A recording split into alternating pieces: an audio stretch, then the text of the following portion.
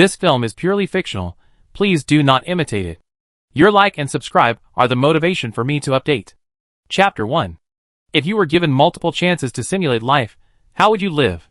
Tomato's latest holographic online game, To Live, will launch its open beta on August 1st. You are cordially invited to join us at 8 a.m. This is the official invitation to Tomato's new holographic game, To Live. It contains only one sentence. However, the invitation wasn't sent to her by the official, but from her coach, Chen Fanxing. Also, there was a message from Chen Fanxing. Xiao, this game is interesting and might be helpful to you. Jiang Xiao lamented. Her coach was very busy. With the upcoming Olympics, he needed to keep an eye on her life in addition to training. She replied to Chen Fanxing, "Thank you, coach. I check it out." Because she had chosen to be a game streamer, she was currently quite popular with few followers. This game, produced by Tomato, was already a hit. Perhaps her coach was trying to help her in this way. August 1st, 8 a.m. Jiang Xiao laid down in the game cabin. The gray screen brightened at standard time. Welcome to the holographic game Alive. This game is highly free to play, with hidden rules that require careful exploration. Easter eggs can help improve your survival rate. Enter your ID card to log in with your real name. Enter your ID number. Soon, a transparent panel appeared in front of Jiang Xiao, reading, Name, Jiang Xiao, Real Name Verification. Contestant, Cleanliness, 100 out of 100. Satisfaction, 100 out of 100. Stamina, 100/100. Status, None. Warehouses, 10, Standard Goods, 99 maximum, Non-Standard Goods, 1 maximum, Survival Funds, 2,000 coins. Any action requiring physical strength will reduce your stamina. Using game supplies improves stats. The lower your cleanliness and fullness values, the faster your stamina decreases. If any of these values drops to 0, the player will die. During the game, your character may encounter any fatal damage. Please carefully avoid it. General rules and basic statistics quickly entered Jiang Xiao's mind, and her thoughts raced. There's no level system. You don't need to level up to fight monsters. You may encounter any fatal damage, but there's no specific type of fatal damage, whether it's natural or man-made. However, carefully avoiding it means there's a path to avoid it. The game's Easter eggs help improve players' survival rate in the later stages. In To Live, it's Easter eggs, not supplies, that increase survival, suggesting that Easter eggs are more important than supplies. After a quick analysis, Jiang Xiao heard the system's mechanical sounds. Each competition server is limited to 10,000 players. Initial servers A01 to A100 will be available, and servers will be consolidated based on the content of the event. The competition will begin 5 minutes after the first million players enter. If any players are not present, the competition will begin promptly at 8:30 a.m. Latecomers will be automatically eliminated. Jiang Xiao was a bit surprised. There were actually 1 million players. And they were participating? The wait was long. 8:30. The game started on time, and a mechanical voice came. The actual number of participants in this round is 999,132. When you enter the round, the game will issue system tasks. Those who fail to complete the tasks will be automatically eliminated. In a flash, Jiang Xiao entered the game. At the same time, her live stream was also activated. As a small streamer with only a few thousand followers, she wasn't very popular. The popularity of the game itself attracted quite a few viewers, but even with thousands of people coming and going in the live stream, no more than 100 people remained online, a bit less. System Quest released. Phase 1 takes place in Jiangnan Town. Please reside there for 20 days. During this phase, players must not step outside the red landmark. If you do, you will be automatically eliminated from the game. The system also adds a day count. Server days, 1. Player survival days, 0. Jiang Xiao opened her eyes to the quaint Jiangnan town, a charming and quaint place. A bluestone road lay before her. Turning, she saw the so-called red landmark 10 meters behind her. It penetrated all the buildings, forming a roughly central circle. Only the contestants could see the boundary line. Candied haws, fragrant and sweet. Girl. Hot pot. Lily, tremella, and lotus seed soup. Realistic script kill. 30 coins per person, up to 6 players. Jiang Xiao looked around. The NPCs in the holographic game were incredibly realistic and vivid, just like real life. It's no surprise that Tomato has tomorrow in front and To Live behind. I'm in the survival game.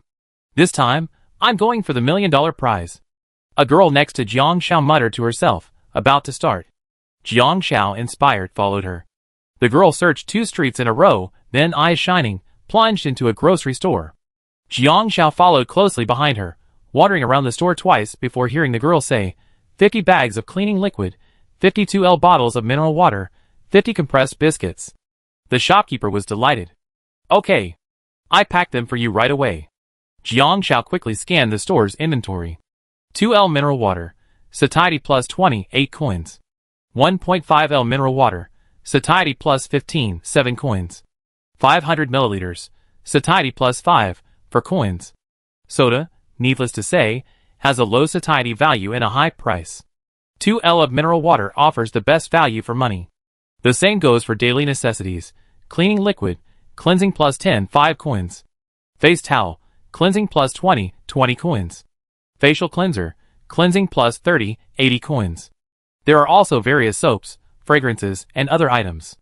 Best of all, packaged cleaning liquids offer no restrictions on what you can clean, and they're more cost-effective.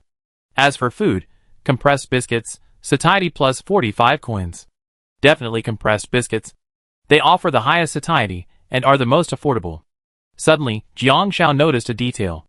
2L of mineral water only has a satiety plus 20, but costs 8 coins, while compressed biscuits have a satiety plus 40, but only cost 5 coins. Is there some special, hidden rule about water? She couldn't help but wonder. The girl next to me just happened to hear it. Haven't you played Tomato's wildly popular holographic apocalypse game, Tomorrow? To Live launched 2 years after Tomorrow's launch. Currently, invitations to the public beta servers are mostly open to Tomorrow players. Although To Live is highly confidential, everyone speculates that it's also a survival game, simply with a twist on Tomorrow's zombie gameplay, perhaps turning it into a wasteland or natural disaster survival game. Tomato's survival games have a well-known water intake requirement. It follows the rule that people can't be out of air for 3 minutes and out of water for 3 days. In Tomorrow, you're required to drink water at least once every 3 days. I'm not sure what this game's hidden rules regarding drinking water are, but it's better to be prepared. So that's how it is. Jiang Shao has always played holographic script-killing games, and knows very little about survival games. She studied Tomorrow for a few days, but anyway, zombies appearing in holographic online games is pretty lame. However, To Live also has hints similar to exploration games, indicating it's not a pure survival game. Stock up. Seeing Jiang Shao lost in thought, the girl kindly reminded her, stock up in a survival game. Food and medicine are crucial to your survival. Jiang Shao nodded. She knew. The girl sharing this information was a good person, but Jiang Shao wasn't good at forming cliques, so she could only blink and smile. Jiang Shao was about to speak when someone bumped into her from behind, rushing in line. Boss, I need 52L bottles of mineral water. Right away. The boss smiled brightly, his good mood clearly evident. The boy breathed a sigh of relief. Luckily, we have them here. The 2L bottles are the best value for money. Jiang Shao, ? It's curled up? Is everyone so obsessed with stockpiling, like they're playing Tomorrow? Jiang Shao quickly followed up, boss. I also want 52L bottles of mineral water, 50 bags of cleaning solution, and 50 compressed biscuits. We still have the bags of cleaning solution and compressed biscuits, but we're out of the 2L mineral water. The grocery store owner was embarrassed, then suggested, how about the 1.5L? After comparing, it's clearly not worth it. Jiang Shao asked, limited quantity? Yes, all items in the store are limited to 100. The grocery store owner said. Jiang Shao understood. The girl also heard the news and expressed some regret. You should find another grocery store soon. If you're too late, they all be sold out. The boy gloated, yeah, I've been running around several blocks. Thank you. Jiang Shao thanked the girl and ignored the boy's gloating. After the two left, Jiang Shao calmly pointed at something in the corner. Boss, are you selling this? Chapter 2. In the corner were the 2L mineral water bottles the boss had placed. The boss usually sold them himself, and also recycled the bottles. Most importantly, Jiang Shao had followed the girl earlier, and noticed a sign that showed a mineral water wholesale store. They sold bottles of 20L or more, each costing dozens of coins. She glanced at it, noticed they only sold water, not bottles, and didn't stop. This? The boss hesitated. I want cleaning solution and compressed biscuits too. Jiang Shao negotiated. The boss relented, then if you want them, take them for 1 coin each. I'm also recycling them for 1 coin each. Jiang Shao counted them. There were only 10 2L mineral water bottles in the box, along with some 1.5L and 500 milliliters bottles. So, Jiang Shao had spent a total of 510 coins on 50 bags of cleaning solution, 50 compressed biscuits, and 10 2L mineral water bottles. After packing the supplies, Jiang Shao asked, "Boss, do you have any recommendations for good places nearby?" "Boss, yes, the scenery around Jiangqiao is nice, and there's also Tianqi Mountain behind it, which is also a scenic spot. The sightseeing bus takes 2 hours to get there, but we recently entered the rainy season, and there will be continuous thunderstorms. The bus won't be operating during rainy days, so I recommend checking the weather before heading up the mountain." Continuous thunderstorms? Was what the boss said a clue? "Thank you." Jiang Shao thanked him and left, then ran through 5 streets. There were grocery stores along each street. She paid 10 coins to each store owner to buy 10 2L mineral water bottles. After collecting 50, Jiang Shao went directly to a mineral water wholesaler to buy mineral water. "Boss, how much is the water?" The boss was carrying bottled water. 20L bottled mineral water, 60 coins per bottle. Bottles are recyclable, up to 2 bottles at a time, and free delivery within town. I brought my own bottle. Can you charge me per liter? Jiang Shao looked at the boss's bottled mineral water, also piped in a large tank. The boss looked at the bottle Jiang Shao was holding. "Here, we charge 3 coins per liter. If you're filling it yourself and don't need me to exchange it for a bottle later, I charge you 2.51 liters, but you have to round it up to a whole number." "No problem." Jiang Shao agreed without hesitation. Because this was the main mineral water plant, used bottles could be disinfected and reused. The huge disinfection pool could disinfect dozens of bottles in just 10 minutes. There were 52L barrels, which would make 100 liters, which added up to 250 coins. Compared to buying 2L of mineral water directly, she saved 100 coins. The only thing left was to find a pharmacy, which was difficult to find in Jiangnan town. Since the NPCs didn't provide any map information, players had to find their way around. Jiang Shao observed carefully as she walked, until she saw a sign for a B&B, with prices starting at 50/night. She couldn't find a pharmacy, but that didn't stop her from asking for accommodations. The owner was introducing them. "We have a deluxe suite here. It's comfortable and spacious. We only have one, $8.99/night. A neighbor frowned upon hearing this. "That's so expensive. Only an idiot would stay there." Jiang Shao fell into deep thought. $8.99? This was clearly an unreasonable price for a player. With only 2,000 survival funds, even a place to stay wouldn't be enough for food. But in live-action script-killing games, the more illogical the situation, the more suspicious it seems. I wonder if this game is the same. "Boss, I want the deluxe suite." Jiang Shao looked up at the voice and saw a familiar profile. After a moment, Jiang Shao remembered. The streamer Han Zui, whose real name was Lu Han. 36 million followers, the top male streamer. He was a terrific gamer, quite skilled, and a master at finding clues, but he had a less than favorable nickname. The Snatcher. Okay. I get it for you right away." The boss beamed. After hearing this, Jiang Shao turned and left without hesitation. Lu Han looked up, only to see a back view. His eyes were devoid of emotion, as he patiently waited for the boss to book a room. Lu Han's livestream has attracted over 100,000 viewers, and continues to grow. Brother Han is awesome. He bought so much stuff, there's not much left. Staying here would bankrupt him. Based on Brother Han's personality, there must be an Easter egg here. There definitely is. This is hilarious. If there isn't one, it's a bummer. Waiting for Brother Han to crash. Waiting for Brother Han to show up on the streets. Am I the only one who noticed that the girl standing next to Brother Han is pretty? If you want to see pretty girls, go check out Lin Lindsay, the female streamer next door. Half an hour later, Jiang Shao finally found the hidden pharmacy because she noticed a detail. Although NPCs wouldn't reveal where the pharmacy was, the closer they were to it, the more often they mentioned taking medicine. For example, upon reaching this street, 2 elderly women at the intersection exchanged pleasantries. "Hey, you have blisters at the corners of your mouth. Could it be heat? Buy some heat-clearing medicine. Take a few doses and it'd be fine." "I bought it, I'm taking it." "By the way, are your son's hemorrhoids healed? I saw he was in so much pain the past 2 days." "Yes, he used the hemorrhoid cream and it's gone." "Your husband has serious onychomycosis. He needs treatment. It takes 2 courses of medicine to be effective. I told him not to go out lately." The two of them talked about illness and medication 3 times in 10 minutes. The flaw is, don't normal conversations expect people to be kind? And on the other side, in the snack street, most NPCs would chat about things like the food here is good, the food over there is good too. It seemed like no one had touched the medicine in the pharmacy in the past 2 hours. Jiang Xiao knew this clue was missing from many players. Jiang Xiao looked around. The medicines were all priced the same. They only removed status effects, not added any stats. There were only 5 types that Jiang Xiao felt were necessary to buy. Fever reliever. Eliminates high and low-grade fever symptoms, 5 coins. Hemostatic bandage. Stops bleeding, regardless of wound size, 5 coins. Antidote. Detoxifies 5 coins. Anti-itch repellent. Eliminates mosquito bites and provides immunity for 25 hours, 5 coins. Burn medicine. Treats burns and scalds, 5 coins. Band-aids also stop bleeding, but only for wounds within 2 centimeters. As for mosquito bites, that's because Jiang Xiao is ticklish.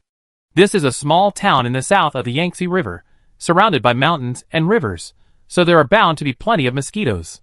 While buying, Jiang Xiao casually asked, "Boss, can I get a discount if I buy more?" The boss was cold and arrogant. "I can treat broken bones for free." Jiang Xiao, The boss must be so humorous, he must not have a wife. I took 20 copies, spending 500 coins. Now I only have 700 coins left. I'm broke. But Jiang Xiao wasn't in a hurry. While looking for a pharmacy, she looked at a lot of job postings. Part-time jobs at a milk tea shop for 30 coins/day, and handing out flyers at a barber shop for 5 coins/hour. These were system prompts. Players must find work, but Jiang Xiao wasn't interested in these part-time jobs that only offered daytime or hourly work. The pay was low, the conditions were unstable, and the hours were limited. Entering the food court, the first spot she saw was a hot pot restaurant. There was a job posting on the door.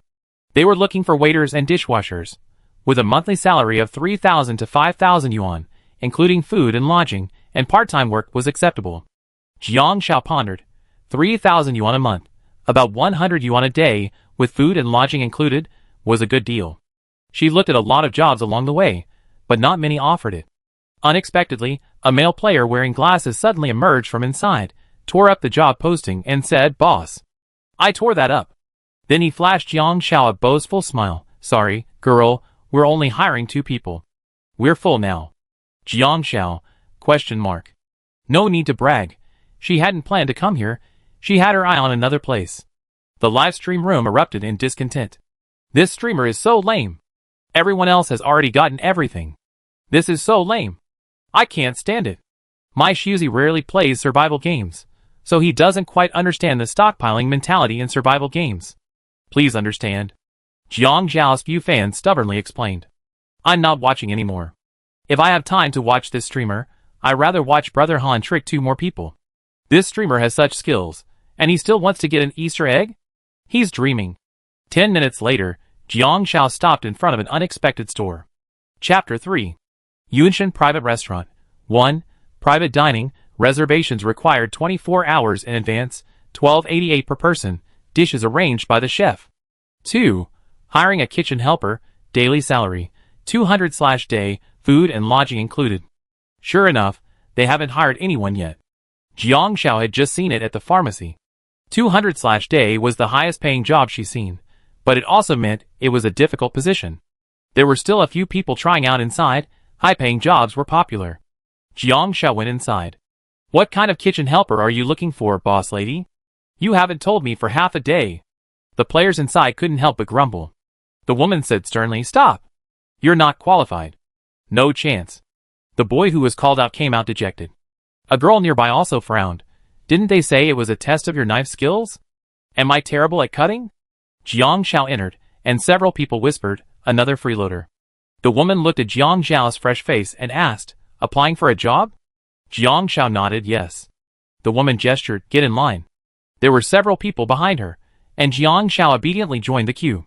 At 10 o'clock, the woman checked the time and said to the next person, "Sorry, no more interviews." She then took down the job posting.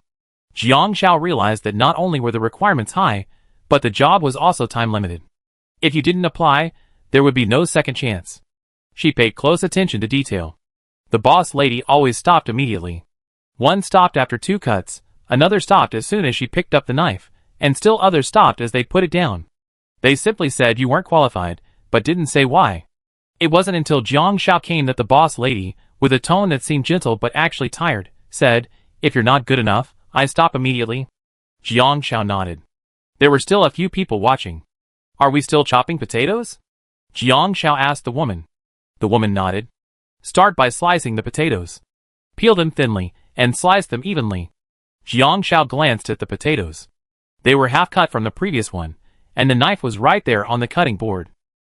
She peeled the potatoes neatly, and then quickly shredded them on the cutting board. She loved cooking, so her movements were clean and precise. The shredded potatoes were evenly thick and just the right thickness, with a clear contrast between the two sides. The woman was a little surprised. Jiang Zhao's knife skills were the best of the job applicants she had met that day. Then the woman said, "Take the lamb out of the refrigerator and shred it." Jiang Zhao nodded. She went to the refrigerator to get some meat, noticing that it was sorted and arranged in several different types, all tightly wrapped to prevent odors from spreading. She identified the lamb, took out a piece, and then tightly wrapped the rest of the meat before closing the refrigerator. The proprietress's eyes softened. Returning to the cutting board, she noticed the various knives by the sink. Jiang Shao thought for a moment, then washed the knife she'd been using to shred potatoes and put it back. She then switched to another wooden cutting board nearby and picked up another knife. Turning to the woman, she asked, "Excuse me, is this for cutting meat?" The woman's eyes lit up. "No need to cut, you passed." Jiang Shao curled her lips. As expected. Instantly, the people waiting behind, and the few who had stayed to watch the fun were displeased. "Why? She hasn't even cut the meat yet," the woman explained. "I have very high standards for my kitchen assistants. This is a private restaurant, and every detail can affect the taste of the food. It's not just about knife skills, but also the cutting boards and utensils used to cut onions, ginger, and garlic. They must never be mixed with those used to cut meat. You can't use a meat knife to slash bones. For frying, stir-frying, or stewing, you need a different pot for each method. These are basic requirements for a private chef. If you don't even know these basics, why would I hire you?" In other words, she wanted experienced helpers, not apprentices. Otherwise, the daily wage wouldn't be so high. After hearing this, several people left convinced. Who would have noticed this detail? After everyone left, the woman turned to Jiang Shao and said gently, "Congratulations, you're staying. It's a one-day trial. Your daily wage will start tomorrow." Why a trial? Because some people are good at faking their performance, and a day is enough time for her to observe the details. "Okay." Jiang Shao had no objection. "She stay. Just call me Sister Yun." Sister Yun nodded and explained the rules of the private restaurant. Private restaurants require reservations in advance. Dining hours are from 1 p.m. to 3 p.m., and from 6 p.m. to 8 p.m. Be prepared before guests arrive. If they're coming in 2 hours, start preparing now. Jiang Shao nodded. No problem. Jiang Shao chopped vegetables skillfully and worked diligently. From the start of her workday to the time she saw 6 guests at 3 p.m., she wasn't idle. But looking at the data, her cleanliness was declining. Satisfaction, 60, cleanliness, 70, and stamina, hovering around 70. Sweat all over. Sister Yun was very pleased with Jiang Zhao's performance, and her favorability rating was steadily rising. After work in the afternoon, I could rest for 2 hours. Jiang Zhao went to the bathroom to wash her hands and found hand sanitizer, so she used it directly. Tried pressing the hand wash button. Cleanliness +5. Jiang Zhao, cleanliness has actually increased. And it's a +5 per wash. It's not a consumable item. After thinking for a moment, Jiang Zhao tried to put the hand sanitizer into the warehouse, but received a system notification. This item is a system resource, and cannot be added to the warehouse. The game contains system resources, which can't be stored in the warehouse. Jiang Zhao began frantically pumping hand sanitizer, happily washing her hands 5 or 6 times, raising the cleanliness level to 100. Sister Yun's son Junjun came over and couldn't help but stare again and again. "Are you misophobic?" Jiang Zhao was stunned for a moment, then twitched her lips and said, "A little." Junjun suddenly understood. No wonder my mother hired you. He could never understand why a butcher's knife couldn't be used to cut vegetables. To put it simply, his mother was misophobic. Jiang Zhao washed her hands and left. Sister Yun made her a bowl of noodles and said gently, "You didn't eat lunch, so I made some. Want to try it?" A spicy, fresh aroma blossomed on her taste buds. The noodles were chewy, and the seasoning was strong. Jiang Xiao took a sip, her eyes suddenly brightening. Peppercorn chicken? You figured that out too? Sister Yun smiled. This is a Chinese restaurant, and some of our dishes are local specialties, but I actually prefer the flavors of Sichuan and Hunan cuisine. Jiang Zhao's tongue was sharp. Sister Yun, what are these noodles made of? They seem to have a hint of umami, unlike ordinary noodles. It's fish noodles, but I made them myself, using fish from the local Qing River. They're different from the fish noodles you see out there. Sister Yun was surprised that Jiang Xiao knew her ingredients well. Jiang Xiao said, the fish noodles are fresh and tender, but they don't have a fishy smell. The peppercorn chicken is a side dish, and it's full of flavor, spicy, fresh, and chewy and refreshing. Slurp, Jiang Xiao gulped it down, feeling instantly satisfied. She took another sip of the soup, wanting to lick her lips. The soup base is made with pheasant bone broth, with fish and chicken mixed in.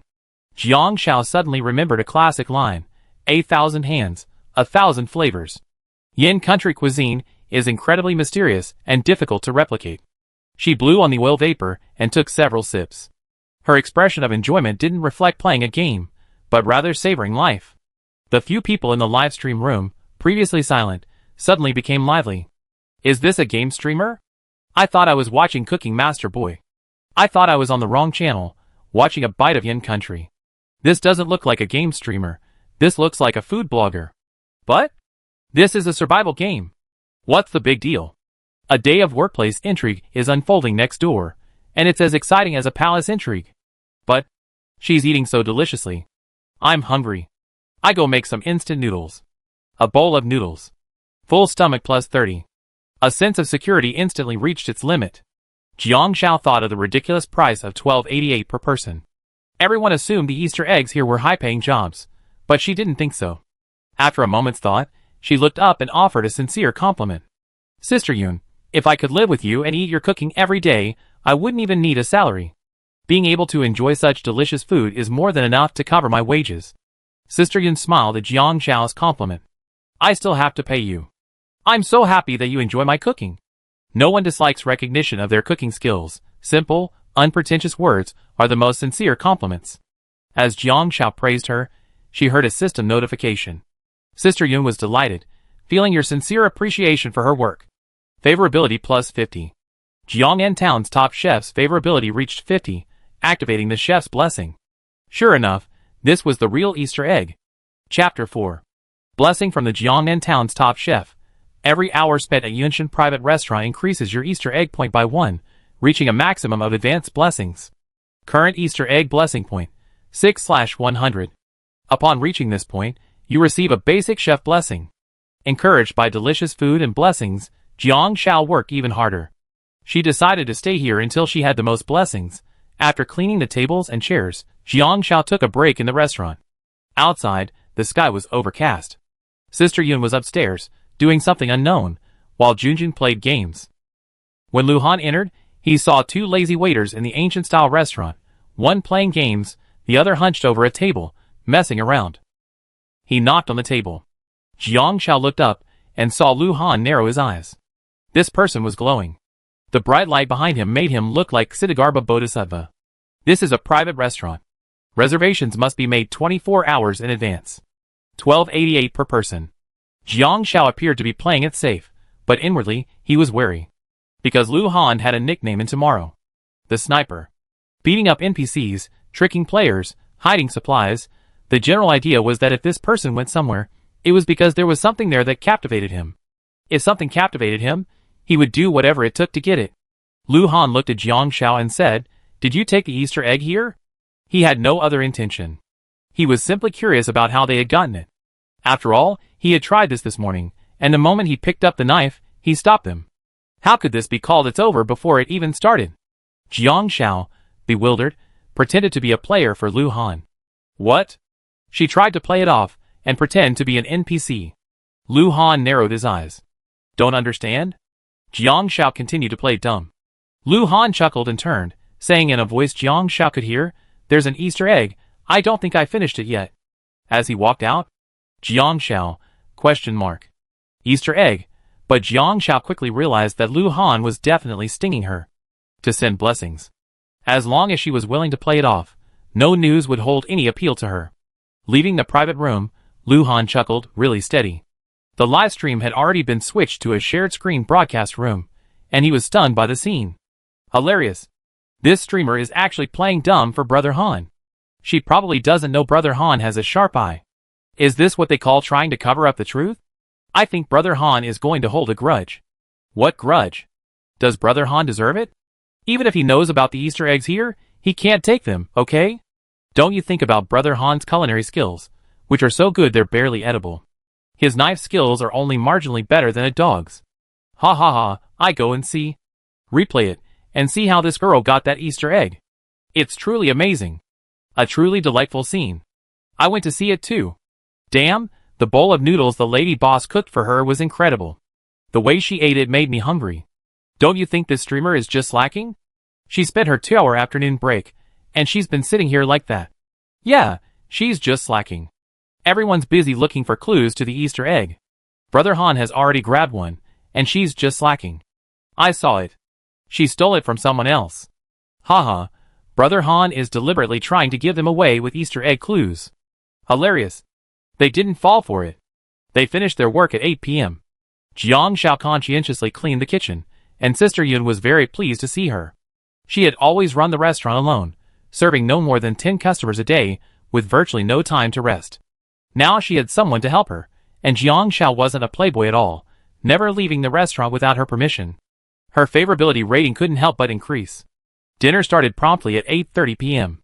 Sister Yun prepared 3 home-cooked side dishes for the evening: pork rib and corn soup, stir-fried pork, and a cold dish of 3 shredded vegetables. Jiang Xiao gained 2 points of fullness with every bite. Sister Yun's home cooking is so delicious. The pork rib and corn soup is cooked perfectly, the aroma of the sweet corn permeating the ribs, leaving a lingering aftertaste. And this stir-fried pork is cooked to perfection, chewy but not overcooked, and paired with the subtle spiciness of the fresh peppers, it's a bit sweet. Sister Yun, you added sweet sauce. Jiang Xiao was surprised. Yes, it's the same sweet sauce used for the stir-fried pork with soy sauce, but I only added a little. I didn't expect you to be able to taste it. Sister Yun smiled. Is it really that delicious? How come I didn't notice it? Junjun looked puzzled. Jiang Xiao looked at Junjun with regret and shook her head. How could his taste buds be so impaired at such a young age? Eat your food. Although she was full, there was no such thing as a statistic called dying from being overfed in the game.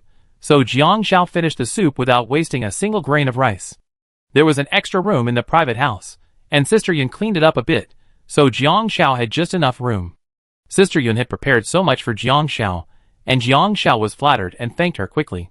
Sister Yun, no need to bother. I do it myself. The 2,000 coins provided by the game are definitely not enough for players to survive. If you treat yourself like a tourist, you truly become a tourist in the game. Okay, then clean up and go to bed.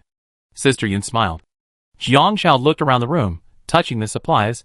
Her eyes lit up as she excitedly tried them. A hint flashed in her mind. This supply belongs to an NPC. If the NPC's favorability is less than 100 while alive, they can't take it without permission. Jiang Xiao blinked, as if she had discovered another incredible clue.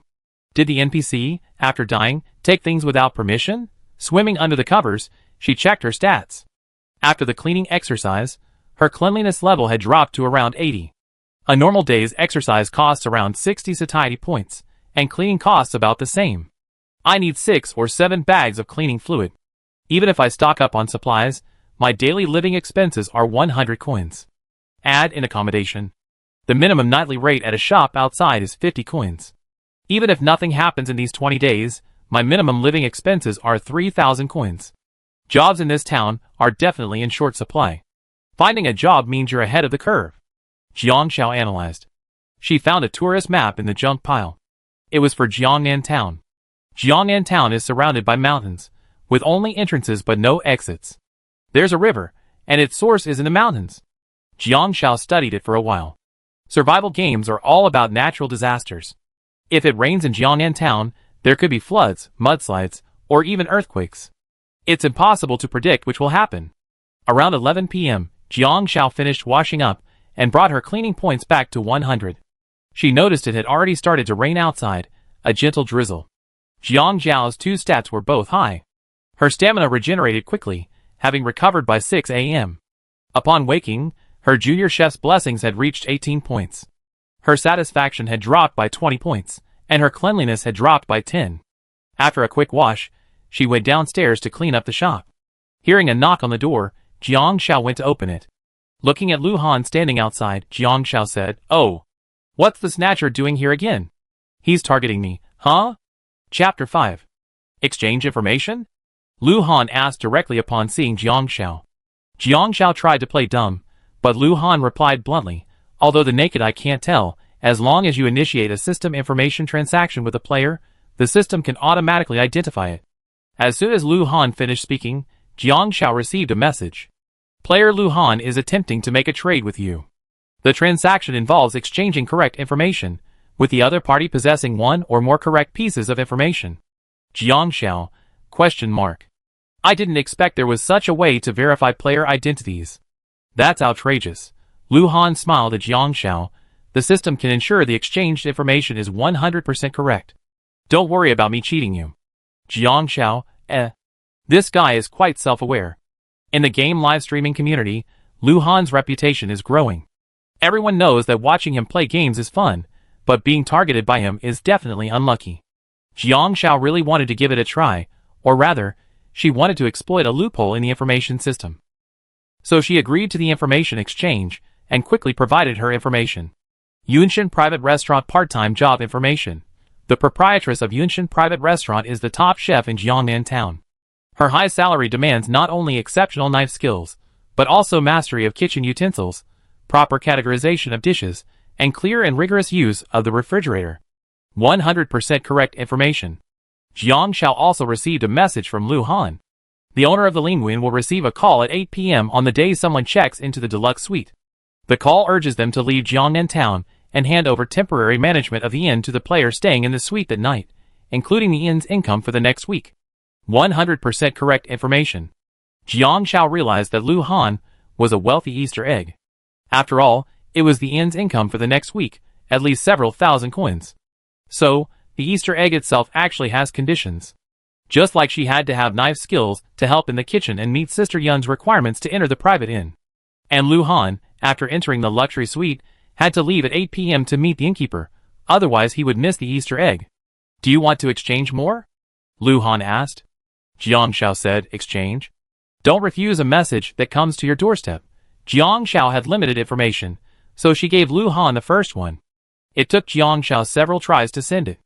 Jiangnan town will experience rain for a while, and the disaster will be a mudslide. 100% correct information. Jiangnan town is a one-way, closed-off grocery store. Each item has only 100 units. From the start of the game, the store will not be restocked. 100% correct information. As expected. Lu Han looked at Jiang Xiao thoughtfully. "Did you notice that too?" Jiang Xiao looked up. "Yes. Even if the player's guess is correct, the system will indicate that the information is 100% correct. For example, the possibility of a flood, mudslide, or earthquake. This was a player's guess, and she gave it 3 times. Only after the mudslide was given did the system allow it to be sent, confirming 100% accuracy. So, the information exchanged between players can be used to confirm hidden rules. "Why did you choose me?" Jiang Xiao asked in confusion. Lu Han chuckled. "Several players in my group paid for accommodation on the first day. No Easter eggs were obtained. Exchanging information with such participating players is pointless. They have no free-writing skills, poor observation skills, and even less survival skills. They're just living off their resources. Not everyone can exchange information about Lu Han." The fact that Jiang Xiao dared to enter the private restaurant with a price tag of 1,288 on her first day made it clear she wasn't just trying to get lucky. Watching the two people's conversation in the livestream room was a blur. No, what did they discover? Why don't I understand what they're saying? You don't understand the boss's thinking. Last time, Brother Han had to team up with a player due to the game rules. The other player didn't understand what he said. He had to explain it in plain language 3 times before they finally understood. I know that. I saw it. I was also confused at the time. Later I realized that Brother Han doesn't like teaming up because the other player's thinking isn't keeping up. That I understand. It's just like in a team game. You send a signal to your teammates to start a team fight, but they don't understand, and there's no synergy, which gets frustrating. That girl is pretty good. Brother Han even exchanged information with her. She's been in the private room the whole time. What information can you share? Fuck, that's a slap in the face. I have a hidden rule here that might be useful to you, but I need an Easter egg message to exchange, Jiang Xiao said. Easter egg? You're so generous. How do you know what information I need? Lu Han raised an eyebrow. I've seen your live streams. With your style, I'm sure you need it. Jiang Xiao sounded confident. This made Lu Han genuinely curious. If you don't believe me, tell me first.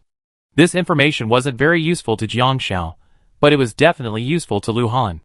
This news made Lu Han's eyes light up. He truly needed this information. Tomorrow is a doomsday survival game based on food snatching. The hidden rules of To Live were a bit of a mystery to Lu Han, so he didn't dare act rashly. Lu Han kept his word. There's an Easter egg at the Yufang's pastry shop across the street, but whether you can get it or not depends on your ability. Just a question. Why are you asking me to trade? Jiang Xiao asked. What do you think? Lu Han curled his lips. She must understand. With that, he left. Jiang Xiao pondered for a moment, then understood. Lu Han was extending an olive branch to her. This game lacked a robust upgrade system. No matter how powerful Lu Han was, he could only defend against 10 enemies, not 100 or 1,000. If he were targeted by a group, it would be very dangerous. However, many people knew Lu Han, so he needed to select his teammates, and of course, screen them. The way he screened his teammates was based on whether they could provide him with useful information. Seeing the expressions of the two people in the live stream, I was completely bewildered. What news is it that makes Brother Han's eyes light up? Brother Han doesn't seem like someone who'd be put off. I think it's really good news. Ah! I feel like they're keeping us in suspense. It's like a TV drama. What's the news? If neither you nor I reveal it, no one will know. I can't. I have to keep watching. Even though we're on different screens, I can switch back and forth. Chapter 6.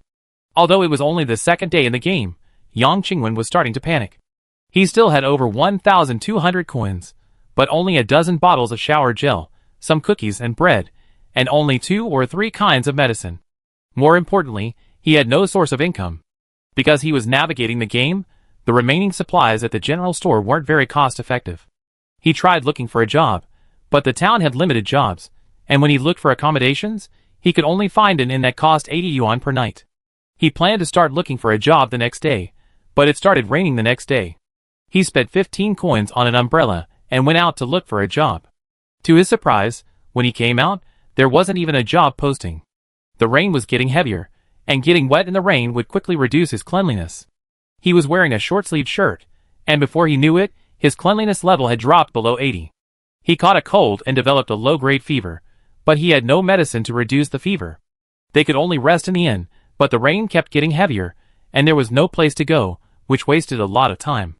There was no way out, so he could only rewind. Just then, 2 people came over in the rain. Boss, do you have any rooms left? No, they're full. Yang Qingwen heard them say, why are all the rooms full? What should we do if this continues? Although he wasn't sure if they were players, Yang Qingwen breathed a sigh of relief after hearing them chatting. At least they still had a place to stay, right? He felt a brief sense of comfort. Seeing their expressions, he couldn't help but ask, player? NPCs automatically filter related terms. You too? The 2 of them shuddered. Boss, we know each other. It's okay for the 3 of us to share a room, right? Yang Qingwen was stunned for a moment. Sorry, our accommodations are charged per person, the innkeeper said coldly. Yang Qingwen breathed a sigh of relief. He had been careless. You're charging even if there aren't any beds. The other person couldn't help but yell. Sorry, that's our rule. The innkeeper frowned. But my friend is a guest here. Why wouldn't you let us in? Another one was very dissatisfied. Don't you know that the customer is king? I don't. Yang Qingwen didn't have time to explain. The innkeeper snorted, then all 3 of you, don't stay. We don't accept low-class guests. Then he swept all 3 out with a broom. Get lost. Yang Qingwen was stunned. No, it's not me. Fuck. So rude. What kind of boss are you? You deserve to close down. Sorry, bro. We accidentally screwed you over. We apologize. The 2 men laughed, their eyes filled with malicious amusement. If they couldn't find a place to stay, no one else would either. Take advantage of everyone I can. Yang Qingwen said angrily, no need. With that, he left in the rain. Jiang Xiao had originally planned to go out and meet friends and family, but on the third day, she still didn't go out because the rain was too heavy. You get soaked in less than 3 seconds. It rained all day. The blessing value had reached 43/100. It's raining so hard. I wanted to walk, but it's pouring down, and the mountain roads are dangerous. I just give up. I went to the store to buy cigarettes, but they haven't arrived in several days, one of the customers said. Sister Yun smiled. The rain's getting heavier, and the roads are slippery. Truck drivers are reluctant to deliver. Sister Yun's eyes darkened as she spoke. Jiang Xiao thought to herself, these NPCs are actually secretly signaling danger. If I stay 2 more days, I have to leave even if the rain gets heavier, the customer said. The lunchtime customers finished at 3 o'clock. Sister Yun said to Jiang Xiao, the rain is so heavy that the afternoon customers have been cancelled. I'll be out for a while. You can rest after you finish packing. Okay. Jiang Xiao nodded. There was an umbrella in the store, and the rain had eased slightly by 4 p.m. Including the salary Sister Yun had paid her over the past 2 days, Jiang Xiao now had a total of 1,100 coins. When she arrived at the grocery store, it was mostly empty, but the owner was still selling some electronics and other items. Jiang Xiao looked around. She found oversized storage boxes, and bought 3 at once for 30 coins. The so-called non-standard and standard products in the game are like a string of candied haws. If it's a string of candied haws with 6 hawthorns, then this candied haws. You can store up to 99 candied haws in your warehouse. However, if a candied haws is made by stringing 2 strawberries among 4 hawthorns, it becomes a non-standard item and cannot be placed with the candied haws. The same applies to storage boxes. An empty storage box is a standard item and can hold up to 99, but a filled storage box is a non-standard item and can only hold 1. This principle is like a person. You may not grow taller, but you can still grow taller and wider. So Jiang Xiao bought a lot of things, such as a raincoat for 30 coins, a camping tent for 180 coins, sleeping bag 80 coins, high-intensity flashlight 40 coins, 3 jean, 100 G, spicy strips 24 coins, 2 jean, 100 G, gummy candies 30 coins, 2 jean, 100 G, spicy dried tofu 30 coins, 3 jean, 100 G, pickled pepper chicken feet 90 coins. 594 coins spent in total, 506 coins left. Currently, supplies like cleaning fluid and compressed biscuits are no longer available in grocery stores. Only bread and cakes remain, but they're very expensive and have low stats. So Jiang Xiao doesn't plan to stockpile anymore. If all else fails, she can trade compressed biscuits or cleaning fluid for supplies. Next door is Yufang's, the place Lu Han mentioned earlier with Easter eggs. The snacks they sell there are incredibly expensive, starting at 80 yuan per jean. The problem is, at 80 yuan per jean, that's about 10 yuan, but it only increases satiety by 10 points. So, players don't even bother looking. Watching Jiang Xiao enter Yufang's, the crowd of onlookers in her live stream erupted again. Having initially attracted some attention due to Lu Han and her sharing the screen, they now sneered at Jiang Xiao's presumptuous attempt to claim the Easter egg. What kind of wealthy family doesn't treat money like money? What if they need it later? And they're buying snacks that cost 80 yuan a pound? Doesn't that just increase their satiety? That's hilarious. It's a survival game, sis. Using even a little bit of supplies can kill you. Brother Han did come here, but he didn't get the Easter egg. I don't think she get it either. I think she got ripped off by the boss too. To be more precise, it was Brother Han who ripped her off. There might not even be an Easter egg here. 3 minutes later, the person who had been complaining suddenly changed their tune. Fuck. My face hurts. I got slapped in the face. Chapter 7. Yufang's has a wide variety of pastries, including wife cakes, peach blossom pastries, peach cakes, pumpkin cakes, pork floss cakes, red bean cakes, and mung bean pastries. Because the holographic game experience is so realistic, if a real disaster strikes, eating compressed biscuits every day would be so boring. Business is already slow, and it's even worse with the rain. Are we too expensive? They're made with real ingredients. How can they taste good if they're cheap? But these 2 new pastries are said to taste great, yet no one's buying them. That's bizarre, isn't it? After Jiang Xiao entered, the owner stopped the clerk from talking. Miss, would you like to choose something? They start from 1 jean. The owner looked at Jiang Xiao enthusiastically. Every one of them looks delicious. Jiang Xiao flattered him without hesitation. I want them all. Haha, then give me 1 of each. The owner said cheerfully that business was slow, but he couldn't help but feel happy when he heard others praise his pastries. I really want them all, but if you guys each buy a pound. 30 kinds of dim sum, over 30 pounds, I can't finish them all by myself. Jiang Xiao asked, any recommendations? The problem is I'm broke. The cheapest is 80 yuan per pound. The most expensive is 300 yuan. If I buy a pound of each, it costs several thousand coins. The dim sum owner's eyes lit up. This sesame peach pastry has a strong sesame flavor. This corn pancake is also a royal delicacy. It just doesn't look as good as the others. Jiang Xiao noticed that although the store had more than 30 kinds of dim sum, the remaining quantities of each kind varied, indicating that some sold well while others didn't, like the ones the dim sum owner recommended. Boss, I don't see many people buying these two dim sum, Jiang Xiao said. Because they're freshly made, not many people haven't tried them. Also, they don't look that good. The dim sum shop owner, a bit embarrassed, quickly said, you can try them here. They're really delicious. Jiang Xiao took a sip. They were indeed delicious, but there was a problem. They were both quite oily. 1 or 2 bites would be fine, but 3 or 4 would definitely make you sick. So, if she had to buy by the pound, she'd definitely go for the peach pastry. It would last longer and wouldn't get greasy. Boss, the ones you recommended are indeed delicious, but buying by the pound would be a bit greasy. Besides, I see you have all the dim sum here, and I like a little of each. Dim sum is good to eat, but not too much. With so many flavors, you should try them all. How about you give me 2 pieces of each dim sum, and I give you 200 coins total? Jiang Xiao blinked. 2 pieces weigh about 1 ounce. 30 kinds of dim sum, about 3 pounds, 200 coins for 3 pounds. The important thing is to have every kind of dim sum. You mean a combination? The dim sum owner's eyes flashed. Yes. Yes. Thank you, boss. Ha ha.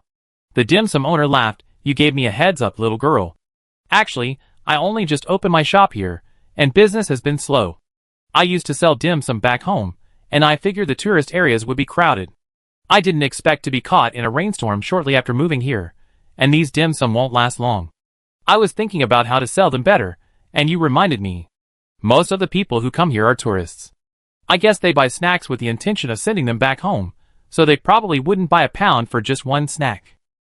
Really? I'm so glad to help you. Jiang Xiao said sweetly, then boss, please give me an extra 2 ounces. The boss thought for a moment. Well, I have some mung bean cakes and peach blossom pastries. There aren't many left, but they were made a few days ago. They won't be eaten in another day, so it would be a shame to throw them away. If you don't mind, take them with you. No problem. 30 kinds of snacks, each weighing 1 ounce, is actually only about 2, but the variety is important. Jiang Xiao also picked up half a pound of mung bean cakes, expired within 24 hours, and half a pound of peach blossom pastries, expired within 24 hours. Eating them adds 5 points of stamina. Of course, the important thing about these snacks isn't stamina, but the taste. Jiang Xiao glanced around, and suddenly noticed the boss's desk. Boss, I don't think we have these 2 snacks. Ah, these 2 are new varieties. We don't have enough ingredients, so we haven't officially sold them yet. The boss suddenly thought, would you like to try some? Give me a taste too? Jiang Xiao's eyes lit up at this freebie. Great. The boss handed Jiang Xiao a plate. Special Dragon Beard Crisps *3. Effect, increases satiety limit by 20. Valid only once per player. Special Apricot Kernel Crisps *3. Effect, increases stamina limit by 20. Valid only once per player. Easter egg, there's an Easter egg. He unceremoniously took a Dragon Beard Crisp and an Apricot Kernel Crisp. Amazing. Crispy, one with salt and pepper, the other with sweet and salty. Both delicious. Ha ha. These 2 are improved, but they haven't been released yet. Business has been slow lately, so I'm planning on waiting. But you gave me a heads up. I can definitely sell them together, and it's a great way to promote my new pastries. Jiang Xiao received the Easter egg and thanked him cheerfully. Thank you, boss. The boss was delighted. Jiang Xiao was cute and sweet-talking, very endearing. Take the rest. I make some to try. Just in time for you to come. Now both my satiety and stamina caps are 120, which is fantastic. Adding to that, my storage box is completely overflowing with these pastries, and there's no room for anything more. On top of that, Jiang Xiao was carrying half a pound of expired mung bean cakes and peach blossom pastries. It was raining outside. On her way back, Holding an umbrella, Jiang Xiao sneezed and realized she had a low-grade fever, but thankfully it was mild. She lost an additional stamina point every 10 minutes. Jiang Xiao didn't use her own supplies. Instead, she took the snacks back to the shop. Seeing Sister Yun come out and cough twice, she quickly said, "Sister Yun, come and have some snacks." "I brought some back." Cough cough. Sister Yun, as expected, said, "Cold? Put your things down quickly. You got caught in the rain. Do you have a fever?" She came over and touched Jiang Xiao's head, worriedly saying, "Yes, you do have a slight fever. I get you some cold medicine. Change your clothes. Junjun, go get your sister Xiao Xiao a cup of hot water." "Okay." Cough cough. "Thank you, Sister Yun." Jiang Xiao grinned. After Sister Yun took the medicine, her condition was indeed relieved. "You can take a day off tomorrow. Besides, the rain is getting heavier, so there won't be many customers tomorrow," Sister Yun said. "No need. Sister Yun, I'd be fine tomorrow." Jiang Xiao felt that this so-called Easter egg wasn't an ordinary thing, but more like the kindness of an NPC. "We see tomorrow." Sister Yun went back to cooking with peace of mind. "Sister Xiao Xiao, these dim sum are delicious." Junjun nibbled on 2 bites. Because Jiang Xiao had a cold, Sister Yun was considerate enough not to ask her to do anything. She even cooked 3 dishes and a soup for dinner. Crucian carp and tofu soup, eggplant pancakes, stir-fried bamboo shoots with pork, and stir-fried bamboo shoots. Just as the 3 of them sat down to eat, the voice of an unexpected guest reached the door. "Hello, I'm looking for Jiang Xiao." Lu Han stood at the door. "Jiang Xiao, Here he comes again, the thief." Chapter 8. Sister Yun asked Xiao Xiao, "Your friend?" Jiang Xiao nodded, stood up, and walked to the door to look at Lu Han. "Something?" The simple, clear question hinted at a desire to avoid any connection. Lu Han used a definitive statement. "You got the Easter egg from Yufeng's High." Jiang Xiao asked subconsciously, "How did you know?" "It was you after all." Lu Han raised an eyebrow. "Jiang Xiao, just say it." "Exchange." Lu Han said succinctly, "I have a special handmade soap that increases your cleanliness limit by 20 points. Jiang Xiao's eyes lit up. Her stamina and fullness limits were now both 120, but cleanliness was still at 100. But it was a little strange. "You're not always eyeing Yufeng's High, are you?" Lu Han said, "Everyone only gets one chance to get an Easter egg. If you fail the first time, you won't get another chance. Yufeng's High and the handmade soap shop are similar, so their Easter eggs should be similar. There's also a tea shop, but that one has been taken. I know who took it." Jiang Xiao understood what Lu Han meant. An Easter egg would only be meaningful if it were exchanged with another. He was telling her that he knew who had taken the tea Easter egg. "Okay, do you want the stamina or fullness bonus?" Jiang Xiao asked. "Lu Han, you have 2 left?" Jiang Xiao, He's exposed again. He shouldn't have been given a choice. Seeing the 2 of them on screen together in the live stream, I couldn't help but say, "Ha, I'm telling you guys a secret. Brother Han has been ogling this girl for days. I'm your witness. If I didn't know Brother Han was a die-hard straight man, I have suspected he had a crush on this girl. Brother Han didn't get the Yufeng's High Easter egg, so he's been pining for it. Same with the tea. Today, when Brother Han got the handmade soap, he traded it with the person who got the tea Easter egg. Brother Han is jealous. Brother Han's expression is jealous. Hilarious. I watched the 2 people's video replay. Brother Han actually guessed the Easter egg in the pastry shop.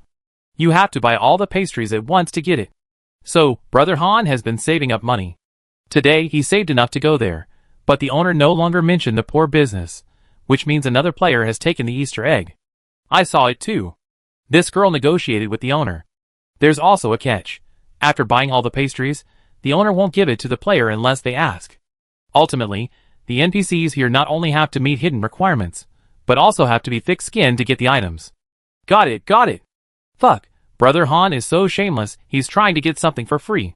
Stamina, Lu Han said. Jiang Xiao nodded and exchanged with Lu Han directly through the system. Special handmade soap.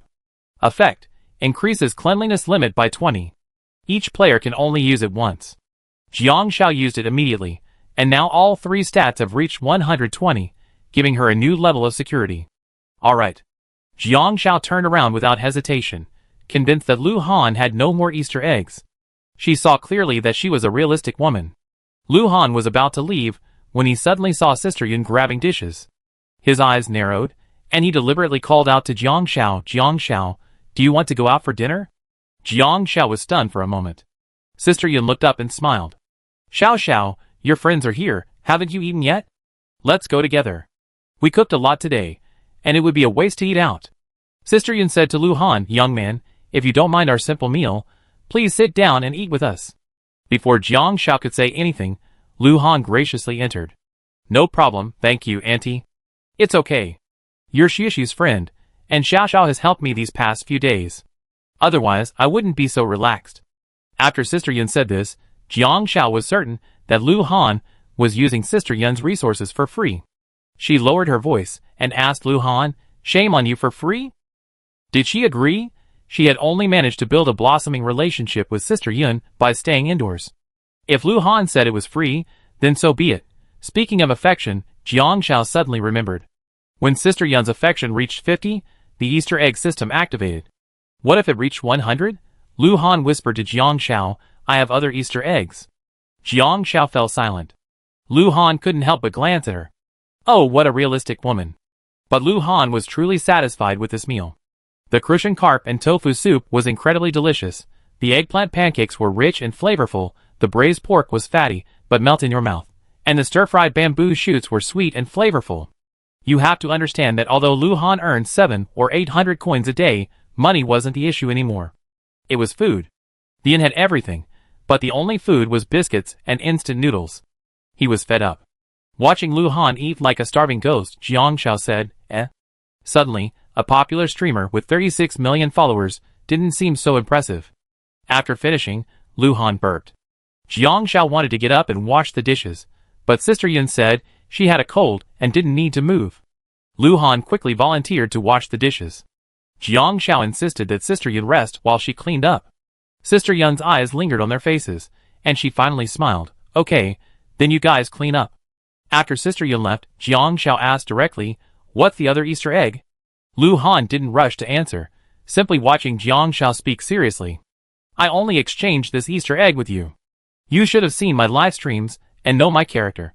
Having exchanged information with me makes you a semi-companion. I won't target you in future games, but if you team up with others to plot against me, I won't hold back. It wasn't a threat, just a reminder.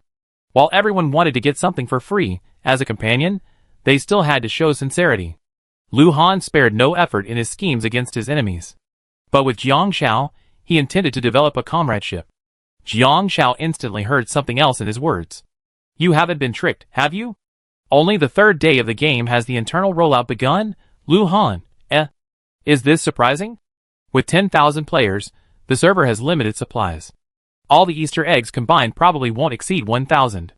How many players do you think managed to snag the best value for money supplies on the first day? The supply of good value for money supplies is limited, and a large portion of players bought items that weren't worth the price. Even if they did manage to buy them later, they wouldn't have much money left. If they didn't find a job, their situation would be even worse by the third day, especially for those who didn't snatch any supplies. Today, he passed by an uninhabited hut. It served as a system resource point, providing shelter from the elements. Dozens of players huddled together were a significant threat. If anyone took out supplies or did anything, they'd be easily targeted. Therefore, the lull was only temporary. Jiang Xiao's place was the best Lu Han had ever seen. To be honest, Lu Han suspected there were other Easter eggs, but he had no proof. Jiang Xiao reacted instantly after Lu Han's reminder. Because she'd been living such a bourgeois lifestyle at Sister Yun's private parlor, she ignored it. Okay, what do you want to trade with me? Chapter 9.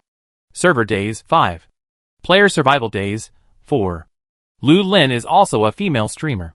Because of her good figure and frequent livestream promotions, she's rapidly gained followers, now numbering over 2 million. Most of them are male fans who don't play games. On her first day in the game, she found a guest house. The owner, a male NPC, was captivated by Lu Lin's short tank top and shorts. The room originally cost 120, but the owner, warm and welcoming, and captivated by Lu Lin's subtle glances, offered a 50% discount. Uncle Fong, this is the room fee for today. What? What's the point of giving me money? Take it back? The owner took Lu Lin's hand, returned the money, and then, while trying to please her, you're here to play. It's okay to stay longer. If you really need to, I take you out for a walk. He narrowed his eyes, scrutinizing Lu Lin's chest. The livestream also saw some holy light bonuses. Even the NPCs can't resist the goddess's charm. I'm dying of laughter. Seducing an old man truly? Shameless. Drool. The goddess' hands are so white and big. For that, I give her a rocket. Thank you, Uncle Fong. Lu Lin smiled. It was indeed a highly free-to-play game. Suddenly, a shrill voice rang out from the side. What do you mean by no charge? A plump woman entered. It turned out to be the innkeeper. The innkeeper had heard everything she just said, then, looking at the man, grabbed his ear and said, Do you want me to rip your eyes out before you realize how powerful I am? You can't even walk after seeing a woman, right? She looked at Lu Lin again and gritted her teeth. Get out. I don't accept female guests here. Lu Lin was stunned. She dared not act coquettishly. I paid? If you say you won't stay, then don't stay. Get out. The fat woman pushed Lu Lin out. The man stuttered, No. Not to that extent. Say that again? If you say that again, I kick you out too. The fat woman glared. Lu Lin was kicked out. Because there was a roof outside, she was shielded from the rain. Soon, a bag she had bought was thrown out as well. A handsome young man nearby saw this and hurried in. Beautiful lady boss. Do you have any guest rooms? The lady boss's expression changed immediately when she saw the young and handsome man. Oh! Yes. We have one. But we haven't had time to clean it up yet. It doesn't matter. How much is it per night? It's raining so hard, I need to see if it's enough. The young man gave a wry smile. He glanced at the angry Lu Lin. She looked familiar. Well, money isn't the issue. Come stay here, I give you a discount, 60 a night. Okay, thank you, auntie. The young man hurried in. Lu Lin's face turned grim upon hearing this. The live streamers, watching this scene, burst into laughter. This is a hidden rule. The first 3 days, the inn is run by a man, so pretty women won't pay. After 3 days, the inn is run by a woman, so good-looking men get a discount. Ha ha ha, I suddenly realize this game is so fun. I want to try it too. The goddess has taken a huge tumble. Where is the goddess going? It seems she's going to Hanchue's inn. Instantly, the live streams were all on the same screen. Ha ha ha, we're all streamers. Will Hansui fall at the feet of this goddess? Fuck, he's such a lickspittle, and he's actually seducing Brother Han? Awesome. Everyone knows Brother Han is famously straightforward. Just wait to get slapped in the face. Another female streamer trying to ride on Brother Han's popularity? My wife needs to be touched? Your wife needs to be touched, but she can't go in. Why doesn't my wife let me in? I'm talking about your wife. I can only touch her, but I can't go in. You expect me to go in? Lu Lin sorted out her supplies. She only had 60 cans of instant noodles and 41.5 bottles of mineral water. No medicine. By the time she found one, the pharmacy had been nearly ransacked. Luckily, she checked into the inn on her first day, so she hadn't been in any negative situations. And thanks to that lecherous old man, she was even able to eat for free. She still had 1,000 coins left, and she had to find her next long-term meal ticket quickly. She walked to a guest house and saw the man standing at the counter. A sudden flash of inspiration struck her. Master Hansui. Lu Han looked up and took a look. I'm your fan. I'm Lin Lindsay.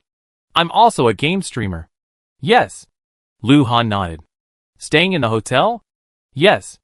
Lu Han held out a sign. Today's room rate, 50 per person, 2 available.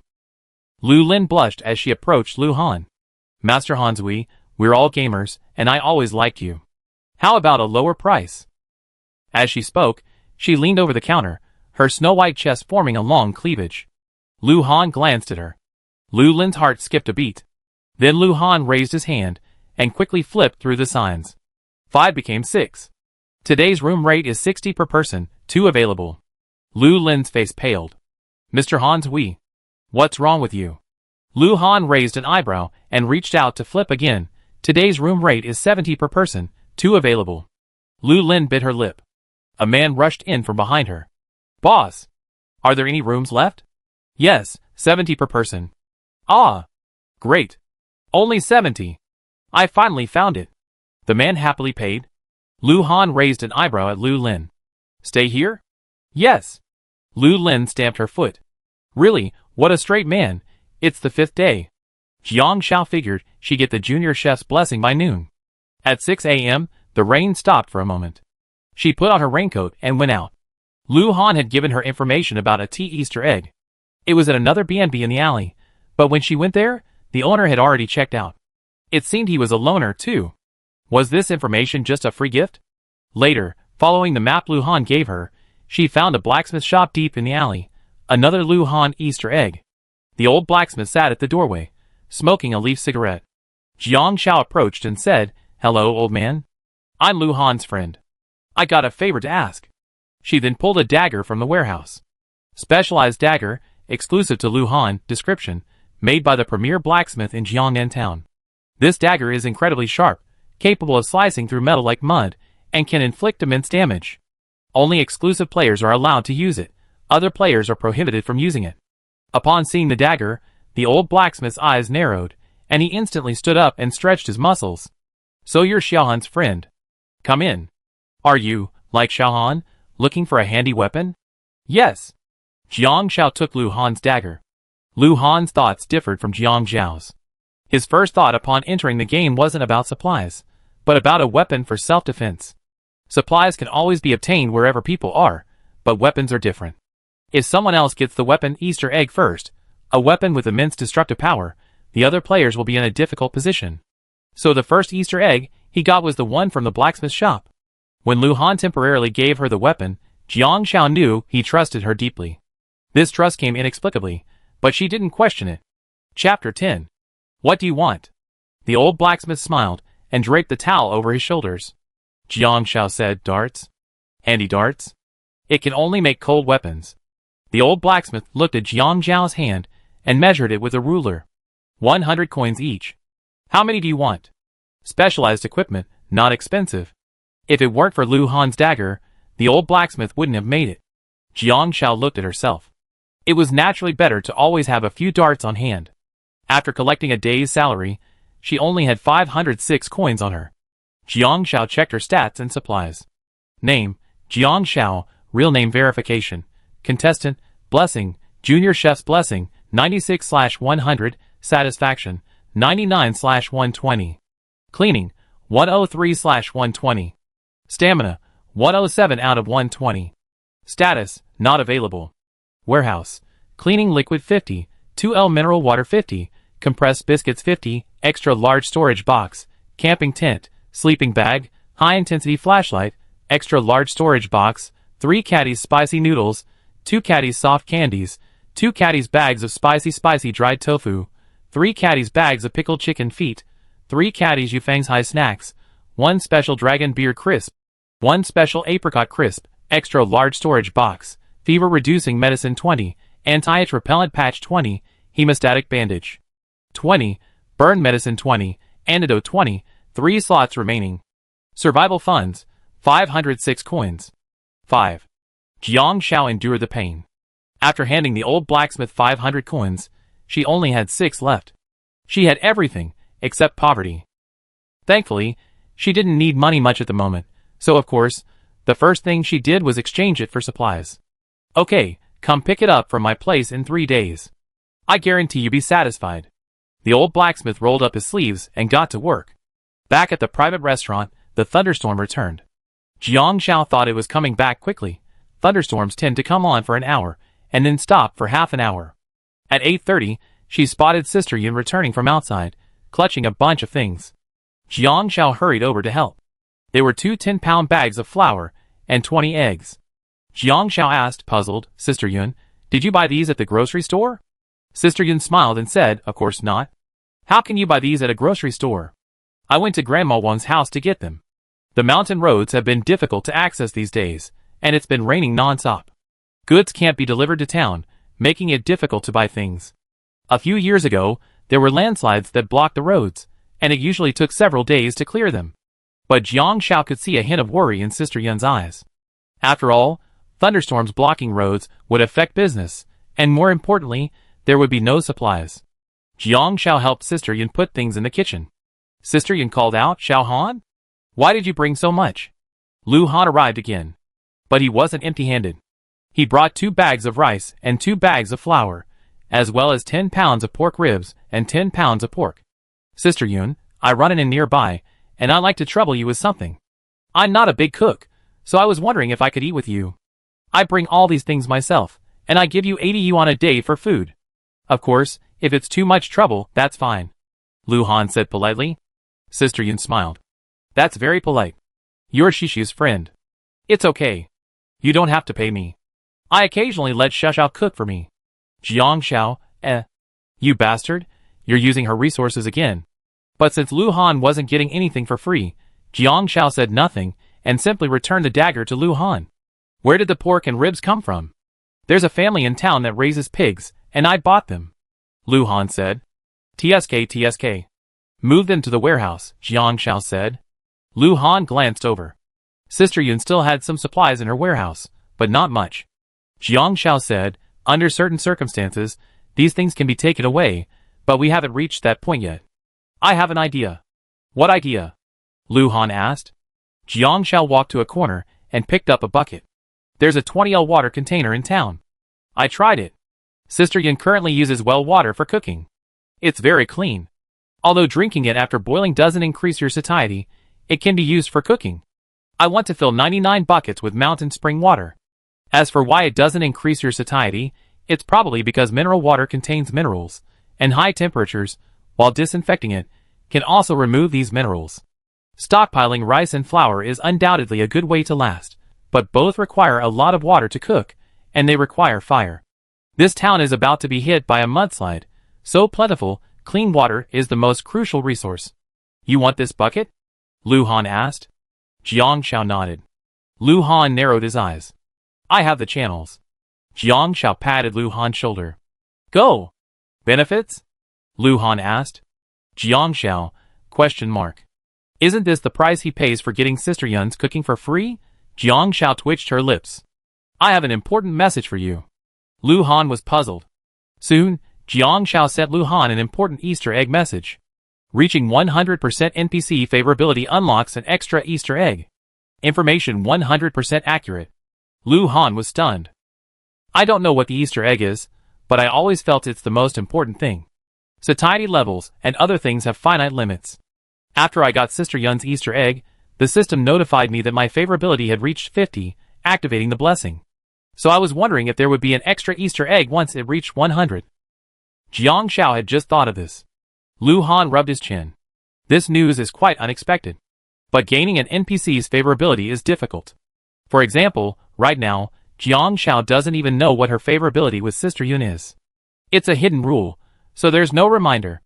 Who knows when it might reach that level? Of course, you could cast a wide net and provoke NPCs everywhere, but you'd be afraid of losing more than you gain, and not even conquering a single NPC. Lu Han curled his lips. I see. If that's the case, then the real Easter egg in this game is actually conquering NPCs. One more thing. I think there might not be any more Easter eggs like this after leaving Jiangnan town. Jiang Xiao said. What do you mean? Lu Han frowned. Jiangnan town is the first stage in the game, like the novice village. Jiang Xiao said. Lu Han understood. Because the novice village always gives out the most goodies. The old village chief gives out free weapons and high-level equipment, teaches players how to grow, fight monsters, and level up. Once players are self-reliant, they're kicked out of the novice village. So Jiang Zhao's statement is correct. After leaving Jiangnan town, other stages might not have as many NPC Easter eggs as Jiangnan town. I watched two people chatting in the livestream and was stunned. Is that so? The real Easter egg is actually the NPC capture strategy? Honestly, I watched a lot of streamers, and very few of them actually capture NPCs. 90% of them know there's a mudslide, but even fewer do. So if I can't get this town's Easter egg, won't it be gone forever? Haha, I've seen through this scheming game. They let us see that we can capture NPCs in the game, and what we can get from capturing NPCs depends on us exploring the game ourselves. So scheming. I have to go see what the Easter egg is for that 36D, flirty widow next door, who has reached 100 favorability. Chapter 11. 11 a.m. Accompanied by the roar of thunder and rain, Jiang Xiao finally maxed out the first level of basic blessings. Congratulations to the player for receiving the basic blessing from Jiangnan Town's top chef. Basic chef's blessing effect, daily chance to receive a standard single-person meal. Jiang Xiao blinked. A standard single-person meal? Because she hadn't received it yet, Jiang Xiao had no idea what a standard single-person meal was, so she had to put it aside for now. And now the blessing value has become Basic Blessing 100/200. Upgrade to Intermediate Blessing after 200 hours. Xiao time for lunch, Sister Yun called out. Today's lunch is mapo tofu, kelp and lotus root soup, 5-spice pork ribs, and stir-fried vegetables. After 4 days of spending time together, Jiang Xiao would occasionally see a small heart above Sister Yun's head, indicating an increase in favorability, but she couldn't tell by how much. Jiang Xiao was sweet and diligent, chatting with Sister Yun from time to time to relieve her loneliness. Sister Yun had long since treated Jiang Xiao like a close friend, sharing many of her concerns, including Junjun's father. It must be said that this game is incredibly realistic, with every NPC having their own backstory. Jiang Xiao went to the back to get her chopsticks and bowl, and Lu Han arrived promptly. The moment he entered, he was greeted by a fragrant aroma, a satisfying feeling that even instant noodles couldn't bring. Lu Han took a deep breath and sat down at the table. The 5-spice spare ribs were 5 braised ribs. I don't know what Sister Yun was thinking, but 5. 4 people. When they got to the last one, Jiang Xiao and Lu Han simultaneously stabbed their chopsticks into the ribs. Jiang Xiao glared at Lu Han fiercely. You're a starving ghost reincarnated. You're eating even when you're full. Lu Han raised an eyebrow. Aren't you the same? Sister Yun stared at the two of them in a daze. You. Lu Han eventually withdrew his hand. Jiang Xiao's eyes narrowed as she passed the ribs to Junjun. Junjun, grow taller, eat more. Sister Yun smiled. I forgot. Next time I make it for 4. It's okay. I'm actually full. Lu Han smiled. I'm lucky to be able to enjoy Sister Yun's cooking. Just as he finished speaking, someone arrived at the door, pulling a large cart behind them. Sister Yun, I asked someone to fetch some water. I think the kitchen is running low. It was bottled water. Jiang Xiao was surprised by Lu Han's actions, and the presence of 2 NPC water carriers. That's troublesome. Sister Yun smiled.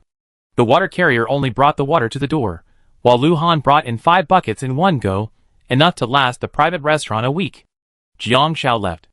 Lu Han took a look and traded 99 20L buckets of spring water directly to Jiang Xiao. Enough? How much? 6 coins a bucket, Lu Han said. Oh, I give it to you another day. Jiang Xiao then turned and left. Lu Han, ? Another day? Does that mean you can't just shirk your debt?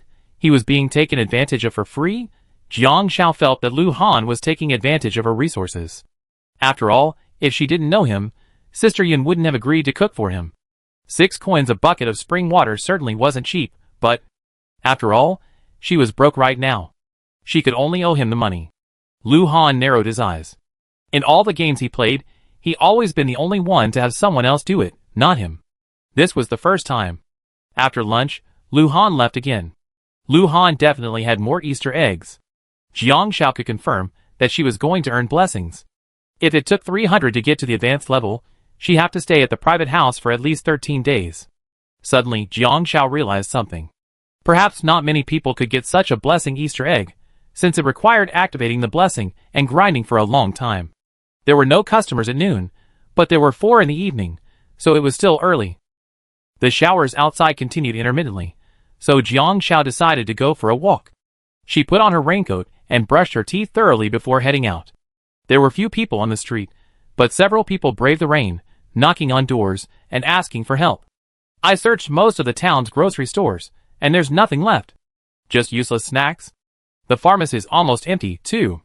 Boss, we're out all day, and we're running out of medicine. Starting tomorrow, I come out and find a solution. The man frowned, then looked up and saw Jiang Xiao, his eyes lighting up. He approached Jiang Xiao. Miss, are you a player? Jiang Xiao looked at the man with a puzzled expression. The man muttered, if it's not a player, then it must be an NPC. He quickly corrected himself. Miss, do you know where there's a pharmacy or a cheap place to stay? Where can I buy some cheap instant noodles or biscuits? Jiang Xiao shook her head. Sorry, I don't know much either. I'm just here for sightseeing. The man looked disappointed. Okay, thank you. Jiang Xiao left. The man turned and looked at her, feeling something was odd. No normal NPC would wander the streets at this hour. Jiang Xiao walked for half an hour. Not many shops were open. Most of the town was made up of inns, with a few selling local specialties, food, toys, and the like. However, Jiang Xiao noticed that many of them were just game tricks used to confuse players. Not all shops had Easter eggs, and the chances of them having them were very low. Turning a corner, Jiang Shao suddenly heard footsteps. Someone was following her. She frowned and quickened her pace. She deliberately turned toward a secluded spot. The other person's pace also became frantic. The man froze for a moment, then, seeing the girl quicken her pace, hurried after her. Unexpectedly, as he turned the corner, a hand shot out from the corner, grasped his arm, and pressed his back against the woman's chest. Before the man could react, the hand delivered a deft, over-the-shoulder throw. The people watching in the live stream were stunned. Is this a female streamer? I'm impressed by her skills. I thought she was just a pretty face, but I didn't expect she's a real talent. Ha ha ha.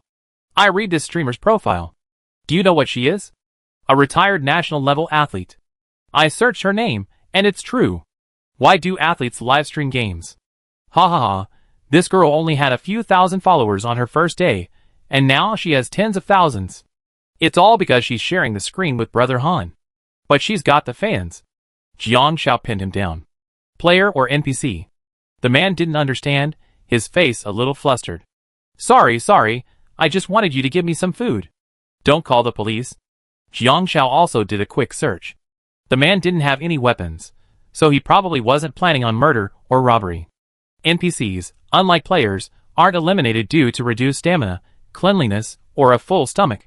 What are you following me for? Jiang Shao asked. I have no choice. I have no place to stay, no food, and no money. I didn't expect to be trapped here. I just thought of you, a little girl, and thought maybe if I just scared you, you'd give me something. I swear. Here's my ID, the man said. A light drizzle of rain hit the man's face. Jiang Shao saw the ID. The name was Zhang Yuan. Jiang Shao suddenly remembered that she didn't have an ID. So far, the game hasn't provided players with any kind of identification. The ID is the only way to prove an NPC's identity. Chapter 12. To put it bluntly, not having an ID card means you're an illegal resident. Suddenly, Jiang Shao looked at Zhang Yuan's ID card and saw red text next to his name. Okay. What does that mean? Could it be that NPCs have factions? That shouldn't be the case. This game doesn't seem to have factions. Could there be some other hidden rules? Give me something. When you get to Nanshire, come find me here. I can help you. Zhang Yuan pointed to the address on the ID card. Jiang Shao glanced at it, memorized it, and then let go. Zhang Yuan touched his shoulder. What kind of girl is so strong, it hurts? Suddenly, Jiang Shao realized something. Nanshire. NPCs like this wouldn't appear in the game out of nowhere unless they were intentionally targeted. First, he wouldn't be a target for a player's robbery because he had no supplies. Second, there must be a reason for him to be wandering around in this weather and picking someone off. Could the next stage be in Nanshire? After a moment's thought, Jiang Shao threw 2 bags of compressed biscuits and a 2L bottle of mineral water over. Be frugal. Compressed biscuits are very filling. Zhang Yuan's eyes instantly reddened with excitement upon seeing this. He sat on the ground, ignoring the drizzle, wiping his face as tears streamed down his face. I had it so hard. I was hooked up online and tricked into coming here, only to find out he's a fatba **** who's after my beauty. Jiang Zhao's lips twitched. It's indeed an NPC with a storyline. But this storyline, isn't it a reflection of reality? Do you have a cell phone?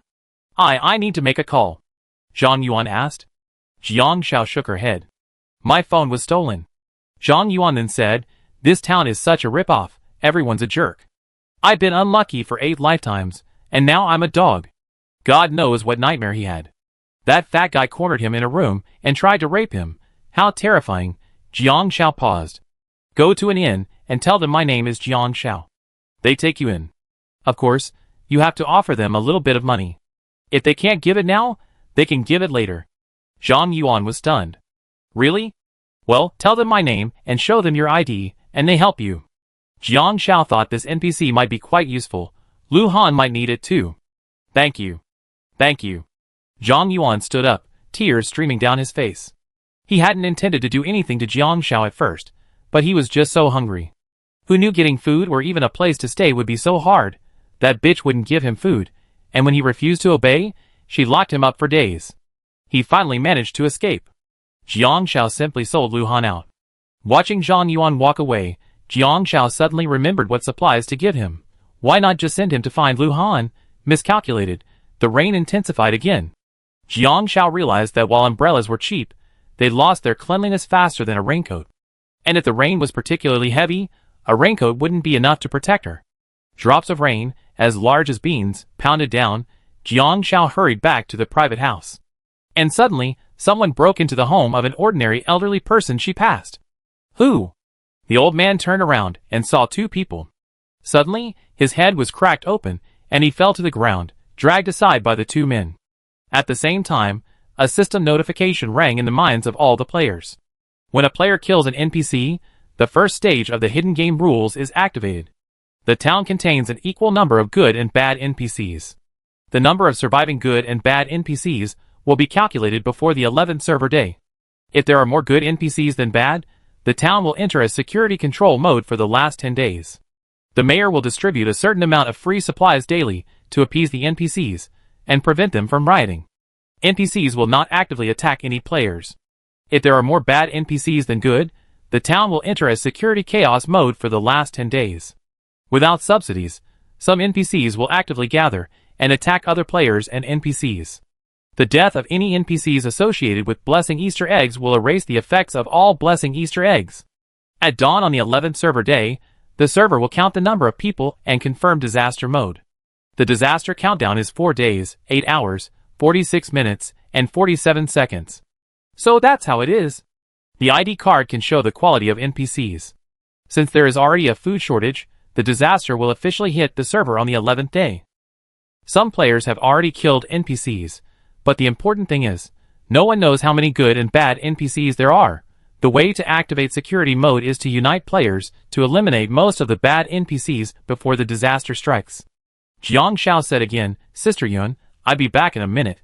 Sister Yun came out, wiping her hands. Where are you going in this pouring rain? To find Lu Han. Sister Yun smiled. As soon as Jiang Shao left, the mayor's men came around, umbrellas in hand, going door to door, saying, Sister Yun, something's wrong. What's wrong? This morning, a severe landslide on the mountain road made it impassable. They're working on clearing the way, but the rain is too heavy. They said they have to wait until it stops before they can resume. I'm afraid you won't be able to get in or out for the next few days. Sister Yun frowned. I see. Thanks for coming to tell me. It's my duty. Sister Yun hurried into the warehouse to check her supplies. With what she had, for people would have enough for 3 months. Jiang Shao arrived at Lu Han's inn. Lu Han was collecting money. Boss, how much is a bucket of instant noodles? 20 coins. Lu Han didn't even raise his eyes. Jiang Shao felt incredibly ruthless. The other person, fuck, so expensive? 2 buckets. It was obvious they were NPCs. NPCs generally have more money than players, that's a fact. Jiang Shao knocked on the counter. Huh? Why are you looking for me? Lu Han looked up, and was a little surprised to see her. She was huddled up in the inn like a turtle. While everyone else was rushing around, she was cozying up in the courtyard, enjoying ice cream. TSK, now she's willing to step out of her comfort zone? Did you hear the system prompt? Jiang Shao asked. Yes, Lu Han said. NPCs all have ID cards, which show whether they're good or bad. If we tell everyone to kill as many bad NPCs as possible, we have a chance to activate security mode. Jiang Shao approached Lu Han because he ran an inn, and because his reputation was naturally higher than hers, a new streamer, so he had a better chance of persuading her. Chaos mode is great. Lu Han raised his eyebrows, looking eager for chaos. Jiang Shao, he's like the worst NPC. It's common knowledge that NPCs are richer than players, otherwise, good NPCs wouldn't be killed. In security mode, the mayor distributes a certain amount of supplies every day. It appeases the NPCs. It means they won't riot. In chaos mode, NPCs might actively rob and kill. Do you think it's better to pen the pigs for slaughter, or let them out in the mountains? Jiang Shao tried to convince Lu Han. No doubt, pen them. Just as she finished speaking, Zhang Yuan arrived. He didn't know the way, so he spent a long time searching. Chapter 13. Zhang Yuan saw Jiang Shao and asked, How come you're faster than me? Jiang Shao casually said, I know the way better than you do. I came over to say hello. Lu Han watched Zhang Yuan and Jiang Shao exchange glances. Zhang Yuan quickly pulled out his ID card. I don't have any money or a cell phone right now, so I can't prove my identity. But I promise you can find someone to call. My dad works at the municipal bureau. I wouldn't lie. My family's in Nanshire. I definitely help you if you need anything in the future. There's no room at the inn right now. Wait a few minutes. Lu Han glanced at Zhang Yuan. You guys are here. Huh? Zhang Yuan looked puzzled. Jiang Shao heard Lu Han knock on the door. Open the door, check the room, and show me your ID card. Fuck, Brother Han, where did we get those ID cards? Several players exclaimed. Lu Han passed by. Lu Han passed by, his target the NPCs. Sure enough, there were 3 NPCs living in this inn. One had a bad stat, and the other 2 had average stats. Sorry, there's a problem with your ID. After Lu Han finished speaking, the NPC's face darkened, and he immediately began to flee the inn. Jiang Shao, sensing the situation, reacted quickly, tripping the NPC as he was descending the stairs, completely crushing him. The 2 of them were perfectly coordinated. Lu Han said to Zhang Yuan, upstairs on the left, go stay. Zhang Yuan looked puzzled, but now that he had a place to stay, he asked awkwardly, is there any food? There's instant noodles in the room, help yourself. Lu Han and Jiang Shao exchanged glances. Lu Lin, watching this scene with bewilderment, descended the stairs, cautiously following behind them. I confess. I really didn't hit that guy to death. He jumped down on his own. The man clutched his head nervously. NPCs aren't categorized as good or bad, most are neutral, Jiang Shao said. Lu Han held the dagger across the man's neck. What else do you have? Hand it over. No. I really don't have any. The man trembled as he pulled out all the money from his pocket, 480 coins in total. Lu Han glanced at Jiang Shao and gestured for her to put it away. TSK. This boss is so rich, he wouldn't even bother with 480 coins. Then Lu Han dispatched the NPC with a single dagger, dissolving into a streak of white light. Lu Lin instinctively covered her mouth at the sight. Number of bad NPCs, 999. Exchange information. Lu Han said, sending a message to Jiang Shao. There are 1,000 good NPCs, and 1,000 bad NPCs, hidden among the neutral NPCs.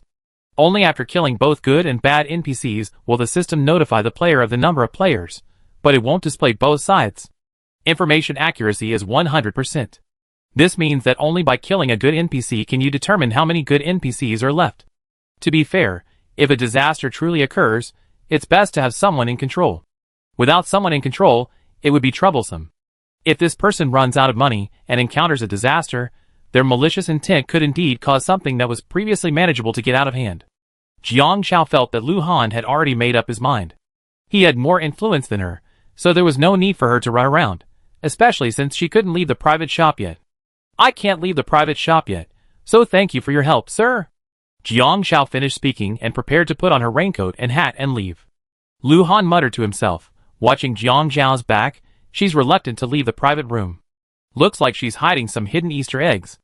Lu Lin didn't hear Lu Han and Jiang Zhao's conversation clearly, but she had met Jiang Shao, a new, small-time streamer. At first, she connected to the game channel because her agent said she had potential, but she wasn't interested. What potential could she have with only a few thousand followers? She simply disconnected. She hadn't expected Lu Han to actually be in touch with this small-time streamer. So the scene showed Jiang Shao and Lu Han talking, Lu Lin watching quietly from behind. Jiang Shao didn't even turn away, while Lu Han stared at Jiang Zhao's back, lost in thought. Lu Lin stared at Lu Han's back, lost in thought.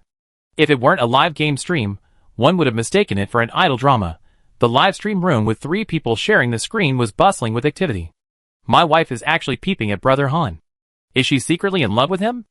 Wow, I'm heartbroken. It's hilarious. 3 streamers sharing the screen, and Brother Han doesn't even realize he's being spied on. I think the scene is hilarious. I'm imagining a threesome. A tragic love story. This is the first time I've seen a female streamer that Brother Han is so obsessed with. Ha ha ha, this female streamer and Brother Han appear the most. She had tens of thousands of followers just 2 days ago, and now she's almost 100,000. Is she trying to steal his fans? So awesome. Honestly, I watched several gaming streamers' live streams, and most of them live like beggars, ha ha ha. Only this female streamer looks like she's here on vacation. Xiao, the mountain road outside has collapsed. It takes several days to clear. Starting today, we won't be accepting reservations. We see after the road is cleared. Back at the private restaurant, Sister Yun told Jiang Shao the news. Jiang Xiao was stunned for a moment. Okay. Sister Yun usually accepts reservations for bookings within a week, and she still has about 20 or 30 guests. If she doesn't accept any from today onwards, she have little to do. Jiang Xiao suddenly remembered the good NPC being killed and walked over to Junjun and asked, Junjun, are you 14 years old? Junjun looked at Jiang Xiao and said, Sister Xiao Xiao, don't underestimate me. I'm already 16, okay? I don't believe it. You look like you only just graduated from elementary school. Unless you show me your ID. Junjun couldn't stand Jiang Xiao, and after a few words, she tricked him into taking Sister Yun's wallet. Jiang Xiao saw it. Sister Yun is a good NPC, and Junjun is a neutral NPC. After seeing off the guests at 8 p.m., Sister Yun invited the three of them to dinner. Today, she made twice-cooked pork with leeks, stir-fried pork with garlic chives, sweet and sour lotus root, and boiled vegetables with a chili dipping sauce. They were all home-cooked dishes, and the pork was Lu Han's own, but they tasted so satisfying. The aroma of twice-cooked pork wafted outside. Lu Lin bravely ignored the $12.88 per person sign outside and walked in. Seeing Lu Han, her eyes lit up. Brother Han. The four looked up at Lu Lin. Lu Lin stared at the table. Twice-cooked pork, sweet and sour lotus root, stir-fried pork with garlic chives. She knew a few sycophants, but all they offered her was bread and a treasure porridge. She was tired of them. What are you doing here? Lu Han frowned. Lu Lin calmly walked over to Lu Han and sat down, coquettishly saying, Brother Han, you have a nice place to eat, and you didn't even tell me. Jiang Xiao shuddered and quickly picked up a piece of pork belly, smeared it with oil on her rice, and stuffed it into her mouth. Her cheeks puffed up as she chewed. Delicious. Lu Lin's eyes widened as she said bluntly, Do you mind if I eat with you? Do you have any bowls? Waiter, give me a set too. Sister Yun was a little displeased. Chapter 14. This is a staff meal, Sister Yun said expressionlessly. Staff? Lu Lin suddenly realized something and instantly changed her tune, smiling at Sister Yun. Boss, can I come and work here? We're not hiring right now. Sister Yun frowned and turned to Lu Han. Xiao Han, is this your friend? A tenant. Lu Han looked at Lu Lin in confusion. What are you doing here? Watching Jiang Xiao devour her meal, Lu Lin smiled awkwardly. I just saw you and wanted to eat with you. Lu Han frowned. After all, Lu Lin had come with him. If you want to eat, make a reservation 24 hours in advance. Sister Yun said, Sorry, we're not accepting reservations right now. I'm not. Lu Lin wanted to say that reservations were $12.88 per person, but after hearing that they weren't accepting reservations, she changed her tune. I just want to eat with you guys someday. Where's the nerve? Lu Han hadn't spoken yet. Sister Yun spoke calmly, It's not impossible. Since you're Xiao Han's tenant, you should pay the same as Xiao Han. 20 kilograms of pork, 20 kilograms of spare ribs, 30 kilograms of rice and flour, and 80 yuan a day for living expenses. That's double the amount. When Lu Han arrived, out of respect for Jiang Xiao, he didn't actually have to pay. He offered it himself. It seems NPCs also have a way of rejecting players they don't like. So much. Go grab it. Lu Lin couldn't help but stand up. These supplies will last her for a long time, okay? Lu Lin. Lu Han couldn't hold it in any longer. Get out. As Lu Han stared at her, Lu Lin walked to the door and couldn't help but ask, Why can Jiang Xiao eat, but I can't? Do you know her? Lu Han asked. Of course, we met before. Lu Lin looked at Lu Han. Brother Han, you have over 36 million followers watching you. You wouldn't be so partial, would you? Lu Han replied bluntly, She conquered the NPC, don't you think? Lu Han dislikes association with female streamers, because most of the ones who approach him don't play the game properly. Ever since arriving at the inn, Lu Lin has done only one thing, chat. Every day, she chats with this guy, gets some supplies, and chats with that guy, gets some supplies. Lu Han sees it all. Among the millions of contestants, some are purely there to experience the game, while a small number are streamers. With over 2 million followers, Lu Lin isn't exactly a small-time streamer.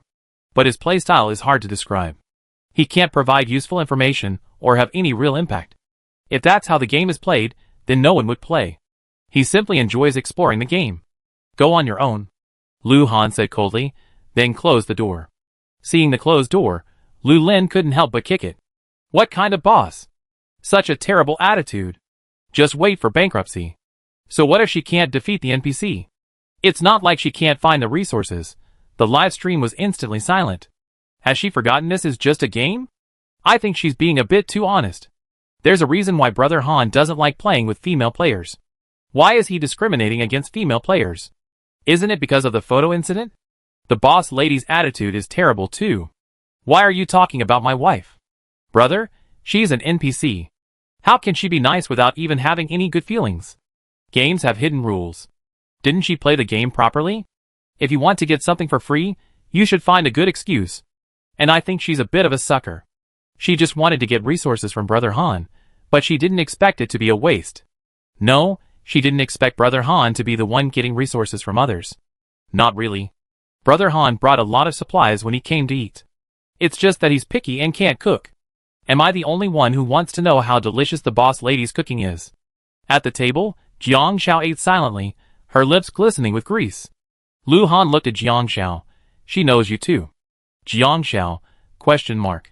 After a while. Oh. I think I met her before, but I forgot. Sister Yan misunderstood something else. It seems Xiao Han is good looking, and a lot of girls are after him. Jiang Xiao blinked. Yeah. There were a lot of girls chasing him in our school before. Some even sent him photos. Lu Han glanced at Jiang Xiao. Jiang Xiao was talking about the photo incident. At the time, a girl in the live game offered to trade resources with Lu Han, and Lu Han immediately opened it. Unexpectedly, the other person sent a photo covered in holy light. She had a fantastic figure. And then, the live stream was shut down. After that, Lu Han basically stopped talking to female players and simply blocked their messages. Perhaps he didn't want his live stream to be shut down. At 12 p.m., accompanied by a thunderstorm, Jiang Xiao received a system notification. Triggered the junior chef's blessing, receiving a standard single meal. Triggered, standard single meal. Description: after opening, you will receive a random standard meal, 1 rice, 1 soup, and 1 side dish. Effect: satiety bonus plus 30. Jiang Xiao realized what it was. A blind food box. This Easter egg was so joyful. Jiang Xiao was delighted, and put the meal box into her empty storage box. She had plenty of food now, so she stocked up. She casually pulled out 2 bags of pickled pepper chicken feet, and a bag of spicy dried tofu from her personal storage. These were small, but they were good for occasional cravings. It would have been nice to have some soda. Jiang Xiao suddenly remembered that there was still yogurt in the fridge that Junjun had put away. Life should be enjoyed. Junjun, can I have a bottle of your yogurt? I trade it for candy and spicy strips. Jiang Xiao knocked on Junjun's door. Junjun's eyes lit up at the sight of the spicy strips. Thank you, Sister Xiao Xiao. Getting Junjun's consent, Jiang Xiao turned on the light and went downstairs. Suddenly, a shadow leaped from the kitchen.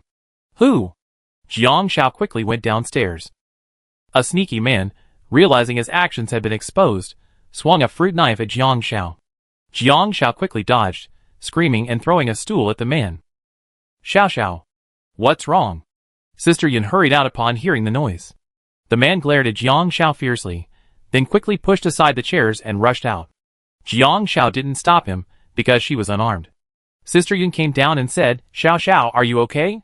No, there's a thief. Let's see if anything's been left behind. Jiang Xiao frowned.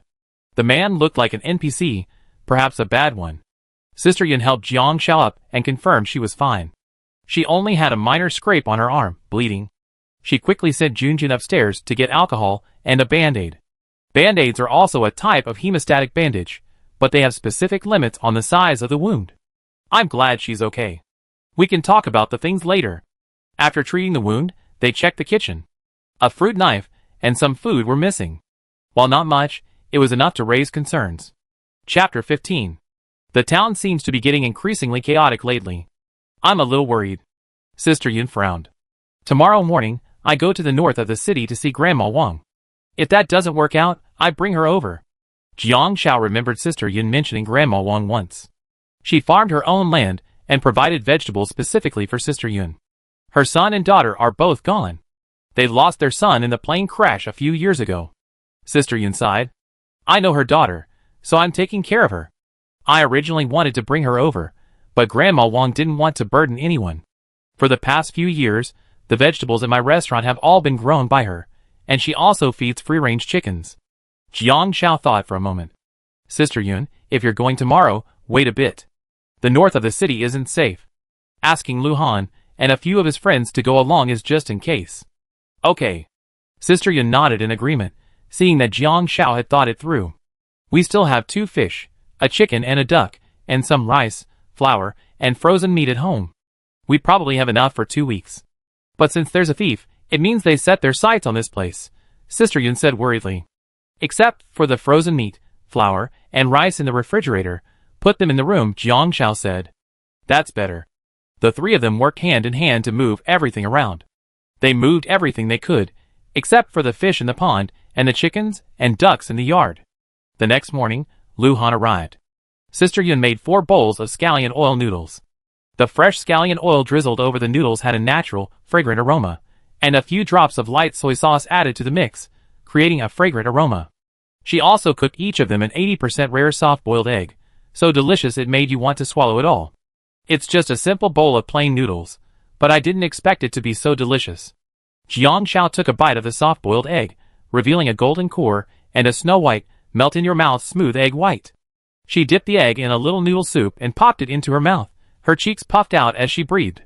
Free-range eggs, put in cold water, boiled for 5 minutes, perfect timing. Sister Yun's cooking is incredible.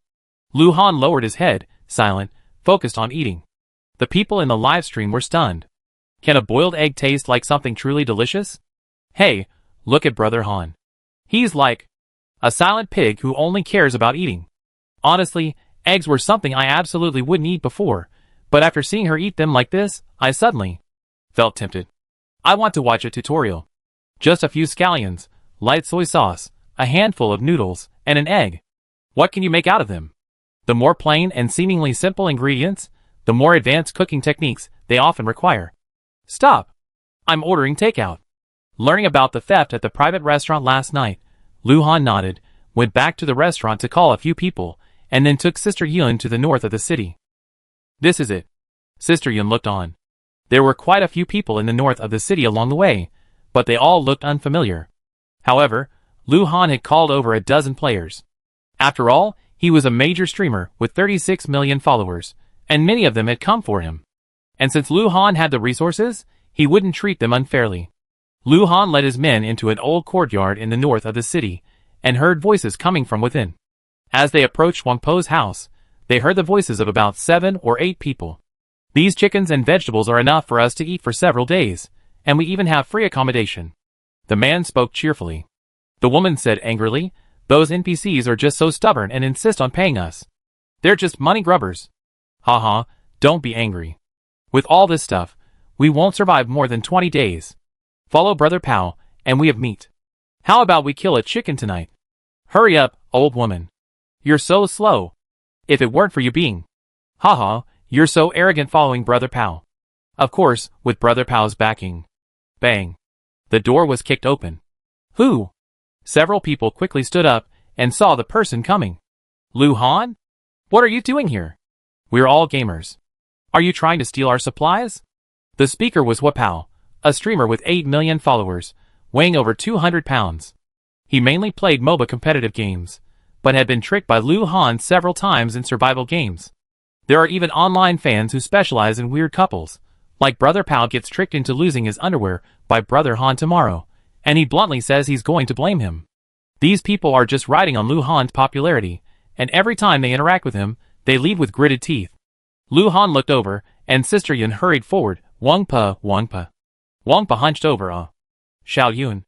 It's me, I'm here to take you to my place. Sister Yun said hurriedly. Hua Pao was displeased. Lu Han, are you robbing me? Lu Han nodded and said bluntly, I'm taking this NPC away. Who's going to cook for us if you take her away? Hua Pao asked. The old house here has a stove that uses wood. Who knows how to cook? Lu Han was about to speak when Wang Pa shook her head at Sister Yun. No. I'm just at home, not going anywhere. Anywhere. Hua Pao chuckled. You come to take the NPC away, but the NPC isn't willing to go with you. Lu Han frowned. Wang Pa, the town isn't safe lately. Sister Yun persuaded. Wang Pa smiled lovingly, her gaze fixed on the group. It's okay. There are so many people at home. It's lively. If my grandson comes back, he'd be as old as them. The group, caught in Wang Po's gaze, felt an inexplicable feeling. It was as if they had become her grandson. Sister Yun could only say to Lu Han, Wang Po's family was in a plane crash.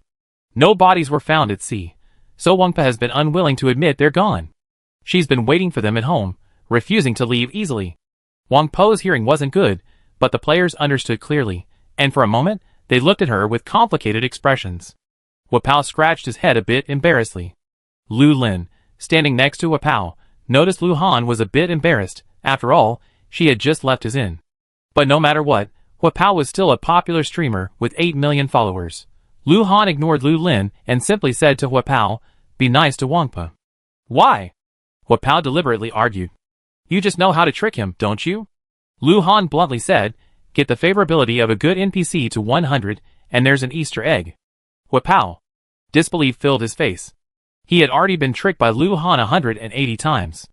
"If you don't believe me, there's nothing I can do," Lu Han said slowly. Although he hadn't verified it with the system, Lu Han could confirm that the number of good NPCs equaled the number of Easter eggs. 1,000 good NPCs meant 1,000 Easter eggs. No one had yet reached 100 favorability, so it was unclear what reaching 100 favorability meant. After Lu Han left, the group looked at Wang Po, who was sitting on the stone steps by the door. "Really? Brother Pao, don't you know there's a rule?" Wapao scratched his head. "Who knows? Lu Han's been lying to me more than once." The livestream room erupted in laughter. "How about Brother Pao just give in to Brother Han? We're family, so don't gossip. That way, Brother Han won't want to cheat you." "Is Lu Lin trying to seduce Brother Han? Is she trying to seduce Brother Pao?" "Seduce? That's a bad word. Is Brother Pao the type to be easily seduced? Brother Pao just walked right into it, okay? He can't walk when he sees a beautiful woman. The only man who could cheat on Brother Pao is Brother Han. A woman who can cheat on him only needs to be a little pretty. Yeah. Brother Pao chases at least 3 female streamers a month. Last time they were live streaming, he even confessed his love to Xiaokabao in public. TSK. Brother Han is about to be heartbroken. Brother Han is straight, isn't he? No, I don't believe it. I won't believe it until I see Brother Han looking for a partner. Chapter 16. Did you give them the information I gave you? Back at the private room, Jiang Xiao confirmed with Lu Han. Did you really give it to them? Lu Han found Jiang Zhao's tone strangely familiar and eerie. Well, Before she could finish, Jiang Xiao sighed. You can't ask for information from me tomorrow. Lu Han, ? Unable to resist, Lu Han delivered a direct message to Jiang Xiao. NPCs have their own fixed range of activity. Information 100% accurate. Jiang Xiao raised an eyebrow. She had actually guessed this. Just like Sister Yun, their fixed trajectory would eventually lead them back to the private room. Spread the news that there will be extra Easter eggs for conquering NPC favorability. Even though they know this, it doesn't mean they can actually gain favor with the NPC. Lu Han said bluntly. He knew Wapao. After playing so many competitive games, his mind was mostly focused on killing and showing off his skills. But this exploration game clearly isn't about showing off. How can you impress people without sufficient benefits? To get players to spontaneously protect NPCs, all you need to do is spread the word. Jiang Xiao suddenly thought, are NPCs always in a fixed range, or are they only temporarily fixed? If that's the case, then if a mudslide hits, many NPCs will die. Lu Han looked at Jiang Xiao. Just wait. Jiang Xiao composed her words and sent a message directly to Lu Han. Under normal circumstances, NPCs have a fixed range. When disaster strikes, NPCs can move freely. The message is 100% accurate. Lu Han was still pondering the deeper meaning of this message. Jiang Xiao suddenly realized, rescue script. Before a disaster strikes, most people are preoccupied with their own affairs. The game has rescue scripts, so perhaps the key to raising NPC favorability to 100 is to rescue them. This would explain why NPCs have fixed movements, but are free to move after a disaster. Lu Han's eyes lit up. Knowing that, with the exception of unusual NPCs like thieves, most good NPCs have fixed areas of activity, the idea of gathering them together for protection had to be abandoned for the time being. For the next 2 days, Jiang Xiao diligently collected Easter eggs and blessings at the private restaurant. The mayor personally came to borrow food, and Sister Yun accepted. But due to low food supplies, Sister Yun had no choice but to turn down the last few customers. In the morning, she sorted out the ingredients for the private restaurant: a handful of noodles, 2 bags of flour, half a bag of rice, 2 pounds of pork, some seasonings, some pickled mustard greens in a jar, and the usual vegetables, potatoes, bok choy, pickled black beans, green peppers, mushrooms, and so on. However, there was still no news of a route. Sister Yun began to look worried. There wasn't rain today, but the forecast called for heavy rain the day after tomorrow. There was still no news of a road opening. Jiang Xiao noticed Sister Yun's expression and offered, Sister Yun, some of the food won't last long. We just happen to have some flour. Let's make some buns, so we can have them longer, since we don't know when the road will be open again. Sister Yun smiled. It's okay. If there's not enough, I go out and look for more and borrow some. Sister Yun, the road's been closed for days, the trucks haven't come, and there are so many tourists in town. Even if we had extra food, I probably wouldn't lend it to you. Jiang Xiao reminded her. Sister Yun nodded okay. I do as you say. Jiang Xiao nodded and began chopping the filling, minced pork, minced shiitake mushrooms, minced green peppers, chopped scallions, pickled mustard greens, and fermented black beans. 2 bags of flour weighed a full 20 pounds, enough to make over 100 buns, all quite large. She still had flour, but no filling, so Sister Yun stir-fried fermented black beans and green peppers together to make fermented black bean buns. Eating 1 bun adds 15 points of satiety, not bad. They tasted much better than compressed biscuits. Jiang Xiao even had the idea of stockpiling raw ingredients. Many raw ingredients have expiration dates, especially fresh ones. But the raw materials were limited by tools and space. Without a cooking area, there was no way to use the raw ingredients. Sister Yun steamed the buns, and the large, hot buns emerged from the oven, soft and piping hot. Jiang Xiao took a fresh, warm bite while they were still sizzling. His. Fragrant. She breathed in praise. Tender and juicy. She learned a lot these past few days with Sister Yun, and her cooking skills had improved. Junjun, take these buns to your brother Han. Sister Yun smiled, packed 2 pickled mustard greens buns and 2 pork buns, and asked Junjun to take them to Lu Han. Jiang Xiao said, I go. She happened to be going out too, going to the blacksmith shop to get weapons. How's it going? Lu Han hadn't left yet, and he didn't expect breakfast to be delivered to his door this morning. Lu Han had also noticed the shortage of supplies, as evidenced by Sister Yun's restaurant focusing on side dishes and vegetarian dishes these days. If you were a normal person, you could probably save enough for a while, but the problem was, if you ate less, your stats would drop. It was mainly because he and Jiang Xiao had big appetites. He took a soft bun and bit into it. It was fluffy and delicious. Don't get too complacent. The mayor has the power to mobilize the security team, and he's also the NPC with the widest range of operations. These past few days, he stopped the town's NPC security team from collecting food and stored it in the granary. The old mayor noticed signs of the mountain loosening, so he made preparations in advance. Lu Han pulled out a map. This is the topography of Jiangnan town. It's surrounded by mountains. There's a river with its source in the mountains. When it rains, the river rushes down, and the water level has been rising for the past few days. The granary is located here, so there are 2 possible outcomes if the mudslide arrives. Either the granary remains intact, and the disaster triggers public order mode, or the granary is destroyed, and everyone runs out of supplies, and chaos mode begins. Jiang Xiao glanced at the map. If you know the direction of the mudslide, you can avoid it by running up the mountain, but players cannot leave this area. It's very likely that the entire town will be affected. I spread the word. Most players should have received it by now, and are ready to rescue the NPCs.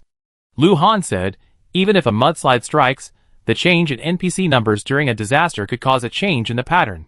The best approach is to prevent it before it happens, nipping any potential problems in the bud. Jiang Xiao hummed, quite capable. What's that smell? It smells so good. Someone came back outside, and a boy stared at the plate in front of Lu Han with shining eyes. Steamed buns. Holy shit. Where did this good stuff come from? I haven't seen anything like this since the 3rd day in the game, okay? Lu Han didn't hold back. Sister Yun offered him 4, and he ate 2.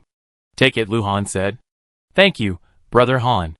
The boy thanked Jiang Xiao, his eyes lighting up as he looked at her. Brother Han, is this your sister-in-law?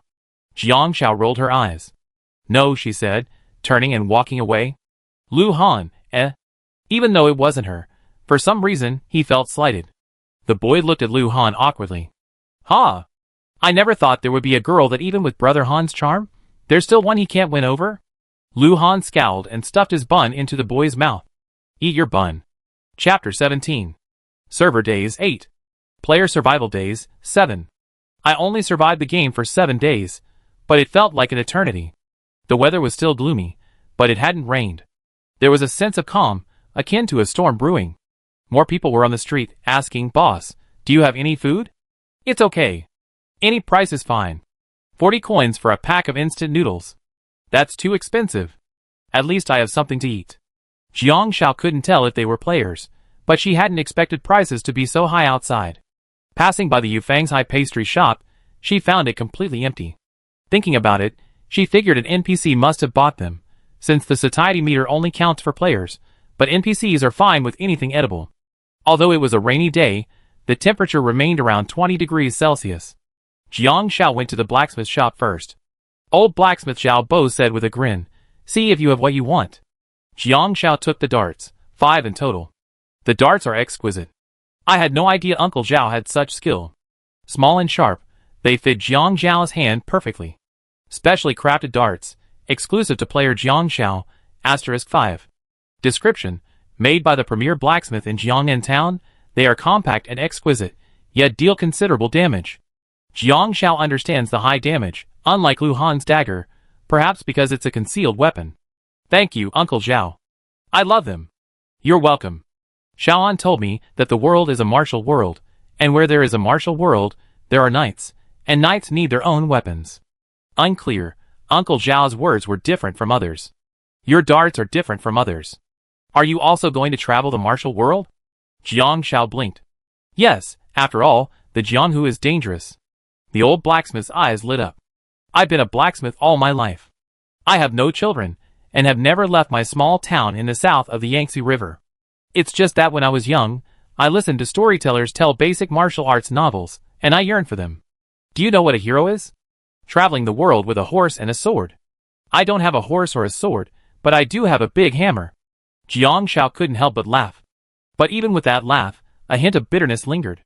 Because he said he'd been a blacksmith all his life, had no children, and had never left his small town in the south of the Yangtze River. Outside, a misty drizzle began to fall again, so she sat and chatted with Zhao Bo for a while. Perhaps because of the raindrops drifting in, the cleanliness level was still dropping. Although the cleanliness level currently capped at 120, a drop of 100 still made Jiang Shao feel insecure. "Uncle Zhao, do you have a restroom here?" Yes. "Inside." "I take you there," Zhao Bo said. Unfortunately, it was an old courtyard, and Uncle Zhao lived alone. Naturally, there wasn't much hand soap in the bathroom, only half a bar of soap. It should have been cleaning supplies, but it looked pitifully small, so Jiang Shao didn't use it. She washed her hands with clean water and left. "Old man, hand over the food. And cold medicine." Jiang Shao heard the voices and hid behind the wooden door, observing through the foot-wide gap. It was 2 men, one fat, one thin. "This courtyard is a bit shabby," the thin man said. "I don't have any cold medicine." Uncle Zhao's voice trembled. The fat man, "Impossible. Hurry, or I make you die right here." "Uncle Zhao, there's still some rice. And some noodles in the kitchen." The thin man said, "Why are you talking so much to him? Just kill him." The fat man hesitated. That's not a good idea. Wouldn't it be better to just ask him to hand over his stuff? He's not a real person." The skinny monkey narrowed his eyes. "Now that the NPC is dead, we can move in here openly. What are you looking for?" He pulled out a fruit knife, and was about to stab Uncle Zhao. Jiang Shao quickly pulled out a dart, but the thin man, sensing a premonition, dodged nimbly. "Ah!" The fat man, who was threatening Uncle Zhao, screamed in agony, clutching his neck artery, blood gushing from between his fingers. He backed away, falling onto the thin man, who nearly cut him with the fruit knife. He cursed his bad luck. Seeing that the other man had no time to threaten him, Uncle Zhao, once safe, quickly picked up a hoe from his backyard and attacked the 2 men. "Get out! Get out, old man." The 2 men had no idea there were still people inside, and that it was clear the enemy was in the dark, while I was in the open. "Let's go!" "Go ahead. There's a player." The fat man pulled the thin man. "Damn, they're in a state of distress. Stamina, -20. The opponent's special equipment hits a vital point, triggering severe bleeding. 3 points of stamina lost every 3 minutes. Seeing the fat man's serious injuries, and the old man's renewed defensiveness, the thin monkey could only quickly support the fat man and retreat. Jiang Xiao said to Uncle Zhao, Uncle Zhao, be careful here. I go chase them first. You be careful. Uncle Zhao was still terrified, his Parkinson's disease acting up a bit. It's okay, they're injured. Jiang Xiao caught up with the two. When they reached the corner, the fat man was getting heavier and heavier. As his stamina depleted, he became weaker, and the thin monkey took on all the weight.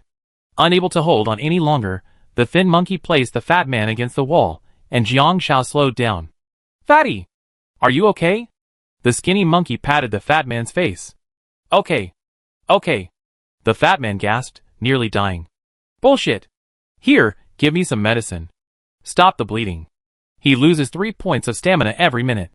The fat man only had a little over 70 points of stamina to begin with, and now he's down 20. Over 5 minutes later, another 10 points had been lost. The skinny monkey searched his backpack. Hurry! This has a serious negative effect. The fat man kept urging, clutching his neck, blood all over his body, and his blood was falling. The pain and the feeling of blood loss were too real, so real that he felt like he was about to die. The skinny monkey paused, searching his backpack. His eyes flickered. Fatty. There's no tourniquet. What do we do? How? How is that possible? The fat man gasped and twitched, ignoring his weakness as he struggled to get up and check his backpack. As expected, there was no tourniquet. The blood gushed out of his neck even more. You forgot, we went to buy medicine late, so a lot of things were out of stock. The fat man couldn't remember, but he knew the pharmacy was indeed out of stock. He slumped to the ground, weakly saying, What the hell? Fatty, how about you give me everything?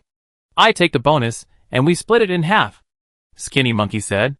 Jiang Xiao listened. It seemed the two of them knew each other from the start. Okay. The fat man took a deep breath, and just as he was about to give in, footsteps suddenly sounded nearby. Oh, I think I have an extra tourniquet. The girl, wearing a Pikachu raincoat, appeared in front of the two of them, tossing the bandage in the air and landing it steadily in her hand. Her face was pretty, but her movements were sly. The fat man's eyes lit up. Help! Help me! I get you some supplies. Medication wasn't often used, and when it was always because it was life-threatening. Chapter 18. The skinny monkey frowned, but quickly calmed down, saying, We're all players, please help. It was actually a girl. An idea suddenly occurred to him. As long as they could heal the fat man, wouldn't the two of them be able to handle a girl? Help? Jiang Xiao wondered if he was asking for something for free. What do you have in exchange? Jiang Xiao asked the fat man directly. The fat man took a deep breath. I have 200 coins and some food. But nothing special. He dumped out everything in the warehouse. 15 boxes of instant noodles, 20 bags of compressed biscuits, 5 bags of cleaning liquid, 10 toothbrushes, 3,500 milliliters bottles of mineral water, lighters, flashlights, mirrors, and other miscellaneous items, including the 200 coins.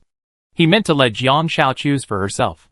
Jiang Xiao watched the fat man's quick and easy moves, which seemed quite casual. He simply threw a box of hemostatic bandages over. The fat man quickly stopped the bleeding and healed the wound. Clang. The dart lodged in his neck fell. The fat man's stamina had dropped to 50, and his cleanliness level had dropped to 60. But it's okay. His stamina will recover with rest. After recovering, the fat man stood up. Thank you. Jiang Xiao scraped around on the ground, collecting her own darts, and then took 5 bags of cleaning fluid. Honestly, I think the other person is too cowardly. Just as Jiang Xiao was grabbing the things, the skinny guy supported the fat man and glared at him. Give them all to her? The fat man was stunned for a moment, then sighed. I don't think you take them all. As expected, Jiang Xiao grabbed a few. All right, take the rest. The thin man whispered to the fat man.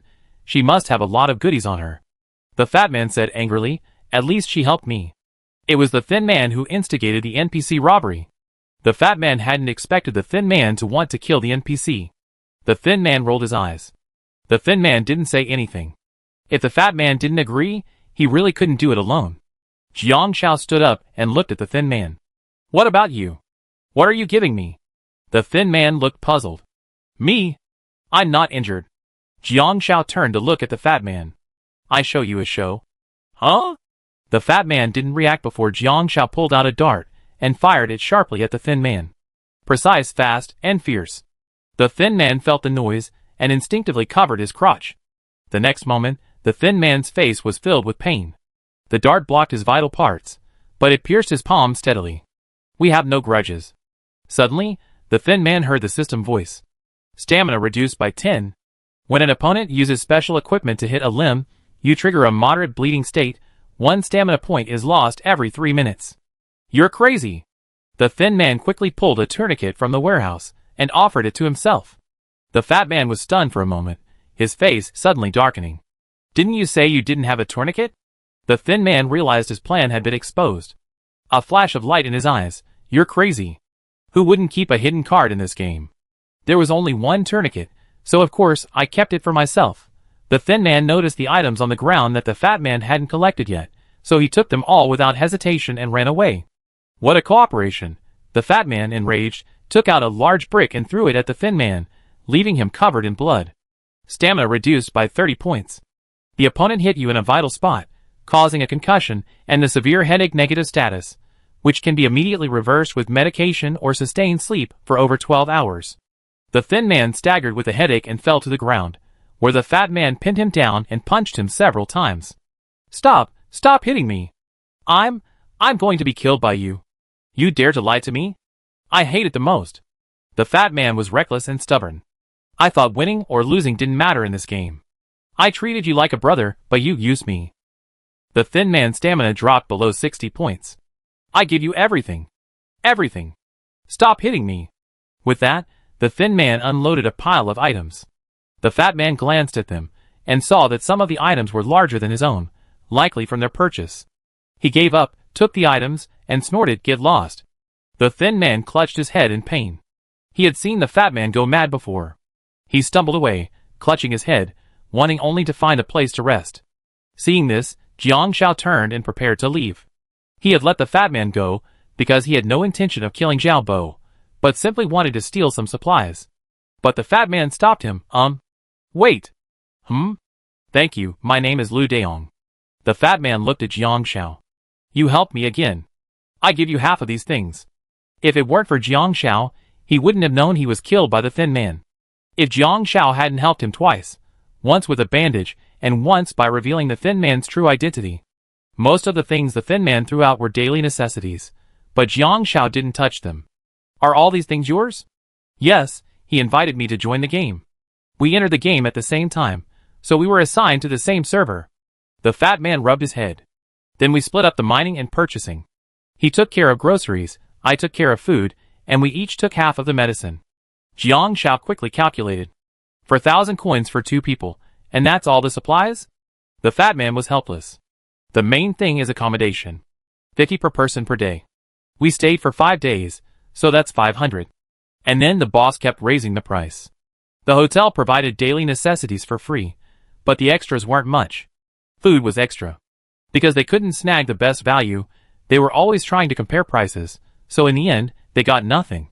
If the boss hadn't raised the room rate, they wouldn't be able to afford it, and would have had to leave. The fat man suddenly realized something. The only person who stocked up on the first day could only be a player, not an NPC. So, prices wouldn't go up on the first day. The skinny guy had a hidden trick up his sleeve. There was no way he couldn't have been out of stock. During this time, when he and the skinny guy were staying, the skinny guy would always let him pay first, and then he would pay later. So, he only had 200 coins left. Jiang Xiao understood. The skinny guy had asked the fat guy to join him in the competition. He entered the game, pool resources, and find an opportunity to trick the fat guy so he could stockpile enough supplies for 2 people. He really was trying to win at the starting line. Forget it, it's all in the past. The two knew each other in real life and had a good relationship. Although it was just a game, the fat guy and the skinny guy spent every day together, finding ins together and gathering information together. They figured it was just a game, and winning or losing didn't really matter. They hadn't expected a game to lead to the skinny guy's betrayal. Well, I give you all these things. I don't want to play anymore, the fat guy said. He was suffering from the after effects of his injury and couldn't accept the betrayal. And he was hiding it all for a mere game. It was hard to imagine that even a game could be like this, let alone real life. He was a sensitive and fragile fat guy. Chapter 19. Jiang Xiao was puzzled. Why? The fat man smiled bitterly. Actually, I'm also nervous about robbing. I'm not up to it. I feel like these NPCs are all alive. It's only the 8th day of the game. I can't afford to stay in an inn, and I don't have much supplies. I'd be eliminated soon. Since I'm going to be eliminated, I just give it to you. Jiang Shao couldn't help but ask, can't you just get something for free? The fat man looked confused. Come with me. Jiang Shao changed her mind. After all, she and Lu Han couldn't always watch the weapon shop. If a player set their sights on Zhao Bo, something could go wrong. Most importantly, the fat man had good intentions. Jiang Shao brought Lu Daong back to Zhao Bo's yard. Along the way, Jiang Shao learned about the damage her darts had inflicted on Lu Daong. Knowing Zhao Bo's strength, having the right equipment and weapons was crucial. Uncle Zhao's face darkened when he saw Lu Daong, and he instantly picked up his hoe. Come here quickly. Stay away from this dangerous villain. He then said to Lu Daong, you just attacked me when I wasn't paying attention. Don't think I'm just an ordinary person hiding in this small town? Little do you know that 3,000 masters are hiding in the city. You're fighting me openly for 300 rounds. Jiang Shao smiled. Uncle Zhao, this guy is my friend. He just went astray. He's been here for a few days, and he's been robbed by a thief and deceived by a bad guy. He was so obsessed that he did something like this. I brought him here to apologize to you. Lu Daong was puzzled. Uncle Zhao's face was serious. He was trying to steal my things just now. Jiang Shao looked at Lu Daong and motioned for him to speak. Lu Daong hurriedly said, I'm sorry, old man. I'm really starving and I was obsessed. Uncle Zhao put down his hoe, took out a pipe of tobacco, and smacked his lips. Humph, don't think I forgive you. Uncle Zhao, the town's been unsafe lately. The roads are closed, and many people have bad intentions. It's unsafe for you to live here alone, Jiang Shao said. In broad daylight, how could? Uncle Zhao was about to say something, when he remembered how he almost been robbed. A lot of people have come to town, some good, some bad. We don't know when this road will be open, and everyone's worried about running out of food. The news came so quickly just in case. I asked him to come and protect you. Jiang Shao blinked. Him? I won't. Uncle Zhao shook his impish face, and turned his head away proudly. He's a bad guy. Isn't there a saying in the book? The most dangerous place is the safest place. Let the worst protect you, and you won't be bullied by bad people. Jiang Shao advised, I already dealt with him. I beat him up, and all those injuries are from me. You saw it just now. He won't do it again. Knowing one's mistakes is the best way to change. If it doesn't work out, you can beat him up again if you're too angry. Lu Daong flinched. The sensations here are truly painful. Uncle Zhao laughed. Haha, you little girl, you're still trying to make excuses. Okay, leave him here. My temple is small, but it's enough for him to eat and wear. He won't starve, just a little dirty. But he has to work for me. Lu Daong was stunned. Work. That's right. Do you think you can eat and drink for free? There's no such thing as a free lunch. Uncle Zhao glared. Lu Daong hadn't expected it. NPCs really can get free stuff. Okay, do your best. Jiang Shao smiled. Lu Daong's stomach growled. His stamina had just been low, and his satiety meter was dropping rapidly. Zhao Bo heard this, and stood up, and went into the house. Lu Daong called out to Jiang Shao, Thank you. Do you need me to help you with anything? Jiang Shao thought for a moment. No, things haven't come to that point yet. You can help me again when there's a chance. The main thing is that he doesn't even care about his own things right now. Zhao Bo came out. Girl, come here. 2 eggs. Boiled them for lunch. Still warm. He looked at Lu Daong with a sullen look. Here, yours. I do all the hard work here. Lu Daong paused, looking at the eggs in his hand. He was a player, and he still had a lot of supplies in his warehouse. But now, he felt a little uncomfortable. He was touched by an NPC, the same NPC he had wanted to rob just over half an hour ago. Thank you, Zhao Bo. Jiang Shao smiled. He took the eggs. It was a gift from an NPC, so he had to give it away. 2 boiled eggs from the old blacksmith's collection. Effect, increases your maximum stamina by 10. Another Easter egg, only 2. After Jiang Shao left, Lu Daong faced Zhao Bo alone, clutching the egg in his hand. A chorus of emotions washed over him. Just moments before, he'd been tempted to rob this NPC, but he didn't seem like an NPC at all, but rather a true elder. Tolerant and full of wisdom. Zhao Bo, observing Lu Daong's expression, seemed to be muttering to himself, when I was young, I also faced difficulties and nearly strayed from the right path. But that's normal. When you feel stuck, check your heart and ask yourself if there's really no way out. There's always a way out. Young man, things aren't that bad. I've been through it all, and I can see things clearly. Don't think I'm holding a grudge. Lu Daong shuddered. He joined Skinny for this game solely for the prize money, because he was desperate for it. But he knew he had no talent for gaming, and he hadn't expected the NPC in this game to actually be giving him guidance. Because Jiang Xiao and Lu Han interacted frequently, Jiang Xiao's livestream gained a lot of traffic. I remember Hans, we didn't get this Easter egg from the old blacksmith either. Maybe it's a hidden rule. After all, the old blacksmith gave it as a token of gratitude. But for a survival game, that's too cheesy. There's competition. This game is called To Live. It's a survival game, but it's meaningful. Haven't you read the introduction to Live? Do you want to live alone, or do you want to live together? Do survival games require you to monopolize all resources? Then everyone in the world would die, and you'd be left alone. Wouldn't that be enough? If only one person survived, that wouldn't be interesting. I think the old blacksmith is interesting. I think he and Fatty will have a story. Some weird couple might emerge. Lu Daong doesn't seem like a live streamer. 99% of the participating players aren't live streamers. Jiang Xiao didn't go back immediately. She took half a day off. She went to the inn and gave the egg to Lu Han. Lu Han was surprised. Where did they come from? Jiang Xiao shook her head. The old blacksmith gave them to me. Easter eggs? Lu Han asked. Jiang Xiao said, maybe. The old blacksmith probably gave them to her out of gratitude, but it had nothing to do with her favorability. Since the old blacksmith was Lu Han's NPC, giving him the 2 eggs wasn't a big deal. Is there new information? Want to hear it? Jiang Xiao asked.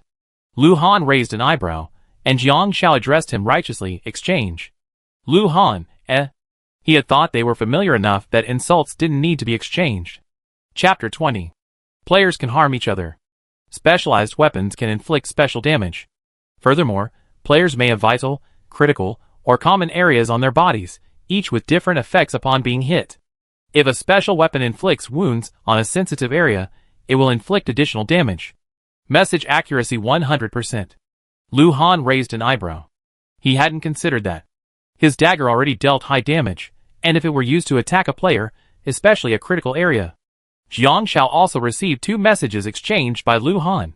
Non-standard container for storage cannot be made at home. Message accuracy 100%. Jiang Xiao was surprised. Lu Han said helplessly, I tried to expand the capacity of a cardboard box with tape, but it told me it wasn't a container. The implication was that containers for non-standard items could not be made at home, but only in game containers. Jiang Xiao understood, but Lu Han's attempt to make a container was still unbelievable. The river water in Jiangnan town is drinkable, and drinking it will satisfy your water intake, but it must be boiled to prevent infection. 100% accuracy. This is why mineral water, with increased satiety value, is so expensive. The same principle applies to mountain spring water. It increases water intake. The difference is that drinking it can cause infection. Yeah, Jiang Xiao said. But the disaster is a mudslide. After it hits, the town won't have clean water for a while. After exchanging information, Jiang Xiao left. Lu Han touched the egg, cracked it, and took bites of the warm egg. It wasn't very tasty, having been overcooked and dry, but Lu Han felt it was meaningful. After all, it was a friend who had taken the initiative to share it. Before midnight, 12 a.m. arrived. Just received a system notification. The chef's blessing has been upgraded to the intermediate chef's blessing. Daily chance to receive a nutritious single meal. Just after midnight. Trigger the intermediate chef's blessing to receive a nutritious single meal. Nutritious single meal. Description: open and receive a random standard meal for 1 person, 1 staple, 1 main course, 1 side dish, and 1 soup. Effect: satiety bonus plus 40. It actually triggered, but this was the last day before the disaster. The rain started to intensify again after midnight, signaling an impending disaster. Before bed, Jiang Xiao checked her stats, counted her supplies, and reorganized her portable storage. Name: Jiang Xiao. Real name verification. Contestant: blessing. Intermediate chef's blessing. 200/300. Satisfaction: 112/120. Cleaning: 116/120. Stamina: 67/130. Status: unavailable. Warehouse: cleaning liquid 55, 2L mineral water 49, compressed biscuits 48, extra large storage box, camping tent, sleeping bag, high intensity flashlight, extra large storage box, 3 caddies spicy noodles, 2 caddies soft. Sugar, 2 gene bag of 5 spice spicy dried tofu, 3 gene bag of pickled pepper chicken feet, 3 gene Yufeng's high snacks, 1 special dragon beard crisp, 1 special apricot crisp, 1 standard single meal, 1 nutritious single meal, oversized storage box, 20 antipyretics, 20 mosquito repellent and antipyretic patches, 19 hemostatic bandages, 20 burn medication, 20 antidotes, 20 L mountain spring water, 99 yuan, 5 special darts, 2 remaining slots. Survival fund, 886 coins. Jiangxiao hasn't claimed a salary since Sister Yun stopped receiving guests, so she has no source of funds now. Of course, Jiangxiao might try to get some after the disaster begins, as it might be useful in the next step. These supplies would be enough for her to get through 10 days, but the challenge lay in protecting the NPCs. We have to see what the situation was like then. If that proved to be impossible, we have to give up the Easter egg. But this was the last resort. After packing up, Jiangxiao closed her eyes and fell asleep, fully prepared for the real disaster tomorrow night. Meanwhile, in the southeast corner of town, a group of players gathered, sleeping on the floor. Why is it raining again? This game is killing us. 10,000 players, and there are less than 2,000 job openings in town. If we're a little late, we won't be able to buy supplies even with our money. Lu Han even gathered a bunch of players to protect the NPCs. Seriously? With a mudslide coming soon, who's going to care? Someone fell silent. But it's better than turning on chaos mode. There are more NPCs than players. If the NPCs also go into chaos mode, the players will be locked in a certain area and unable to leave, and the situation will be even worse. In other words, everyone had to cooperate on this matter. Pack everything first. Everyone should pack up whatever supplies are here. We might be separated for a while, so whether we can make it through this phase is up to fate. Server days, 10. Player survival days, 9. Jiangxiao woke up in the morning to a ferocious downpour.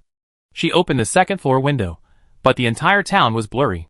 Going downstairs, she saw water had also slightly flooded into the private house, indicating a significant rise in water levels last night.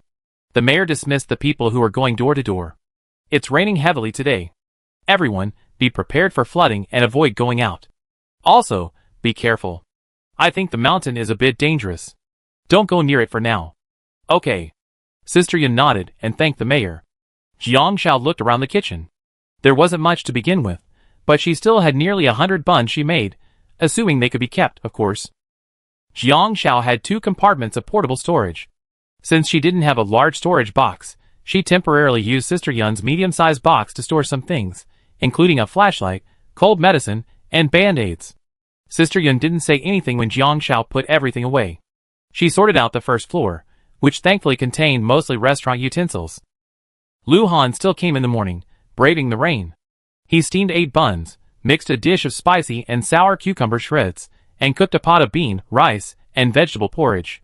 Lu Han and Jiangxiao didn't say much, both knowing full well that this might be the last day of hot meals at the private restaurant. After eating, Lu Han went to the kitchen to wash the dishes and said to Jiangxiao, "I won't be here tonight." "Okay." Jiangxiao nodded. She stayed because she wanted to earn blessing points, and Lu Han didn't have any Easter eggs to earn at the private house. Lu Han couldn't help but glance at Jiangxiao. Nothing else to say. After a pause, Lu Han couldn't help but say, "If chaos mode starts, we still have to find somewhere to hide." "I know." Jiangxiao nodded. Lu Han left in the rain. Sister Yun looked at the heavy rain outside with a worried look. Jiangxiao looked at the private house. The foundation was very solid, as it was a new building, unlike the old houses in the north of the city. Most importantly, the private house had a 3rd floor, a small attic with a small skylight that required a slight crouching to access. It was slightly higher than the other bungalows. If she told Sister Yun directly that a mudslide was coming, she might be surprised, so Jiangxiao made preparations. Because it was her last day, Jiangxiao didn't go out again, conserving her energy and keeping herself in top condition for the night. She used the supplies available at the private house to keep her fullness and cleanliness levels close to the maximum. Chapter 21. First Phase Disaster Mode Statistics. Number of good NPCs, 956. Number of bad NPCs, 947. This server is in security mode. A mudslide will arrive in 3 seconds. 3, 2, 1. Server days, 11. Player survival days, 10. Jiang Shao quickly went downstairs and stood on the street, shining a flashlight into the distance. The rain was so heavy that she couldn't make out anything. She could only faintly hear some noise, but it was muffled by the rain, and the ground was shaking slightly. A deafening alarm blared from the town. Jiang Shao was stunned for a moment. She hadn't expected Sister Yun to get up. Hurry! Get up! Sister Yun, I'm downstairs. Sister Yun came down and looked at Jiang Shao sternly. Close the door quickly, come in. Jiang Shao watched Sister Yun skillfully prop the door shut with a chair. This is the village alarm. The town has experienced mudslides before, and the village alarm gives a 10-minute warning. It's nighttime now, so it's too late for us to run. We just have to go upstairs to the attic. Quickly grab all the blankets and everything. Okay. Jiang Shao realized. It's security mode. With security mode activated, the entire town will be alerted. The three of them hurriedly packed their belongings and carried what blankets they could up to the attic. The attic was low, and the three of them had to hunch over to get there. There was only one windowsill, and it was made of glass. The rain was still pouring outside, and the large raindrops clattered against the attic window. The town has installed a mudslide alarm that warns of a mudslide about 10 minutes in advance. It hasn't sounded in years. Sister Yun's face paled. I should have thought of it earlier. It's been raining so hard for so many days. But it's okay. We're safer here than north of the city. Okay. Jiang Shao moved quickly. It turns out the security mode was so easy. A faint scream echoed from outside, and the ground began to shake. Within minutes, Jiang Shao reached the next floor and saw mud seeping through the cracks in the door. The power was completely out. Jiang Shao turned quickly. Crash. When she reached the second floor, the door was blown apart with a bang, sending mud and sand flying in. Sister Yun called to Jiang Shao from the third floor, Hurry! Jiang Zhao's pupil shrank, and she realized the true danger at this stage. The mudslide seemed slow, but it was actually swift. Mud, laden with pebbles and branches, rolled down like a river, like a giant dragon worm, gradually engulfing the town in the darkness. In the southeast corner of the old housing area, a group of people felt the tremor, still unaware of what was happening. They hurried outside, even getting wet in the rain. After leaving, they heard a noise outside the courtyard and were hit in the face by a stone. They sensed something was amiss outside. One of them opened the door, only to be swept away by the overwhelming mudslide and instantly vanished in a flash of white light. Although most players were prepared, they couldn't avoid choosing the wrong spot. Wangpa was moving slowly. Someone couldn't help but curse. Why is this old woman so slow? Seeing this, Wapao transformed into an agile fat man. He was a player after all. He jumped down and quickly carried Wangpa on his back. Get to the roof. Pao, brother Pao, why does this house feel weak? What if it collapses? Run from the roof. The houses in Jiangnan town are all connected, their roofs touching. But some of the old houses couldn't withstand the impact and were quickly shattered by the mudslide. Even players who had been prepared chose the wrong spot, but were immediately disintegrated along with the NPCs in the mudslide. Lu Lin screamed as she ran across the rooftop, her raincoat on, the rain obscuring her vision. The old house was constantly shifting, nearly collapsing. She froze on the roof, afraid to jump. Wapao glanced at her. Hurry up and jump over. Lu Lin had never seen such a scene before. I'm scared. In those few seconds of hesitation, the house crumbled beneath her. Blacksmith shop. Lu Daong, draped in his raincoat, climbed onto the rooftop. Old man, hurry up. I pull you up. Wait, I haven't got my hammer yet. Zhao Bo suddenly hesitated. He had a large hammer, his bread and butter. Seeing him dawdling, Lu Daong jumped down and draped his raincoat over him. Come up first. I get it for you. With that, he turned and went back to the first floor. Zhao Bo sat on the rooftop, watching Lu Daong's dark figure, calmly seated there. He tried to take out the leaf cigarette from his belt, but found it was wet, so he gave up. Lu Daong had just picked up Uncle Zhao's hammer when he realized it was incredibly heavy. He nearly fell. Hearing a rumble, he summoned a brute force, gritted his teeth, and rushed upstairs, quickly clambering onto the roof. Here you go. You're not bothered by the effort of carrying a hammer all day, Lu Daong said disdainfully. Under Uncle Zhao's loving hand, he stroked his hammer. What do you know? You can't lose your bread and butter. Standing for a moment, Lu Daong felt insecure. Old man, I don't think this is good. Your house isn't very sturdy. Drenched in the rain, his negative state aggravated him. Lu Daong had no choice but to sense something was amiss. Let's go! He pulled Uncle Zhao onto his back, donned Uncle Zhao's raincoat, and ran. Screams mingled with the sound of rain and the rumble of the mudslide. Even more people were preoccupied with their own affairs, and countless lives were lost. The audience in the live stream, watching this scene through countless streamers, gasped. This is so real. Holographic game, do you think this is a joke? I saw one streamer's perspective. He was flooded.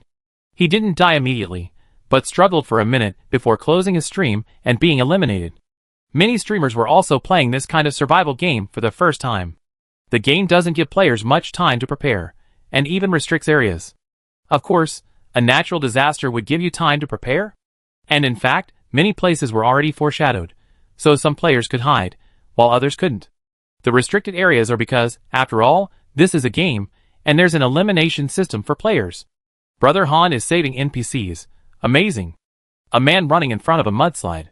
Brother Han is so fast. This night was destined to be a restless one. It was still raining heavily outside, making it impossible to open the windows. She felt the house shaking. Fortunately, the foundation was solid, but the outside wasn't. The mudslide was coming from the north, and the initial impact would be stronger. However, as it passed through the houses, some of the old houses were destroyed, and the speed of the new houses was slowed, so the impact was not as severe as at the beginning. Despite this, the second floor of the private house was quickly submerged for the most part. Junjun couldn't resist the sleepiness and fell asleep. Sister Yun kept watching Junjun, her face full of worry. Jiang Xiao, too, stayed awake and reminded him, Sister Yun, get some rest. Sister Yun shook her head and looked outside. Junjun's father also died in a mudslide a few years ago. Jiang Xiao was a little surprised. This was the first time in days that she had heard Sister Yun talk about Junjun's father in such detail. Before, she had only mentioned the past in passing, and she had assumed they were divorced. Sister Yun looked down at Junjun. This kid's been really clingy with me ever since his dad left. He graduated from junior high this year and didn't have much schoolwork, so I asked him to come over. I didn't expect this to happen again. Junjun's clinginess to Sister Yun was obvious. Although he had a childish laziness, it was mostly because he couldn't help much, only helping with heavy manual labor. He had no real talent for cooking. Suddenly, Sister Yun frantically touched something beside her. Chapter 22. Sister Yun, is something wrong? Jiang Xiao noticed carefully. The photo of Junjun's dad is gone.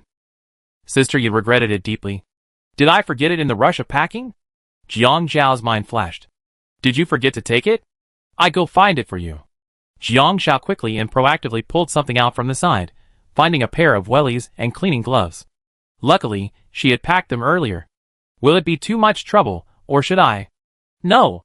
Jiang Xiao smiled, finished packing, and hurried downstairs. The mudslide on the second floor had already covered a layer, just reaching her calves. Sister Yun, are you sure you're in your room? Jiang Xiao found Sister Yun's room. The table was empty. Did you accidentally drop it? Sister Yun asked anxiously. Jiang Xiao looked around. The room was in a mess. It looked like she had fallen into the mudslide. Suddenly, the house shook, and another mudslide surged in. Sister Yun lost her balance and nearly fell. Can you find it? If not, forget it. Shushao, come up. Sister Yun asked worriedly. It's okay, it's not a big deal. The house wouldn't collapse. Because it was in the mudslide, the cleanliness level kept dropping, quickly dropping to 100. Jiang Xiao bent over and continued to grope, but nothing she found was there. Mud covered her arms. Shushao, come up. Sister Yun knew it would be difficult to find something in the mudslide. But Jiang Xiao knew that, given the force of the mud pouring in from the door, even if it fell in, it would still be in the room. As time went on, the mudslide nearly reached Jiang Xiao's knees. She searched for a full hour. Finally, Jiang Xiao groped through the mud and found a frame. It was indeed a picture frame. She wiped it with her rough hands. Inside the frame were Junjun, about 10 years old, and Sister Yun, along with a middle-aged man, a family of 3, all beaming with smiles. Found it. Jiang Xiao went out. There was another tremor outside. Jiang Xiao clung to the wall, navigating the muddy flow like sludge, the resistance immense, and her strength was fading faster than her cleanliness. Sister Yun struggled to pull Jiang Xiao up. Jiang Xiao opened the window and placed the picture frame in the rain to rinse, washing her hands as well. Thankfully, the frame was waterproof. All right. Handed it to Sister Yun. Thank you, Xiao Xiao, for your hard work. Sister Yun's eyes were red as she gazed at the frame, stroking it back and forth. Congratulations on reaching 1000 friendship with an NPC. After leaving Jiangnan Town, players can establish a stable relationship with this NPC. The chef's blessings will be increasing by 2 points for every hour spent in the private restaurant. Jiang Xiao was stunned for a moment. Her current intermediate chef's blessing was 230, and her progress had accelerated.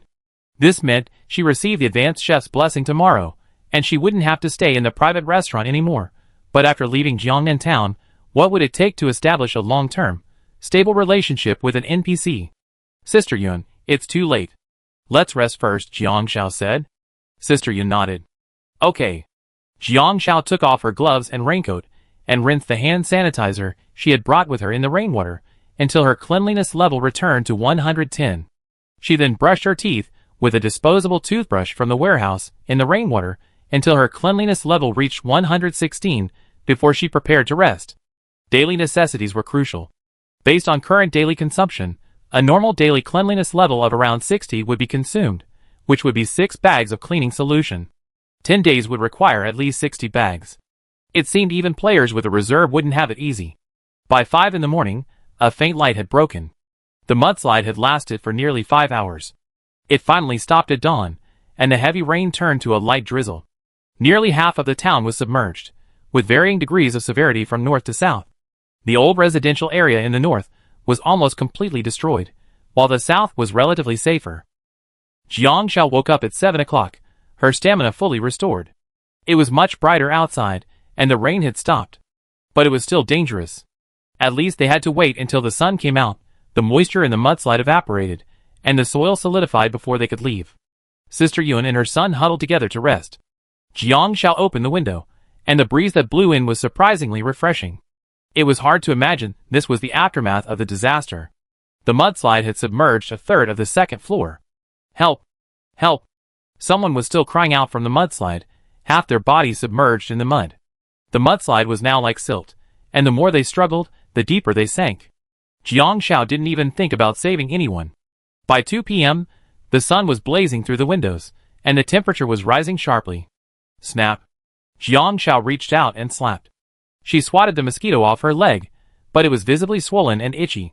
Mosquito bites can cause persistent itching for 3 days, but using a mosquito repellent patch can eliminate the itching and repel the condition within 24 hours. This was exactly what Jiang Xiao feared. Mosquito bites were simply unbearable, so she used a mosquito repellent patch to eliminate the negative effects of mosquito bites. She looked outside. Rooftops of varying heights were densely packed with people. From a distance, they looked like ants, as if to demonstrate the fragility of humanity in the face of natural disasters. The satiety bar dropped below 80. Jiang Xiao found something. Yesterday, she'd taken out a bunch of steamed buns. At the current temperature, they were edible, but not as tasty. Cold ones would do. The cold buns only increased the satiety bar by 10 points. It seems the freshness and satisfaction of the food affect the satiety bar. Jiang Xiao ate 4 in one go, burping. Then she took out a 20L bucket of mountain spring water. This wasn't for her own use, but mainly for Junjun and Sister Yun. Mountain spring water isn't drinking water, but it won't cause any adverse effects on NPCs. Insufficient drinking water intake for 3 consecutive days will lower the satiety bar. Jiang Xiao would then be stuck on the 3rd day, just drinking enough water. The live streamers were buzzing with discussion after seeing the scene. This might be the cheapest day Shiazi has eaten since entering the game. Having buns is good enough. The streamer next to me, with no hot water or electricity, took out instant noodles and soaked them in cold water. You all tried that, right? Cold noodles are worse than eating them dry. The buns won't last long. I should have known better than to make them. Instead of making them, you're going to eat flour. Cold buns are still edible, but can you eat flour and raw pork? You're going to be sent to a feast. So making them buns is the streamer's best tip to the NPCs. There's no electricity. This situation is temporary. The mudslide outside hasn't solidified yet, so we can't get out. Just get through the next 2 days. You talk about it as easy. Why don't you try? Can you live better than the streamer? Junjun and Sister Yun woke up and didn't complain about the cold buns. Having something to eat was enough. Sister Yun smiled. Xiao, it's a good thing you made them into buns, otherwise we wouldn't have anything to eat. Jiang Xiao said, I figured the buns could be refrigerated, but I didn't expect a mudslide. Jiang Xiao gave Junjun 2 candies and said, I don't think we can get out today.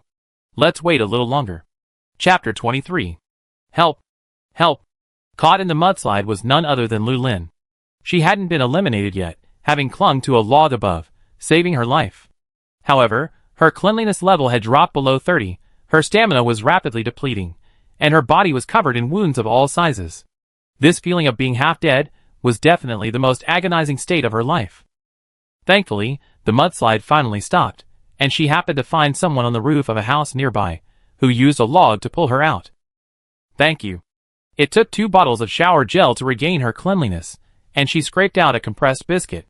Thinking of her live streaming in front of her fans, she couldn't believe how awful she must have been. She should have chosen not to participate in this game. Lu Lin cried as she ate the biscuit. Hey, isn't this Lin Lindsay? The man rescued her and realized it was Lu Lin. I'm your fan, do you remember? The other person mentioned an ID, but Lu Lin didn't remember it. The man smiled. There was a time when I was number 1 on your list. Lu Lin seemed to have some recollection of this. She forced a smile. Before she could say anything, you might not remember, but after I stopped giving you gifts, you never spoke to me again. Lu Lin's face froze. How could that be? Did you remember it wrong? Lu Lin only remembered that this had happened when she first started streaming. Back then, she had to rely on the top players to climb the charts. But as her followers grew, she had administrators, so she didn't have to worry about it so much. I didn't expect you and I were on the same server. What a coincidence. By the way, do you need any supplies? I have quite a few. The man smiled, seemingly politely. Lu Lin was about to leave, feeling a bit embarrassed, but after hearing this, she couldn't help but whisper, do you have a tourniquet or a band-aid? A tourniquet can heal a bleeding wound immediately, but with a band-aid, she had so many small wounds that she needed to apply them one by one. Yes, I give it to you. The man was incredibly helpful. Lu Lin breathed a sigh of relief. Not only that, the man also said to Lu Lin, would you like to sleep in a tent? I have a tent here where you can rest. Okay, thank you. Lu Lin was filled with gratitude. She hadn't expected this man to be so kind, to let bygones be bygones. Would you like to close the live stream while you rest? The man asked. Lu Lin thought for a moment and nodded, okay. Although she couldn't interact with the live stream, players could close it to rest. Server days, 12. Player survival days, 11. Good NPCs outnumber bad. Public security mode. A new day dawned, the sun still shining brightly. Jiang Shao woke up and checked her stats. Her satiety had dropped to 90, and her cleanliness had dropped to 100. She washed her hands with hand sanitizer mixed with mountain spring water, which improved her cleanliness, but the hand sanitizer was almost empty, and would soon be used up. Although it was a game resource, it wasn't infinite. It seemed it was time to compete for her wealth. She ate 3 more buns, and a system notification appeared on them. Food goes bad after 12 hours. Once it goes bad, the satiety value is halved, reducing the corresponding amount of stamina. This could lead to digestive illness. Negative status sounds like unclean drinking water, not completely useless, but a bit useless. But what are the negative effects of digestive illness? Jiang Shao didn't want to put it to the test. More importantly, Jiang Shao didn't want to eat spoiled food. There were still 40 or 50 buns. Jiang Shao checked the situation outside. The moisture had almost evaporated, leaving the ground as mud. The ground had lowered considerably, and some people could already be seen walking on it. Jiang Shao put on her rain boots, picked up 30 buns, and left 20 for Sister Yuan and Junjun. Then she went out to exchange some supplies while they could still find some. 10 meters away was a small tent. 2 boys were talking, seemingly game. Save some supplies, and keep them low. The mayor is doing a head count, and should be distributing some basic supplies. I wonder if there are any daily necessities. It seemed most of the players were still game. Hello, would you like to exchange supplies? Jiang Shao walked over. The 2 boys looked up, realizing they were players. What supplies do you want to exchange for? I have 30 steamed buns here. Each one adds 10 points to your sativity, but they expire in 12 hours. I like to exchange them for some compressed biscuits. They give you half the sativity. A steamed bun that adds 80 points can be exchanged for 1 compressed biscuit that adds 40 points to your sativity. But you can only exchange them today. The 2 boys looked at each other. Do you have any daily necessities? We don't want food. If it's daily necessities, we can exchange them for daily necessities of equal value. That's wishful thinking. A compressed biscuit costs 5 coins, adding 40 points to your sativity, but a bag of cleaning solution costs 5 coins, only adding 10 points to your cleanliness. Only food for food. Jiang Shao said, if you don't have daily necessities, forget it if you don't want to exchange. After saying that, Jiang Shao left immediately. Wait, let's trade for 2 compressed biscuits. The 2 boys hurriedly said. They wouldn't go bad for at least 12 hours, so they'd be fine. Besides, eating compressed biscuits all the time would make them sick. Okay, 16 buns for 2 compressed biscuits, Jiang Shao said.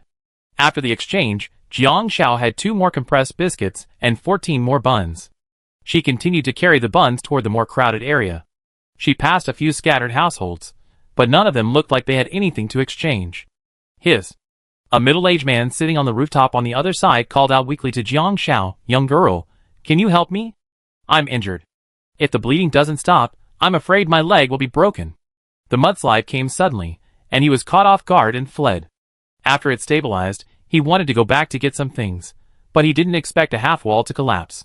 Although he dodged, he scratched his thigh. The emergency treatment wasn't a long-term solution. He had lost too much blood and had little strength left, and he was very weak. Jiang Shao walked over to check on the situation. I have a bandage that can stop the bleeding, but I only have one. I can pay for it, the middle-aged man said hurriedly. Jiang Shao shook her head. I don't want money. She wanted to exchange some supplies. The middle-aged man touched his clothes, but I don't have anything to give you right now. It's still a question whether I can get out alive. So, if I can get out alive, if you ask me for help, I will definitely help you. This is my ID card. I, Zhang Minsheng, always keep my word. Good NPC. Just looking at Jiang Shao made her want him dead. After all, one good NPC meant more strength. And under security mode, the mayor would maintain the NPC's daily necessities, so she wouldn't have to worry too much. So Jiang Shao turned away. The man, assuming she wouldn't agree, looked disappointed and complicated. Unexpectedly, a minute later Jiang Shao was back. Holding a 20L bucket of spring water, 2 boxes of medicine, and a small bag of steamed buns, the man's eyes lit up, as if hope had been rekindled. Chapter 24. This water can clean the wound, and wrapping it with a tourniquet will stop the bleeding. Jiang Shao said, you can eat a few of the buns here to replenish your energy. I see you have a slight fever, so take this box of antipyretics with you. The wound was inflamed, and had a low-grade fever. The middle-aged man was instantly moved to tears. I met several people this morning, and none of them could help me. Thank you so much. I thought I was going to die here. Jiang Shao hadn't had time to say anything. The system notification came. Zhang Minsheng, the leading jeweler in Nan City, has reached a favorability of 50. If Zhang Minsheng survives the first stage safely, players can trigger the next stage's Easter egg through this NPC. Jiang Shao was stunned. It was actually the next stage's Easter egg. How could such an important NPC not have a strategy? Suddenly, Jiang Shao realized that the NPC needed a tourniquet. By the way, why are tourniquets so scarce? Many wounds are the kind that might heal if they were treated later at the hospital. 1 coin buys 10 band-aids, but they're only for minor wounds, like cuts and scrapes. Tourniquets are for large-scale hemostasis, and are only cost-effective for serious skin injuries, such as those triggering bleeding from injuries to the carotid or aorta, which can be life-threatening. But the first stage only lasts 20 days. It's unlikely that players will be so unlucky as to get seriously injured every day. This isn't a holographic competitive game. Getting injured 5 times in one stage is already excessive. Early stage investments should be used wisely. So, even if most players buy, they probably only buy 3 to 5. Who would spend 100 coins on tourniquets like Jiang Shao did right after arriving? Wouldn't it be better to use those coins to buy more daily necessities and food? Aside from a small number of bandages at NPC homes, only pharmacies had them. And there were only 2 pharmacies in the entire town, each stocking only 100 of the medicine, for a total of 200 bandages. Jiang Shao bought 20 bandages in one go, and her own bandages accounted for 10% of the player's supply. So the players Zhang Minsheng encountered weren't unwilling to help him, but simply didn't have anything to offer. Zhang Minsheng washed his wound, took a few sips of water, and thanked Jiang Shao. Thank you so much. I almost thought I was going to die here. Jiang Shao handed him the buns. You probably haven't eaten anything yet. Zhang Minsheng gratefully accepted them, clutching the buns and wolfing them down. After 2, his eyes reddened, he choked up a little. Little girl, good deeds are rewarded. She then took a pure gold necklace from her neck. I, Zhang Minsheng, Always repay kindness. Take this. If you ever find yourself in Nanshire, just show it to the manager at any Wanjin jewelry store, and you find me. Jewelry store? Jiang Shao suddenly remembered that there seemed to be no jewelry stores in the entire town. The necklace featured a lifelike dragon. It wasn't the kind you find in ordinary jewelry stores. It must have been designed and crafted. Okay. Jiang Shao nodded and asked, so, do you have anywhere to go now? This Easter egg isn't bad, actually. If Zhang Minsheng dies, she can sell this necklace at a jewelry store for money. If Zhang Minsheng survives, this necklace would be a favor. No. Zhang Minsheng shook his head. I came here with my assistant. I wanted to see if there were any potential projects here. But I didn't expect. Jiang Shao paused. Uncle Zhang, if you don't have anywhere to go, wait for me here. I need to trade these buns for something. I come back to see you later, and then come with me to my place, so we can all help. Zhang Minsheng was moved and nodded quickly. Okay. Thank you. Thank you. Jiang Shao nodded, then handed Zhang Minsheng another bun. He still had 12 buns in his hand. He see what he could trade for. Shortly after Jiang Shao left, Zhang Minsheng sat on the ground, leaning against the wall to recover. He lived in a small, single-family house, but the mudslide had come so suddenly that his assistant was also submerged in it. Do you need help? Someone suddenly approached him and asked. Zhang Minsheng opened his eyes, revealing a handsome young man. Lu Han politely inquired. Zhang Minsheng hurriedly bowed. Thank you, but no thanks. A young woman just came over to help me. I wait for her to come back and join her. Thank you. Lu Han, ? He came right after hearing the news, only to have someone snatch him away. I don't think it's convenient for you to go alone. I wait with you for a while. Lu Han refused to give up. He wanted to see who snatched his win, and what kind of Easter egg this was. The live streamers saw this scene and burst into laughter. Hilarious. Did someone snatch the Easter egg that Brother Han had his eye on again? What do you mean by again? Brother Han has only been snatched away once in this game, okay? Including this time, that's only 2. Brother Han has the most Easter eggs of any streamer I ever met, bar none. Is it possible that the same person snatched Brother Han away twice? Is anyone upstairs telling ghost stories? I almost forgot about that girl. I go check it out. 3 minutes. Holy crap, it's the same person. That girl is a jerk. This is hilarious. I wonder how ruthless Brother Han will be when he finds out. Jiang Shao wandered towards the more crowded area and found a small market where NPCs and players had gathered to exchange supplies. She browsed for a while, seeing mostly ordinary items. After a while, she finally saw something interesting at a stall. Su Qingqing had been living quite comfortably in the game.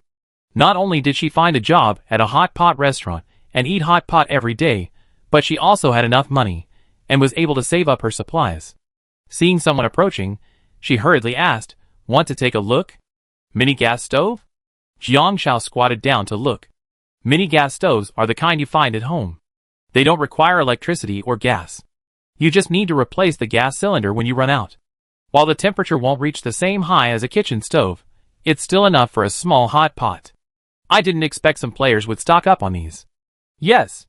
A small household gas stove. Here are some gas bottles. 1 bottle lasts about 5 hours. 1 small gas stove plus 3 gas bottles. Su Qingqing asked.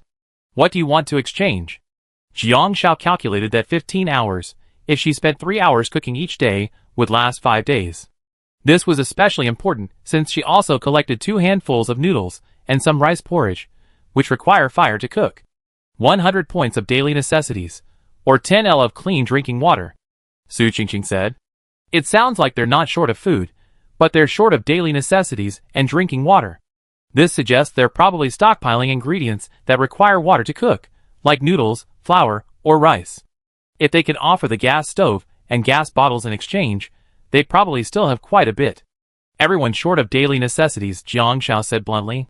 I can give you 20 L of water. It won't increase your satiety, but it will increase your water intake. I also give you a 20 L water bucket. But I need 6 gas bottles and a gas stove. Chapter 25. Su Qingqing frowned. No, boiling water consumes gas. Although it was only 20 L, she felt a little disappointed that she didn't get the daily necessity she wanted. Now that everyone has no fire and can only eat biscuits, her gas stove should be very popular. Jiang Shao said, gas stoves are consumable after all and can't be used for a long time. They probably only need gas temporarily during this period. If you need a fire, it's better to stock up on lighters.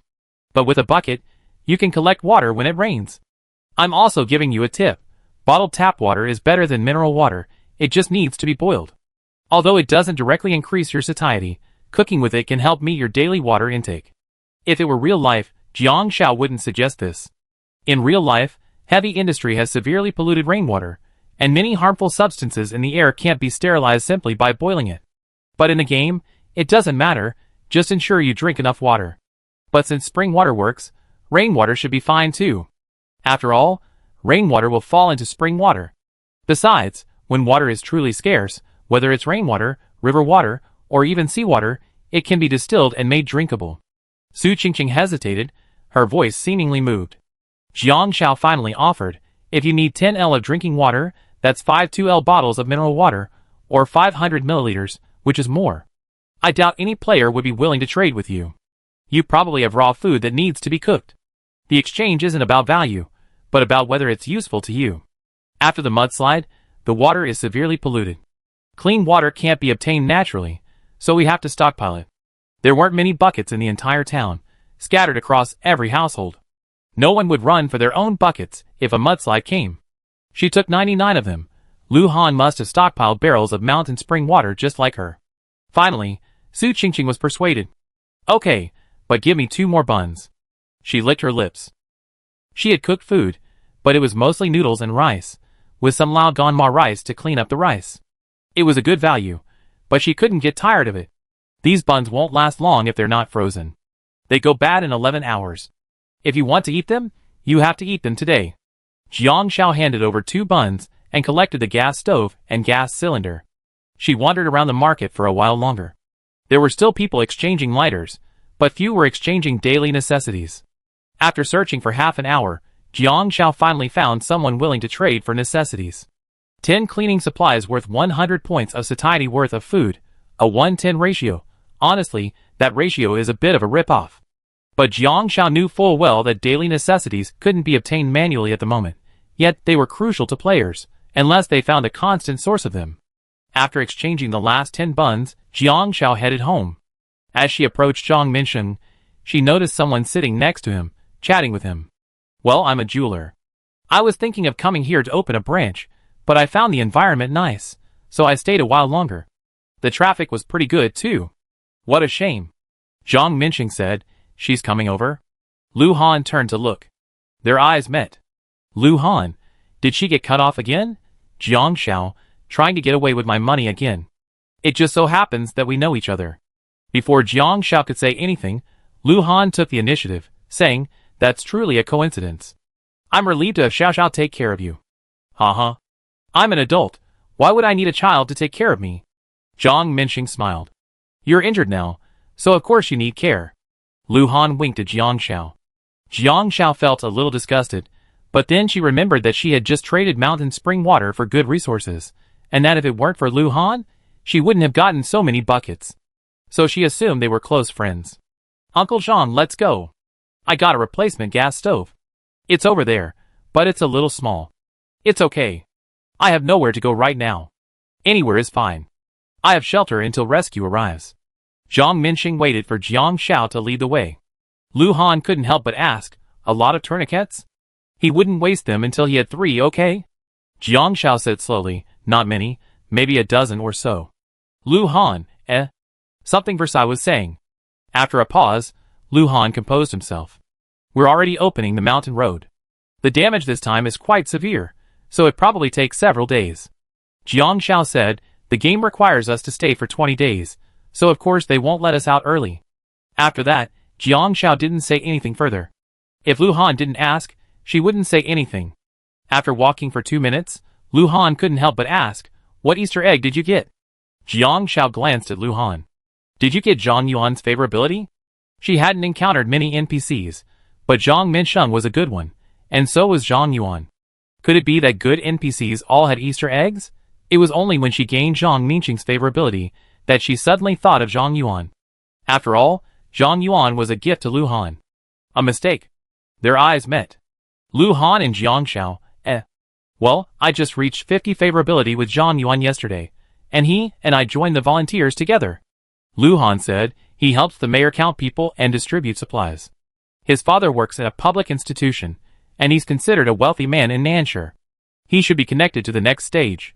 In his eyes, ID cards are the same, but he can tell at a glance that an NPC with a bad ID has a fake ID. Jiang Xiao narrowed her eyes. There are real and fake ID cards, and bad NPCs' ID cards are all fake. But it's better than players, who are illegal immigrants. What about you?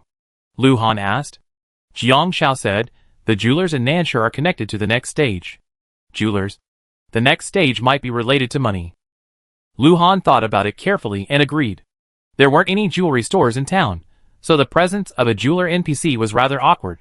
Games are all about guidance. Financial crisis? Inflation? Lu Han asked. Jiang Xiao noticed Lu Han's casual questioning. I don't know, but you're not short of money, are you? Lu Han raised an eyebrow, as if trying to win the game. I have a 5-digit balance now. Confidence swollen, like the world's richest man.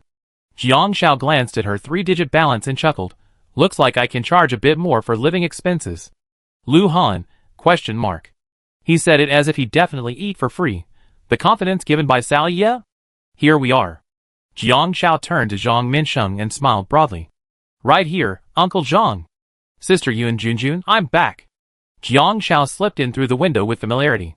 Zhang Minsheng, feeling a bit embarrassed, stood outside with Lu Han. Chapter 26. Sister Yuan. Jiang Xiao called out. Back? Junjun and I went downstairs again to look for anything useful. Xiaohan, you're here too? This? Are you? Zhang Minsheng? Sister Yuan came up and saw Lu Han and Zhang Minsheng standing outside the window. Zhang Minsheng glanced at them, suddenly nervous. Xiaohan? Do they know each other? Jiang Xiao said, Sister Yuan, this is Uncle Zhang. He's injured and alone here, so I thought he'd stay with us. He doesn't have to stay inside.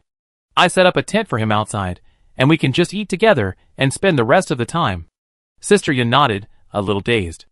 Okay, Junjun and I just looked around, and most of the second floor is flooded, but we did find a pot. We wash it and use it. There are also some chopsticks, but I'm not sure if they'd be useful. But I don't have fire or ingredients. I have them.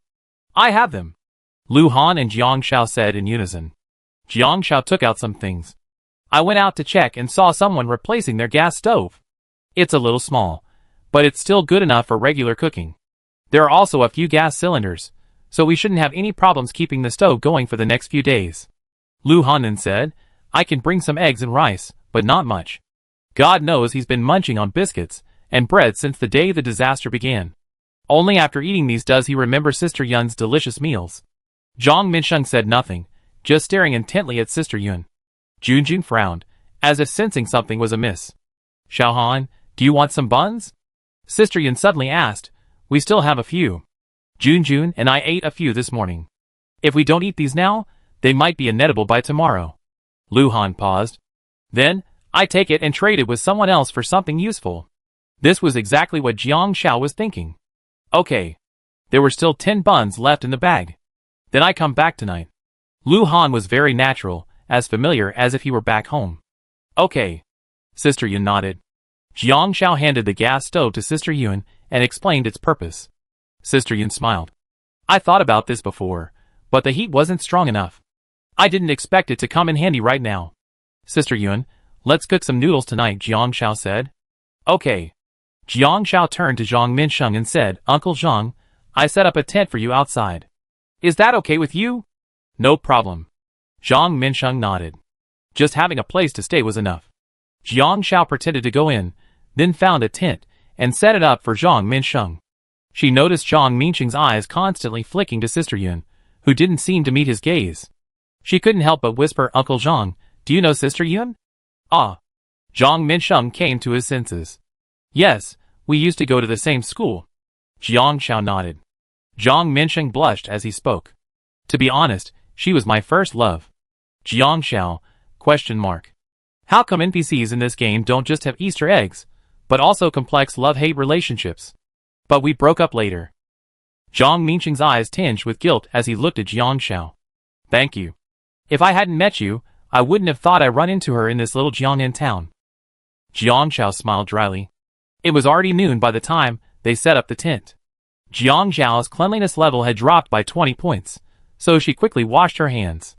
Then, the hand sanitizer finally reached its end of life, declared completely gone. Jiang Zhao had no choice but to give up and start using up her supply. Looking at her pitiful cleaning liquid, she felt insecure. Should she try exchanging water for supplies again? But first, she had to use up her blessing points. After setting up Zhang Minxing's tent, Jiang Zhao went inside. Sister Yun was preparing the food for dinner. Luckily, Jiang Zhao had brought a bunch of bottles and jars, all Sister Yun's own seasonings, her own secret recipe. At 4 p.m., the mayor's volunteer finally arrived. Do you have an ID? I register. The mayor said the town is suffering from a disaster, and the rescue team hasn't arrived yet. I register the number of people according to their IDs and distribute a certain amount of supplies daily. It won't be much, just enough to sustain daily life. Okay. Sister Yun quickly took out her ID and Junjun's, and they recorded it. Zhang Minxing also came over and took out his ID. Jiang Zhao asked, I lost my ID card along the way. Can I register without it? The other person glanced at Sister Yun. Yes, if you have a guarantor. Name. Jiang Zhao said. The registrar quickly completed the registration. An hour later, someone delivered a 1.2L bottle of mineral water and 8 bags of French bread. As expected, these were just enough supplies to sustain the NPCs. At 5:30, Sister Yun began to boil water and prepare noodles. The small gas stove boiled slowly, and because the heat was insufficient, it took nearly 10 minutes. Only when bubbles began to swirl did Sister Yun add 2 handfuls of noodles. This pot is small, and we only have 2 bowls. Xiao, you and Junjun eat first, she said. Good. A bowl of noodles was boiled in plain water, with a little light soy sauce and MSG. When she fished the noodles out, Sister Yun scooped a large spoonful of red sauce from the jar into the noodle soup, instantly dyeing the noodle soup red. A slight fumes of oil floated on the surface, and a bowl of ordinary plain noodles suddenly became sublime. Jiang Zhao tasted it, and found it rich and tangy. There was even diced meat in the sauce. It had a nice springy texture between the teeth, and mixed with the plain white noodles, it actually had a subtle flavor. Sister Yun, what is this sauce? I never seen you use it before. It's called a mao tu. It's a sauce usually added to rice noodles in the south. It's simmered in rapeseed oil and contains chili powder, diced lotus root, diced meat, diced mushrooms, chopped ginger, and garlic. Sister Yun rattled off a dozen different options. But if you don't have rice noodles, noodles will work. Jiang Zhao ate the noodles contentedly. She assured him that stocking up on seasonings was absolutely crucial. Sister Yun, I discovered that this sauce tastes delicious even when dipped into compressed crackers. Sister Yun smiled. If you like it, I make it and send it to you later. Jiang Zhao's eyes lit up. Suddenly, she remembered the system reminder. Conquering an NPC with 100% favorability will establish a long-term relationship. Thank you, Sister Yun. After Jiang Zhao and Junjun finished eating, Sister Yun rinsed the bowl with the remaining hot broth and removed the fat before she began the second round. Zhang Minsheng looked at Sister Yun. I didn't expect your cooking skills to be so good now. Sister Yun lowered her eyes and looked at Junjun. At first, I just wanted the child and his father to eat better, but then I learned it. I didn't expect you to have quite the talent. Zhang Minsheng asked subconsciously, what about the child's father? As soon as he finished speaking, Junjun looked up at Zhang Minsheng. Sister Yun said naturally, I haven't been here for years. Sorry. It's okay, it's all in the past. Sister Yun smiled. How about you? Are you okay? Junjun suddenly said, Sister Xiao, come for a walk with me. Jiang Zhao, ? She still wanted to hear some NPC gossip. How could this kid be so clueless? She took a look and said, okay. Then she followed Junjun out. Chapter 27. Junjun, with his head down, kicked a stone away. Junjun, are you upset? Jiang Zhao asked. Junjun looked up, his youthful face calm. No. Jiang Zhao said, if you're upset, tell Sister Xiao. Don't keep it to yourself. You know Uncle Zhang, right? Junjun nodded. Jiang Zhao then learned the whole story. It turned out that although Junjun had never met Zhang Minsheng, he knew his name. The reason was simple. Sister Yun had been in love twice, once with her unforgettable first love, Zhang Minsheng, and once with Junjun's father, who had also told Junjun about this man. Junjun's father had been pursuing Yunjia since college. After learning of their breakup, Yunjia was heartbroken, and Junjun's father offered his support. Over the next decade or so, Yoonja's feelings for Junjun's father grew stronger through their long-term companionship. But first love is always a precious moonlight, and Junjun's father occasionally brought it up with Junjun. He wasn't unhappy, just a touch of regret. But then he thought, the woman he loved finally married him and had a son. What could he not be satisfied with? Zhang Minsheng was a celebrity in Nanshur, seen in the news and newspapers, so he occasionally appeared in their lives. Whenever Yoonja saw him, Junjun's father would give her some alone time. As Junjun grew older, Yoonja never mentioned it again, and Junjun's father gradually began to feel more relaxed. Unexpectedly, another incident occurred. After hearing this, Jiang Xiao had only one feeling. The game to live was far more expansive than players imagined. Isn't life all about love, hate, and passion? Beyond just survival, it's filled with all sorts of emotions, including human nature, the complexity of relationships, the eggs the old blacksmith had sent as a token of gratitude, and Sister Yun's meticulous approach to life and care for her. Suddenly, she seemed to have grasped a clue, though the outline wasn't clear. Sister Xiao, if my mother finds someone else, will she forget my father? Junjun suddenly asked. He looked at Jiang Xiao with a complexity unbefitting of Junjun's age. Jiang Xiao subconsciously wanted to say no. But Junjun's gaze was too serious, and she suddenly felt that there might be a complex connection, something she couldn't just casually say. So Jiang Xiao said to Junjun seriously, "No, Sister Yun will never forget your father." "Why?" Junjun asked persistently. "Because of you, you are the proof of your father and mother's love. You followed Sister Yun because you wanted to protect her, because you were worried about her, right? As long as you stay by Sister Yun's side, taking care of her and guarding her, she won't forget your father. I believe Sister Yun will always put you first, not only because you're her child, but also because you're hers and your father's child. And your father wants you to protect Sister Yun, doesn't he? If she finds someone else, whether it's Uncle Zhang or Uncle Li, you be your father's gatekeeper to Sister Yun. If you don't agree, Sister Yun won't agree to be with anyone else." Jiang Xiao solemnly reassured Junjun. Junjun looked at Jiang Xiao and suddenly smiled. "I understand. Thank you, Sister Xiao." Suddenly, Jiang Xiao received a system notification. Having resolved the hidden obstacle to Zhang Minsheng and Jiang Yun's relationship, Zhang Minsheng's hidden favorability towards you has increased to 100. He can provide significant assistance in your next stage. Jiang Xiao felt a mix of emotions when she heard this notification. So that's how it is. It seems NPCs are also intricately connected. Reaching 50 favorability is a hurdle, and 100 is another. For example, reaching 50 favorability with Sister Yun might simply require satisfying Sister Yun's expectations with her attitude and actions, but reaching 100 requires helping Sister Yun find the family photo on the day of disaster.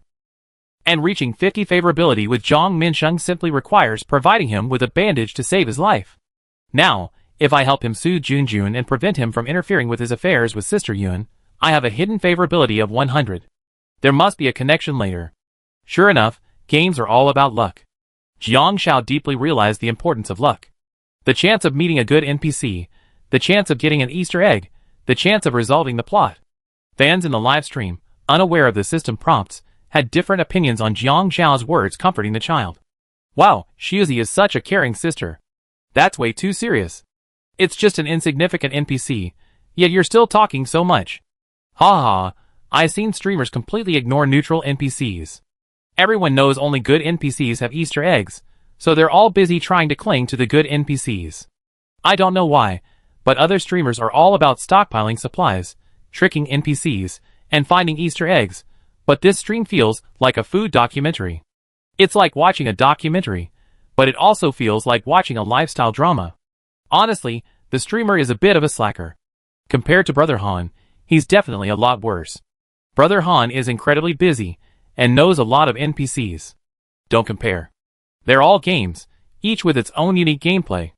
There's another streamer over there, who doesn't care about Easter eggs, and is playing a solo survival game. He noticed the system's landmarks had expanded, so he went catching pheasants in the mountains. Really? Ha ha ha, I want to see. When Junjun and Jiang Xiao returned, Lu Han had already arrived, enjoying the noodles Sister Yun had cooked for him, a look of contentment on his face. After finishing his meal and washing the dishes, he saw Jiang Xiao return and couldn't help but say, "Now's the perfect time to find NPCs to improve their impressions. If nothing goes wrong, NPCs will be very helpful in our upcoming games." He felt Jiang Xiao was like Marie Curie. He was secretly reminding Jiang Xiao that since the disaster had already happened, she should get out more and get to know more NPCs. Jiang Xiao understood what she meant and shook her head. Only good NPCs have favorability, storylines, and Easter eggs. There are only 1,000 good NPCs. I already maxed out the favorability of 2 NPCs. Don't be too greedy. Besides, she didn't have the energy for that. She hadn't even maxed out her blessings yet. Maximized? Lu Han suddenly frowned. Sister Yuan and Zhang Minqing's favorability have both reached 100? Jiang Xiao nodded, looking at Lu Han in confusion. You haven't even reached 100 with a single NPC yet? Lu Han, He was busy all day, and several NPCs' favorability was stuck at 50. Not a single one had reached 100. Chapter 28.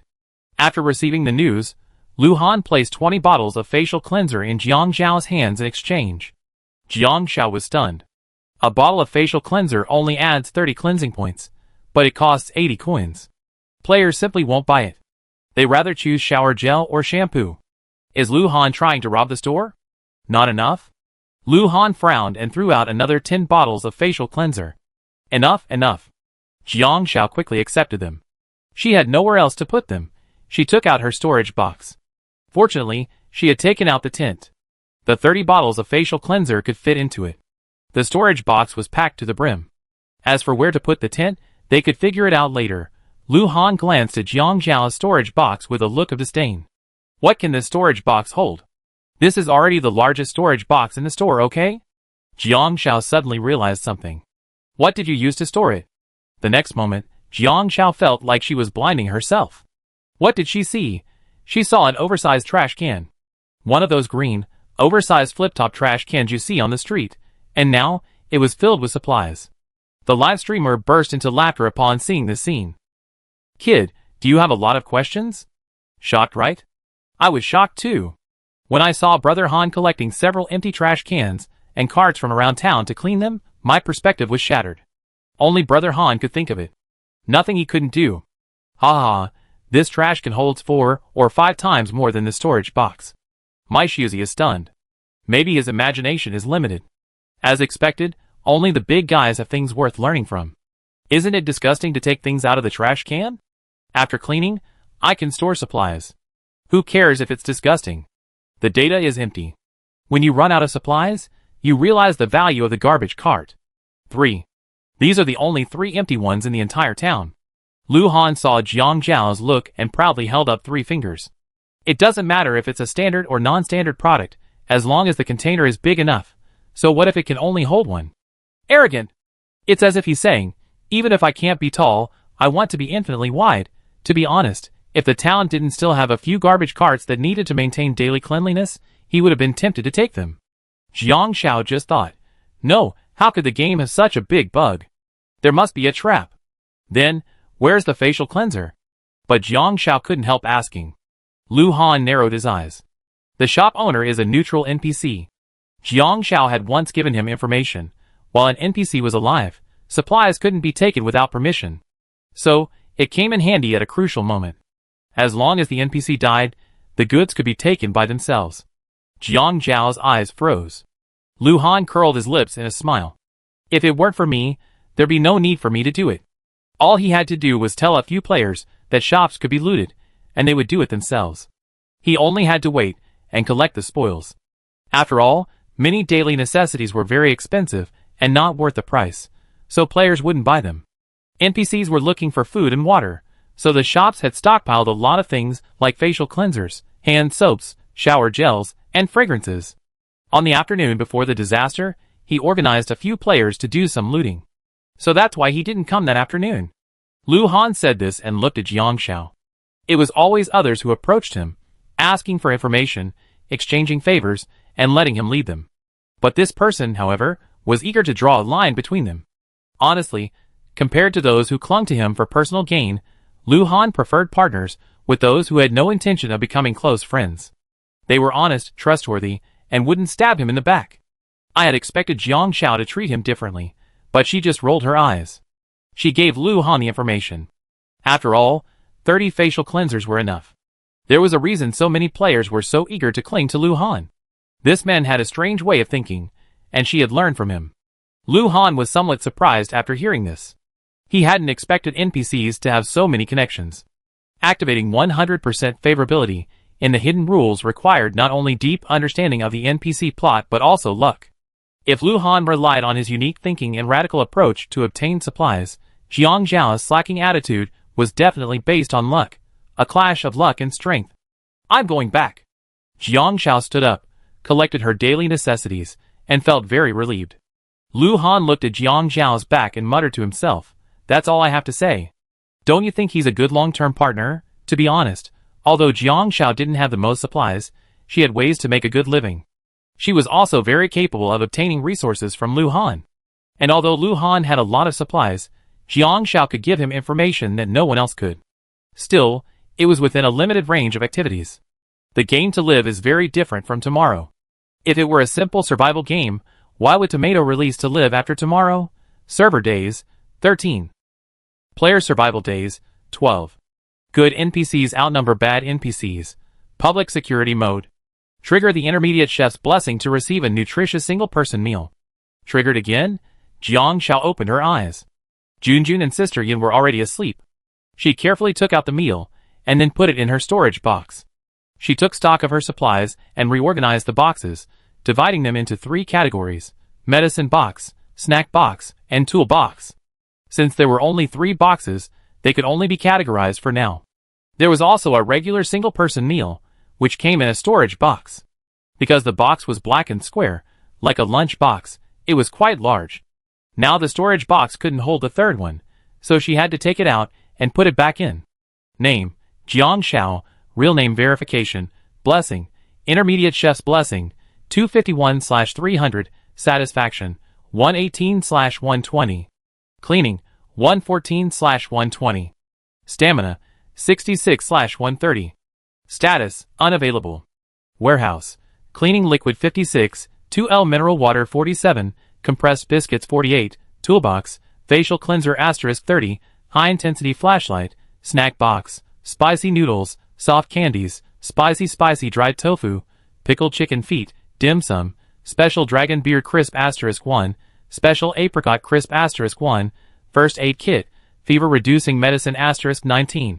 Anti-itch repellent patch *19, hemostatic bandage *18, burn medicine *20, antidote *20, 20L mountain spring water *96, special darts *5, standard single meal set.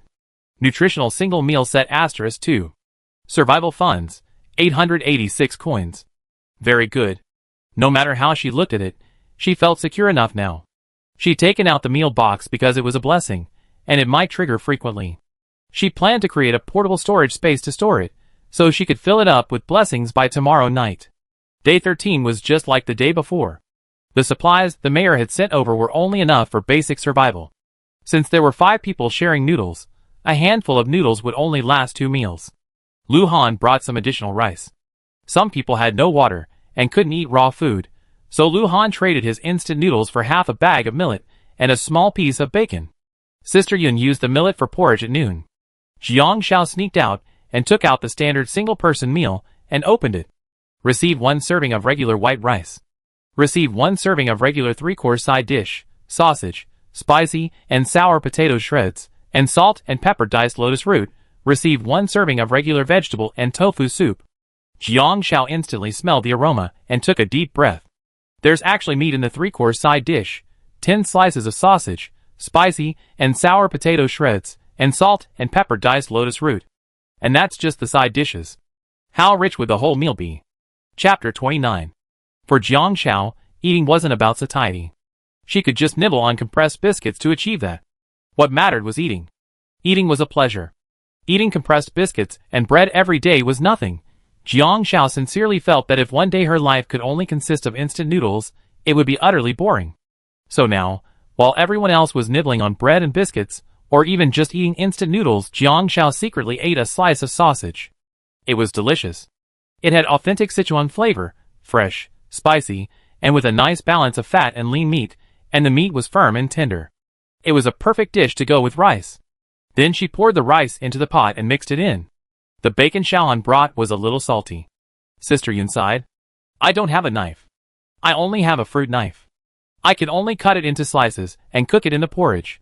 Turning around, she saw Jiang Shao carrying the dish. Sister Yun, I asked someone to exchange a side dish for you, Jiang Shao said immediately. Eating just the main course is bland, and bread and instant noodles aren't very nutritious. Sister Yun saw this, but didn't question it, only slightly surprised. How could there be side dishes at this hour? Yes, I'm lucky I came across them, Jiang Shao said. The outside was open so Sister Yun wouldn't be surprised. Zhang Minxing smelled the aroma, and Lu Han arrived promptly, bringing several lunch boxes with him. Seeing the 3 side dishes on the floor, his eyes narrowed instantly. The 5 of them sat cross-legged, each holding a bowl of smoked pork, cabbage, and tofu porridge. Because the porridge wasn't very good with the soup, Sister Yun scooped up the vegetables, chopped them up, and cooked them into the porridge. Jiang Shao then drank the soup. A dish of side dishes sat in the middle of the 5 people. This dish was the absolute best of the best, especially the Sichuan sausage, glistening with oil. Junjun was the first to make a move, Jiang Shao the second. Lu Han, sitting next to Jiang Shao, asked, "Where did you get it?" Jiang Shao replied vaguely, "I exchanged it." Lu Han knew Jiang Shao wasn't telling the truth the moment he heard it. He delivered so many supplies, but he hadn't seen any sausages, spicy and sour shredded potatoes, or diced lotus roots. There were 5 slices of sausage left on the side dish. For 5 people, 2 slices were just the right amount for each. Sister Yun gave them to Junjun without hesitation. Junjun paused, then devoured them. Jiang Shao, having secretly eaten a slice herself at first, could only watch helplessly.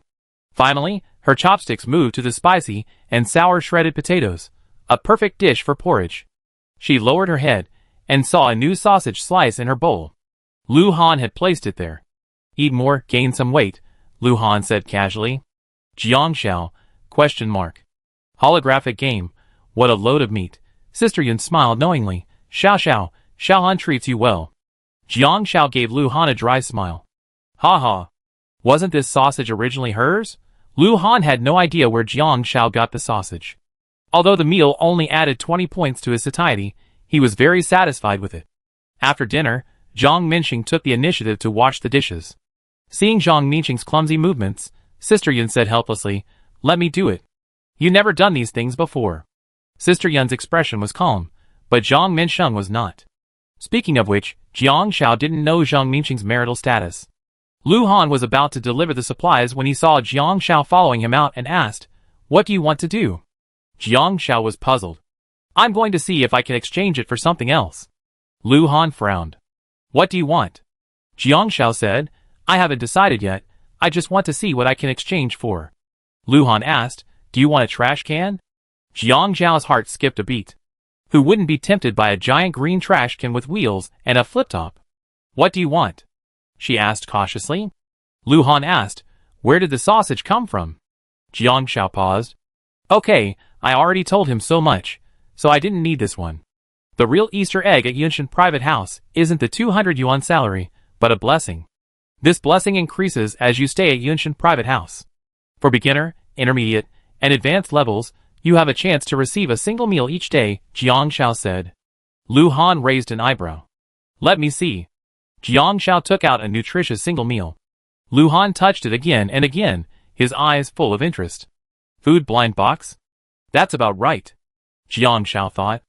Random dishes, but the chance of triggering is very low. As long as it's not triggered every day, the chance of triggering is very low. Okay, let's go. Lu Han naturally put the meal into his personal storage, and then a bright green trash can appeared in front of Jiang Shao. Jiang Shao, ? Alright, who could resist a green flip-top rolling trash can? After collecting the green trash can, Jiang Shao went to the player's market for another stroll. Is that all? The child is still young, he starved. Supplies are limited. There are still over 10,000 people in town. It's good that the mayor has managed to gather this much.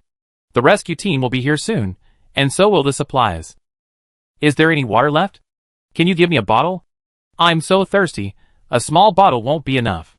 Jiang Shao noticed that there were many more people outside than the day before. Perhaps because the mayor had counted the number of people, and to prevent their supplies from being taken, everyone was obediently staying in their original areas.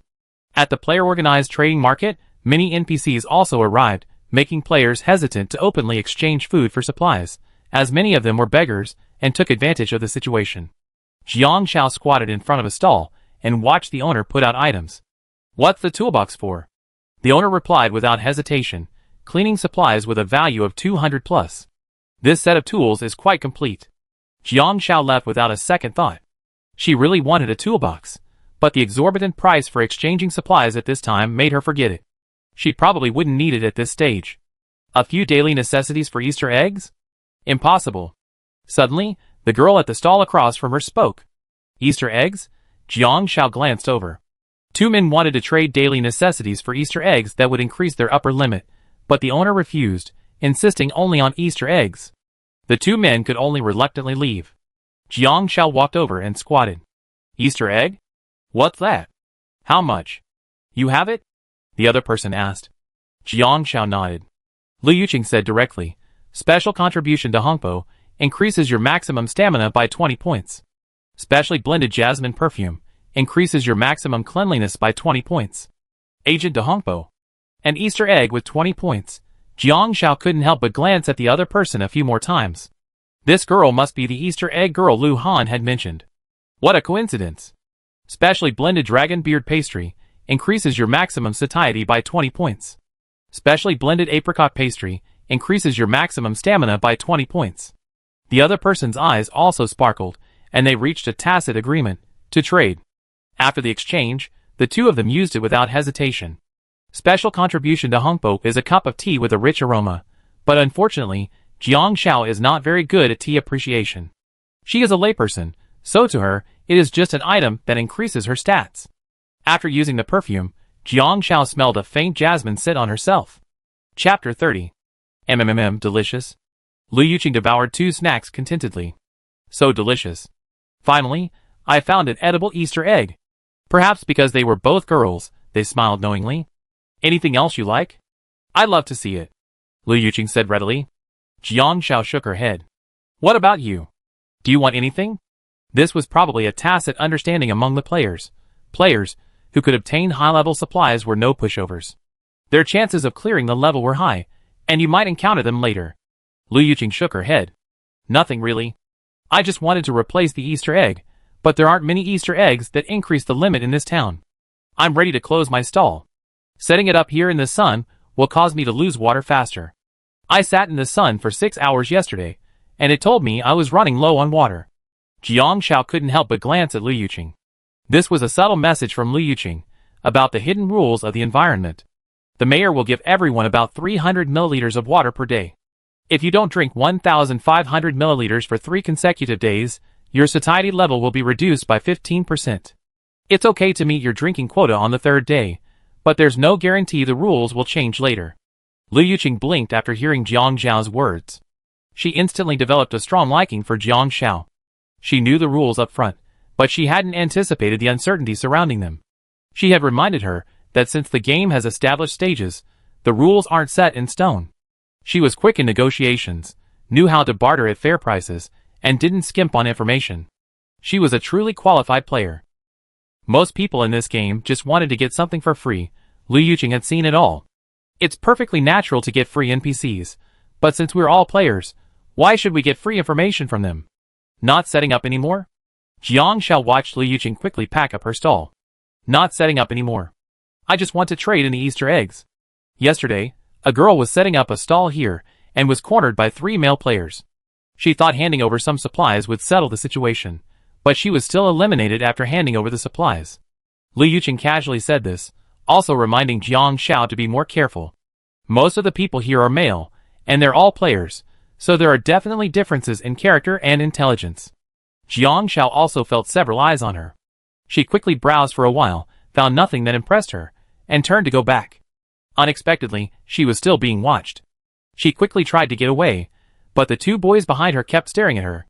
Jiang Xiao deliberately walked off the road, and the other party followed her to the corner. Hey, wait a minute, the guy in front.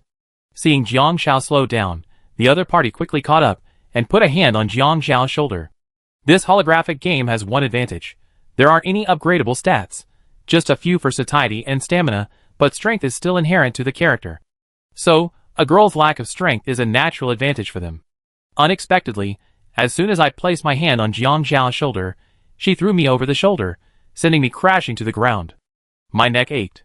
Stamina, -20. The opponent's special equipment hits a vital part of your body, triggering severe bleeding, reducing 3 stamina points every 3 minutes. Fuck. Are you crazy? The opponent's face paled instantly, and he quickly pulled out a bandage. What are you doing? We just want to ask you a question. The other boy looked at Jiang Xiao angrily, his eyes filled with annoyance.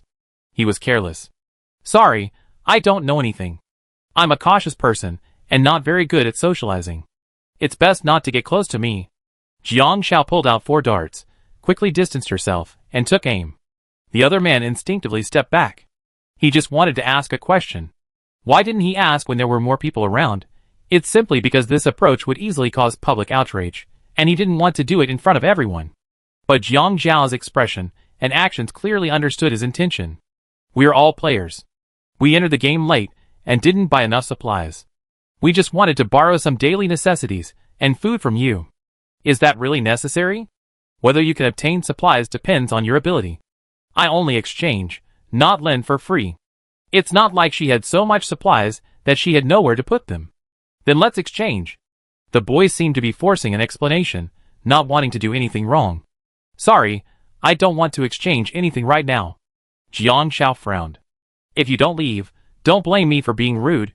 The two could only curse their bad luck for running into a tough guy.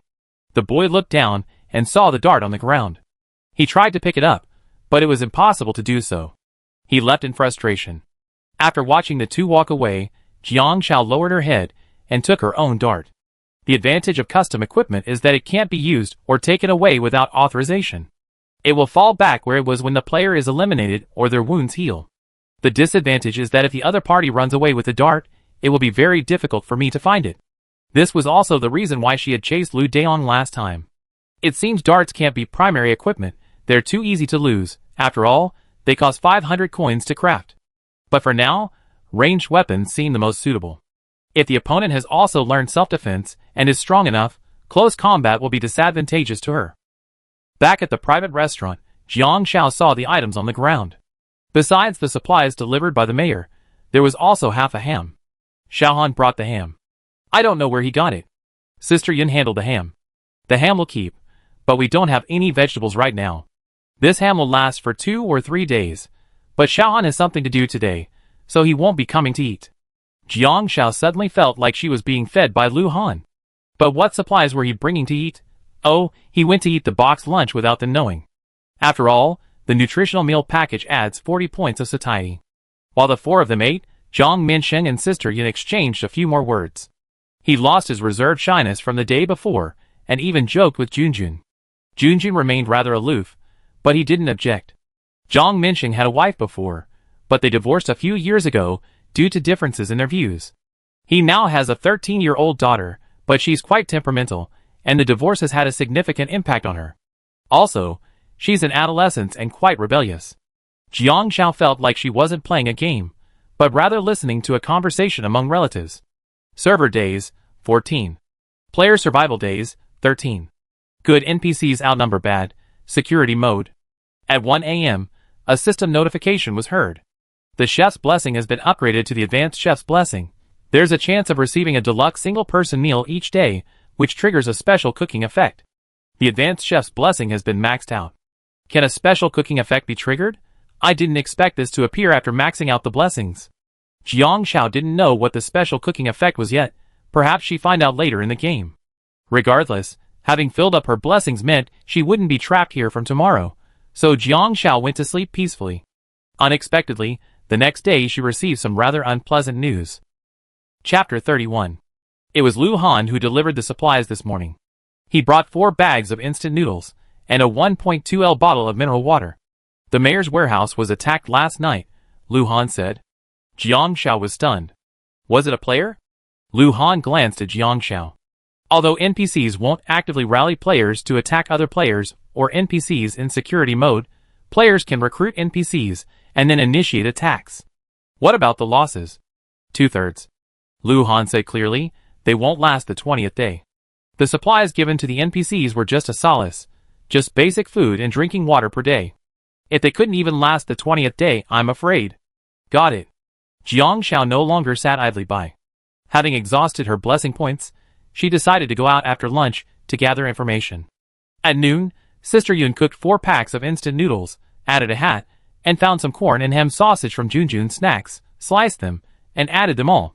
She then poached the last 2 eggs, cut them into quarters, and placed 1 egg in each person's bowl, leaving out her own. She also added a few slices of steamed ham. The bowl of instant noodles was full of flavor, with a vibrant color, aroma, and flavor, reminiscent of ramen from comics. Zhang Minxing took the bowl without the egg. As Jiang Xiao left the house, she noticed a crowd of people outside the private restaurant. She couldn't tell if they were players or NPCs.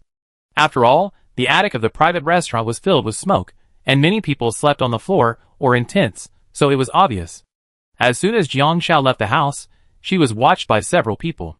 A girl, holding her hand, approached Jiang Xiao and asked, "Excuse me, are you a player?" The other person was quite pretty, gentle, and polite. "Yes," Jiang Xiao said politely. Are you living with an NPC now?" the girl asked, glancing at the private house. Jiang Xiao looked at the girl. "What do you want to say?" "Well, we're players. You know, a lot of goods are sold out when you enter the game. While you can bring your own cleaning supplies and buy food at hotels, the cost effectiveness isn't great. Now that the game has reached its late stages, everyone's competing for their wealth. Many NPCs should still have hidden treasures. We can unite?" The girl's meaning was clear. Only players can help other players, right? I think about it. Jiang Xiao understood what she meant. Her heart sank. "Okay, we're over there." The girl pointed nearby. Jiang Xiao saw quite a few players gathered together, probably still holding quite a few items. Jiang Xiao chuckled. How could they still form cliques at this moment? We were all the same players. If supplies weren't evenly distributed, wouldn't there be internal strife? Jiang Xiao went to the player gathering area. Most players opted to form cliques, but those with supplies probably had no desire to do so. They preferred lone wolves, like Jiang Xiao. Jiang Xiao found a few items she was looking for at the stall. How do I exchange a tent and sleeping bag? Daily necessities worth 100, the other party said bluntly.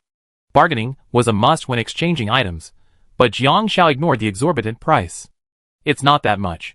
2 bags of cleaning fluid and 2 compressed biscuits together can add up to 100. Jiang Xiao said bluntly, boiling mountain spring water can increase hydration. I see you have a lot of lighters here. Add 5 more. Not many people would trade their tents for supplies.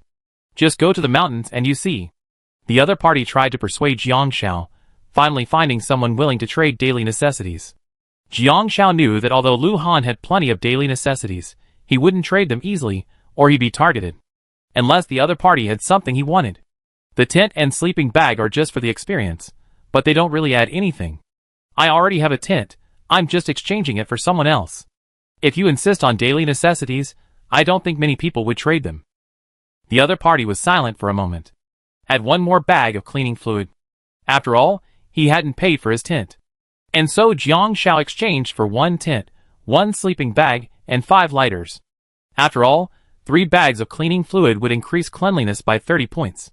The other party gave Jiang Xiao a free tip.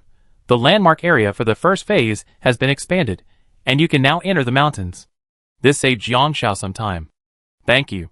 The other party said bluntly, many players have already gone to the mountains. There are game resources there. Jiang Xiao was surprised.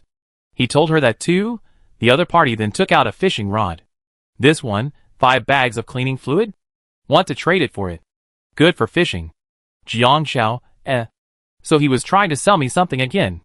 Thank you, but no thanks. Jiang Xiao said without hesitation, I don't even have enough for my own daily necessities. The other party's eyes were filled with disappointment. Jiang Xiao turned and walked away. Not far away, she saw the mayor talking to a group of people, a look of worry evident on his face. The mayor must be a valid NPC. But she understood the principle of biting off more than she can chew.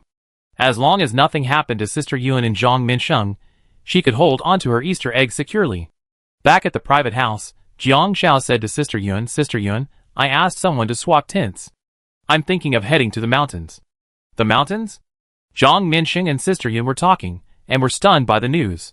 Didn't they say the rescue team was arriving soon? Sister Yun was puzzled. Jiang Xiao shook her head. I don't know when the rescue team will arrive, but I heard that the supplies the mayor collected last night were looted, and there aren't many left now. If the mayor can't provide the supplies, I'm afraid there'll be chaos here. I want to hide in the mountains until the rescue team arrives. Do you want to come with me? She glanced around. The quilts, rain boots, pots and pans, and gas stove in the attic all needed to be taken away. They would fit neatly into the green garbage cart, which had a large capacity and was less conspicuous. The supplies would be best stored in the warehouse. Sister Yun and the other two looked at each other. Jiang Minsheng frowned. I just checked out, and a lot of people are indeed asking why the supplies distributed today seem to be much less. Sister Yun hesitated. If I leave, someone else will definitely take over the private restaurant. After all, the restaurant is a place of shelter, and a place where she's dedicated her life. Jiang Shao could tell that Sister Yun was reluctant to leave the private restaurant. At 5 p.m., before Sister Yun started cooking, Lu Han arrived. Jiang Shao immediately spotted the familiar lunch box in his hand. Wasn't it from the set meal? Lu Han brought 2 small lunch boxes, 1 serving of garlic and soy sauce pork ribs, and 1 serving of corn and pork rib soup. Jiang Shao was puzzled. You haven't eaten yet? Lu Han said yes. The main course was a bowl of beef noodles and clear broth, and the side dish was scrambled eggs with chives. I ate them all, and the leftovers are a bit strong. Beef noodles, corn and pork rib soup. It was indeed a nutritious set meal, much richer than the regular ones. Jiang Shao couldn't help but swallow. Is this place open? Lu Han asked Jiang Shao, are you going up the mountain? As he approached, he noticed the eyes of the people around him, many already fixated on this place. Jiang Shao hesitated. Sister Yun seems a little reluctant to leave the restaurant. She wanted to leave, but Sister Yun didn't say either way. Lu Han chuckled, just add some firewood. What's that smell? It smells so good. Is it spare ribs? A passerby instinctively sniffed. Who's so crazy? Eating spare ribs at this hour, even with the aroma of garlic sauce. Instantly, many people noticed the private restaurant, their eyes piercing. Jiang Shao understood. Chapter 32. Sure enough, when Sister Yun finished washing the dishes and came out to pour out the water, she noticed 1 or 2 people approaching her. You still have meat in your restaurant at this hour. Sister Yun realized something. A man innocent of crime, yet possessing a treasure is a crime. Moving, this family must move. Jiang Shao got the response and contacted Lu Han for help. Actually, they didn't have to move much. Jiang Shao had a portable storage facility, and that large trash can could hold a lot. It was just that the walk from the private restaurant to the mountain took nearly an hour. Although everyone had almost gone to bed by 12 o'clock, it was still a precaution. Jiang Shao took out a high-intensity flashlight, and the journey was safe. Although there were many mosquitoes, Jiang Shao didn't immediately use mosquito repellent patches, enduring them until they reached the mountain. The road was dark, and Sister Yun's expression of fear was evident. Jiang Minsheng instinctively protected her on one side, while Junjun, seeing this, stood guard on the other side of Sister Yun without showing any weakness. It was noticeably colder and gloomy after entering the mountains, but the crowds weren't too scary. How's it here? Lu Han asked Jiang Shao. There was no one nearby, and they leaned against a large tree. We stay here for now. Jiang Zhao's stamina had dropped to 40, and she needed to rest and recover. Lu Han helped set up the tents, letting Junjun and Jiang Minsheng stay together, and Sister Yun and Jiang Shao stay together. He also took out his own tent. Jiang Shao noticed that the NPCs weren't at all surprised by the inexplicable objects in the players' hands. It seemed like all game NPCs were like this. She breathed a sigh of relief. No need to hide anymore. It took half an hour to set up the tents, and the bright flashlight provided more than enough light. The 3 tents were perfectly pitched. Jiang Shao used 2 bags of cleaning solution, raising the cleanliness level to 120 and lowering her satiety to 110. However, chewing on compressed biscuits would cause them to overflow, so she stopped chewing them and used a mosquito repellent patch to prevent bites. The blankets were spread out, and the 5 of them slept peacefully for the night. Hiss. Drowsy, Jiang Shao felt something cold crawling over her body. She instinctively waved her hand to pry it away. Suddenly, a sharp pain shot through her arm. Stamina -10. A venomous snake has attacked you. You are poisoned, losing 3 points of stamina per minute. An antidote can remove the buff. Jiang Shao instantly regained consciousness and grabbed a slippery object nearby. The snake instantly locked eyes with her. Jiang Shao froze. The snake's emerald green eyes shot up sharply, full of defiance. Snake, what are you looking at? Ah! There's a snake! Sister Yun was startled awake by Jiang Zhao's movements. Seeing what she was holding, she screamed in shock. This woke Jiang Minsheng and Lu Han. Jiang Shao reacted quickly and threw the snake out of the tent. Lu Han looked and saw the snake on the ground trying to crawl away. Quickly, he used his dagger to pin the snake's tail, leaving it struggling on the ground. Are you okay? Zhang Minxing asked nervously. The sky was already slightly bright. Jiang Zhao's health had only recovered to 110, and after being bitten again, it was now only 100. Xiao Xiao, are you okay? Sister Yun's heart skipped a beat, and she realized what was happening. Jiang Xiao took out the antidote, drank it, and shook her head. It's fine. When they opened the tent, Junjun was still asleep. Zhang Minxing breathed a sigh of relief. These mountains are full of snakes, insects, rats, and ants. Lu Han squatted on the ground, using a dagger to pry at the dead snake. Jiang Shao said, snakes are poisonous? Lu Han suddenly asked. If you use the poison of a venomous snake to poison a venomous snake, will the venom of the venomous snake kill the venom of the venomous snake? Jiang Shao, if you use the electricity of an electric eel to electrocute an electric eel, will the electric eel be electrocuted by the electric eel? Good boy, you're telling a bad joke. Lu Han sneered and prepared to twist the snake's head off. Sister Yun looked at the snake and suddenly asked, do you eat snakes? Yes. Jiang Shao asked, but this snake is poisonous.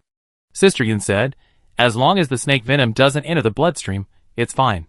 And the venom loses its effect at high temperatures. Eat. Eat. Lu Han and Jiang Shao said in unison. Seeing Sister Yun preparing to handle the venomous snake, Lu Han suddenly said, wait, Sister Yun, let me do an experiment. Okay. Sister Yun handed the snake to Lu Han. Lu Han took out a bowl, covered it with a thin layer of plastic wrap, then pressed down on the snake's head and pierced the wrap with his fangs. After a few minutes, a clear liquid flowed into the bowl along the snake's fangs. Lu Han then handed the snake to Sister Yun. Jiang Shao realized that Lu Han was collecting the venom. She saw Lu Han smearing the venom on his dagger, and Jiang Shao saw his eyes suddenly light up. Does it work? Lu Han nodded. It has a poisoning effect, but it can only be used once. The poisoning effect will disappear after the next attack. Jiang Shao understood. It means that the venom is attached to the surface of the weapon, so if you cut someone, the venom will still enter their bloodstream. Something is better than nothing. As daylight gradually brightened, Lu Han stood up. There are wild resources in the mountains, but it's best to have someone on guard at night. I go back to town and take a look. I come back this afternoon. Jiang Shao sighed. Why even come here? Aren't they tired of running? Outside the private restaurant, a few players gathered, taking advantage of the still light hours when few were awake. She's been following a few NPCs, so she must have quite a few supplies. This is a restaurant. How could there be nothing in the restaurant? Everyone smelled the ribs from yesterday, right? Of course. My mouth is so dry from chewing bread. And someone's still eating ribs. How insane! How inhuman! Knock on the door. After knocking for a long time, no one opened the door. Realizing something was wrong, the players kicked the door open. The private restaurant was completely empty, no one was there. Shit, where's she? She ran away. She ran away all night long, carrying a train? Just then, Lu Han returned, and the players looked over. Hello. Calling me? You're calling me? Lu Han asked. Yes, that's you. You come here quite often. Do you know where they went? The man next to him looked at Lu Han, squinting. That guy looks familiar. He had a feeling he's seen him somewhere before, but couldn't place it. He came from the other side of the mountain. That woman must have guessed we were looking for this place, so she took the supplies and ran off ahead of time. He must know where they were. Lu Han smiled. Want to fight? No, there are more than a dozen of us, and you're the only one. If you don't want to be eliminated, hand over some more supplies, and we consider letting you go. Lu Han, looking desperate, raised his hand. A large garbage truck appeared, filled with supplies. A dozen people's eyes lit up at the sight. They reached out to grab it, but Lu Han had put the items back in the warehouse. He looked at them and beckoned. Want to fight? Beat him up badly. See if he gives us the supplies? A burly man rushed forward upon seeing this. Unexpectedly, Lu Han, though thin, was incredibly powerful. With a single, quick bend, the dagger slashed across the burly man's waist. The burly man screamed. Stamina reduced by 20. The enemy used special equipment to inflict severe skin injuries on you, triggering moderate bleeding. You lose 1 point of stamina per minute. Use hemostatics to counteract this. Stamina reduced by 20. The enemy used poisoned equipment to inflict moderate poisoning. You lose 1 point of stamina per minute. Use antidotes to counteract this. The burly man's face paled. It's poisonous. Lu Han turned and thrust another dagger, piercing the burly man's neck with pinpoint accuracy. Stamina reduced by 80. The enemy used special equipment to hit a vital part of you, triggering severe bleeding. You lose 3 points of stamina per minute. Use hemostatics to counteract this. Your stamina has been reduced to 0. You are eliminated. After hearing this, the burly man vanished into a streak of white light before he could utter a single word. Chapter 33. Dead? He had the highest maximum stamina among them, a full 110. Gone? Several people wanted to leave, and Lu Han said, leaving now? Not continuing? We're in numbers, let's attack together. 3 people attacked, one of them launching a surprise attack, using a fruit knife to inflict a superficial wound on Lu Han. Stamina reduced by 3. If the opponent inflicts a superficial wound on you, causing minor bleeding, you lose 1 point of stamina per hour, which automatically heals after 3 hours. Without special equipment, the damage dealt is not significant. Lu Han easily handled the 3-on-1 fight, dispatching the attacker first. He has a very high stamina limit. The opponent finally realized. I remember. The man finally remembered. He's Lu Han. Fuck. He had hit a wall. Lu Han was a well-known quest fanatic, a hard-working player, and a master at NPC trickery. He had quite a few Easter eggs. Besides, Lu Han had boxing experience. If he hadn't been so ambitious, he could have become a professional boxer. Close combat is basically useless.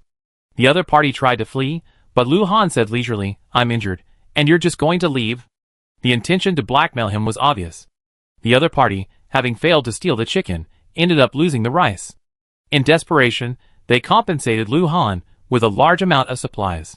We misjudged you today. Brother Han, take these things. I still watch your live streams occasionally. One of them winked. Occasionally, Lu Han touched his dagger. How could he not recognize him? The other party had thrown a pile of supplies on the ground. He wanted to leave. Unexpectedly, he heard footsteps behind him. Lu Han rushed forward quickly, this time without hesitation, slashing his throat. Swift, clean, and efficient. From the moment they saw his supplies, he hadn't considered letting them leave. Lu Han wiped his dagger, feeling a bit of a headache as he looked at the supplies scattered across the floor. It seemed like his portable storage was running out of room. The livestream was abuzz with excitement. Brother Han's methods are as clean and efficient as ever. Anyone who encounters him is in trouble. This is making me laugh to death. Brother Han was a man who could take on 100 people in tomorrow. History repeats itself with surprising regularity. Someone also got in trouble with Brother Han in tomorrow. Because most men who play games are otakus, how can their physique compare to Brother Han's? Brother Han's identity as a professional thug can't be concealed anymore.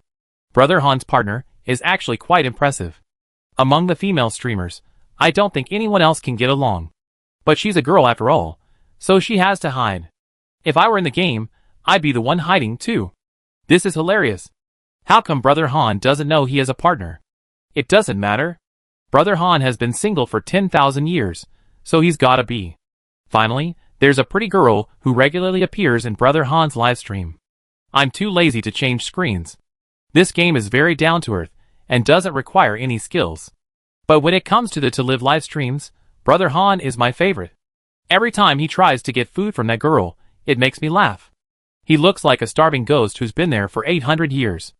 Honestly, if one stage lasts 20 days, and 6 stages last 120 days, it might not even be over. Eating instant noodles and biscuits every day would drive you crazy. I go crazy anyway. If it were me, I'd go crazy. Jiang Xiao didn't go down the mountain again, but there was game there, and she wanted to go find it. After walking along the mountain path for about 5 minutes, I didn't see the player's landmark. But I noticed someone had already built a thatched hut in the mountains. I got closer and saw, oh, it was someone I knew. Young man, you don't understand. Our old houses were all built like this. Didn't we get here too? Uncle Zhao smoked a leaf tobacco. Lu Daong gasped, old man, this thatched hut is full of mosquitoes. I get bitten 28 times a day. I'm working on it. I'm working on it. I'm working on it. Uncle Zhao raised his pipe and lashed out at Lu Daong. Who are you talking to? Lu Daong could only mutter, I was wrong. Go get some firewood. Uncle Zhao urged. Uncle Zhao. Jiang Xiao called out. Uncle Zhao turned around and looked for a moment, recognizing Jiang Xiao. Hey! You're the only one here, little girl? Where's Xiao Han? Lu Daong, upon seeing Jiang Xiao, instantly came over excitedly. This old man is so difficult to please. Jiang Xiao asked, when did you go into the mountains? She sat down next to Uncle Zhao. The next day, Lu Daong said. Jiang Xiao smiled and chatted with Uncle Zhao. Uncle Zhao casually explained why he asked Lu Daong to take him into the mountains. When I was a child, I experienced this myself. Where disaster strikes, people's hearts are corrupted. This child is easily influenced, so I brought him up the mountain. There's rice and vegetables in the mountains. He won't starve to death. Uncle Zhao smiled. Jiang Xiao was puzzled. It turned out that Uncle Zhao had experienced a famine during his childhood. The famine at home had left a deep impression on him. Everyone had to hide any food they had. 2 of Uncle Zhao's older sisters starved to death. Later, Uncle Zhao's grandmother took Uncle Zhao and hid the rice and noodles in the mountains, a place only they knew, so Uncle Zhao kept this habit. Jiang Xiao gave Uncle Zhao a thumbs up. Understandably, Uncle Zhao must have been a powerful NPC. So Jiang Xiao asked Lu Daong, has Uncle Zhao's favorability level maxed out? Lu Daong was honest, and Jiang Xiao had saved him, so he was open with everything he knew. Nodding, it's maxed out. The Easter egg is Uncle Zhao's hammer. He gave me permission to use it. It was Uncle Zhao's big iron hammer, a licensed one. After licensing it, Lu Daong discovered that the hammer wasn't heavy at all. And it was quite powerful. Lu Daong once encountered a player who wanted to harm Uncle Zhao and force him to reveal the location of his hidden food.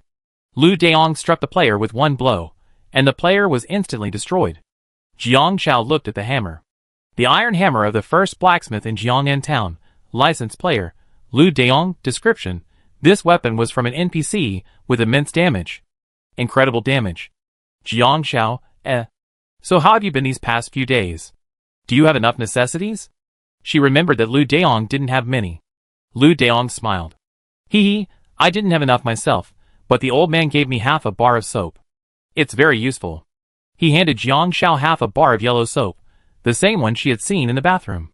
Pig pancreas soap, passed down from the blacksmith Zhao family. Instructions. Used twice daily, each time adding 30 points to the cleaning value. Valid until the end of the first stage of Jiang'an town. Jiang Xiao, What kind of shitty luck is Lu Daong? She felt jealous. Looking at Uncle Zhao, we're nearby, not far away. Sister Yun is here too. Do you want to come over and chat? Uncle Zhao smiled. Okay. I come over and sit with you guys then. Chapter 34. By integrating the NPCs, there's more safety, at least ensuring these NPCs aren't bad. Another reason is Lu Daong. Jiang Xiao actually trusts him. Players who don't have a competitive streak are the most suitable stable partners for her. Seeing Uncle Zhao approach, Sister Yun wiped her hands and said, Uncle Zhao, you're here too. Yes, Xiao said you were here, so I came over to chat with you. Uncle Zhao sat down. Daong, bring our things over here too. Lu Daong brought over a head of green vegetables, half a bag of rice, and some mushrooms. Sister Yun smiled when she saw this. Just so you know, we're out of ingredients for snake stew. Junjun, go find some wild ginger. Uncle Zhao, snake, that's a good thing. Sister Yun smiled. Without a pressure cooker, it might take a little longer. Since food is scarce right now, let's combine our 3 meals and eat a full meal at night. Jiang Xiao agreed. At her current level, unless she was exercising heavily, her daily stats wouldn't fall below 50. If they did, she'd just eat some compressed biscuits. The same goes for the cleanliness stat. With normal exercise, when she was working at the private restaurant, she sweat and her daily cleanliness stats would be around 60. Since Sister Yun closed her clientele and had no workload, her cleanliness stats only dropped a dozen points. After waking up from sleep, her cleanliness stats would drop by about 20 points. She'd definitely have enough for daily necessities, but with a few NPCs to feed, she need more food and supplies. Lu Daong went to collect firewood. Firewood is much more efficient than a gas stove. Jiang Xiao went for a walk in the wild alone, and saw a white object in the field. She picked it up and took a look. Wild swan egg. Description: eaten raw, increases your maximum stamina by 10. Wow, I never thought there were Easter eggs in the wild. Jiang Xiao was delighted, her joy no different from winning a 5 million lottery ticket. Eating it raw, though it took a bit of mental preparation, Jiang Xiao gritted her teeth and ate it anyway. In real life, raw goose eggs tend to be oily, but in the game, They had a surprisingly sweet, refreshing flavor, like a sweet milkshake, with a delicious aftertaste. Her maximum stamina was now 160. After eating, Jiang Xiao wandered around for a while, and surprisingly, she found something new. The live streamers were stunned by this scene. I saw several streamers go to the mountains. Why can't they find it? I saw a streamer visit this place this morning, so it's not there. Are resource points randomly refreshed? Holy crap, she found an egg again. Is this girl an egg hunting geek? I think this girl is just lucky. She only conquered 2 NPCs, but both seem important. Brother Han's luck wasn't great. Although he got the equipment Easter egg from the blacksmith, he didn't conquer the blacksmith. Ha ha, Brother Han conquered a little kid, and that kid gave him a toy water gun. I'm dying of laughter. Is he going to have a water fight with him? So, Brother Han is talented, but he's destined to never be a lucky guy. Don't you think Lu Deong is also a lucky guy?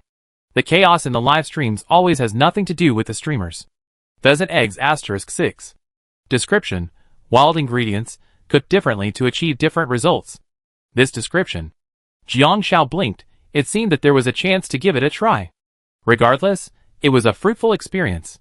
After 2 hours of wandering, I got a general feel for the terrain and encountered 2-player tents, but I bypassed them.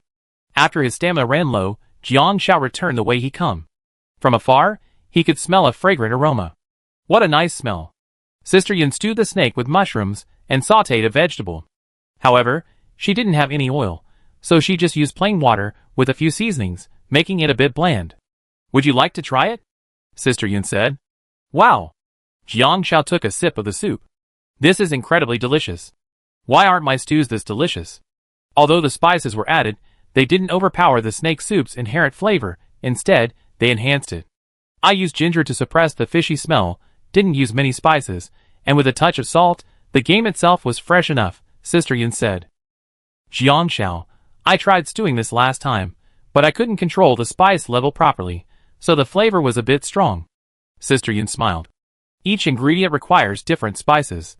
If you're using goji berries and pepper, adding a little will make it more flavorful. If you want to know, I tell you when I come up with a new recipe. Great. Jiang Xiao rubbed her hands excitedly. I brought a lot of firewood here. If it doesn't rain, it should last for a while. Lu Deong said. Lu Han came over and noticed that there were many more people. Seeing Zhao Bo and Lu Deong, he raised an eyebrow. Jiang Xiao, not noticing Lu Han's approach, patted Lu Deong and said, not bad. It seems you make a great partner in this game. Players like Lu Deong, with their high damage and strength, yet their indifference to winning, are perfect for cooperation and won't be backstabbed. Lu Deong chuckled. Thank you. If it weren't for Jiang Xiao, he wouldn't have discovered this way of playing the game. The old man, though a bit eccentric, was kind. He didn't let him starve, and even gave him a large hammer. Lu Han narrowed his eyes, and snorted coldly, looks like you found a very capable partner. Jiang Xiao turned around. Xiaohan, you arrived just in time. Sister Yun glanced at them. Everyone's here. Time to eat. The sky darkened, and the 7 of them sat together, lively and cheerful. Junjun added wood to the fire, which heated it slightly. The snake had been cut into about 10 pieces, enough for each person to eat 2. Jiang Xiao ate 1 piece, and found that it not only increased his satiety by 5 points, but also restored 5 points of stamina. A pot of delicious wild snake and mushroom soup. Description: food obtained through excellent cooking techniques has additional effects. Effect: stamina plus 80, satiety plus 80. I just realized the snake soup actually has stats. Could it be the pheasant egg she obtained? Could this be the case with wild ingredients? Jiang Xiao suddenly had a guess. Delicious, delicious. So delicious. Lu Deong grumbled. This is the first time I had such delicious food since I came here. All I've been eating before is pig food. Lu Han looked at Lu Deong, his eyes narrowed, his movements unusually gentle. Sister Yun's cooking requires you to savor it slowly. Lu Deong was quick-witted. I've been collecting firewood all day, and I'm starving. Hee, I just knew it was delicious, so I just ate it. Lu Han, Is he a pig? He was like Shu Beiji eating ginseng fruit. Sister Yun smiled. Deong, then eat more. I tired you out today. In a blink of an eye, there wasn't much meat left in the pot. The consequence of Lu Han's reserve was that he only ate 1 piece of snake meat from the entire pot. Something was going on inside him, but he wasn't sure whether to say it or not. Lu Han turned to Jiang Xiao with a resentful look. feeling a bit suffocated and frustrated. After Jiang Shao finished eating, Lu Han said, "Jiang Shao, I need to tell you something." Chapter 35. The live streamer was stunned by this scene. He's anxious. Why do I feel like Brother Han is anxious? Ha ha ha, isn't it because this girl picked Lu Daong as her partner? Brother Han has always been a lone wolf. He may be bringing players together, but honestly, it's all about profit. Without profit, everyone just plays their own games, or they're just trying to take advantage of Brother Han's resources. Brother Han knows this all too well. That's why he often just turns around and goes off to play his own games. This girl is a little special to Brother Han. I think Brother Han is just simply looking for a free meal. This girl is so indifferent, I wonder if she'd make it to the end. My Shiazi's motto is, gaming is all about having fun, and wherever you go is up to you. This is the first time I've seen a female streamer like Han Ji's, but this girl is seriously lucky. Lu Daong is the one with the real shit. Lu Daong's Easter egg was given to him by this girl. Besides, if she was sending blessings, she couldn't take care of Uncle Zhao at the same time. So she gave it away. I don't care. This girl is Han Ji's partner, and no one can take her away. I want to know why this girl didn't choose Han Ge. Jiang Shao followed Lu Han, thinking he was going to tell her some news. Unexpectedly, Lu Han asked her, "Did you choose Lu Daong as your teammate?" Jiang Shao was stunned for a moment, looking at Lu Han in surprise. "Can you form teams in this game? I haven't heard of that. Did she miss some hidden rule, Lu Han, eh?" Reflecting, Lu Han quickly said, "No, it's just that you were always alone before, and now there's someone else. I don't think you chose randomly." Jiang Shao rubbed her chin. Lu Daong is indeed a very good partner now. He has no desire to win or lose in the game. Participation is what matters.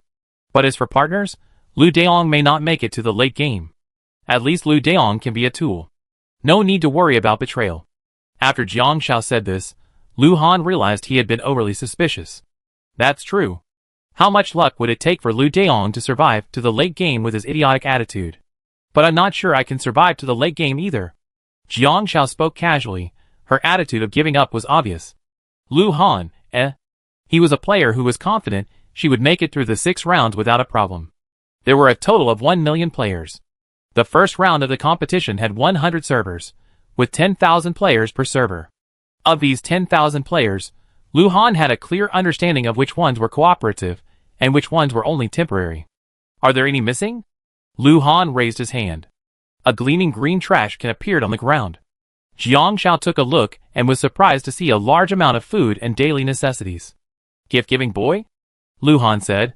"No, the warehouse alone wouldn't hold it all." Jiang Shao, Versailles brother.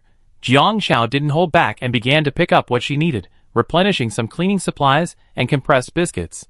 The water resources were small, and they took up space. Now that she had mountain spring water, she had no shortage of it. She mainly needed some raw materials. The more the NPCs needed to feed them, the better. She was generous with her gifts. In exchange, Jiang Shao provided Lu Han with some of the information she had obtained. There are resources in the wild too. I picked up a wild swan egg today to increase my stamina limit. I also picked up a few pheasant eggs. They say they have different effects when cooked, perhaps like today's snake soup. Do you want to try them? Lu Han said. Let's see. Jiang Shao generously gave Lu Han 2 pheasant eggs. Lu Han was silent for a moment when he saw the pheasant eggs. These 2 are for you too. Jiang Shao took them. Exquisite rose soap. Effect, cleansing max plus 10. Concentrated dark chocolate. Effect, satiety max plus 10. Where did you get them? Jiang Shao asked subconsciously. What a great thing. Lu Han shifted his gaze. I was planning to trade them for Easter eggs, but not many people have them. I don't know what the next round will bring. These 2 Easter eggs will be your choice. The game has 6 Easter egg rounds, but that doesn't mean the competition will end after 6 rounds. If there are Easter eggs later, I try to save them for you and trade them for one of your partners. This is quite sincere. Jiang Zhao's initial choice for not taking Lu Han as a partner was primarily because he liked to freeload, and secondly, because he liked to steal. But Lu Han wouldn't backstab someone, that is.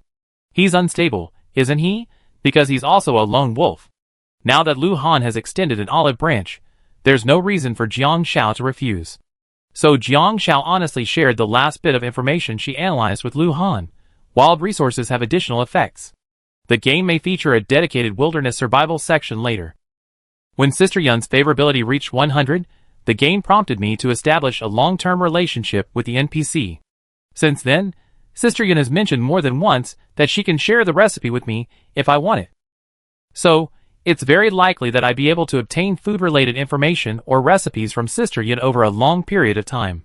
Of course, Jiang Xiao was just speculating. But it was pretty close. Lu Han listened attentively. If that was the case, then the difference between this game and tomorrow's was truly significant.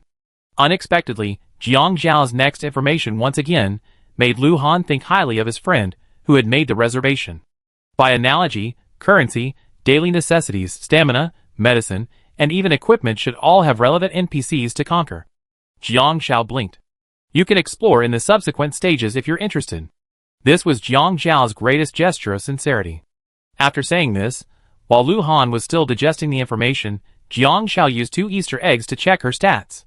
Name, Jiang Xiao, real name verification, blessing, senior chef's blessing. Satisfaction, 134 to 150. Cleaning, 114/150. Stamina, 118/160. Status, unavailable. Warehouse, cleaning liquid 70, 2L mineral water 47, compressed biscuit 70, toolbox, facial cleanser 30, high-intensity flashlight, snack box, spicy noodles, gummy candies, spicy dried tofu, pickled chicken feet, and other snacks, first aid kit, fever-reducing medicine 19, anti-itch repellent patch 18, hemostatic bandage 18, burn medicine 20, antidote 19, 20L mountain spring water 94, special darts 5, nutritional supplement for 1 person. Meal *1, universal garbage cart, 2 bags of rice, 1 bag of noodles. Survival funds, 886 coins. Comfortable. Jiang Xiao felt she was significantly ahead of the others. That's over there. Suddenly, a voice came from not far away. The 2 of them crouched down almost simultaneously, and Lu Han was surprised by Jiang Xiao's reaction.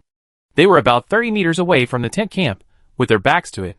Less than 100 meters away, 3 men stood nearby. Because it was night, they were focused on the firelight, ignoring Lu Han and Jiang Xiao, who were nearby in the dim light. What a delicious smell. They're cooking. Hiding in the mountains at this time, they must have hidden a lot of goodies. How many of them are there? I think there are only 4 or 5. An old man, a child, 2 men, and a woman. Let's go back and call more people, including those 2 NPCs. We come back after they rest. It seems hiding in the mountains isn't safe either, Jiang Xiao said. Lu Han said, most of the bad NPCs have quite strong combat abilities. For example, a thief NPC, a fugitive murderer NPC, or a shady security NPC. They can all become some players' most powerful thugs. Chapter 36. Server Days, 16. Player Survival Days, 15. Good NPCs outnumber bad NPCs. Public Security Mode. Trigger the Senior Chef's Blessing and receive a single deluxe set meal. Jiang Xiao wasn't asleep. But there was something beside her head. Single deluxe set meal. Description: open and receive a random deluxe set meal for 1 person, 1 main course, 1 main dish, 1 side dish, 1 soup, and 1 snack. Effect: satiety plus 50. Jiang Xiao took out the single nutritional set meal and put the single deluxe set meal in the warehouse. From now on, she could stock up on the single deluxe set meal, given the 30% chance of triggering it. Clang! The sound of a dagger striking stone woke Jiang Xiao instantly, and Sister Yun also sat up. Jiang Xiao hunched over and went out. Sister Yun whispered, Xiao Xiao, be careful. Yes. Jiang Xiao and Lu Han went out to ambush. Lu Daong, also nervous, sat by the dim fire, pretending to doze off. A burly man tiptoed behind Lu Daong. Jiang Xiao took aim with a dart. Lu Han also launched his attack. The 2 men coordinated perfectly. Ah! A scream escaped the other man, leaving him no time to speak. They didn't even rest. The other man reacted, a flash of light erupting. Zhang Minsheng quickly lit a torch, holding Sister Yun's kitchen knife, and stood guard over her. Junjun pulled out a water gun and sprayed the faces of the men in front of him. It hurts. It hurts. Damn. Who's so wicked as to spray people with pepper spray? 18 people who had intended to launch a surprise attack were instantly blinded by the water gun, their eyes burning so much they couldn't even open them. Jiang Xiao seized the opportunity to bully the unseen opponent, her petite figure weaving through the crowd, adding insult to injury with a few shoulder throws. Lu Daong swung his sledgehammer and charged into the crowd like a spinning top. Zhao Bo also pulled out a simple stone hammer. I stab! I stab! I stab! The player, whose eyes were blinded by the burning pepper spray, was pierced by Zhao Bo's pokes. The mob was instantly routed. No, using this hammer is too exhausting. Lu Dayong's hammer was so powerful that it instantly killed several people, but it also took a huge toll on him, leaving him sitting on a rock, gasping for breath. Jiang Zhao's dart struck a man severely. The man had just taken out a bandage to stop the bleeding when Jiang Zhao smacked him on the head with a stone, sending him dazed and falling to his knees. In a blink of an eye, only 8 or 9 of the 17 or 18 people remained, all bound with vines by Lu Han. The group's eyes were red from the irritation. Who is the one who is attacking whom? And using pepper spray and a water gun? This is too much. Zhao Bo breathed a sigh of relief. Those little bastards. Give them a good beating. Lu Han sat on someone's back, toying with a dagger.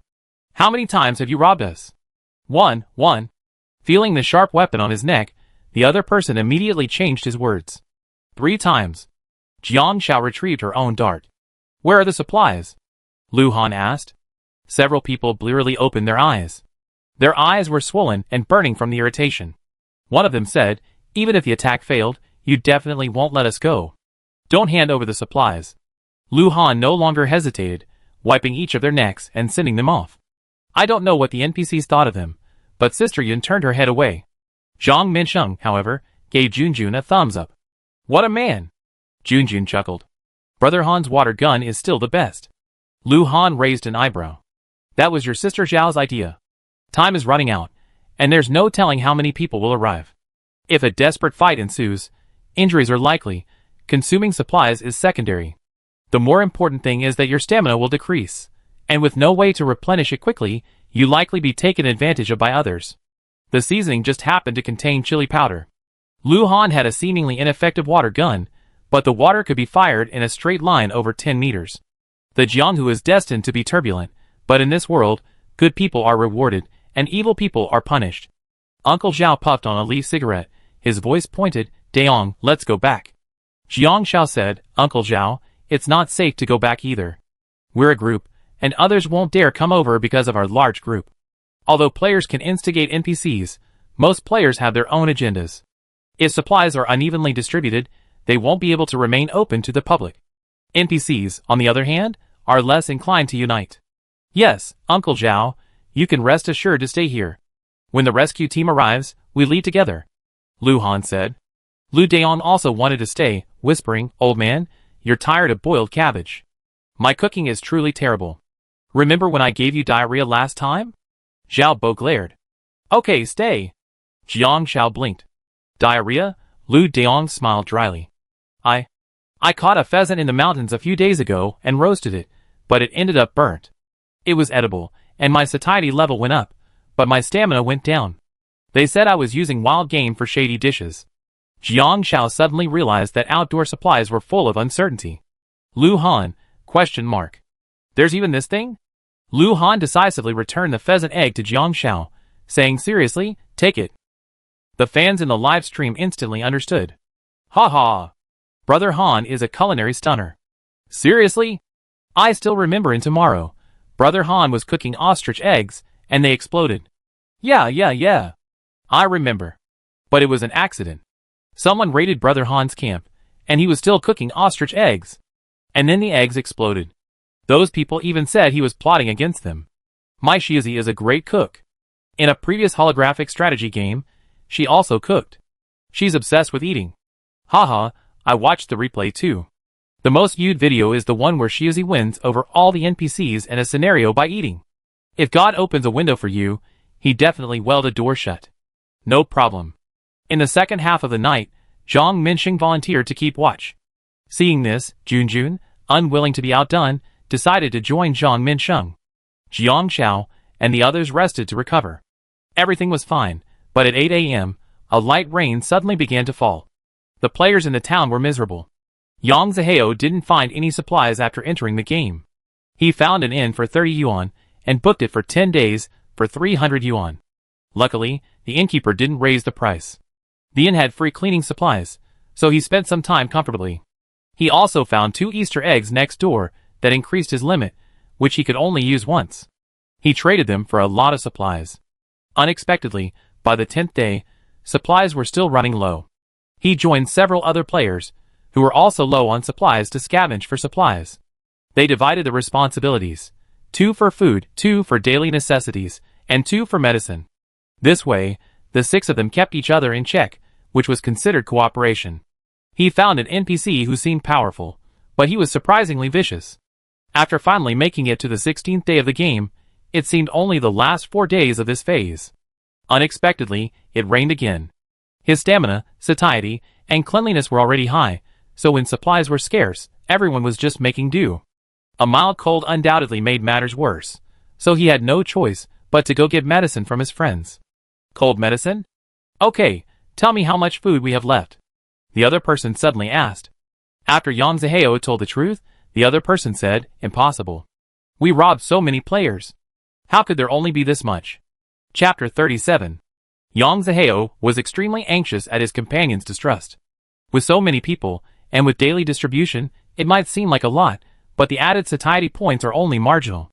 Those snacks don't add anything at all, Yang Zaheo explained. Take it out, and let me see, the other party said. Yang Zaheo didn't doubt it. All the food is here. How much stamina do you have left? The other party asked. Yang Zaheo frowned. Not much. I haven't eaten much these past few days. I'm less than 40 points now. Anyway, there aren't many days left, so this part shouldn't be a problem. Hearing this, the other party lunged at him without hesitation, stabbing a fruit knife into Yang Zaheo's neck. Without a bandage, the bleeding continued. Yang Zaheo reacted quickly and retaliated. We're companions, and you dared to attack me? When one person is cornered, a counterattack is a formidable outcome. But the other party was prepared and managed to hold on. Yang Zaheo could only watch as his stamina drained away, and he was eliminated from the game. How can there be real companions in a survival game where you fight alone? The man picked up some food from the ground and nibbled on a piece of bread. You think medicine is unimportant? Medicine isn't used often, but when it's used, it can be fatal. Just then, another person walked in, and a huge rock hit the man on the head. The man turned in disbelief. His stamina was already low after the argument, so he was just being taken advantage of. A girl stood weakly behind him. You all bully girls. You didn't expect that. While the snipe and the clam fight, the fisherman benefits. If she hadn't been forced to come out and lure the players, she wouldn't have done this. The girl quickly picked up the supplies on the ground and turned away. Jiang Xiao hadn't planned to go for a stroll in the rain. Lu Han hurried out in his raincoat, unsure of where to go. A cunning rabbit has 3 burrows. Ordered a single-person nutritional meal. Received 1 serving of snail noodles as a main course. Received 1 serving of boiled pork slices as a main course. Received 1 serving of seaweed egg drop soup as a soup. Received 1 serving of stir-fried yam as a side dish. The snail noodles were a blast. Junjun's nose darted over. Sister Xiao Xiao, what's that smell? Snail noodles. Jiang Xiao asked.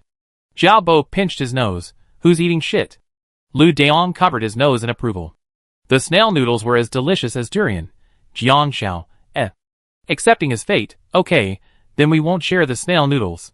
Only Junjun brought the bowl over, and they each had half. This snail noodle was fresh, fragrant, spicy, and incredibly flavorful. Jiang Xiao squatted at the edge of the camp, slurping noodles with unimaginable joy, especially with the sour bamboo shoots and tofu skin inside. I didn't expect to be able to eat snail noodles at this time of year. Jiang Xiao said tirelessly. The noodles are chewy and chewy, but I feel like something's missing. Junjun nodded in approval. Almost vinegar. That's right. Almost vinegar. A little vinegar won't make the snail noodles sour, but it will make the food taste fresher and more delicious. Junjun, you have a good tongue. Jiang Xiao blinked. Of course, my mom can cook it, but she doesn't do it often. Junjun picked up half a bowl of snail noodles, and Jiang Xiao followed. Sister Yun smelled it, and added a little vinegar, just the right amount. Thank you, Sister Yun. When Jiang Xiao brought the snail noodles back, she noticed that their properties had changed. Half a bowl of delicious snail noodles. Description: thanks to expert cooking techniques, the snail noodles in the set menu have improved in flavor. Effect: fullness +8, stamina +4. Just consider it lunch. Sister Yun, due to the limited supplies, decided to eat one meal a day to maintain a basic caloric intake and cook in the evening. In the afternoon, Jiang Xiao put on her raincoat and took a walk around the area. After walking 200 meters, she saw a young girl setting up her tent in the rain. Upon seeing Jiang Xiao, she looked wary, holding a tang sword almost half her height. Jiang Xiao shook her head helplessly. How could such a delicate girl be so prone to wielding a sword? She walked past without noticing. The young girl breathed a sigh of relief. As girls, they all knew how difficult it was for girls. A light rain was falling. Jiang Xiao turned around and saw several umbrella-shaped mushrooms sprouting from the grass. Her eyes lit up. Wild mushrooms *4. Description: wild ingredients can be cooked differently to achieve different results. Is there such a good thing? Jiang Xiao gathered mushrooms without hesitation, specifically seeking out moist places like tree branches and rock crevices. Ah! Jiang Xiao instinctively looked up at the sudden sound. She gazed at a red tent tucked away in a corner of a nearby mountain. Jiang Xiao was an adult after all.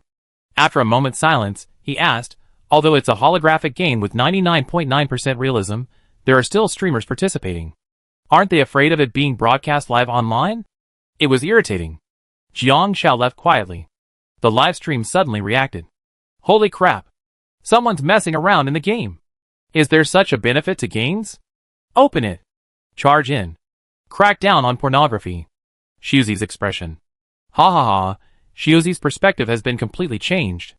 If he actually opens this and sees something he shouldn't see, his livestream will probably be blocked. Ha ha ha, last time, Brother Han's livestream got blocked for 3 days because of a nude photo. No, that voice sounds familiar. Why does it sound so much like my wife? That's how she sounds when she's being coquettish. Who's that upstairs? Who's your wife? Oh no! My wife's livestream has been closed for days. I think something's going to happen. Excuse me, who's your wife? Stop talking. I know who she is. Lin Lindsay. The female streamer, with over 2 million followers, closed her livestream on the 10th day and never opened it again. Everyone thought she was eliminated by a cunning scheme. No, I don't believe it until I see her in person. My wife was eliminated, definitely not for flirting with anyone in the game. Brother, change your wife. If you change your wife quickly, no one will be able to tell what color your hat is. Back at the camp, Lu Han was already there, clad in a black raincoat. Jiang Xiao almost didn't recognize him, darts already in hand. Lu Han turned and saw Jiang Xiao. I bring a few players and NPCs with me. They won't consume our supplies, don't worry. Lu Han also had a few NPCs to protect, and since there were already so many people here, it wouldn't matter if they were grouped together. Jiang Xiao muttered that with his supplies, he could easily support a few NPCs. Suddenly, all players received a system alert. Due to a massive chaos on this server, the number of good NPCs currently outnumbers the bad ones. The mayor has stopped distributing supplies to appease neutral NPCs, and chaos mode has begun. Please protect your Easter egg NPCs, and make it through this phase safely. Chapter 38. They exchanged glances. As expected, if players don't find the right way to defeat NPCs, gain favorability, or obtain Easter eggs, then bringing NPCs along will only become a burden. They'd be struggling to protect themselves, let alone the NPCs themselves. Lu Han looked at Jiang Xiao, holding a pile of mushrooms. Wild resources? Jiang Xiao nodded. She had picked over 20 wild mushrooms. Do you want some? Jiang Xiao asked. I picked a lot. I give you half. Lu Han didn't refuse. After all, the NPCs and their followers were arriving soon, so a quick bite would be fine. Jiang Xiao gave Lu Han half and took the rest back to Sister Yun. So much? Sister Yun was surprised. Jiang Xiao nodded. Sister Yun smiled. Tomorrow I pick some wild peppers to steam with some mushrooms. That evening, Sister Yun added stir-fried yam to the rice and seaweed egg drop soup, creating a pot of seaweed, egg drop, and yam congee. Boiled pork slices, with a side of sweet and sour lotus root stir-fried. Smells so good, so good. Shen Jingdan smelled the aroma. Boiled pork. There's even something like that in the game? Lu Han looked at Jiang Xiao. Did you open the blind box? Jiang Xiao nodded. Yes. Brother Han, you know each other. I can. Shen Jingdan hadn't finished his words when Lu Han pointed a finger at him. Go over there and set up the tent. Oh! Shen Jingdan left disappointed. Lu Han had brought 4 or 5 male players with him, as well as a few NPCs that Jiang Xiao spotted, a mother and daughter, a young girl, and Zhang Yuan. Since everyone knew each other, and there was no request to share supplies, Lu Han felt it was inappropriate to come alone to eat, so he tore open a piece of butter sandwich. It was both sweet and cloying, and honestly, he didn't like it. They're eating meat next door, right? Zhang Yuan leaned over to take a look. In his hand, he was holding a bucket of instant noodles, freshly boiled on the gas stove. It was like he had suddenly discovered a new world. Hey! Isn't that the girl from last time? Lu Han hadn't said anything yet. Zhang Yuan had already quickly scrambled to Jiang Zhao's side. What a coincidence, girl. Thank you for that last time. If it weren't for you, I wouldn't even know where I am right now. Jiang Zhao bit into a piece of boiled pork. She hadn't expected Zhang Yuan to speak to her. She could only swallow the pork slice hastily. It's okay. Zhang Yuan swallowed. I haven't eaten meat in days. I only had 2 sausages. I'm almost turning into instant noodles from all this instant noodles. A serving of boiled pork slices only has about 15 slices of meat, which doesn't add much stamina, but the meat is what matters. Seeing Zhang Yuan's pitiful expression, Jiang Xiao reluctantly shared a slice of meat from her own bowl with Zhang Yuan, which delighted him. The boiled pork slices actually belonged to Jiang Xiao, and since Jiang Xiao was willing to share them with the NPC, no one else would keep them to themselves. Sister, you're so kind. I, Zhang Yuan, swear, even if I die broke and can't find a girlfriend, I repay you for this piece of meat. Zhang Yuan quickly stuffed the meat into his mouth, as if afraid someone would snatch it away. He mumbled, remember my number? If you need my help when you get back to Nan City, just let me know. No one heard him clearly, but Jiang Xiao received a system notification. Zhang Yuan, the wealthy second-generation NPC from Nan City, offered his contact information, which has been recorded. A bit surprising. Could communication equipment be distributed in the next round? After finishing the last piece of boiled meat and the porridge, he smacked his lips with satisfaction. Lu Han devoured 2 small sandwiches in 3 bites. Who was to blame? Was it because he couldn't provide meat? The 2 camps were very close. Jiang Xiao and her group had 4 tents, and with Lu Han's group, there were 6 or 7. They looked large and powerful, covering a vast area, like a small market. Because it had rained lightly during the day, she had still gone out mushroom picking, which had significantly reduced the cleanliness level. Before retiring that night, Jiang Xiao used 8 bags of cleaning solution in one go, raising the cleanliness level to 140. Sister Yun's cooking had significantly increased her satiety and stamina, now at 110 and around 80. As long as her satiety was above 80, she didn't need to replenish it. Lu Daong rested during the day to recover his strength and didn't go out. At night, he volunteered to keep watch. So Jiang Xiao rested peacefully. Early morning. Server days, 17. Player survival days, 16. Bad NPCs outnumbered good ones, chaos mode. Trigger the senior chef's blessing and receive a solo deluxe set. Triggered again. I wonder if there's anything in the game that increases the chance of triggering it. If I could trigger it every day, that would be wonderful. Jiang Xiao felt a little happier. The number of deluxe sets in the warehouse had grown to 2. The rain stopped at noon the next day, but the mountains were still wet, so Jiang Xiao didn't go out. Zhao Bo and Lu Daong went for a walk and found some tomatoes and wild peppers. Jiang Xiao figured her supplies were sufficient for now. Wild resources were only good for satisfying hunger, not for long-term storage. She did notice a few players heading this way, but perhaps noticing the large crowds, they turned and left. Having more people does have its advantages. Shen Jingden went for a walk outside and returned in the evening, beaming. I caught a pheasant. Brother Han, don't we have mushrooms? Let's have chicken and mushroom stew tonight. Today, Jiang Zhao's meal was all vegetarian. Vegetarian noodles with a cap, a serving of steamed mushrooms with wild peppercorns, and a tomato salad.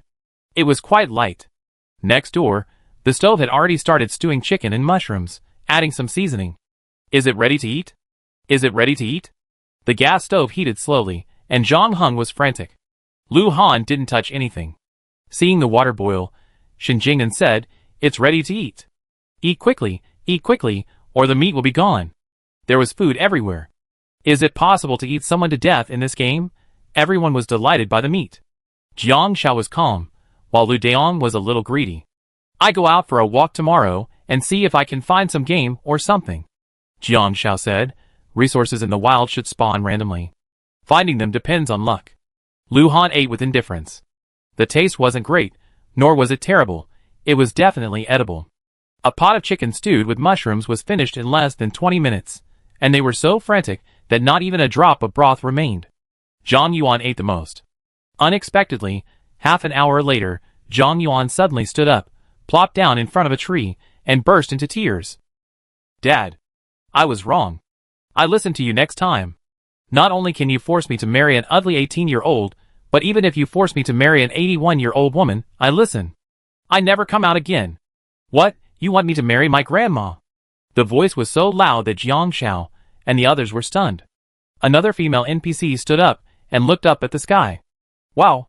Jellyfish, so beautiful. Look! Swimming. Swim. Swim. I'm a jellyfish. Even the child, who had just taken a few sips of soup, jumped up. Hey! I'm Neza, the son of Guanyin, the god of wealth, and the pagoda-bearing heavenly king.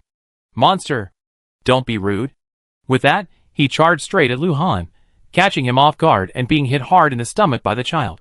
The violent impact reduced his stamina by 10 points. Lu Daong was stunned. Mushrooms, aren't they poisonous? Just as Lu Han finished speaking, he heard a system notification. Undercooked mushrooms are poisonous. The effects will take effect half an hour after consumption, reducing stamina by 20 points. Jiang Xiao noticed this and puffed up her cheeks. Red umbrellas and white stems. Let's lie down together after we finish. Lu Daong turned around and said, ? Where did you get those pickled chicken feet? Chapter 39. The NPC next door was performing a frenzied dance. Lu Han realized something was amiss, and quickly ordered, give the NPC the antidote. Who knows if the NPC will get hurt if this goes on for too long. Several people quickly gathered 4 or 5 antidotes and fed them to the NPCs, who finally regained consciousness. Xinjing sighed, bad luck. This game is awful. You can get poisoned just by eating a mushroom, and it takes half an hour to react. A nearby person said, it's because you ate too hastily, like someone was trying to steal it from you. Jiang Xiao thought to herself that while wild resources certainly have different effects, if not handled properly, they might not only fail to increase stats, but actually decrease them. For example, if you eat mushrooms at night, and eat too much, you lose dozens of points of stamina in one go. Wouldn't that mean you're killing yourself before you have time to recover? Several people gritted their teeth and decided they wouldn't eat mushrooms again. On the 18th day of the server, none of them left the mountain again. Jiang Xiao searched the area, hoping to find game, but with the increasing number of people on the mountain, finding game wasn't easy. They stumbled upon a few small groups stationed nearby, but they all left peacefully, a tacit understanding that they wouldn't interfere with each other. This way, if anyone had ill intentions, everyone would rally around them. At this point, they were well equipped with necessary supplies. However, there was a surprise. A portly male streamer brought 4 or 5 people with him. Jiang Xiao had seen him before. He was a streamer with nearly 10 million followers, named Huapao, who had been featured in a bizarre couplet with Lu Han on Tomorrow. Lu Han, we brothers would like to join you. What do you think? We don't have much, but we're capable. Think of us as just some thugs. Lu Han didn't leave, but simply said, you can join if you want. Each player must bring a good NPC. I need to check the NPC's ID. Having an NPC meant he got an Easter egg. Huapao gritted his teeth. These brothers are all on my side. I only have one old NPC here, which is useless. There were originally quite a few people following Huapao, around 10 or so, but who knew that after the mudslide, they started fighting among themselves. Huapao hadn't expected to be betrayed by a newcomer who was pretending to be his fan. He had suffered heavy losses, and even if he tried to act arrogantly, he wouldn't be able to match the maturity of his established team. They couldn't get enough supplies, medicine, or even the Easter egg stamina limit. He didn't want to come to Lu Han, but he really didn't trust anyone else. Lu Han was always betraying him, but he always made it clear and transparent. He was different from those sweet-mouthed, treacherous people. He was furious, like a fly, unable to swallow or spit out. Sister Yun took one look and suddenly felt delighted, Wangpa. But she restrained herself from rushing over. Wangpa stood alone among the group of players, leaning on a wooden cane. She remained silent, yet she felt particularly lonely. Brother Pao, we're slow to walk with this old woman. Wasn't it because of her that so much of our supplies were looted earlier? A man behind Huapao said, why don't we just get rid of this old woman? Without this burden, they could start over. Someone had threatened Huapao and his men with Wangpa before. Huapao had traded most of his supplies for Wangpa, and now the brothers were living in vain. Lu Han wants an NPC. He won't leave this old woman here alone, and it won't burden us. Someone whispered something in Huapao's ear. Huapao frowned. They come all this way together, so there was no way they abandoned him. There was no way he stay here alone with Wangpa, leaving them to fend for themselves. Although Huapao was a murderer and plunderer, he was also loyal and never stingy with his own people. Lu Han wasn't loyal because he was a lone wolf, always keeping to himself and emphasizing checks and balances. They gathered when there was profit and dispersed when there was no profit. To be Lu Han's partner and teammate was a very high standard. This was also why Huapao's followers had grown so quickly after Lu Han. Huapao turned to Wangpa and said, "Grandma, then you stay here. My brothers and I have things to do, and there are people here to take care of you." Lu Han? ? Just abandoning them like that? Wangpa didn't understand and tugged at Huapao's sleeve. "Grandson, where are you going?" I have something." Huapao lied, still a little nervous. Wangpa didn't let go. "Then, when will you be back?" "In a few days." Huapao said, "I'll be back to pick you up in a few days." Lu Han said nothing. Wangpa was an NPC he had no strategy for. But now, Wangpa didn't seem to feel abandoned by her eldest grandson. She masked the disappointment in her eyes and smiled lovingly. "Then I'll be waiting here for you. Remember to come back and pick me up. I make you something delicious and boil 2 eggs. Don't work too hard outside, and be careful." Every word Wangpa said made all the players feel uncomfortable. The NPCs frowned as they listened. Shen Jingdan wanted to say something, but looking at Lu Han, he held it in. Lu Han glanced at Jiang Xiao, who tilted her head, her thoughts swirling in her small head. He held steady, not moving. "I understand." Huapao glanced at his brothers, and slowly pried Wangpa's hand away from his arm. He turned and walked away, afraid he regretted it, leaving Wangpa alone, staring at their backs from afar. "Wait." Jiang Xiao spoke. Several people turned around, puzzled. Jiang Xiao said, "You can camp nearby. If you run out of supplies, we can help, and Wangpa can take care of you, but I have a request." Huapao, not recognizing Jiang Xiao, glanced at Lu Han. Jiang Xiao said bluntly, "Lu Han is Lu Han, and I am me. I don't need Lu Han's input on my decisions." "Lu Han, eh? Where's the face? Why wouldn't his friends give him any face? To be honest, there's no team-building mode, just verbal partnership agreements." Currently, Jiang Xiao and Lu Han each led their own NPC and player teams. If they were forced to cooperate later in the game, Lu Han would still be Jiang Xiao's first choice, assuming they were still eliminated. Jiang Xiao had studied Huapao's livestream. He might be foolish, but he was also reckless, but he was truly loyal. He just liked to bring his family along. Lu Han didn't like playing with people who brought their families along. Accepting Huapao was like accepting a poor relative of his. The problem was, Huapao couldn't even tell if his poor relative was real or not. Jiang Xiao accepted Huapao to test a hidden rule of the game. Huapao hesitated for a moment. Where Lu Han was essentially his territory. Lu Han had a strong sense of territory, and he wouldn't camp nearby without his permission. With only 2 days left in the first round, he didn't want to cause any trouble. "What's your request?" Huapao asked. Jiang Xiao and Huapao stepped aside. No one heard what they said. Huapao nodded, and the two seemed to hit it off. As soon as Huapao agreed, Jiang Xiao heard the system prompt. Chapter 40. Huapao's livestream and Jiang Xiao's livestream were on the same screen. I thought since Pao chose to join Han, my support for them would be guaranteed. I didn't expect Han to actually reject Pao. But I just saw this girl in the livestream. She looks like Han's support. That's right. She's Han's support. The kind that no one can break up. The girl is Han's support. Pao joining her means joining Han. Rounding it off, Pao and Han are a support. The above math is so touching. I'm about to cry. Pao doesn't want to abandon Wangpa, but Wangpa is slow, so she's not really. That particularly impressive Easter egg NPC is really a drag. Tell you a secret. I saw someone on another server pairing Wangpa and Zhao Bo. How could that be? What kind of player is so mad? Wangpa is almost 70. Zhao Bo isn't even 60 yet. Damn. Tomatoes games are incredibly powerful, who knows? I even saw a streamer on another server pair up Sister Yun with a dim sum vendor next door. Zhang Minsheng, the NPC who's supposed to be the perfect match, didn't even get to see Sister Yun. With all this activity, both Lu Han and Huapao's streamers gained a lot of popularity. Jiang Zhao's followers are now almost over 1 million, in just over half a month.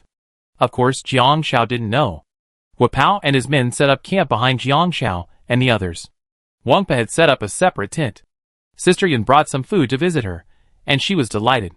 Zhang Minqing also joined Sister Yun, making the NPCs quite lively. Lu Han casually piled supplies in the tent. It was so plentiful it made people jealous, but no one seemed to covet them. He noticed Jiang Shao preparing to leave. Wu Pao wasn't going to sit idle either. The two of them split up to search for supplies, while Lu Dayong, at Jiang Shao's signal, stayed behind to guard the camp. Jiang Shao left, naturally planning to get some game. Lu Han followed closely behind. What's their purpose in taking Wu Pao in? Jiang Shao helplessly said, I said it was simply because we didn't want to disappoint Wang Pa. Do you believe me? Lu Han gave her a cold look. Did he believe it? Of course not. Lu Han said, we're exchanging information. I guarantee you won't know. Jiang Shao lowered her eyes. This little guy really was. Each stage had a fixed elimination pattern. The first elimination stage in Jiangnan Town involved getting to Nansha. It was expected that the road to Jiangnan Town would be open in 2 days, and the rescue team would arrive. The 20-day mission would conclude, and players would need to leave Jiangnan Town and travel to Nansha. After the first stage, the game will have a set time limit. Only players who can enter Nansha within that time will truly receive a ticket to the second stage. 100% correct information. Jiang Shao was stunned for a moment, then frowned. Supply stage?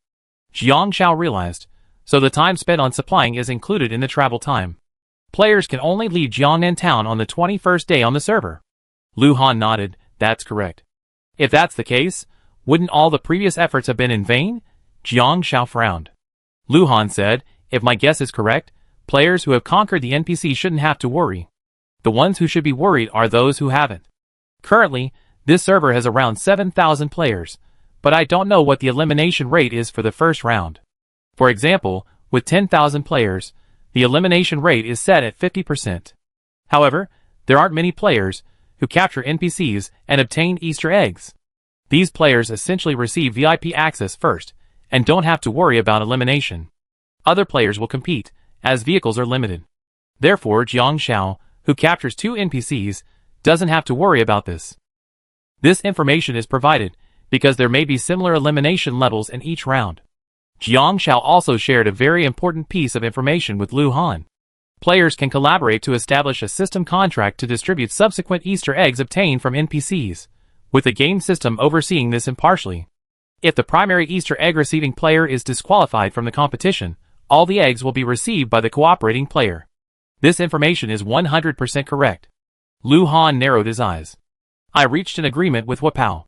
He will give me 50% of the Easter eggs he subsequently receives from Wang Pa. Jiang Shao blinked. If Wu Pao is disqualified, I can receive all of Wang Pa's Easter eggs. Lu Han hadn't thought of this. How did you come up with this rule? Because of Zhang Yuan. Jiang Shao blinked.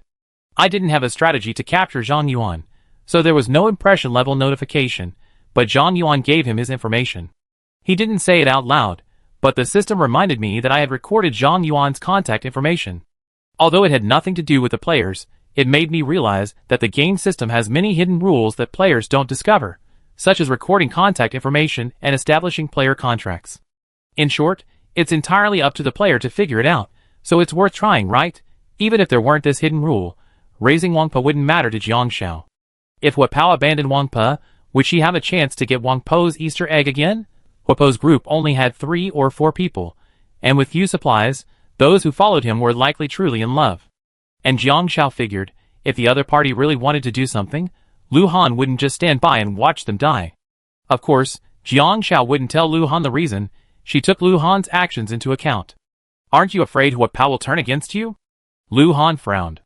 Jiang Shao said, I watched Wu Pao's live streams. He's very loyal to those who sincerely help him and follow him. Haven't you betrayed him many times because of this? Although Wu Pao is loyal, he can't stand up to some of his followers, who are biased and have hot tempers. Because of this, tomorrow, Wu Pao's people offended Lu Han, and he could only apologize with a frustrated apology. Turning around, Jiang Shao pried open a patch of grass beneath a tree. Hey, another pheasant egg. Although only 2, it's better than nothing. Even as Jiang Shao spoke, she was picking up wild necessities. Lu Han followed her to the other side, where the grass rustled, and suddenly felt a sting in his fingers. If you get bit by a poisonous centipede, your health will be reduced by 10, triggering a mild poisoning. Your health will decrease by 1 point every 5 minutes, and the poison will automatically detoxify after 3 hours. Lu Han, We're all scavenging in the wild. Why did she get to pick up pheasant eggs, but he got to get bit by a poisonous centipede? Hey! After walking for half an hour, Jiang Shao spotted a furry creature behind a rock. She grabbed it by the ears and lifted it up. So white little rabbit. Is it steamed or braised? There's meat tonight. Cupping the little rabbit in her arms, it was incredibly docile, poised to be eaten. Lu Han squinted and spotted a pair of snow-white rabbit ears behind a nearby tree. Quickly reaching out, he had just scooped up the rabbit when a sharp scratch swished across his face. The intense pain forced Lu Han to let go. The rabbit kicked its powerful hind legs and disappeared. If you get scratched by a strong wild rabbit, your health will be reduced by 10, and you suffer a superficial scratch, accompanied by stinging. Applying a bandage will alleviate the wound and sting. Lu Han was numb. Is there still discrimination against character in this game? Chapter 41. After lighting a fire that night, Sister Yun taught Jiang Shao how to skillfully prepare a wild rabbit. Then she marinated it with seasonings and grilled it. The roasted rabbit's aroma permeated the air, and the meat was delicious, crispy on the outside and tender on the inside, with just the right amount of saltiness and spiciness. Next door, Lu Han and the others could only grit their teeth and nibble a few more bites of their biscuits. Though Zhang Heng envied her, he didn't dare come over to eat for free. Roasted rabbit meat boosted his stamina considerably. Under the intense gazes of her friends, Jiang Shao nibbled on half a wild rabbit leg, restoring 30 points of satiety. She then consumed a compressed biscuit and drank some water to replenish her hydration. Huapo and the others also ate bread, biscuits, and other items. They didn't look full. Huapo hesitated, but finally made a decision and stood up. Jiang Shao, my brother's cleanliness is almost gone. Can we? Jiang Shao, ? Are they that poor? Didn't they say they only gave out half of their supplies? Not much.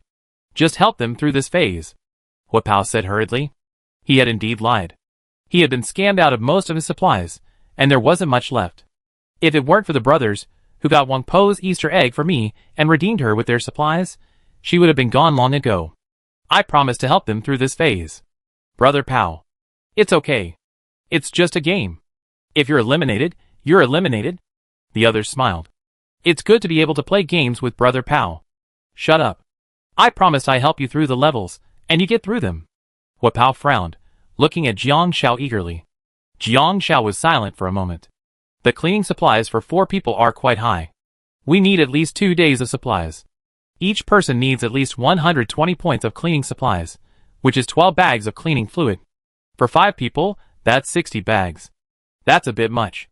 Although she still had the 30 bags of facial cleanser Lu Han had given her, it was common knowledge that she didn't want to show off her wealth. She still had over 60 bags of cleaning liquid.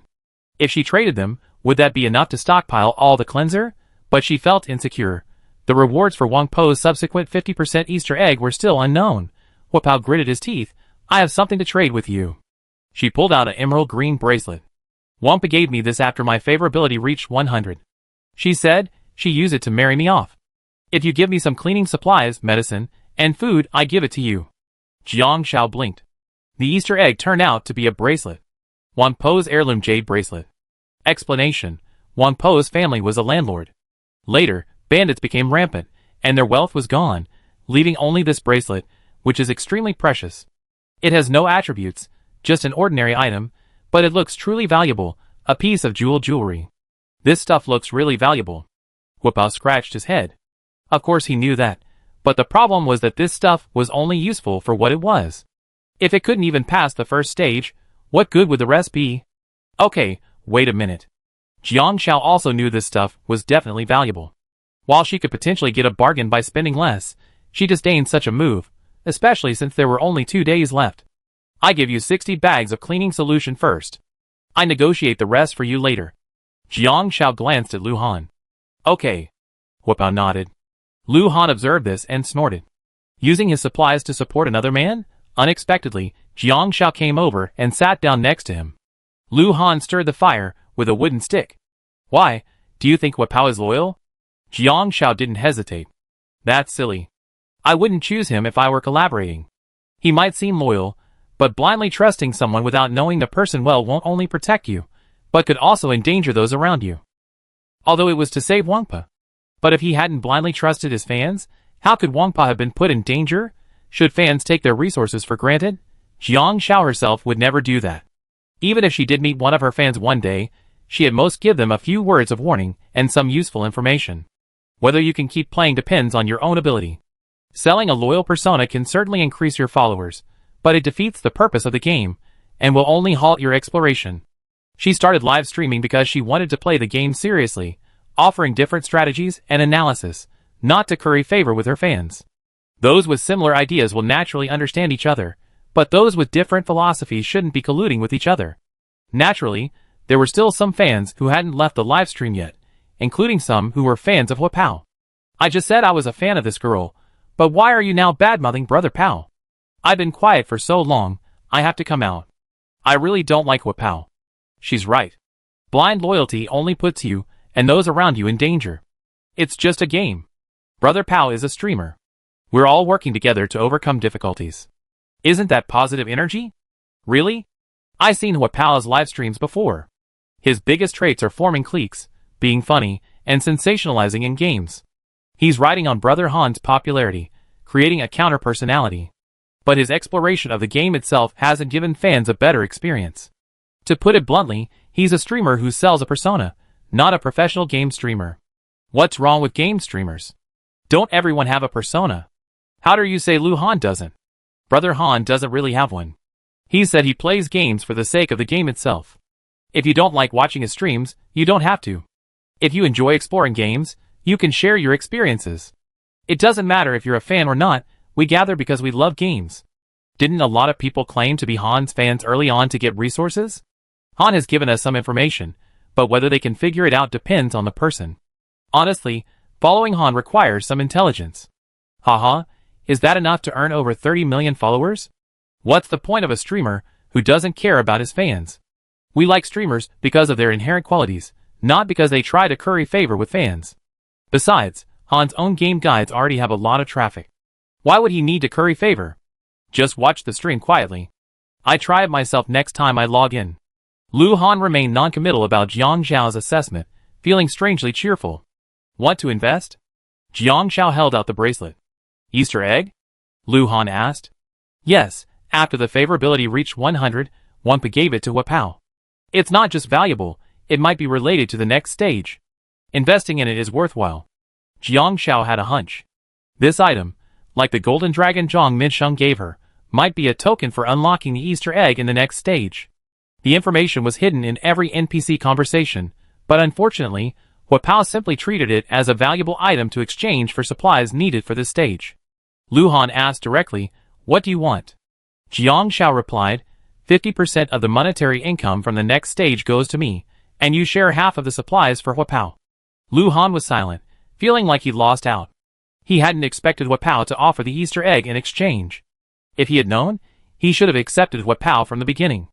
But looking at Jiang Xiao, forget it, the buddy he'd chosen was now plotting against him. What else could he do? 10%, Lu Han said coldly. I cover all the supplies for Hua Pao.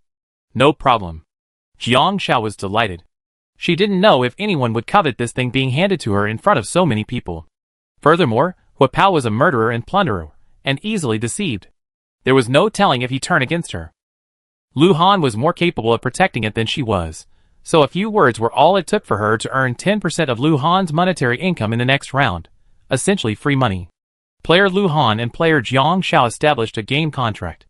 Player Lu Han would give 10% of his monetary income in the second round to player Jiang Xiao. The contract was established, and the system oversaw the execution of the next round. Chapter 42. Lu Han supplied Jiang Xiao with 30 bottles of facial cleanser and 20 bags of cleaning liquid. He also provided 20 strawberry cakes, plus 20 satiety points, 20 tiger skin cakes, plus 30 satiety points, and 10 boxes of wafer chocolate fillings, plus 40 satiety points. Jiang Xiao's eyes lit up. So many snacks. Why did you take them out just now? Could you please take them out sooner, so we can max out your friendship points? You really like it? Lu Han was a little surprised. He had grown tired of the sweet treats he hadn't taken seriously. These are just okay? Paired with a cup of coconut milk tea, they'd be amazing. As Jiang Xiao stuffed the treats into her arms, she imagined a leisurely afternoon tea, sitting in a picturesque setting, enjoying a bite of strawberry cake and a sip of milk tea. You know, these were things she couldn't even imagine entering the game. The grocery store had a wide variety of items.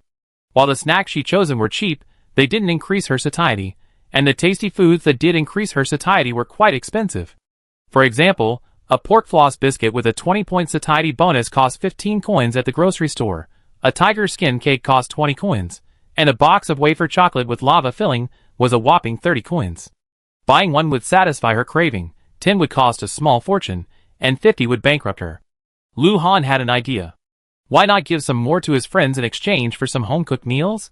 Jiang Xiao quickly stood up and patted Lu Han on the shoulder. I cook you a special meal tomorrow. With so many snacks, she deserved a single deluxe meal to celebrate. Lu Han was in high spirits, and his friends were very considerate. Jiang Xiao gave the remaining cleaning liquid to Wapao and took out 30 compressed biscuits. These are very valuable. Now that we have so many, at least you should have no problem getting through the first stage. Wapao's eyes lit up, and he thanked her. Thank you so much. Looking at Wapao's naive expression, Jiang Xiao wanted to say something but ultimately held back. If Wapao insisted on bringing his companions, then forget it. He chose to play solo later, so they could still collaborate in the next stage. Midnight. Server days, 18. Server days, 17. Player survival days, 16. Bad NPCs outnumber good NPCs, chaos mode. Triggering the senior chef's blessing, receiving a single player deluxe set.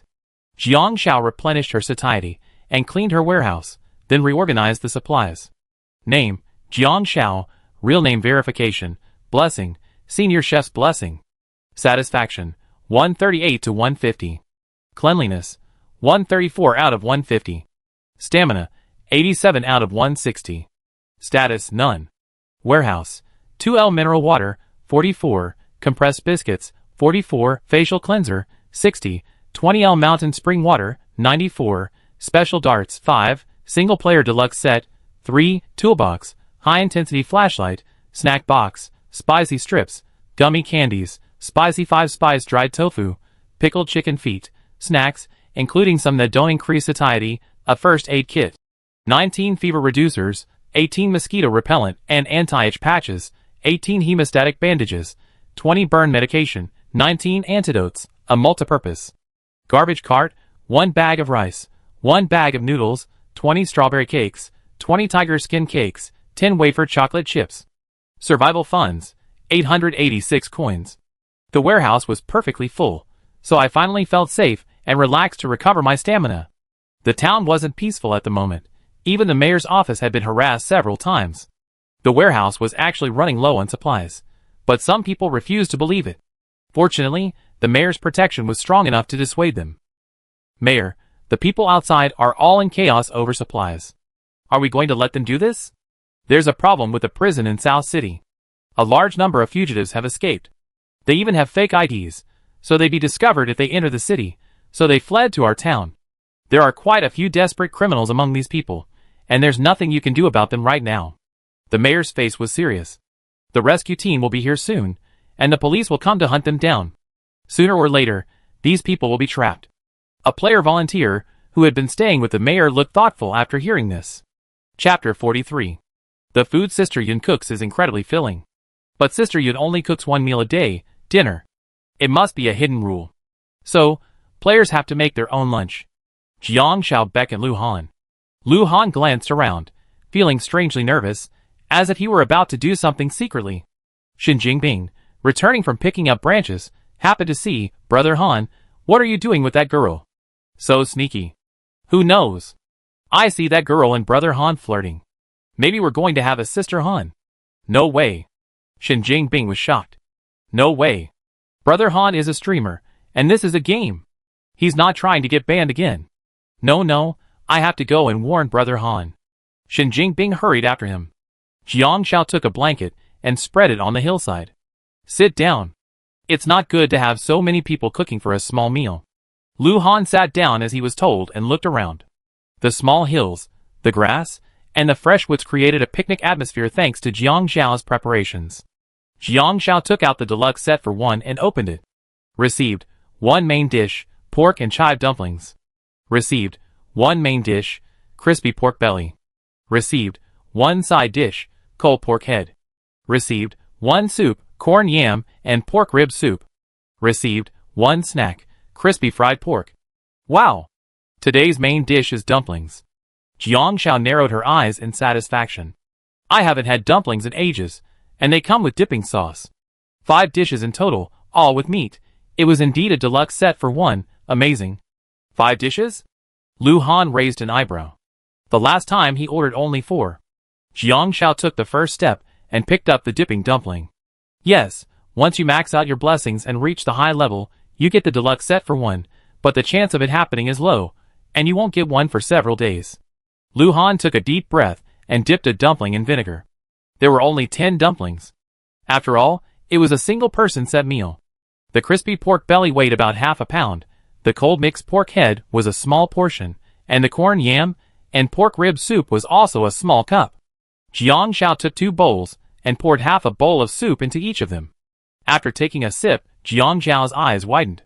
This sweet corn and pork rib soup is so delicious. It's just as good as Sister Yun's. The warm soup warmed her stomach first. Jiang Xiao picked up another piece of fried pork. The fried pork was crispy on the outside and fragrant on the inside, like a small snack. You could hear the crisp sound when you bit into it. It was crispy but not greasy, and the lean meat inside was mostly packed with it, which was very firm. The pastry is crispy, yet not greasy.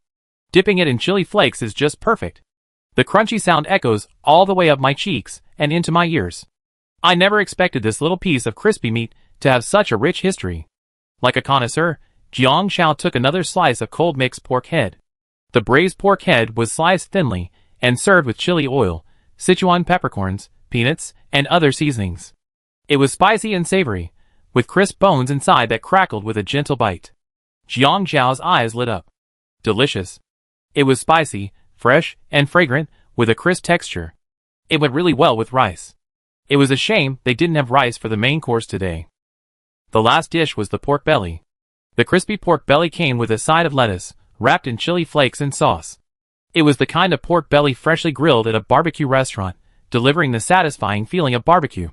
Jiang Xiao didn't utter any more adjectives, but Lu Han, already spurred by her previous adjectives and expression, reached for the pork belly without hesitation. 1 portion, shared by 2 people, at least their appetite could be satisfied. What a smell! Shen Jingbing rushed over to take a look. The 2 men, sitting cross-legged on the ground, were instantly stunned. What are you doing? The decibel level was incredibly high, and the tone was incredibly high, as if they were catching an adulterer in the act. It was disgusting. It was truly disgusting. How could these things appear here? Could he see them? How could he smell this fragrance? Lu Han's back stiffened instantly. What's more embarrassing than getting caught cheating on your teammates? The live streamer was laughing at this scene. Hilarious. I never thought Brother Han was a man who likes to cheat. Ha ha. Brother Han's eyes were squinting just now, while he was eating. Wow, I don't think they're playing a survival game at all. They're just living their lives, you know? Comfortable and leisurely. My husband and I often go on picnics. I just came over from a streamer. That streamer was choked, and Brother Han is still picnicking. How insane! How to interpret this livestream scene? The life and death, joys and sorrows of the martial arts world have nothing to do with those who eat. Just because of this scene, the To Live forum has a very popular post with an attached video. The post is titled, A Mysterious Couple. While others are suffering in survival games, they're focused on eating. Chapter 44. The consequence of being caught eating secretly was that Shen Jingbing wiped the grease from his mouth with a look of satisfaction, then asked like a superior. Brother Han, where did you get all these dishes? How could he not have known such delicious food existed at this time? Lu Han said indifferently, just eat it. Where did you get so much? He only asked after eating. There were only 6 pieces of pork belly, and he could have had 3, but Shen Jingbing immediately devoured 2, and Jiang Xiao ate 2, so he didn't feel comfortable leaving the last piece for Jiang Xiao. In the end, he only ate 1. Shen Jingbing had eaten more than him, even though he was freeloading. The only things he didn't touch were the corn and pork ribs and the half bowl of soup. Lu Han realized that if he didn't have to protect the NPC in the later stages, he wouldn't team up with other players again. 2 people are enough, why bring a third? Unnecessary.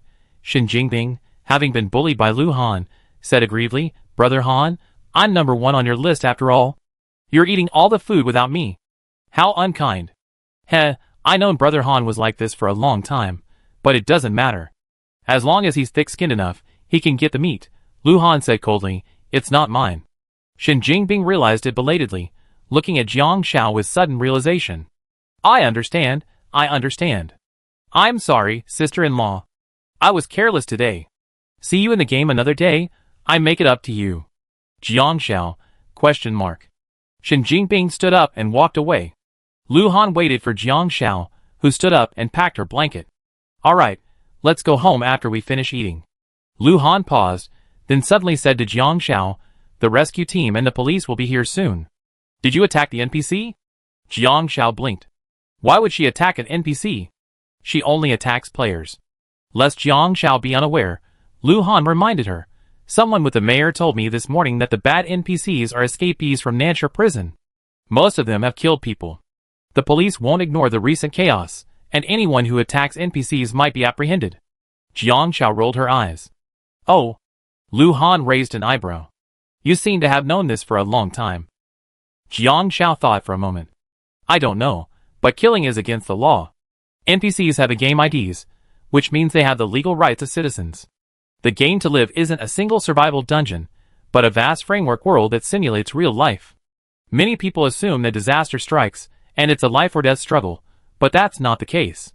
The existence of a mayor, security, good guys and bad guys shows that there are basic laws and regulations within the framework of the world of to live. It wouldn't be in my best interest to rashly attack the NPCs, and it wouldn't be that serious. Jiang Xiao suddenly remembered, except for 2. Lu Han also remembered that the group that attacked that night brought 2 bad NPCs with them. Jiang Xiao muttered to herself, that's not right. I was just protecting myself, wasn't I? That made sense. If bad NPCs were all criminals, then there was no need to worry. Lu Han thought so. Day 19 on the server passed peacefully. Someone headed this way, but seeing the crowds, they turned and left. Day 20 on the server, 8 p.m. The town was without power or water, shrouded in darkness, illuminated only by the faint glow of fire. Suddenly, the sound of an ambulance jolted everyone awake. The rescue team has arrived. The roads open. Some in the town rejoiced, others worried. Jiang Xiao heard the sounds, not just the ambulance, but also the police car, though they were too mixed in with the ambulances to distinguish. The two sounds very similar. This phase is finally over. I'm going to the city. I'm going to eat something delicious. The man in the next tent shouted. Zhang Minsheng saw this and said, finally, you're here. Xiaoyun, are you staying here or going to South City? Sister Yun glanced at Junjun. Of course, South City. Junjun's school's about to start, and we don't know when the town's reconstruction will be complete, so I won't be coming for the time being. The two had become quite familiar with each other during this time together, and Junjun's accepting attitude towards Zhang Minsheng had also given Sister Yun a slight liking for him. Jiang Xiao sighed. The second phase meant she was parting ways with the NPCs. At 12 p.m., a system voice sounded. Server days, 21. Player survival days, 20. Congratulations to all participating players for making it through the first round. Next up is the 24-hour elimination round. Please reach Nanxia within 24 hours. Upon arrival, you will receive supplies for the second round and rewards for completing the first round. Players who fail to reach Nanxia within 24 hours will be disqualified from the competition, but can continue playing on the competition server until the end. Countdown to elimination round, 23 hours 59 minutes and 43 seconds. Chapter 45. 6 a.m. Everyone woke up early. The rescue team had arrived, and Zhang Minsheng helped pack up the tent. Lu Deong supported Uncle Zhao, while Grandma Wang stood up to look for her eldest grandson. In short, the NPCs were each looking for their own children. After a night in the town, the rescue team arrived, along with the aid supplies. The town had only one exit, and the checkpoint was sealed. Only police and medical personnel were passing through. Players and NPCs were much more obedient. Why aren't you letting us leave? Aren't you letting us out? An NPC asked impatiently. The police stood at the checkpoint. We are deeply saddened by the recent disaster in this town, but if there are any escaped prisoners among you, we need to investigate and apprehend them. If you want to leave, show your ID and keep your face uncovered. If you committed any illegal acts, you can report them. The crowd erupted in laughter. The player muttered, I thought we were leaving after the session ended, but I didn't expect the police to show up. So how can we still leave? Jiang Xiao, however, was not in a hurry. Zhang Minsheng said, wait a minute. I go borrow a power bank from the rescuers. Sister Yun held Junjun's arm and asked Jiang Xiao to follow closely. The crowd was so dense that Jiang Xiao quickly became separated from Lu Han and the others. Zhang Minsheng quickly found a power bank to charge, turned on his phone, made a call, and said to the others, Xiao Yun, I have my lawyer and driver come over shortly. They already left and will arrive around 11 o'clock. You don't have to call a taxi anymore. It's just the right way to Nanshur. Sister Yun breathed a sigh of relief. Thank you for your help. A man in the crowd, wearing a black coat and a hat covering himself tightly, tried to break through the blockade. Stop him. The police officer's eyes were sharp. The man's face darkened, and he pulled a dagger from his bosom. Close to Jiang Xiao and the others, Jiang Xiao reacted quickly, pushing Sister Yun and Junjun aside and kicking the man in the back of the knee. He stumbled flat on his face and was quickly subdued by the police. It's too crowded here, it's chaotic. Let's find a place to stay for now, Jiang Xiao suggested.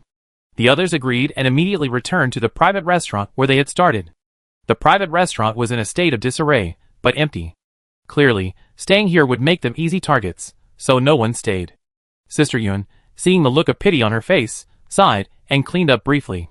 Zhang Minsheng, frowning, also helped Sister Yun clean. Then they waited. Jiang Xiao took out 2 bags of spicy noodles and handed one to Junjun. The two of them sat at the entrance of the private restaurant, eating them. A few players passed by Jiang Xiao. I heard there's an illegal taxi driver out there, and you can take one, but it's 800 coins per person. It's so expensive, why don't you just rob them? At this point in the game, even if people have money, they usually have it in supplies. Who has money left? This game is so awful. Also, there's a bus stop about 2 kilometers outside of town. There are only about 10 buses a day, and the last one leaves at 7 p.m. Several people said, the bus is cheap, 80 coins per person. Several people breathed a sigh of relief. The price was acceptable. So when will the police let us go? They said they let us go after they checked everyone and found all the fugitives. Or maybe NPCs will come to retrieve us. Or, we can take the mountain road. We can also get to the bus stop by the mountain road, but it takes several hours, and it definitely reduces our stamina and cleanliness. Fuck. This shit game is so troublesome. So, don't we have to help the police catch the fugitive? Several players left cursing. Jiang Xiao finished a bag of spicy noodles and wiped her mouth. As expected, players who conquered NPCs were effectively guaranteed admission, while those who didn't had to rely on their own efforts. 11 a.m. Zhang Minsheng's lawyer and driver arrived. The lawyer held out documents and police records. This is the president of our Wanjin Jewelry. This is his ID. We guarantee there won't be any problems with the president. If you need more information, you can contact me directly. This is my lawyer's license. The police officer took a look. What about the people behind you? Zhang Minsheng said, they're all my friends. ID cards, the police officer said. Sister Yun and Junjun quickly produced their IDs. Jiang Xiao didn't have any, so she could only give her name. The police officer questioned, have you committed any illegal or disciplinary offenses that endangered public safety during this period? No, I can guarantee she's been following me the whole time. Sister Yun volunteered. Okay, leave your name, phone number, and take a photo. We contact you later if you have any questions. The police officer had it easy. But Jiang Xiao noticed that several players nearby were struggling, as if they hadn't gotten through the interrogation. No! How could we hurt anyone? That wasn't us. Don't shout. If you have anything, come to the police station with us, and we investigate. The female officer said bluntly. Jiang Xiao wanted to stare a little longer, but Sister Yun said, Xiao, let's go. Okay.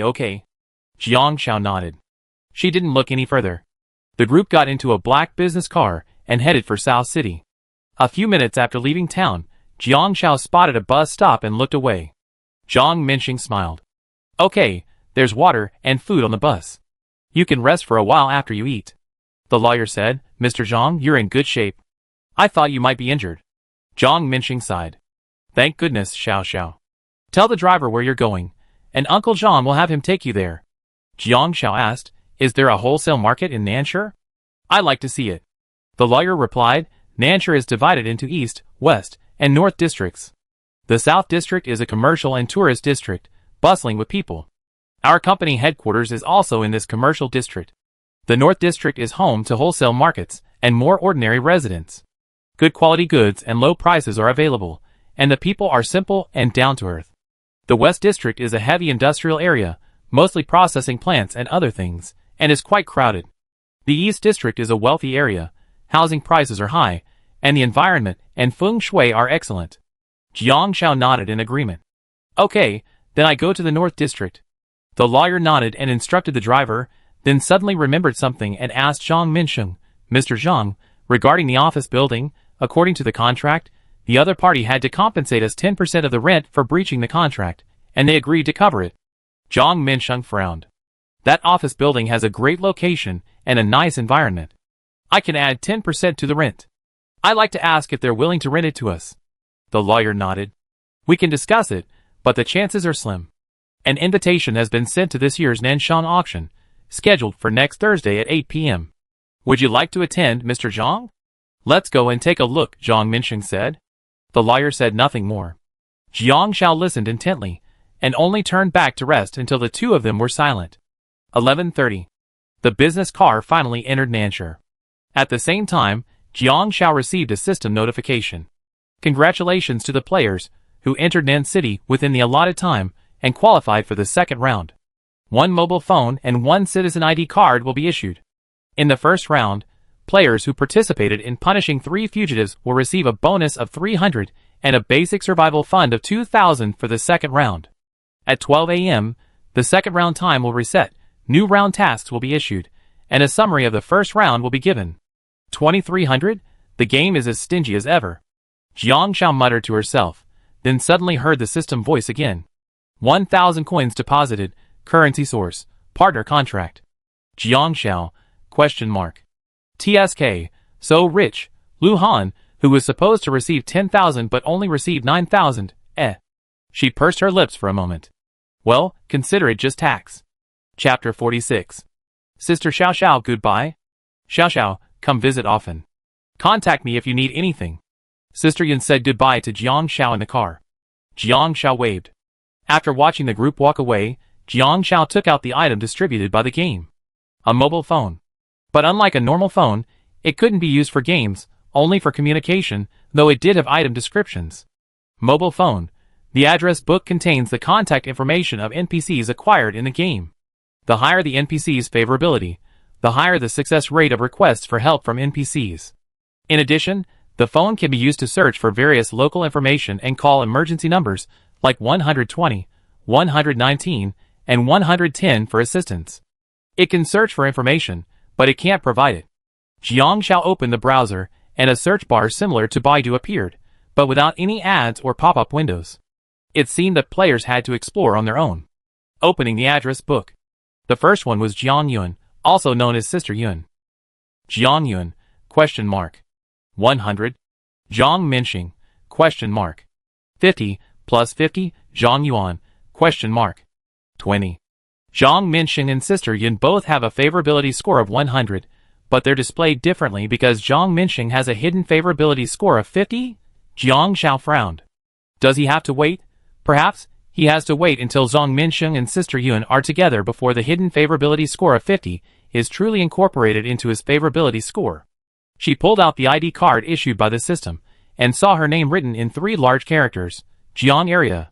Jiang Xiao, No, she didn't believe it. That was definitely not her name. Why did the game give her such a down-to-earth name? Were they afraid she'd be eliminated? Is a cheap name easy to live with? Fans in the live stream noticed Jiang Xiao's complicated expression when they saw her ID card. Ha ha ha, this is hilarious. Jiang Area. The person who designed this game is a genius. Do you know what Han Ji's given name is? Lu Gooden. Han Gu threw his ID card away right then. I looked up Wapao's name, and it's Lu Dapao. I think it fits. This game is hilarious. The developer must have done this on purpose. I saw a streamer who was the first one back on the bus. Unexpectedly, before entering Nanshur, they were met by police checking their IDs and tickets. Without an ID, they were arrested as a criminal suspect. After entering the Nanshur police station, the streamer took out his ID card. The police officer looked at it and asked why he was detained for 3 days for making a fake ID. The streamer was stunned. It cracked me up. Ha ha ha, Xiaozi is so smart. He knew it was fake the moment he saw the ID card. The game even gives out fake IDs. What's their motive? The game is telling you not to get an ID illegally. Jiang Xiao simply typed into her phone, "Where can I go to get a replacement ID card?" Analysis. The ID card is fake. The reason is simple. She's a contestant with real name verification. Jiang area. How could she have such a strange name? The ID card is crucial for proving identity in the first round, and it serves as a reminder of the hidden rules. It's not impossible for the game to trick players in this round. If a player preconceived the idea that the ID card issued by the game is genuine, it could affect the subsequent plot. After finding the nearest police station, Jiang Xiao changed her input, the cheapest accommodation near the North District of Nanshire. Of course, she had to find a place to live first. She wasn't short of supplies, but she was short of money, especially since the second part might be related to money. For survival in Nanshire, money was more important than supplies, of course, assuming no disaster struck. She chose the North District because of the wholesale market. If she guessed wrong, it wasn't about money, but a disaster might happen, then this would be the most convenient place to restock. Secondly, housing prices sounded high in other places, and high housing prices meant high rents too. She was broke and needed to be frugal. Even B&Bs near the North District started at 200 or 300 yuan, with the cheapest being youth hostels. Small hotels with university-style bunk beds and no privacy were cheaper, at 50 yuan a day. Jiang Xiao curled her lips. 50 yuan a day was still high. She found a rental agency and asked about the situation. "Do you have any cheap single rooms for rent?" The agent enthusiastically offered, of course. "This location is great, close to the subway station, but the rooms are small. 700 yuan a month." 700 yuan a month wasn't a bad price. Jiang Xiao asked, "How's the rent?" The agent replied, "Sign a 1-year contract, 1-year deposit, 3-year rent. 1-year deposit, 3-year rent, 2,800 coins." It wasn't that she couldn't afford it, but Jiang Xiao only had a little over 4,000 coins right now, and she felt it wasn't worth it to spend on a house. It wasn't getting the most out of it, so she wanted to see if she could cut her living costs even further.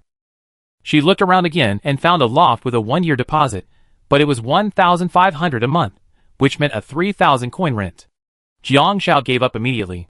After leaving, Jiang Xiao planned to look for a residential complex where residents could rent apartments within the complex, without middlemen taking a cut.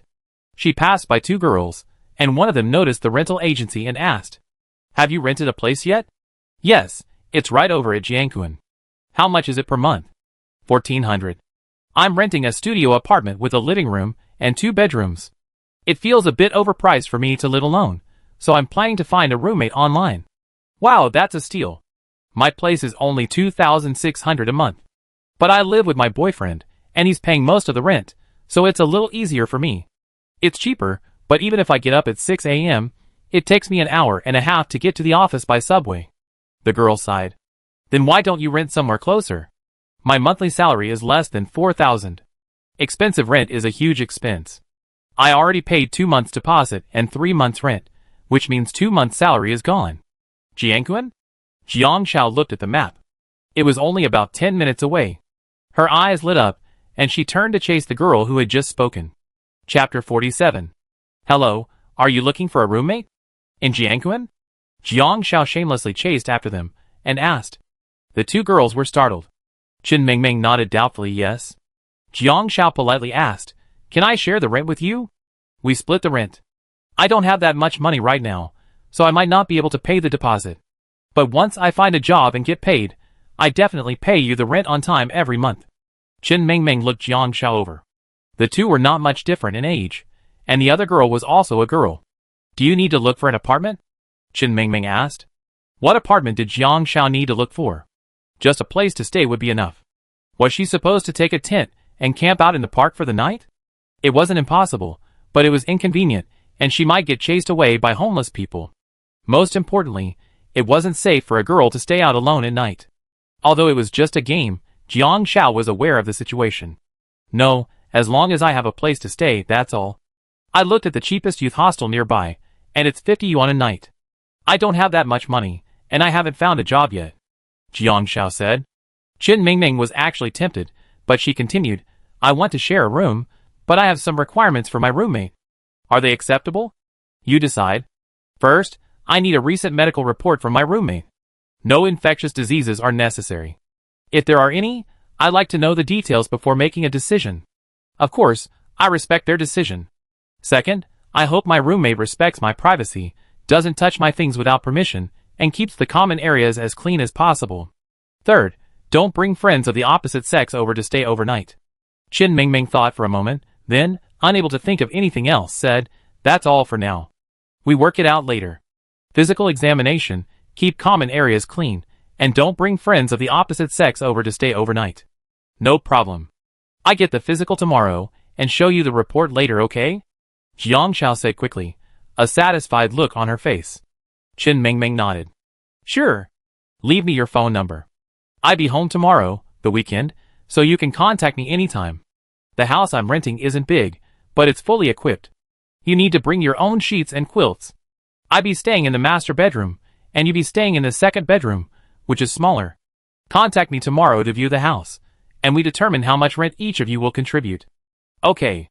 Jiang Xiao pulled out her phone, and a new contact appeared. Qin Mingming, ? 0. Qin Mingming had to go to the movies with her best friend, so they didn't talk much. Jiang Xiaokai muttered to herself, the fact that this NPC made these requests shows she's very detail-oriented. Even though we're sharing a house, I still have to consider my roommate's character. I'd be worried if she didn't make any requests. After hearing this, the live streamer couldn't help but complain. Is sharing a house so difficult? And I have to get a physical exam. Too much hassle. I might as well not rent this house. I used to have a roommate who kept it a secret from me. He had hepatitis B. I thought it was just his skin color. In normal cases, hepatitis B can be cured by using separate utensils and bowls, and most people have antibodies, making it less contagious. But he kept it to himself, and liked to use my bowl and chopsticks. He often snatched my chopsticks while I was eating, and then returned them afterward. I happen to be the one without antibodies, and often have mouth ulcers and periodontitis. A few months later, I was also diagnosed with hepatitis B. I don't discriminate against people with the disease, but I do discriminate against those who know they have it but deliberately conceal it, causing trouble for others. It's true that you shouldn't touch your roommate's things. I used to have a roommate who used my face towel to wipe his feet. Damn, he had athlete's foot, you know. It was so disgusting. I thought I had a skin disease on my face, but when I went to the hospital, the doctor said it was athlete's foot. My expression was very complicated. I see Shiozai trying to reduce his accommodation costs, and he thinks of me when I just graduated. I was really willing to spend every penny. Honestly, I'm just a casual observer, but what this streamer said is correct. Especially for recent graduates with limited funds, you must be careful when you're out and about, especially when choosing roommates. I think this game has a lot of meaning. The streamer's approach is correct. Finding ways to reasonably reduce accommodation costs based on your current financial situation and choosing the right roommates is a good lesson for anyone entering the workforce. Brother Han hasn't shown up for 6 hours and 18 minutes. I miss him.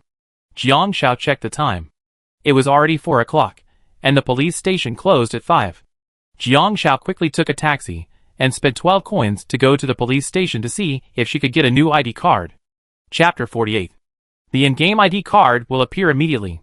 The ID card application hall only requires facial recognition, and a replacement ID card costs only 20 coins. Looking at the name on the ID card, Jiang Xiao guessed correctly. She was a real name verified player, so how could her ID card have those ridiculous names? The game was too obvious a trap. This section's tasks might be related to money. The minimum price for a B&B is 180, and the starting price for a hotel is 288. There are cheap hotels and hostels, but I don't dare stay there. Jiang Xiao looked at the ID card and surveyed the surroundings. I go to an internet cafe tonight. It's cheap, crowded, safe, and you can get a lot of information. After a day of work, Jiang Xiao's satiety level dropped. She ate 2 compressed biscuits to boost her satiety level and drank a large bottle of mineral water to keep hydrated. At 6 o'clock, the sun set in South City, painting the sky above the city a vast expanse of red clouds. Jiang Xiao looked up for a long time, feeling relieved. The wholesale market closes at 8 p.m., and Jiang Xiao bought a nylon backpack for 30 coins. The same backpack would have cost 80 coins at the supermarket, demonstrating the significant margins taken by middlemen. There's also a bookstore in the North District, but it closes at 7 p.m. Jiang Xiao entered the bookstore and found the geography books there quite different from the real world. She chose a flora and fauna encyclopedia, a disaster escape guide, a handicraft book, and a materials guide, all for 80 coins. The rest were just some time-killing essays and novels, meaningless to her. The books in the game were probably about the game. Sure enough, knowledge is money. Not cheap. Passing by a lottery shop, she saw a middle-aged man exclaiming, "I won. I finally won. After 20 years of buying lottery tickets, I finally won." Jiang Xiao raised an eyebrow. Lottery? She spent 2 coins and picked up a daily newspaper at the newspaper office. A large headline read, "Bull market returns after 5 years. Millions of shareholders share hundreds of millions in dividends." Jiang Xiao frowned. Lotteries, stocks, and funds are all probabilistic risk investments, but the information in the newspaper is all game-like. I suspect the second link is related to currency. Financial crisis? Financial crises include inflation and deflation. Deflation refers to a crisis involving financial assets, financial institutions, and financial markets. Specifically, it manifests as a sharp drop in financial asset prices, the imminent collapse of financial institutions, and a stock market crash. This situation reduces the purchasing power of the general public, prompting manufacturers to overstock, causing commodity prices to plummet. This makes it a good time to stock up and find bargains. Inflation is the exact opposite. It occurs when a large amount of money flows into the market, leading to monetary inflation and consequently, rising commodity prices. This means that replenishing supplies will likely require high costs. Selling goods at this time can be profitable, but the market is limited. Neither of these two conditions can be achieved overnight. Jiang Xiao strolled around the night market again. There were quite a few snack vendors in the evening. Unable to resist, she spent 8 coins on a serving of crispy fried chicken. While it was junk food, it was truly delicious. The increase in satiety wasn't significant, so she only added 5 points. But 20 minutes later, Jiang Xiao received a system notification. Due to consuming junk food made with gutter oil, her stamina points decreased by 10, and she suffered from diarrhea for 3 days, decreasing by 5 stamina per hour. Anti-diarrheal medication can alleviate this condition. Damn, this game is full of traps. Anti-diarrhea medicine? Jiang Xiao turned to look for the pharmacy, but it closed at 10 o'clock. Jiang Xiao almost lost the game. Arriving at the pharmacy, Jiang Xiao noticed there were 2 more items than in the small town pharmacy. Anti-diarrhea medicine eliminates diarrhea, 5 coins. Frostbite medicine eliminates frostbite and chilblains, 5 coins. Frostbite medicine? Jiang Xiao suddenly remembered that in the first stage, the medicines sold were all related to the stage. The only one she hadn't used was burn medicine, but someone else got burned while cooking. It was autumn, so why would they be selling frostbite medicine? A hint for the next stage. Or maybe she guessed wrong, and the second stage was also a natural disaster? In any case, it's better to be prepared. Jiang Xiao took 21 boxes of anti-diarrhea medicine and 20 boxes of frostbite medicine. She used 1 box of anti-diarrhea medicine. As for her original medicine, she also replenished it to 20, spending 235 coins. She had a checkup appointment at the hospital and paid for medication in advance. It cost 200 coins. After doing nothing all day, Jiang Xiao was left with only 3,904 coins. The feeling of poverty lingered in her mind. Money really didn't last long. At 10 a.m., Jiang Xiao found a large internet cafe with a nice atmosphere. It cost 6 coins per hour, and a private room cost 8 coins per hour. However, since there were fewer people staying all night, the overnight pass had a significant discount. From midnight to 8 a.m., the overnight fee for a private room was 50 coins, while the fee outside was 30 coins.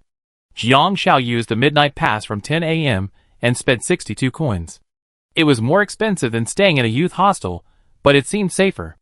Jiang Xiao simply booked a private room. There was a sofa in the private room where Jiang Xiao could relax. Opening her computer, Jiang Xiao clicked on the real-time news feed, and an ad popped up. Crescent Island, a scenic island resort, is offering tours for just 800 yuan per person, 7 days and 6 nights, a super affordable deal. Click to apply for a tour pimp. Jiang Xiao looked at the search bar and, for some reason, typed in 2 words. Alive. Suddenly, a message popped up on the computer screen. This website is a special website for gamers. You need to enter your ID card for login verification. It actually exists. Jiang Xiao entered the forum. There were only about 2,000 members, but the number was growing steadily. Several popular posts were pinned to the top. I've been arrested. Is there anyone who can bail me out? I was robbed by a black car driver, and was left with only my underwear. Any kind players out there want to give me some clothes? Tat. I asked my fans to donate to you for the carnival. Does anyone know what the second round of tasks are about? I have over 8,000 coins, but I'm afraid to spend them. Playing landlord in prison is so fun and touching. Can anyone share their own NPC strategies? I'm having a hard time. I just want to know why even the IDs given by the system can be fake. Is this bullying? Anyone rooming with me? Players share rent, and the rent is low in the old neighborhood of Yangtze Road in the North District. Jiang Xiao saw the name, and thought she found the wrong thread. She saw the last one and clicked on it. It seems there are still players. Most skilled players probably don't have time to post nonsense at this time. Only a small fraction of posts are useful, and even more are players lamenting their inability to play. But Jiang Xiao still managed to find a tiny bit of useful information from the chatter of these vagrants. Time slipped by unnoticed, and at 12 p.m., the system notification finally arrived. Congratulations to all participating players. A total of 334,562 players have entered the second round. The corresponding rewards and second round survival items have been distributed. First, let's briefly summarize the first round. To live is a real-life survival game, but it's not limited to natural disasters. Life can be full of unexpected events. The ultimate hidden Easter egg in the first round isn't supplies, but connections. Helping others is always helpful. Life will bring you all kinds of challenges, both good and bad.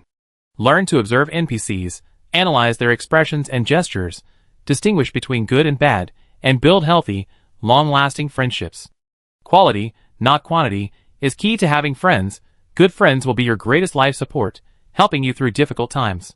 The biggest hidden Easter egg in the first round is to apprehend 1,000 escaped criminals. Players who speak to the mayor for 7 consecutive days after 10 p.m. will receive clues. Players who unlock this hidden Easter egg will gain the favor of the Nanshire police. Punishing criminals can earn you a hefty bonus in the second stage, 1,000 for each criminal, and 100 for assisting in the punishment. During the first stage, avoid the rules and regulations. Don't let the brief chaos cause you to lose your mind and harm others. Rescue teams and police will arrive and provide supplies to maintain order. Players who harm NPCs during this period will be apprehended by the police in the elimination stage. Each NPC harmed will increase the number of days incarcerated in the second stage by 1. There are 6 ways to reach Nanshire in the elimination stage. The safest is to follow the NPCs. It's safe, quick, convenient, and risk-free. The second most affordable option is to take a passenger car. The fare is affordable, but there's a chance of ID checks at the toll booth. Drivers will stop about 1 kilometer before reaching Nanshire. Getting off early can avoid this. Taking an illegal taxi to Nanshire requires high tolls, and a chance of being robbed along the way, requiring players to possess both self-protection and anti-detection skills.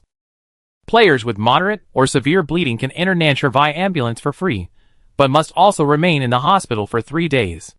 Following the bad NPC and disrupting the police's vision, you can ride in a police car for free into Nanshire, but you will be detained. The number of days of detention depends on the circumstances. After reading this, Jiang Xiao thought to herself, wow, these rules were unexpected. The biggest Easter egg is, of course, the goodwill of the police, but who would stay up all night talking to the mayor after 10 p.m.? The rules for triggering these Easter eggs are bizarre. As for the ambulance, it carries a certain risk. If you can't predict the damage level or your stamina isn't high enough, you might die before even reaching South City. Police cars are pretty safe, but they're quite unpredictable. Regardless, congratulations to the 334,562 players who qualified for the second round. Players who disqualified can still continue playing the game on the server and explore its gameplay. Next, we announce the second round tasks for participating players. Nanshire is the game's largest transit server, home to 4 million NPCs. Disqualified players can freely explore the game in Nanshire, gaining value and enriching their gaming experience. Participating players must complete at least one required task within the allotted time for the second round. Task 1. Earn 100,000 coins through legal channels within 20 days. Task 2. Earn 1 million coins through legal channels within 20 days. Jiang Xiao, ? A surge of emotion welled up in her heart. Motor, is there a difference? One earns 100,000, the other earns 1 million. Even a fool knows which is easier, and it's all within 20 days. The in-game currency ratio is similar to real life. The average working class in Nansha earns around a few thousand yuan a month, while a few elite white-collar workers earn over 10,000 yuan a month. Some people might work hard for 3 years and still not have even 100,000 in savings, but players only have 20 days. Jiang Xiao was silent for a moment, then fumbled with her keyboard as she wrote a post on Tieba. I want to rob a bank. Anyone want to join me? Waiting online, it's urgent. Chapter 49. Jiang Xiao's post was clearly made after she received the mission. Noticing her Tieba ID, anonymous player 2688. It seems like a number. Could it be based on the order in which they entered the Tieba? Soon, someone started posting their own meme about this mission, parroting Jiang Xiao's post. Anonymous player 189, take me with you. I go find some weapons. Anonymous player 88, forget it. Good thing there's a law. The disaster isn't that serious. Anonymous player 996, I have to say, this game is absurd. Not only is it a grind in real life, but it's also a grind in the game. Anonymous player 152, whenever you're going, call me. Even though I'm still in jail, I'm in jail once or twice anyway. I'm not afraid. Think about it. Anonymous player 177, I can only say that poverty is the greatest disaster. The last sentence hits the nail on the head. Poverty is the greatest disaster. 99% of life's unhappiness stems from poverty. There's no problem that money can't solve. If it can't, it's probably because you don't have enough money. The spam post was just a spur-of-the-moment impulse. After calming down, Jiang Xiao analyzed it. There are 2 quests. Completing one of them will suffice, but completing the second automatically completes the first. The difference lies in the different rewards. Just like the first stage, being personally escorted to Nansha by an NPC and being taken to Nansha by police car are 2 different scenarios. The former allows one to gather information first, while the latter wastes time and can have adverse consequences.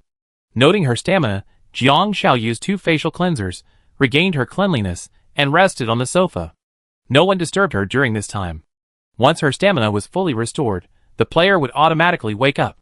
It was already 7 a.m. when she woke up. Jiang Xiao packed up quickly, shouldered her backpack, and headed out. The hospital registration office opened at 8 a.m. Although it was a bit early, it avoided the long lines. There was a bit of rush hour traffic, so Jiang Xiao opted for a 15-coin taxi to the hospital. The 20-minute journey took a while, but she didn't arrive until 7:50 a.m. A consultation, blood test, and examination. After a series of tests and waiting, she received her medical report 2 hours later, at 11 a.m. There were many snack vendors outside the hospital, but Jiang Xiao had decided not to eat outside food again. It was unsafe, and it was more convenient to use the supplies. Mooting compressed biscuits, Jiang Xiao went to the market and spent 60 coins to buy bedding and a 4-piece suit. Noticing the wholesale market selling winter clothing, thick military quilts, and various other clothing, Jiang Xiao took a look at herself. Her initial outfit upon entering the game was a short-sleeved shirt, jeans, and a pair of white sneakers. After a pause, Jiang Xiao spent 80 coins on winter clothing and a thick military blanket, which sold for 200 coins at market. Although this survival mission required currency, she felt it was worth buying these things now. Afterwards, there were various wholesale daily necessities and food items, but Jiang Xiao forced herself to hold back. I don't have much money, so I just spend more. After calling Chen Mingming, Jiang Xiao looked up directions and took a half-hour bus ride directly to Chen Mingming's rental. Chen Mingming's rental was resettlement housing, used by the developer to relocate residents whose buildings had been demolished, so the rent was cheap. There's still a lot of school construction going on behind us, but it won't disturb us. Chen Mingming opened the door. Take a look first. Jiang Xiao surveyed the clean and tidy rental apartment, approximately 60 square meters. It was small, but it had everything: a bathroom, a small balcony, a kitchen, and a living room, albeit a bit cramped. Jiang Xiao noticed something in the corner of the living room that ordinary people wouldn't have. A mannequin. Such an object in a home would have seemed strange, but the mannequin's outfit captivated her. A beautiful, everyday puffy skirt. On the living room windowsill was an ironing board, with scissors, fabric, needlework, and drawing paper on it. In 3 seconds, Jiang Xiao guessed the NPC's profession. Wow, that skirt is so beautiful. Jiang Xiao's eyes lit up. After she finished speaking, she realized what she was saying and quickly smiled at Chen Mingming. Sorry, I was drawn to the most beautiful thing in the room. Chen Mingming's expression relaxed slightly. It's okay. Are you satisfied with the house? The coldness in her tone had faded. Jiang Shao nodded. Of course. Here's my medical report. You can take a look. If it's convenient, can we discuss the rent? Chen Mingming smiled after reviewing Jiang Zhao's report. Of course. The rent here is 1,400 yuan a month, but your room is a bit smaller, so it's 600 yuan a month. Utilities are split evenly. I settled the previous amount today, and we start tomorrow, okay? This NPC is very fair, and doesn't take advantage. But people who don't take advantage generally don't like to be bothered and are very independent. Chen Mingming's room is almost a third larger than hers. Sure. Jiang Shao quickly pulled out her phone, fearing she hesitate and regret it. I transferred this month's rent to you first. 600 yuan for 20 days is definitely cheaper than anywhere else. After the contact list, Jiang Shao noticed the number next to Chen Mingming had changed. Chen Mingming? 10. As expected, no one dislikes being praised for their achievements. Chapter 50. Chen Mingming works efficiently and without procrastination. After Jiang Shao transferred the money, Chen Mingming handed the keys to Jiang Shao. Jiang Shao made the bed and cleaned the room for 2 hours, leaving it simple, clean, and habitable. After a short rest, Jiang Shao looked at the task data. Second phase days, 1. Task 1 completion, 0/100, 000. Task 2 completion, 0/1, 000, 000. A big 0. Next is job hunting. What kind of job can quickly earn me money in 20 days?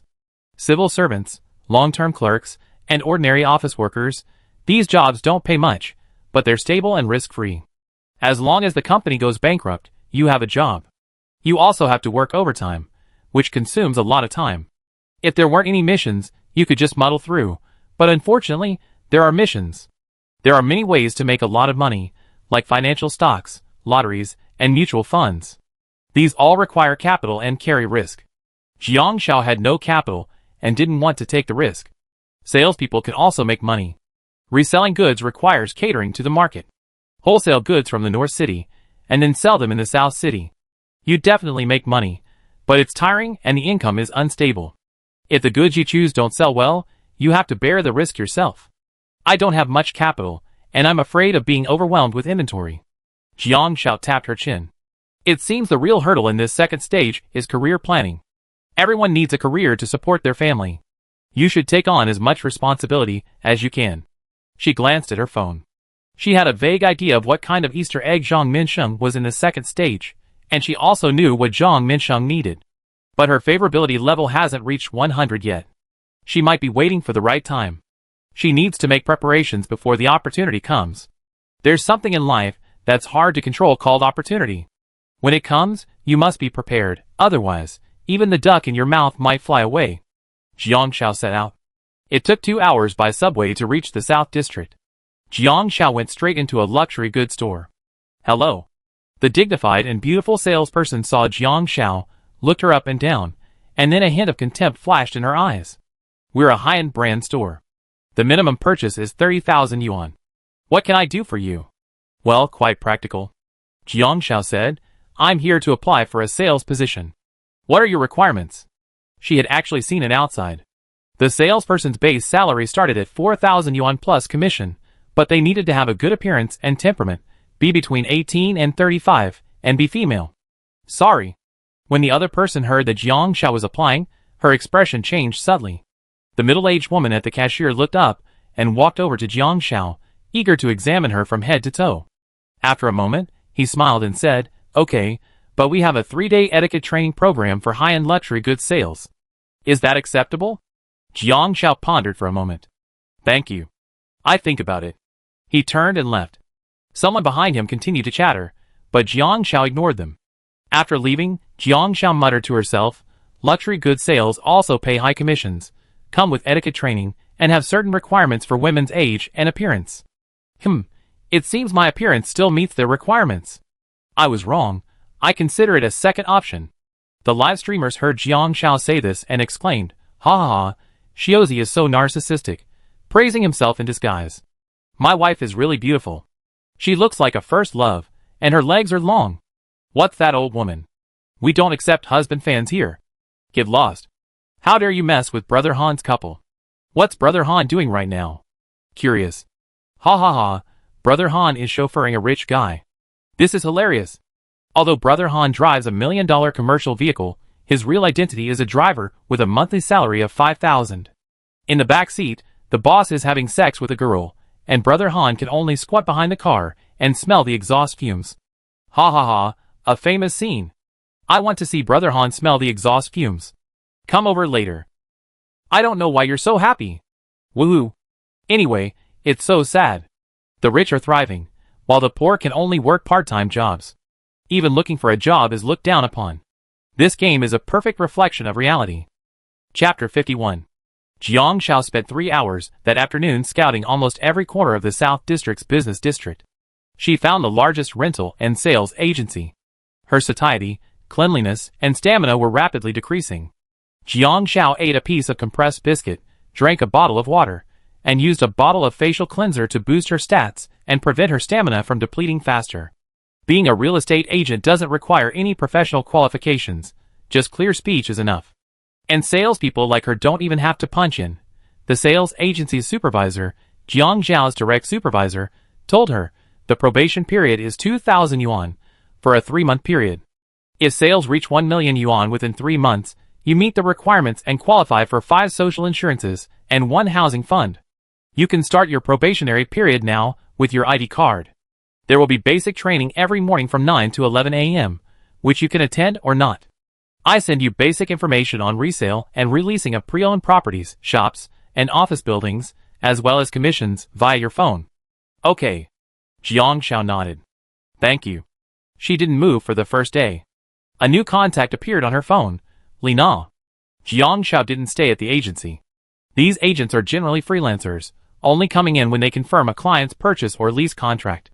It was 4 p.m., and the subway ride back home would still take another hour. Not wanting to catch the morning or evening rush hour, Jiang Xiao prepared to leave. Out of the corner of her eye, she spotted a particularly shiny luxury business car on the side of the road.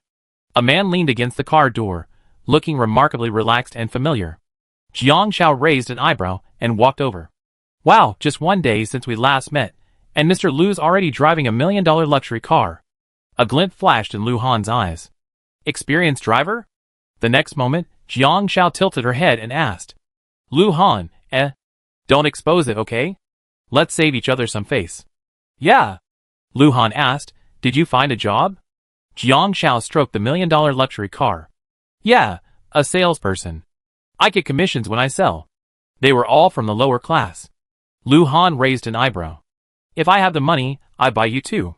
His gesture was frivolous, like the way a rich second-generation kid would coax a little girl. Jiang Xiao rolled her eyes. If you have money, that proves I have it too. Lu Han, It made so much sense, he was speechless. His pretense failed. Seeing the two interacting in the live stream, they let out a groundhog scream. Ah, Brother Han and his wife are reunited. Ha ha. Hi, my Shiozai's words sound just like my wife's. Your money equals my money equals your money is my money. Isn't that right? Buying a house costs at least 1 or 2 million, and with a 10% contract income, with that much money, you can still earn 1 or 200,000 without even buying it. Ha ha ha, totally unnecessary. Brother Han, I wanted to show off, but you didn't allow it and even slapped me in the face. Every time I see the two of them together, I get a weird feeling. Other female streamers used to evoke a seductive aura when they were near Brother Han, but this one doesn't. Brother Han, I never thought someone would dominate me in the game one day. Information exchange? Jiang Xiao asked. Lu Han nodded. There's a job Easter egg in the auction. To apply for the auction host position, you need someone who's articulate and has decent presentation skills. You can pass after 3 days of training and assessment. The auction will begin in 10 days. The host will receive a 0.01% commission for each item sold, but an internal referral is required. Information accuracy is 100%. Jiang Xiao was surprised. A professional Easter egg, Lu Han's point was essentially, I have an internal referral. Jiang Xiao got straight to the point. Are you planning to sell that bracelet at auction? Don't you have any other options? Lu Han nodded. Clues indicate that the bracelet's primary use is at auction. If it's put up for pawn, you only get 20% of the item's value. Pawning, like a bank loan, keeps prices very low. And when it's redeemed, you have to pay a substantial interest rate. Chapter 52. The auction had competition and could fetch a high price, which was why he followed this boss. This boss had entry to the auction, and if his favorability with the boss reached a certain level, the boss would help him put the bracelet up for auction. How much? Jiang Shao asked cryptically. Lu Han said, 300,000, 20%. This meant the bracelet was estimated to be worth around 1.5 million. It was indeed a family heirloom worth marrying a wife. Even if Lu Han auctioned it, his income would only be 150,000. He could complete the basic mission, but not the secondary mission. So, he still had to rely on himself. Jiang Shao shared her information. Nansha is the game's largest transit server, connecting to various tourist maps. The next stage might appear in the tourist map. Frostbite medicine and wholesale winter clothing are now available in pharmacies. The map for the next stage will be quite cold. 100% information accuracy. It's just the beginning of autumn, and winter is still 3 months away. Selling winter clothing and frostbite medicine so early suggests the game is giving a subtle heads up. Players should prepare their supplies for the next stage. Lu Han, ? The second stage has only been open for a day, and already we know the clues for the next stage. It's better to know and prepare in advance than to do nothing. Lu Han paused and asked, a little treat to celebrate? Jiang Shao, Someone's always watching my meal every day. But unfortunately, she hasn't triggered it in the past 2 days. Lu Han said bitterly, I bought 99 anti-diarrhea pills. Jiang Shao realized what was happening and burst out laughing. No way. Can't you make it yourself? Lu Han asked, is there a difference? I had originally thought I could have a treat in the second round, but he only had a little over 10,000 coins. He bought a bunch of stuff in the game yesterday, so he still had less than 8,000 coins left for emergencies. He hadn't planned on using the rest, so he just ate a bowl of clam and beef rice noodles on the side of the road. Then he was notified that diarrhea had reduced his stamina by 10 points. I tried making a bowl of noodles myself this morning, but the noodles were a bit mushy and the taste wasn't great. My satiety only increased by 15 points, but I received a system notification. Eating dark food causes diarrhea, which reduces stamina by 10 points. During diarrhea, stamina decreases by 5 points per hour, which can be reversed with anti-diarrheal medication. At noon, I barely managed a business lunch with my boss, but my satiety didn't increase much. The rest of the time, I could only chew on biscuits. Jiang Shao thought of the last time a few people were poisoned by the chicken stew with mushrooms and curled her lips. Don't worry, I'm going to buy groceries and cook. If you're free, come over. I'm sharing a roommate, so it's fine as long as you don't stay overnight. Just leave after dinner. Lu Han's eyes narrowed slightly.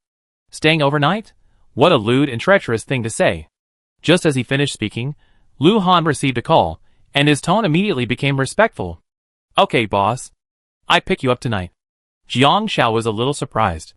This was the first time she's seen Lu Han like this. Lu Han said helplessly, he has no money, no status, and no position.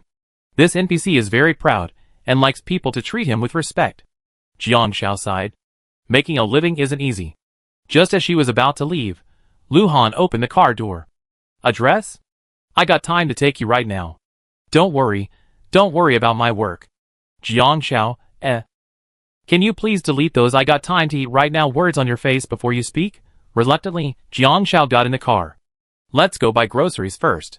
I haven't stocked up on the game from the first stage. Her warehouse was full of instant food. Game was a natural resource, so it should be obtainable even if she changed the map. The warehouse was needed to store non-renewable items, like daily necessities.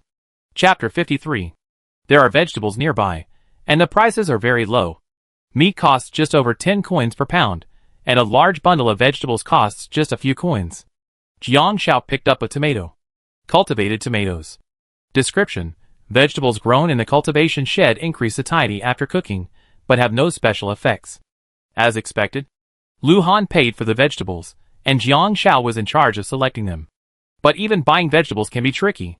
For example, if you buy a fish, the butcher will replace it, leaving a fresh grass carp that has been transformed. 2 pounds of not-so-fresh fish. Description: the satiety effect is greatly reduced after cooking, and cooking at the wrong time can have negative effects. But there's no way to prove the butcher rigged it. Lu Han saw that Jiang Shao looked unhappy and asked, "What's wrong?" Jiang Shao replied calmly, "Nothing." Afterwards, Jiang Shao carefully selected the vegetables. Even the same lettuce might be hollow and inedible, And even the same potato might look good on the outside but rotten inside. Finally, Jiang Xiao picked and chose dishes worth over 80 coins. It looked like they would last 3 days, suggesting that cooking your own food was still very cost-effective. After Jiang Xiao walked away, she discovered that the fishmonger had been cheating again. This time, she secretly filmed the dish. Lu Han was puzzled. What are you going to do? Jiang Xiao righteously stated, reporting with real names. Protecting consumer rights. The fish this owner gave us was stale. We had no evidence before, but now we have. Lu Han, ? Jiang Xiao raised her hand and pointed to a sign in the market. Conscientious market, value for money. Report any illegal activities by businesses. Reports are rewarded. Contact information is attached. Lu Han squinted at Jiang Xiao's flurry of activity. He could even spot such a detail. Jiang Xiao paused. That's kind of an Easter egg. You made a fortune by reporting, but I don't know how much the reward is. Lu Han said nothing.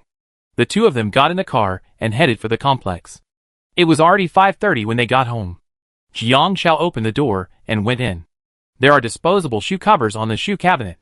Sit in the living room and don't mess with your roommate's things. Lu Han found the place too small. Even though it had everything, it still felt cramped. He sat obediently in the living room. Jiang Xiao even turned on the TV for him. Jiang Xiao cooked 4 servings of rice.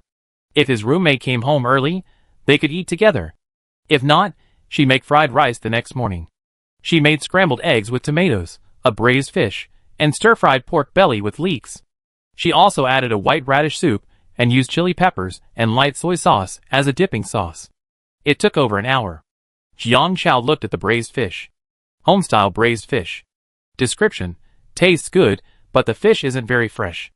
Effect: satiety plus 20. I'm touched. Satiety can actually be increased to 20. Time to eat. Jiang Xiao wiped her hands. The rental house was small, with only a small round table in the dining room, seating only 4. After just 4 dishes, the table was already full, and Lu Han's tall frame felt cramped. Lu Han took a bite, and his eyes lit up. The taste was on par with Sister Yun's home cooking. Absolutely delicious. Jiang Xiao glanced at her phone. Wow, so fast. Real name report successful. 200 coins reward. Jiang Xiao saw her task value change. Second stage days, 1. Task 1 completion, 200/100, 000. Task 2 completion, 200/1, 000, 000. Lu Han raised an eyebrow. So little? 1,000,000 miles away from the target amount. Do you think the money just blew up? It's not easy for ordinary people to make money. It's all about accumulating small amounts to make a lot. These unscrupulous businesses are still ripping people off. The bonus is a punishment for them, but also a reward for citizens to watch out for this illegal behavior. I think it's quite good. Many people think it's just a small matter, and they just take the loss, which in turn helps foster the growth of unscrupulous businesses. Jiang Xiao turned around and found that half the fish was missing. Is he a pig? Even pigs can eat that much. The two were halfway through their meal when the door opened. Qin Mingming returned. Upon opening the door, they saw a strange man sitting in the living room. Jiang Xiao quickly stood up and said, Mingming, this is my friend. He just came over for a quick meal, and will be leaving soon. Qin Mingming's brow furrowed slightly. Jiang Xiao quickly tried to remedy the situation. If you mind someone coming in, just let him squat outside with his bowl. Lu Han, who was about to be kicked out, squatting and eating with his bowl, responded, ? Wow, he's so devastated when he meets an NPC friend. The live streamers burst into laughter at this scene. Brother Han, not much harm, but extremely insulting. I was just about to say they looked like they were living a married life together. So sweet. But then, Shuzi did this to me? Brother Han, I don't care about face. Shuzi, what's your face? I'm not laughing anymore. His status in the family is becoming increasingly clear. Very good, I declare that Brother Han's tracheitis is in the late stage, and there's no cure. Get married right here on to live. I ignore this female streamer's domestic violence against Brother Han from now on. Upstairs +1, I also ignore it. +2, plus 10,086. Chapter 54. Qin Mingming chuckled. It's okay. I have friends over sometimes. I forgot about this before, but I let you know next time they come. This was a subtle reminder to Jiang Xiao. Next time friends come over, just let her know. To apologize, Jiang Xiao said to Qin Mingming, Have you eaten yet? I made you a portion while I was cooking. Don't worry, it hasn't been put on the plate, the clean parts are all in there. Lu Han, ? Using the food he paid for to curry favor with the NPC? Never mind, that's fine. After all, he'd be eating for free a lot more often in the future. Chen Mingming was stunned for a moment. She usually got home around 7 or 8, so she didn't have much time to eat. Most of the time, she just grabbed something and ate it. Today, she hadn't expected to have more people at home. She expected to be annoyed, but hearing Jiang Zhao's words, she felt an indescribable feeling instead. No thanks. Chen Mingming shook her head, but her words softened as she thanked Jiang Zhao for her kindness. Jiang Zhao had expected her not to eat. She checked her phone. Her favorability rating hadn't dropped. Not bad. Lu Han finished eating and washed the dishes. Jiang Zhao stood by, worried he wouldn't know where to put them. Lu Han asked, exchange phone numbers? Jiang Zhao, do you know the phone number? Lu Han paused. That's right, player phones don't show phone numbers, only contact NPCs. After a moment's silence, Jiang Zhao went out and said to Chen Mingming, can I borrow your phone to make a call? I don't know where it is. My friend forgot his phone, and it's in the car. Chen Mingming felt embarrassed to refuse. After all, she still had 10 points of favorability. Okay.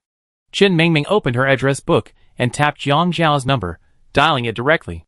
Jiang Zhao's search for her phone was fake, but her own number was real. However, in the player's view, the other player's phone number was automatically blurred, making it impossible to discern. Jiang Zhao said calmly, thank you, Mingming, I found it. Oh, and the food is in the pot in the kitchen. If you're hungry tonight, you can heat it up for a late-night snack. Chen Mingming paused. Okay. She hadn't actually eaten dinner, work was very busy. Players can't see phone numbers, which means players can't contact each other via phone, Jiang Zhao said. But you can on the forum. Forum? Lu Han raised an eyebrow. Yes. Jiang Zhao looked at Lu Han. You must know that? Lu Han was silent. He truly didn't know. Although the game released the quests early this morning, he had already been looking for resources yesterday, leaving him with no time for anything else.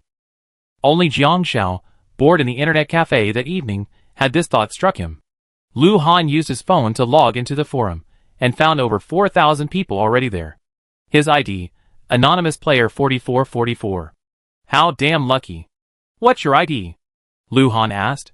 2688. Jiang Zhao said. She glanced at Lu Han's ID and thought, TSK, how unlucky even his ID number is. Lu Han wanted to say something, but then a phone call came in. Okay, I'll be there in 10 minutes. After hanging up, I'm leaving. Jiang Zhao nodded.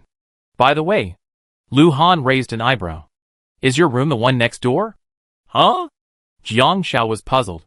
I left something in your room, Lu Han said. After all, he gained quite a bit today. He learned about the player forum and the clue to the next stage. After seeing Lu Han off, Jiang Zhao saw Chen Mingming busy in the living room, drawing and erasing blueprints, then refining a mannequin with needle and thread. In the middle of the process, Chen Mingming received a call. Tomorrow afternoon at 3 o'clock, right? I see. Visual estimation isn't accurate. We need to check the body width and proportions on site. Have her come to my place then, and I modify it to her measurements. Jiang Zhao went straight into her room to look for Lu Han's belongings. Her room was small, with a simple, newly made bed, a small table, and a small wardrobe, but they were useless. I didn't see it on the table. Was it hidden? After searching around, Jiang Zhao finally opened the wardrobe, and a pile of shower gel fell out. The heaviest bottle hit her foot, and the instant pain from the slippers she was wearing made her face contort, and her toes curled up. Having a heavy object crush her toes, her fingers were connected to her heart. Although there was no damage to her stamina, it caused nerve pain that lasted for 3 minutes. Jiang Zhao, thank you. I treat you to dinner next time and poison you. Chapter 55. Seeing Jiang Zhao's face twisted as she hugged her feet in the live stream, I laughed so hard I almost gasped. This is hilarious. Brother Han, you're done. Your wife is gone. What's that? A straight man giving gifts? Is this love? The kind where you get tangled up by hitting your toes. If you love her, give her a wardrobe full of shower gel. When she opens it, let the shower gel hit her feet, and make her feel the heartache of love. What heartache of love? I'm dying of laughter. Hey, I'm ready to report Brother Han's ID to the 60-year-old woman's blind date corner at the park. Shouldn't we arrange a single room in the nursing home for Brother Han? You're both right. Brother Han's relationship is over. Shuzi is my wife now. I feel sorry for her, take her away. Get out of here. No husband fans. Lu Han left 20 bottles of shower gel, and Jiang Xiao was about to put them in the all-purpose garbage cart. But when she tried to take the garbage cart out, a system message appeared. The space is too small to remove the items. Jiang Xiao was stunned for a moment. A garbage truck was about the size of her bed, and since this room was only a few square meters, the bed took up a lot of space. Forget it. Jiang Xiao tucked the shower gel under the bed, then went to the living room to lie down like Guyu and post a sloppy post. Today's source of joy for the lazy salted fish. Today's popular player posts are as follows. Has anyone found a high-paying job? Any recommendations? I clicked on it and saw the original poster speak. I'm a programmer by profession. I like to find a programming job and develop some software to sell. However, several companies I interviewed with told me that high salaries require a 211 university diploma. Without a diploma, but with professional skills, the salary is only 8,000 yuan, but it can increase with performance. Is the game preparing a diploma for me? That boss is no different. He knows nothing about the subject matter, and can only make empty promises. What about the NPCs? There are a lot of comments below, most of which are complaints about the job. Jiang Xiao shook her head. If there are no quests, working at the bottom level without resources can ensure a source of income, but it's bound to be a low-paying job. The only way out is to become a boss. But for technical professionals, the most important thing isn't the company, but the connections you make after mastering core technology. Even if you temporarily join this company as a low-level employee, so what? If you have good ideas that the boss will adopt and appreciate, and you gain a wider network of connections, you can move higher. To put it bluntly, if you haven't brought enough benefits and goodwill to the boss, why would the boss give you a broader platform? Is it because you complain, or because you're ambitious before you even start working? There's nothing wrong with the saying that gold shines wherever it is, and there's nothing wrong with the job itself. The problem is that this player is pinning his hopes of making a fortune on a fixed salary. As for the unproductive comments, Jiang Xiao doesn't want to read them. The second post is interesting. I was singing tears behind bars in prison, and the guy next door took a fancy to me and wanted to fencing with me. What should I do? Should I go along? The original poster posted, I was only detained for 3 days. There's an NPC guy who seems to have committed some crime and was also detained with me, but he looked at me in a strange way. He even touched my thigh. But I'm a man. A man. So scary. But he seemed so high-ranking, even with a lawyer coming to bail him out. The comments below were all, great, judging by the original poster's performance, he's already gone along. Don't worry, the original poster is about to reach the pinnacle of life. We're all brothers. When the original poster becomes successful, remember to take the brothers out for a drink. Half an hour passed. How's the original poster's anus? Are the NPCs in this game that happy? Although it wasn't very informative, Jiang Xiao couldn't help but type, if you like it, I have them pick out some good anus for you to see. Perhaps it was because it was the first day of the session, there wasn't much useful information, or even if there was, no one would share it for nothing. After browsing for half an hour, Jiang Xiao was about to close the page when she found a new post. She clicked on it, and her eyes instantly became serious. Chapter 56. I found a lottery player, and treated him to a meal. I bought a lottery ticket, and won 3,000 coins in the evening draw. A million yuan jackpot is within my reach. It was a very ordinary post, and Jiang Xiao thought a player had found a get-rich-quick Easter egg. She clicked on it, and took a look. Anonymous player 6521. Although I arrived in Nan City late and disqualified myself from the competition, winning the lottery is so satisfying. I haven't won a single lottery ticket in 8 years, but I never expected to win in the game. TSK, a million yuan jackpot is waiting for me. Jiang Xiao frowned. Not a competition player? She had overlooked that some players could still continue playing despite being disqualified. The post seemed to be full of people watching the fun, some trying to curry favor with others, and some begging for resources. The post quickly became popular, until at the end someone commented, I don't know what you're so happy about. Non-competing players can compete with participating players. Is this good news? This revelation woke her up, and the post instantly gained traction. Don't put all your eggs in one basket. Jiang Xiao realized that if Zhang Minqing's Easter egg failed, she would have to think of other options. Thinking of this, Jiang Xiao sat up straight and searched on her phone, part-time jobs with high daily pay. A plethora of job postings came up, and she was overwhelmed and unable to decide. Ming Ming, can I borrow your pen and paper? The search for high-paying part-time jobs also yielded a lot of results, some with ridiculously high hourly rates. But this was clearly a scam. If you actually went, you wouldn't even know where the person was. With so many options to sort through, Jiang Xiao was a bit overwhelmed and searched the coffee table cabinet. Ming Ming, can I borrow your pen and paper? Qin Mingming almost didn't realize she had a new roommate. It was just that this roommate was so quiet. Okay. With permission, Jiang Xiao watched and took notes. For short video actors, the daily wage is 200 to 600 yuan, while some with experience and acting skills can earn 800 yuan. Shooting time ranges from 2 to 8 hours. You have to shoot a video in advance and send it to the director, as well as make an introduction. You need to make appointments in advance and be available on call.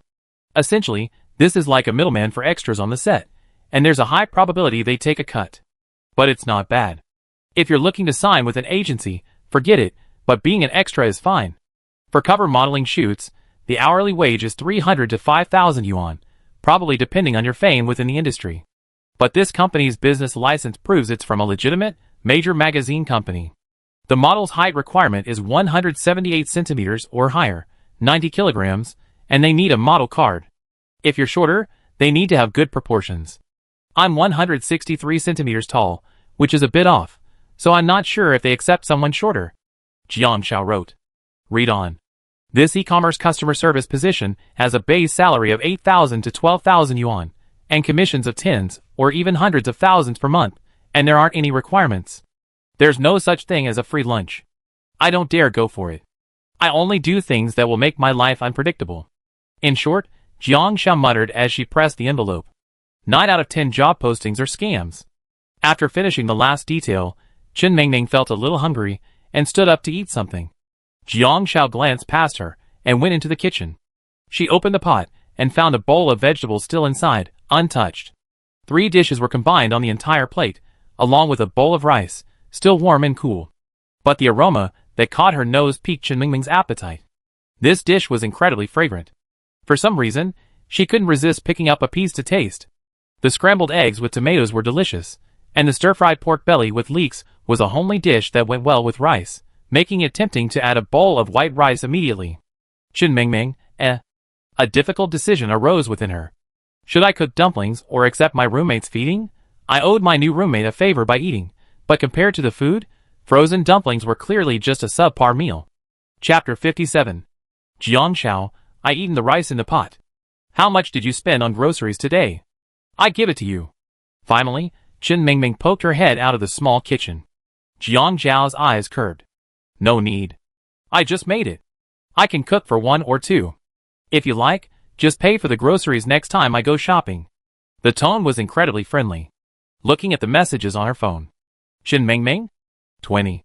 The favorability rating has increased. Seeing this, Jiang Xiao's longtime fans were thrilled. Haha, Xiuzai's specialty, food guides. No NPC can escape Xiuzai's clutches. Really? It's true. If you watch Xiuzai's old gaming videos, she could even barbecue for the NPCs in the escape room. The NPCs were too embarrassed to scare her, and even took off their makeup just to get a piece of Xiuzai's barbecue. Haha, yeah, I know that time. It ended up crashing the escape room game, and the other players won easily because the NPC told Xiuzai how to beat it. Brother Han is in for a treat. By the way, back home, Brother Han still didn't know he already had a wife, and he even developed bronchitis. Does it matter? It doesn't. Is there something wrong with that? It's not wrong. Am I the only one who noticed Xiaozi's seriousness? Her analysis is spot on. I should have known these things earlier when I started looking for a job. Back then, I only saw the high salary but ignored the costs behind it, and whether I had the ability to earn it. I was so delusional that I took many wrong turns. Brother Han was helping the boss drink, and he's been drinking himself into alcohol poisoning. I feel a little sad. My dad used to do the same thing when he was meeting clients. I suddenly understand the meaning of the game to live. Everyone's carrying a heavy burden, and which path to success is easy? Qin Mingming slyly devoured her meal in the kitchen like a little mouse. It was a bit of a shame. It would have been so much better if it were fresh. Why was she so aloof then? So aloof, I realized I wanted to slap myself for being so aloof. Passing by the coffee table, I noticed Jiang Xiao writing something on a piece of paper. After a pause, I asked, "Haven't you found a job yet?" Jiang Xiao looked up. "No, I just want to see if there's any part-time job. I got a job as a salesperson. I pick up the information tomorrow morning, and I get a commission if I sell a house. But it's not very stable, so I want to look for a part-time job that can pay me quickly." Qin Mingming thought to herself that this new roommate seemed quite hard-working. Focusing time and energy on work meant less hassles, and he could even cook. Qin Mingming was very satisfied. I couldn't help but kindly remind her, "I see the part-time jobs you're looking for are quite high-paying.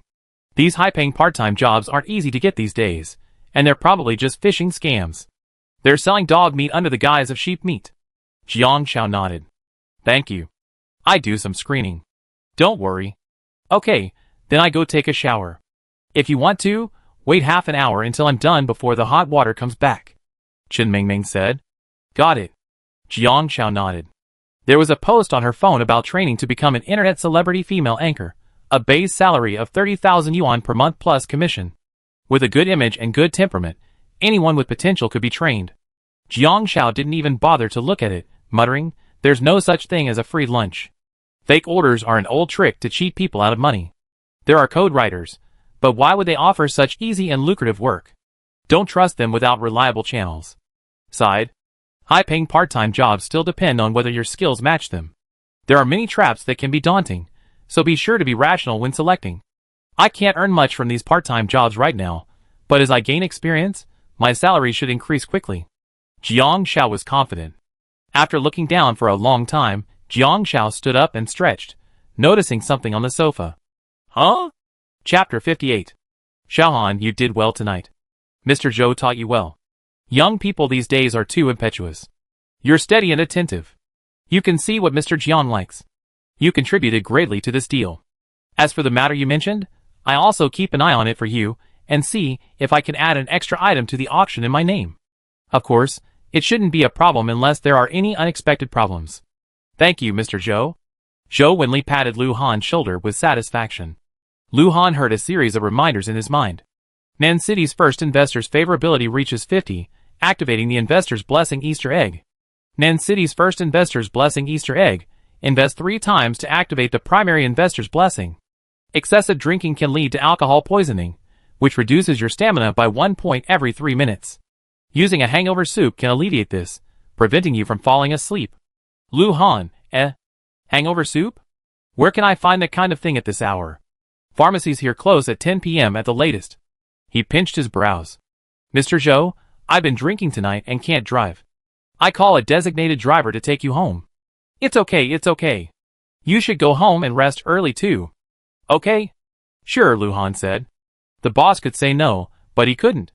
After waiting for the designated driver for 10 minutes, and sending Zhou Wenli off, Lu Han checked his stamina, 80. No matter how high the upper limit, excessive drinking can still reduce stamina.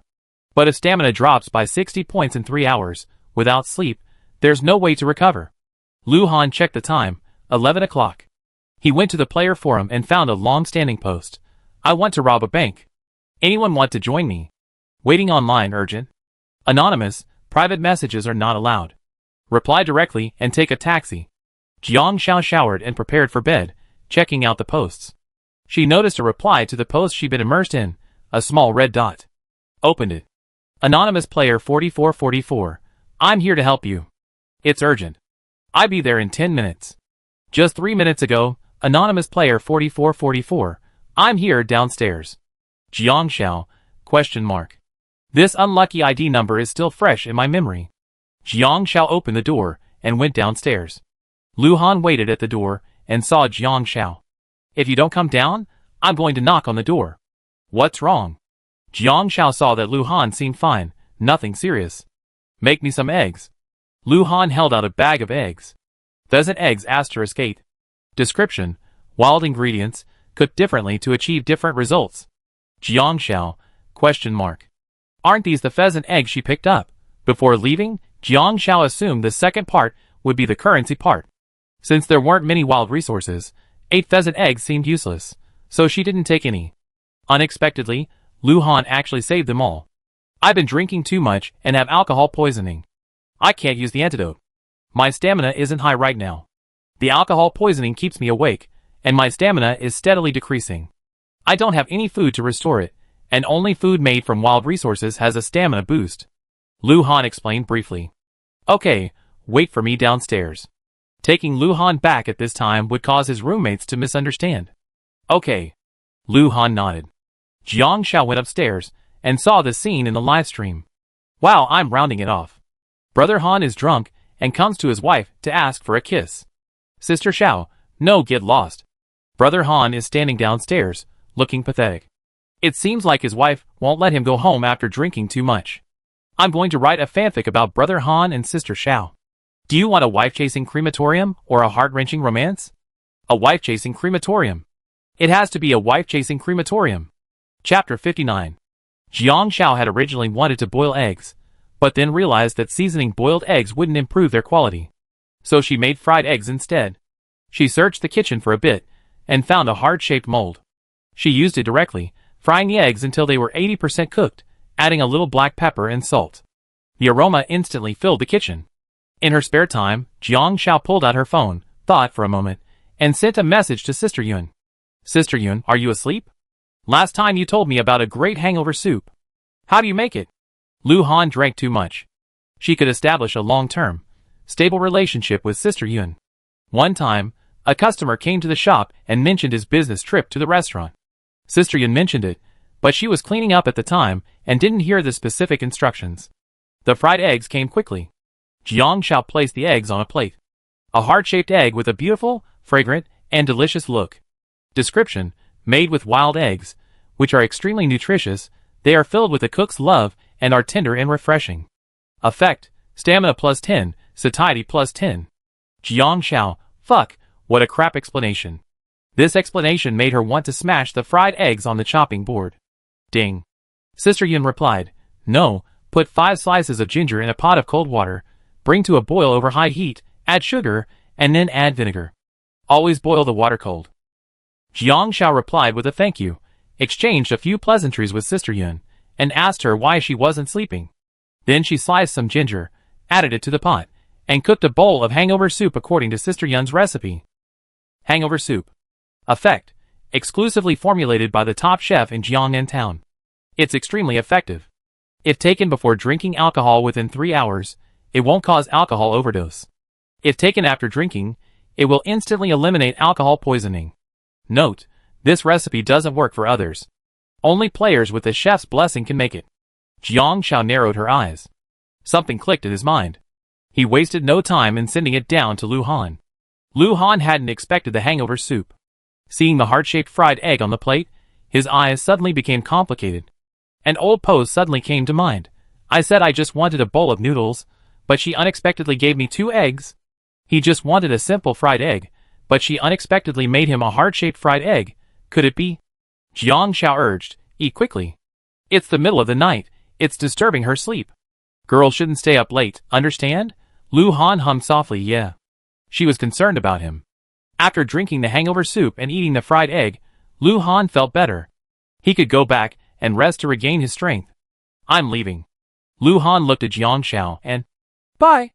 I'm going back to bed. Jiang Xiao didn't stay up late. She took the plate and turned to leave. Lu Han paused. After a long pause, he uttered 2 words, Shy. Livestream. Ahaha, the atmosphere is a bit awkward. I don't know what to say. Let's all wish Brother Han well. Jiang Xiao was anxious because she remembered something. She read a post at 8 p.m. I'm selling drinks at a nightclub. The commission's high. Rich guys, come support me. Those without money, stay away. I won't even know you. Anonymous Player 263. Tonight, I met a rich woman who ordered me 50,000 yuan worth of drinks. My commission is 5,000 yuan. Ha ha ha, a small 100,000 yuan isn't a problem. I can drink 1,000 drinks. And now the poster of this post is going crazy. Anonymous Player 263. Guys, what the hell is alcohol poisoning? Ah, my stamina. Fuck. Help. I'm dying. And this rich woman is still making me drink. I'm hiding in the bathroom. Guys, I'm done. Help. Just 3 minutes ago. Jiang Xiao quickly replied. Anonymous Player 2688. Hey, I have a chef's exclusive hangover soup recipe. It's incredibly effective. Want it? It comes with a heartwarming fried egg that boosts stamina. A must-have for those late nights drinking. Only 2,000 coins, limited to 7. The other party quickly replied. Anonymous player 263. Savior. I send you the address. Save me. Anonymous player 2688. How many do you want? Anonymous player 263. 2 first, more if they work. Jiang shall receive the address. Great. Earning players' money is worse than earning NPC money. Suddenly, a bright avenue for making money is opening up for her. Chapter 60. Zhengshan claimed that no one could outdrink him. In a place like a nightclub, he could realistically spin 7 machines in a single night without getting tired. The result? Zhengshan, suffering from alcohol poisoning, dared not act rashly. He touched his phone, his heart racing, as he waited for help. Anonymous player 2688, we're here at the door. Zhengshan excitedly darted out around the crowd, and saw a girl with flowing long hair, who looked like a fairy from behind. He adjusted his hair. Hi. Is that you? The other girl turned around, and Zhengshan's eyes lit up. So hot. There are such beautiful girls among gamers. Thank you, 2 for 4,000. Cash on.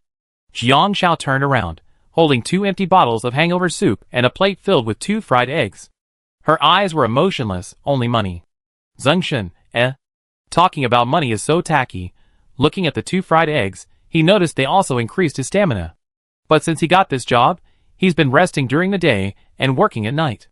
If he gets rid of the alcohol poisoning buff, maintaining his stamina all night wouldn't be a problem. I don't want this fried egg. Give me a smaller amount. I only have 4,283 coins on me, okay? The fried egg is free, but it's still 2,000 if you don't want it. Jiang Shao said without hesitation, then devoured 1 slice right in front of Zhengshan. Only 1 for free now. So shabby. Zhengshan gritted his teeth. How could such an innocent-looking girl be so stingy? She wouldn't even give him a penny. And so? I'm leaving. Jiang Shao turned around. Yes. Zhengshan said quickly. 1 drink first. He took the hangover soup and was stunned for a moment after seeing its properties. Then, his eyes lit up as he drank it, only to see it cure his alcohol poisoning. No more. Jiang Shao asked enthusiastically. She cooked 3 servings. After finishing it, Zhengshan realized that drinking it beforehand, while not already intoxicated, would provide immunity. He gritted his teeth and said, another cup. The stamina-boosting fried egg wouldn't be a waste. More? Jiang Shao gave it to him. Just in case. I need it tomorrow, after all. Zhengshan, This girl really knows how to deal. No coins. No problem. We can sign a contract and buy it in advance. You can give it to me after you get the money. The system will enforce it. Jiang Shao said enthusiastically. Zhengshan, Has his money been targeted before it even reached his wallet?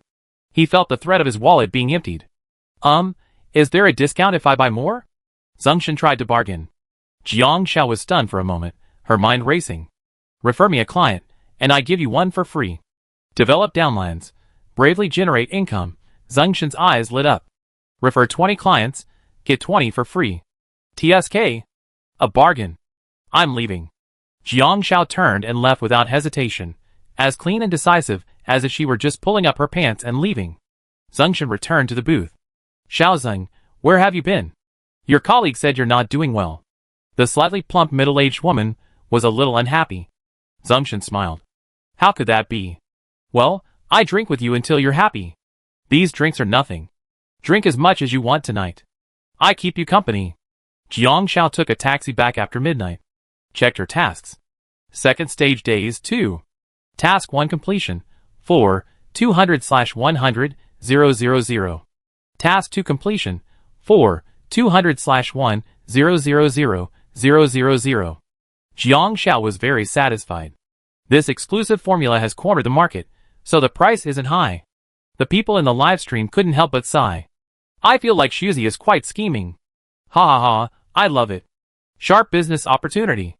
Not making money from NPCs, but from players. I'm laughing so hard I'm gasping for breath.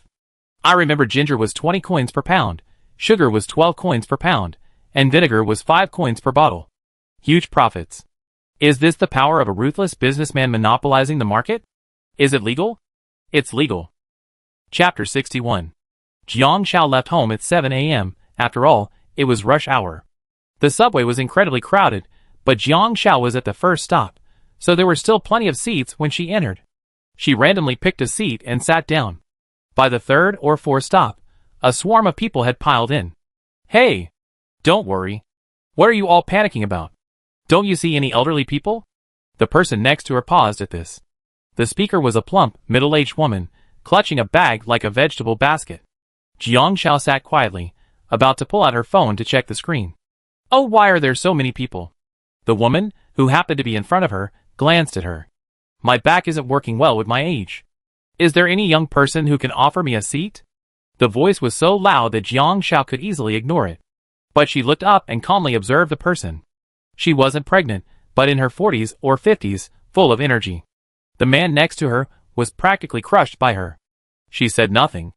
The chubby old lady frowned. How can young people these days be so uncultured? They don't even offer their seats to an elderly person. Everyone around her remained silent, their eyes constantly scanning her.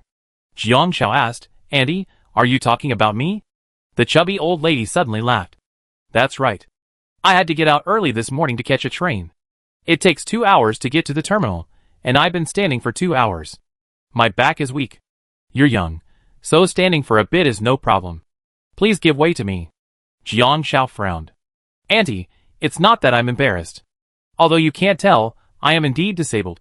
Her face was filled with sincerity. The people around her glanced at Jiang Xiao, scanning her legs and then her figure. Disabled? I couldn't tell, but I couldn't tell he wasn't disabled either. But since he said so, and with such an innocent expression, the auntie had no choice but to give up. There was a boy sitting next to Jiang Xiao. The auntie squeezed him and then went back to him, using the same trick again. Oh, my back hurts. Young man, can you please help me and give me your seat? The boy didn't say anything. Young people these days, how can they be so uncultured? They have no sense of courtesy towards the elderly. This world is really losing respect for the elderly and the young. She kept mumbling for several minutes. She glanced at the boy from all sides. The boy was really annoyed and stood up to move away at the 7th stop. The auntie quickly sat down, pushing Jiang Xiao aside. The other person seemed restless and looked at Jiang Xiao. Little girl, is there something wrong with your leg? Jiang Xiao didn't say anything. Did you get treatment? The auntie frowned, and Jiang Xiao kept her eyes downcast. The old lady kept rambling. Such a beautiful girl, how come you have a leg problem? What a shame. If you're not in good health, you have a hard time getting married. No one will dare marry you, and you won't be able to take care of your parents-in-law. After several minutes of rambling, someone finally couldn't help but say, Auntie, please stop talking. Be kind. You're just rubbing your wounds. Who wouldn't be kind? Who wouldn't be kind? I'm just concerned, don't you understand? The old lady was assertive, and no one spoke. Seeing Jiang Xiao's eyes growing more and more compassionate, Jiang Xiao calmly watched the advertisements flying down the subway. At the third to last stop, an old man with a white beard and a cane arrived. Jiang Xiao frowned and stood up, saying, Grandpa, please sit down. The old man smiled lovingly, saying, No need. I'm still strong and healthy. Just 2 stops won't be a problem. Jiang Xiao said, I'll be at my stop soon. Please sit down. There's a lot of people here, and it'd be a squeeze getting up and down. The old man looked at her and said, Thank you, little girl. She sat down, leaning on her crutches. The contrast was staring. The old woman stared, instantly displeased. That's not right. You're walking perfectly fine. There's nothing wrong with you. How could a young girl be so deceiving? You're so dishonest. Everyone was stunned. Jiang Xiao turned around, looked at the old woman seriously, and said, No, I am disabled. Pointing to her eyes, she said self-deprecatingly, Selective blindness. Level 1 disability. Chapter 62. Puff. Instantly, many people burst into laughter. The old lady was stunned for a moment, then her face changed as she realized what was happening. She was about to say something, but Jiang Xiao had already ducked down and slipped into the doorway. She only had 3 stops left to get off the subway. Suddenly, a system notification chimed in her ears. Complete the adventure storyline and gain 1 exposure. Jiang Xiao, ? What's exposure? But it's just a notification. There are no contacts on my phone, and I don't know whose favorability has increased. And this NPC is quite mysterious. Jiang Xiao looked around in confusion, but didn't see anyone special. I didn't know what the point was, but I had to give up, The live streamer burst into laughter upon seeing this scene. I'm dying of laughter. I get it. If anyone ever so brazenly asks me to give up my seat, I say this. Selective blindness, first-degree disability, I can't see either. Although it's morally right to respect the elderly and cherish the young, but the other person also. Something feels strangely good. What's going on? Ha ha, if it were me, I give up my seat to the old man behind me, but not to her. It piss her off. TSK, sometimes it's better to not fight than to fight. Those who know how to fight are much more blessed. I laugh my ass off. Shiozai is such a treasure. Shiozai's followers have surpassed 2 million. Let's celebrate with some carnivals. Jiang Xiao arrived at the sales agency promptly at 9 a.m. The so-called training was actually just daily property handover information. Ms. Li, you said yesterday to send me the information. Jiang Xiao found her boss and politely said, I thought you might not have time, so I came to check it out. Li Na pushed her glasses up her nose. Oh, I was busy, I forgot. Well, I tell you straight away, and you take note. You can see all the company's property listings. They be updated this morning, but the salesperson might need to do the photography and on-site inspections themselves. Regarding commissions, I tell you straight away, for new homes purchased outright, the salesperson's commission is 0.3% to 0.5%. For loans, it's 3%. For pre-owned homes, it's 5%. For residential rentals, it's 20% of the agency fee, and for commercial properties, it's 30%. The company's agency fee is generally 1 month's rent.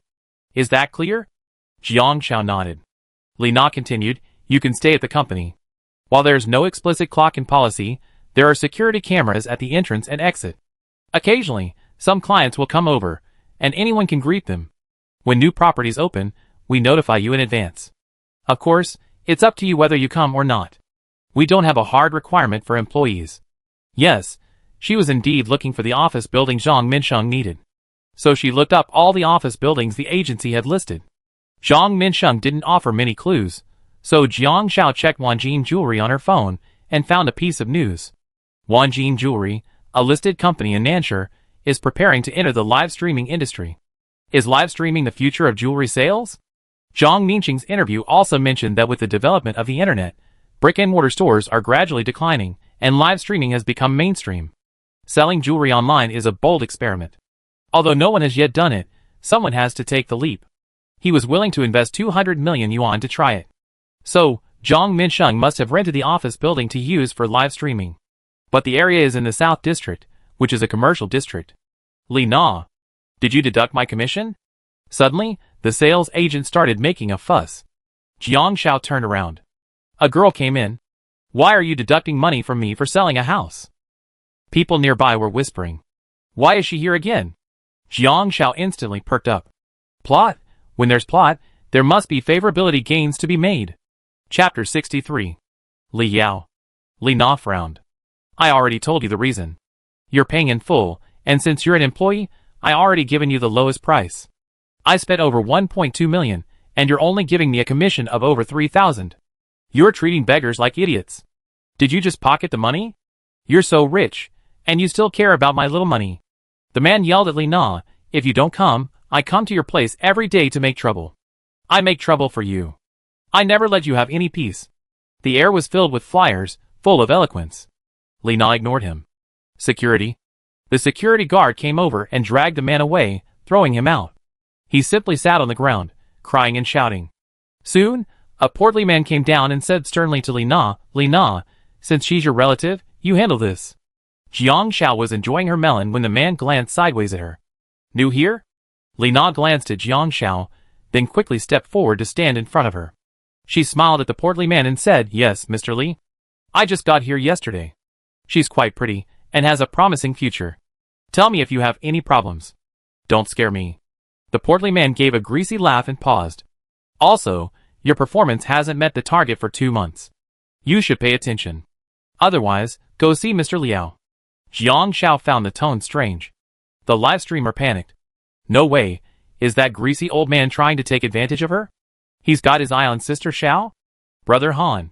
Tag Brother Han to protect your wife. Don't be fooled, Shiozai. Don't let anyone take advantage of you. What are you thinking? This is just a game. Oh, that's right. Jiang Xiao pondered for a moment, then humbly addressed Li Na, Sister Na, Thank you for what you did just now. Li Na turned to look at Jiang Xiao. Thank you for what? Jiang Xiao smiled.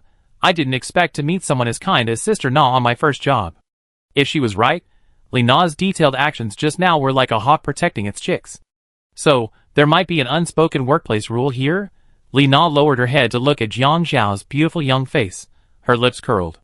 He's the biggest boss of Jiahua and the largest real estate investor in Nanshur. You? Before Li Na could finish her sentence, the woman at the door started making a scene again. She paused. Wait for me. Going to deal with a woman outside, Jiang Xiao looked down at her phone. Li Na's favorability rating had risen to 20 points. He muttered, the rules for newcomers in the workplace are to treat seniors with due respect. It's not about ability, it's all about personal gain. No one likes an impolite and arrogant newcomer. Of course, if the other person is a bad workplace NPC, they might try to make things difficult for the player, but judging by Sister Na's actions just now, she seems to be cold on the outside but warm on the inside. Details are king. People, greed is insatiable. Suddenly, someone nearby sighed as they watched Li Na and Li Yao's struggle. Jiang Xiao looked over and saw. What a long, shrewd face. Oh, a colleague. But he looks quite curious, maybe he can provide some clues. Namo Amidba, don't judge a person by his appearance. Jiang Xiao approached the girl and casually handed her some sunflower seeds she picked up in the reception hall. What's going on? Tell me. Who was interrupting her? Shoehorn turned to see the sunflower seeds in the girl's hand. He raised an eyebrow and took them, mumbling, what else? A shameless relative just dropped by. He spat out a piece of sunflower seed shell. Jiang Xiao couldn't help but stare a few more times. The image of Shoehorn spitting out the sunflower seed shells was indescribably toxic, making one want to keep watching. Well, I wanted to make it into an emoji. Chapter 64. When Li Yao came here, she said she was learning from Manager Li. Manager Li has been our sales champion for 3 consecutive years. Look at that wall of champions. Her photo was there when I came in, and it's still there even after 3 years. Shoehorn Face raised a finger and pointed. Jiang Xiao frowned and grabbed another handful of sunflower seeds. Speak, get to the point. Oh, she came in here saying she was learning, but she actually wanted to buy a small apartment. Li Na negotiated with the developer and got the lowest price. Because she paid in full, the commission is low. Our commission is paid quickly 3 months. Some properties take 6 months or even a year to settle, and the other party couldn't wait, claiming they had urgent needs. Manager Li paid the money out of his own pocket, but she turned the tables and accused him of taking her money. She come every day for a month. TSK. Greed is like a snake swallowing an elephant. If I had that kind of perseverance, I have plundered all the properties in Nanshur. Jiang Xiao was stunned. Commissions are paid 3 months? He smacked his head. Motor, he thought. I come across this cross-industry thing, but commissions only come in 3 months in this industry. Damn it! It's a disaster. Jiang Xiao was negligent. But Manager Li has been the top seller these past few years, so he must have saved a lot of money. I guess the other person is jealous. The Shoehorn Face was realistic. Who doesn't have poor relatives who want to visit? Jiang Xiao asked. Manager Li is really rich? What do you think? Top seller for 3 consecutive years. Last year's annual meeting bonus alone was 100,000. The other person, with a look of jealousy, said, Here we go again, here we go again. Li Na, do you have any conscience? Your parents passed away when you were a child. My dad worked so hard to provide for you and your sister. He didn't even have time to eat a warm meal, so he just focused on you too. And after my dad passed away, you treat me like this. The other person cried out. Finally, Li Na couldn't hold back any longer. How much do you want? Jiang Xiao didn't hear clearly. The other person stood up. I am broke after buying a house. Give me another 30,000 yuan. Do you think Manager Li's money is blown by the wind? Shoehorn said with disgust. Spit. Jiang Xiao followed suit. Spit. The two looked at each other, their eyes meeting. Image. Handshake between close friends. JPG Li Na couldn't stand it any longer. Okay, but this is the last time. Don't bother me again. Jiang Xiao felt suffocated watching. Li Na transferred the money, and the other person left. Jiang Xiao watched as Li Na turned and went into the bathroom, facing strange looks. Jiang Xiao paused, her intuition telling her that Manager Li was the person who could help her complete this Easter egg. She followed him into the bathroom. I didn't expect our top seller to have such a poor relative. But it seems like the top seller hasn't been doing so well these past 2 months. Top seller? The other woman sneered. How do you think she got that title? She's old, so people just don't care about her anymore. She whispered into the other woman's ear. Ill? The other woman exclaimed. What kind of illness? What do you mean? The other woman noticed Jiang Shao eavesdropping. What are you doing next to me? Ah, Jiang Shao said instinctively. I'm looking for the restroom. Ah, I found it. Jiang Shao had just entered the restroom. Li Na saw her in the mirror and jumped.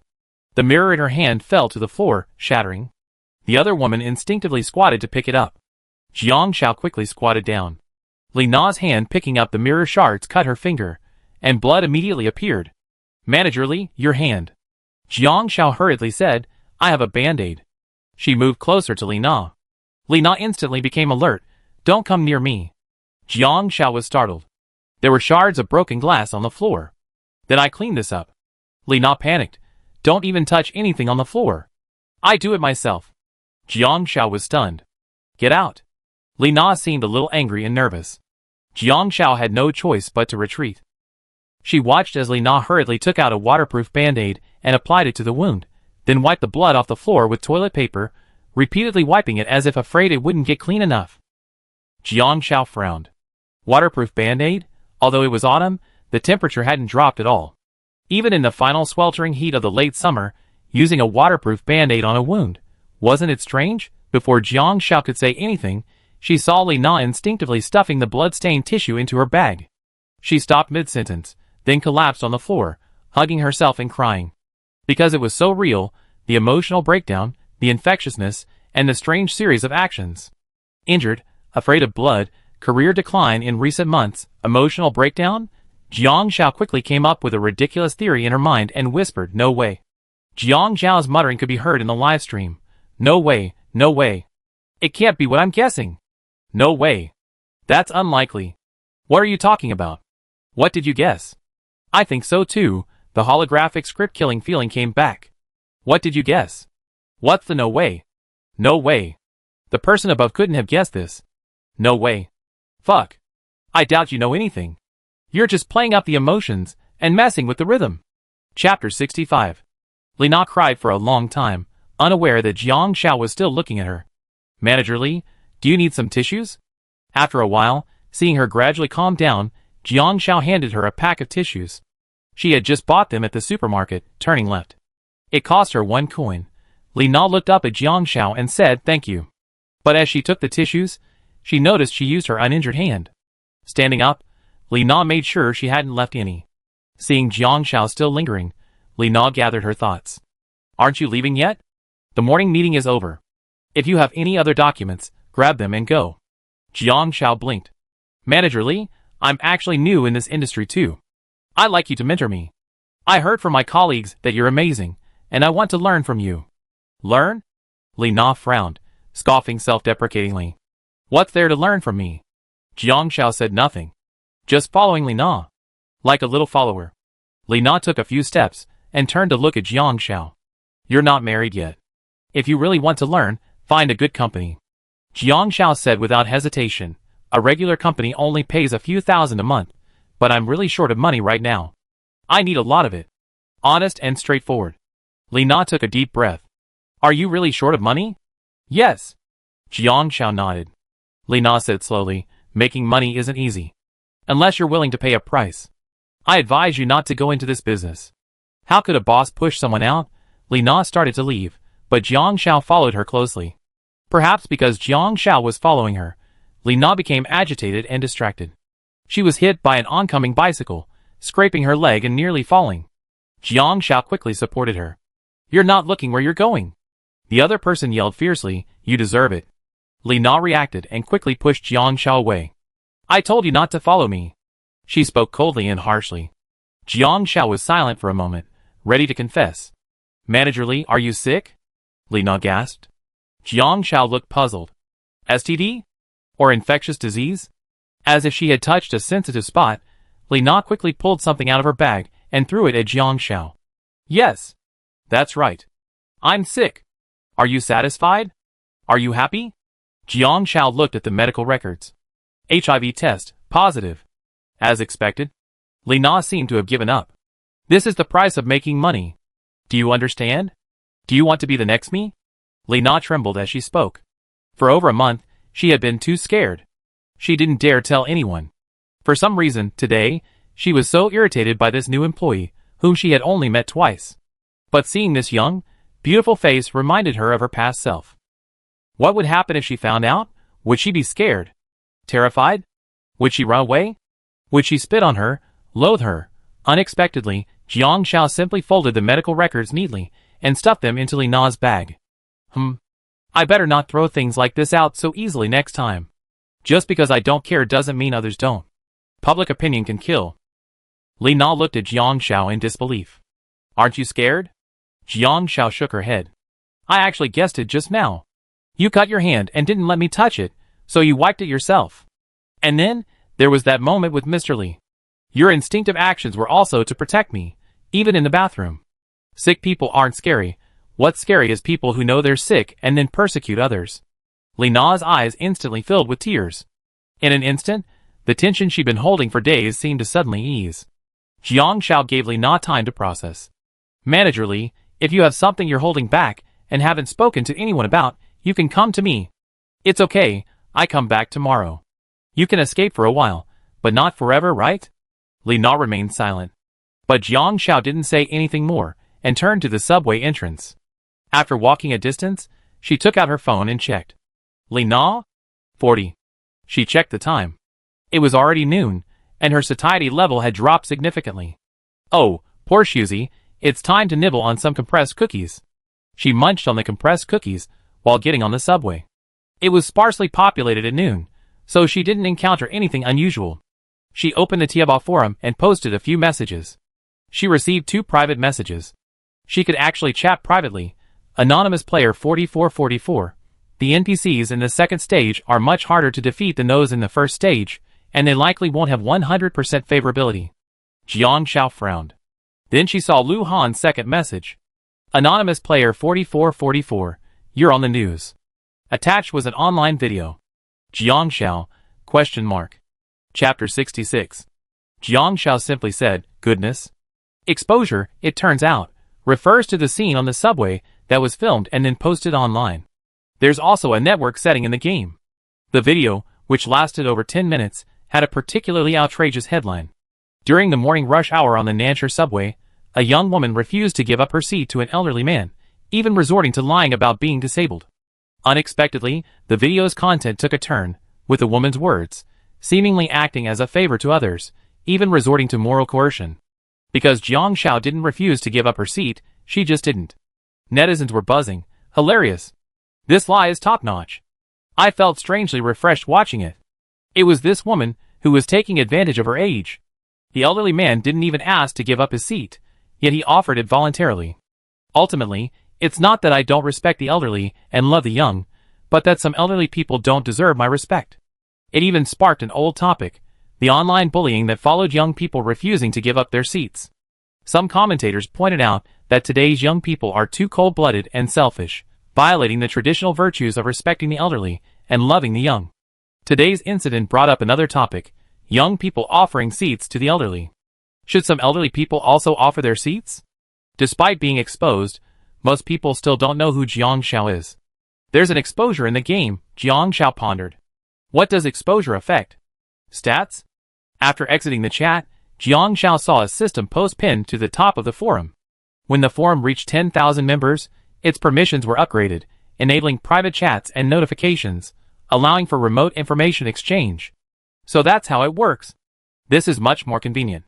After all, in a city with a population of 4 million, it's a bit time-consuming for so many players to meet each other, as everyone is busy working. Back to Lu Han's private chat, there's a button next to the window asking for verification. Clicking it brings up a dialog box. Click the player's message you want to verify, and the system will provide an accuracy check. This is incredibly convenient. First, I verified Lu Han's first message. The message accuracy is 100%. The first stage is like the easy beginner village strategy, so it's normal for the second stage to increase in difficulty. Jiang Xiao understood. The NPCs in the second stage are more vivid and complex than those in the first, as evidenced by Li Na. As for exposure, Jiang Xiao messaged Lu Han, the game has exposure, and other class-related stats may be unlocked. After sending the message, Jiang Xiao verified her message. The message accuracy is 100%. As expected. Survival, connections, making money. Life is always a ladder, one step at a time. What comes after making money?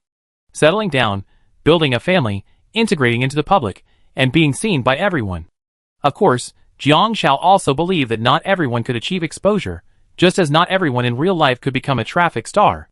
On the way back to her rental house, Jiang Xiao suddenly received a system notification.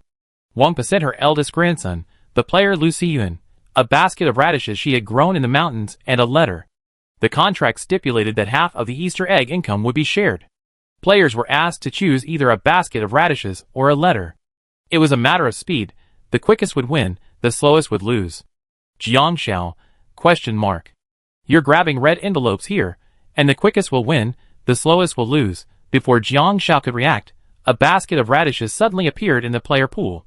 Player Lu Xiyun chose Wang Po's letter, and received a basket of happy radishes grown by Wang Pa herself. Chapter 67. Hua Pao was busy when he received the system reminder. I'm moving bricks. What do you need a basket of radishes for? At least send some meat. Hua Pao was stunned for a moment, muttering. Then he selected the letter. He opened the envelope.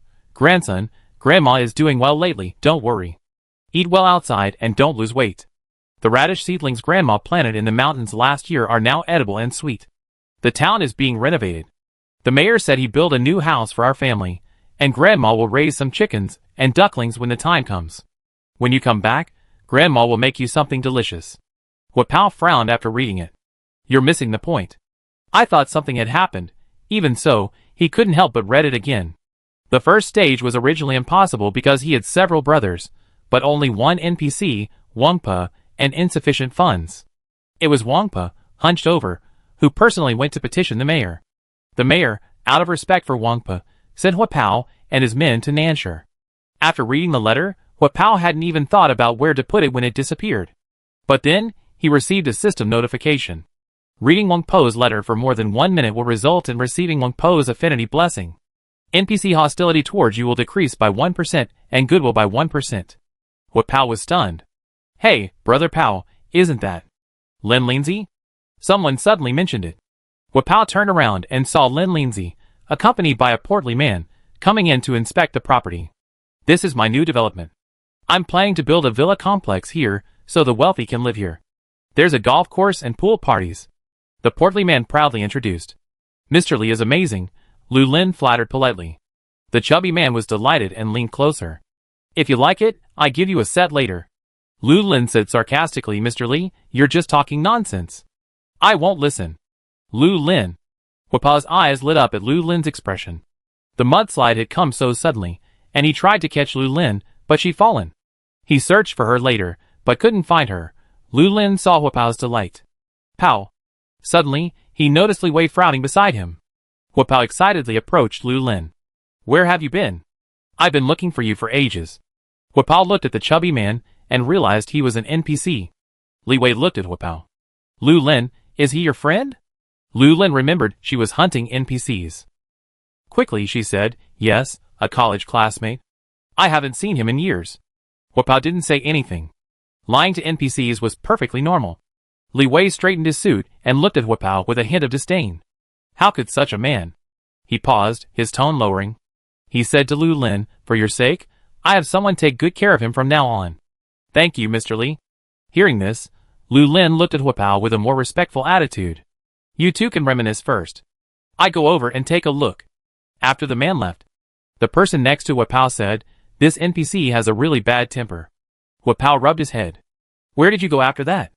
I asked my brothers to look for you, but they couldn't find you. I thought Lu Lin was gone. Lu Lin was originally delighted, but now even Hua Pao had to rely on her for favors to get any benefits. She couldn't help but ask, are you moving bricks? Yes, I need to make money. Hua Pao felt embarrassed. I can play games, kill monsters, but there are laws against this game. I went job hunting yesterday, and the company was only hiring one person, so the brothers came to the construction site. The livestream room erupted in laughter at this. That's right, Brother Pao is too loyal. It's embarrassing to abandon his brothers, but society doesn't work in teams these days. Can you still find jobs in batches? Unless you go to Cambodia. I suspect Brother Pow is advertising. If you're a brother, come to live and move bricks together? Ha ha, brothers need to be neat and tidy at the construction site. Chapter 68. You're not doing the quest. Lu Lin frowned. If she didn't do the quest, she wouldn't be able to clear the level. Hua Pao said nonchalantly, it's okay, it's just a game. What about you? Lu Lin's attitude changed instantly. I want to defeat NPCs and earn money to clear the level. In that case, I'd be leaving first. Okay. Hua Pao knew his own limitations. Brother Pao. That woman seemed a bit disdainful of you just now. Hua Pao was honest. It's okay. I'm pretty, so it's normal for her to look down on me. Another person said, I just think it's just a game. Why is she taking it so seriously? She wants the reward of being in the top 100. With a promotional partnership with Tomato Company, she have no problem finding traffic. Brother Pao treats this as a game. Even if he can't clear the second stage, he doesn't mind. After a moment, several people fell silent. Are we being too much of a burden to Brother Pao? Brother Pao? How about we just break up? Hua Pao paused. It doesn't matter if there's promotion or not. This game is actually quite fun. So-called co-promotion doesn't really matter to streamers, like him, and Lu Han, who already have a lot of popularity. If it's even better. It's icing on the cake. If there's no regrets, everything will remain the same. But for female streamers, like Lu Lin, whose genre is too monotonous, it means maximizing exposure, and perhaps even leading to a successful transition. Seeing his brother's faces turn sour, Hua Pao said seriously, Lu Han and I have always been at odds. You know, our live streaming philosophies clash. He thinks what I show the audience doesn't provide much in the way of game strategy. I just think streamers are players, and fans are players too. We just need to play together. But this game has changed my mind. Winning or losing doesn't matter, but I want to keep playing. I want to see how high the ceiling of to live can be. On the day the first round ended, Wangpa humbly begged the mayor to send them all along. Humping her back, she said to the mayor, I only have one grandson. Why shouldn't I let him go to the city to learn and see the world? Why should I let him stay in the mountains with an old woman like me? The mayor said earnestly, you're so old, wouldn't it be better for him to stay and take care of you? Caring for one's elders is a matter of course. Wangpa smiled. Just let him go. I can take care of myself, and when he gets tired, he have a home to return to. So the mayor made an exception, and arranged a car for Hua Pao and the others to travel to Nanshur. He didn't feel like a game. He was an orphan, and had lived off many families since he was a child. He'd been hanging out with his so-called bad company since junior high. While others might think these so-called friends weren't good people, it was truly because of them that he gotten to where he was today. After playing games, the company discovered his talent and trained him to become a gaming streamer. Some said he was foolishly loyal, but he had many sentimental traits, which became fatal weaknesses, often putting him at a disadvantage. Lu Han didn't look down on him. He just disliked his indecisiveness and his willingness to accept anything. He knew it all. To live had given him a taste of a different kind of life. There didn't seem to be anything wrong with moving bricks. It's okay, we still have to play the game. Hua Pao smiled nonchalantly. We each have several thousand bricks to work today, and we have to haul cement later. Luckily, the clothes provided by the construction site kept them clean, otherwise, the money they earned wouldn't even cover their daily needs. A few people were silent for a moment. Brother Pao, we won't let you fail. Don't worry. Hua Pao said nothing. After a night's sleep on the big bunk bed, Hua Pao woke up the next day to find that the room was empty. Several of his brothers were gone, and only daily necessities and food supplies were left on the ground. He was stunned for a long time. Chapter 69. At noon, Jiang Xiao returned home with a basket of large radishes. 8 in all. Happy radishes *8. Description: the vegetables grown by Wangpa herself have a happy flavor. Simply cooking them will increase the NPC's favorability and happiness towards the cook. Wangpa's Easter eggs are so amazing. Upon arriving home, Qin Mingming was actually there. You're not working? Qin Mingming asked in surprise. Yeah. Jiang Xiao blinked. No need to punch in for this job. I got the information and came back. Resellers like these don't get assigned client resources. They usually post on websites and wait for someone to contact them, or they get assigned by the company, usually to senior employees. For Jiang Xiao, assigning clients wasn't important. She had to figure out how to get the Easter eggs. She hadn't figured out how to make money yet. Why are there so many radishes? Qin Mingming and Jiang Xiao had gotten to know each other better. Did you buy groceries again? No, my mother-in-law had someone bring them over from her hometown.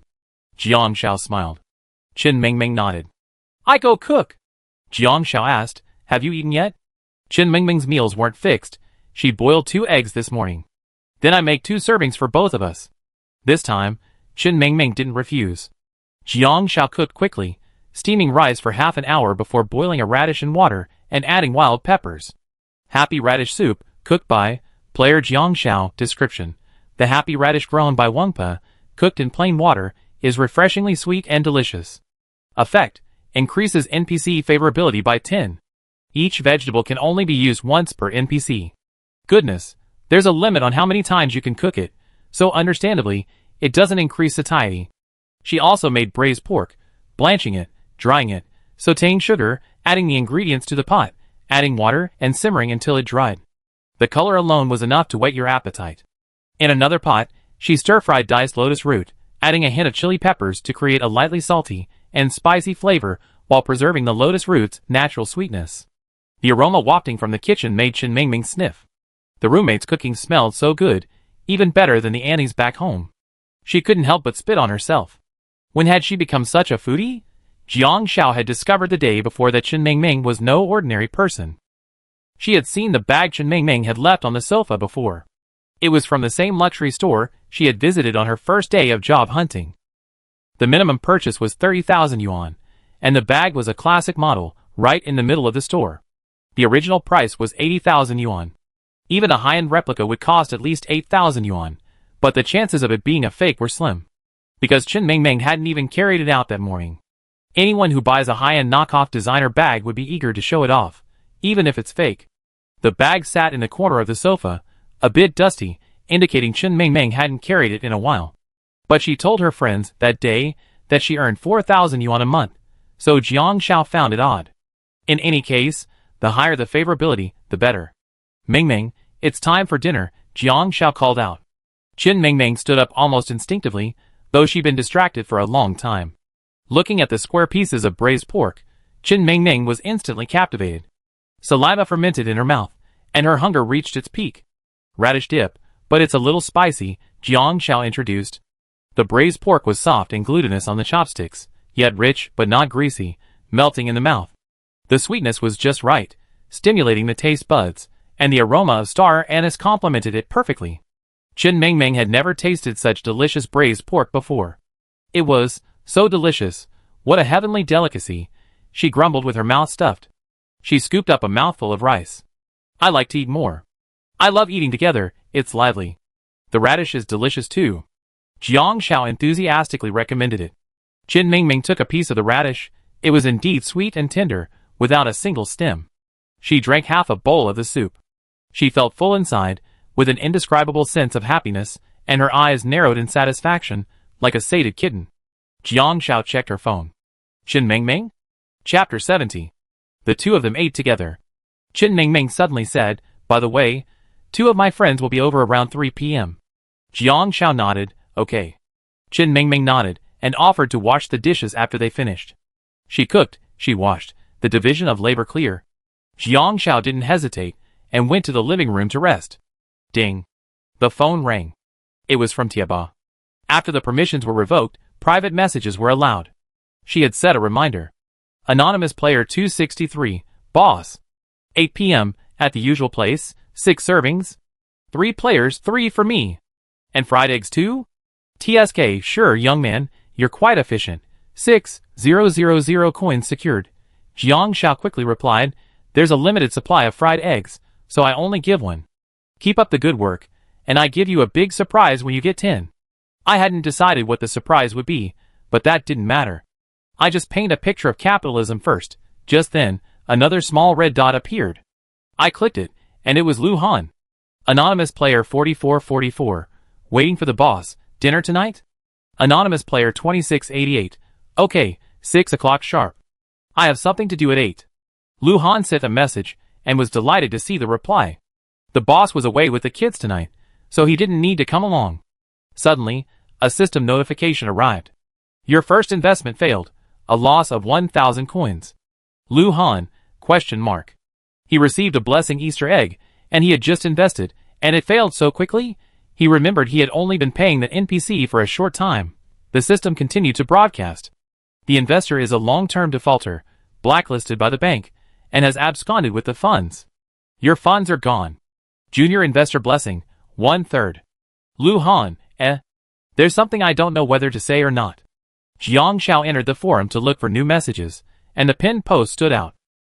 A bounty post. The following is offering a high bounty for a wanted criminal. If you provide valid clues that help the police apprehend the criminal, you can receive a bonus. Anonymous player 110. I'm at the police station. I have detailed information that has been given to the police for goodwill. I update one criminal report daily. The highest bounty is 500,000, and the lowest is 30,000. As the poster, I'm also a player. Providing clues that lead to the arrest of the criminal will earn you the bounty, but you need to sign a player contract with me on the spot. The bonus will be 55 points after you receive it. Attached is a.jpg image. Detailed facial features of the criminal. Today's bounty for the criminal, 30,000. The bounty can be withdrawn after the arrest. Jiang Xiao had suspected such a bounty might appear, but with a maximum of 500,000 and a minimum of 30,000, only one is offered per day. Finding one criminal among 4 million NPCs. With that probability, Jiang Xiao didn't think she encountered one.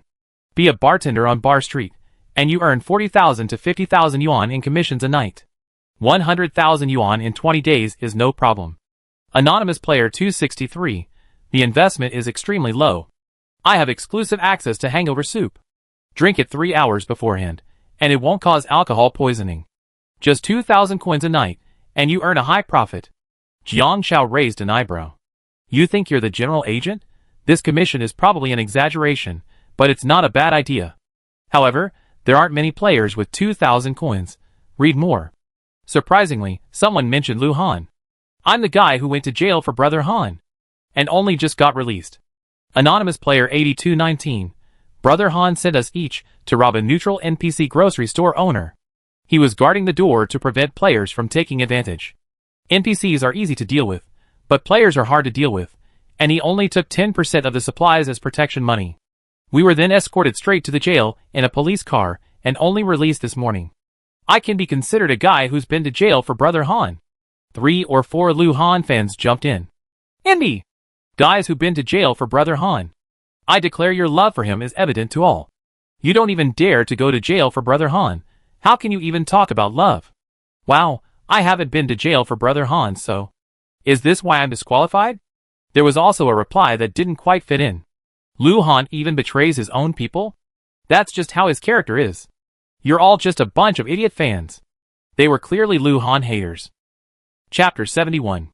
Jiang Xiao expected to see people scolding Lu Han.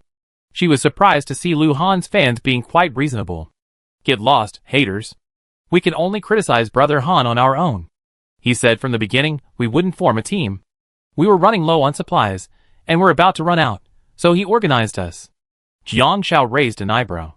Lu Han's style is to just send people to the police station, and then to Nansha for a 10% transfer fee. If he really wanted to cheat people, he'd have them rob 20 grocery stores in a row and lock them up until the end of the second round. They wouldn't even know how they got scammed. No wonder Lu Han had so many daily necessities.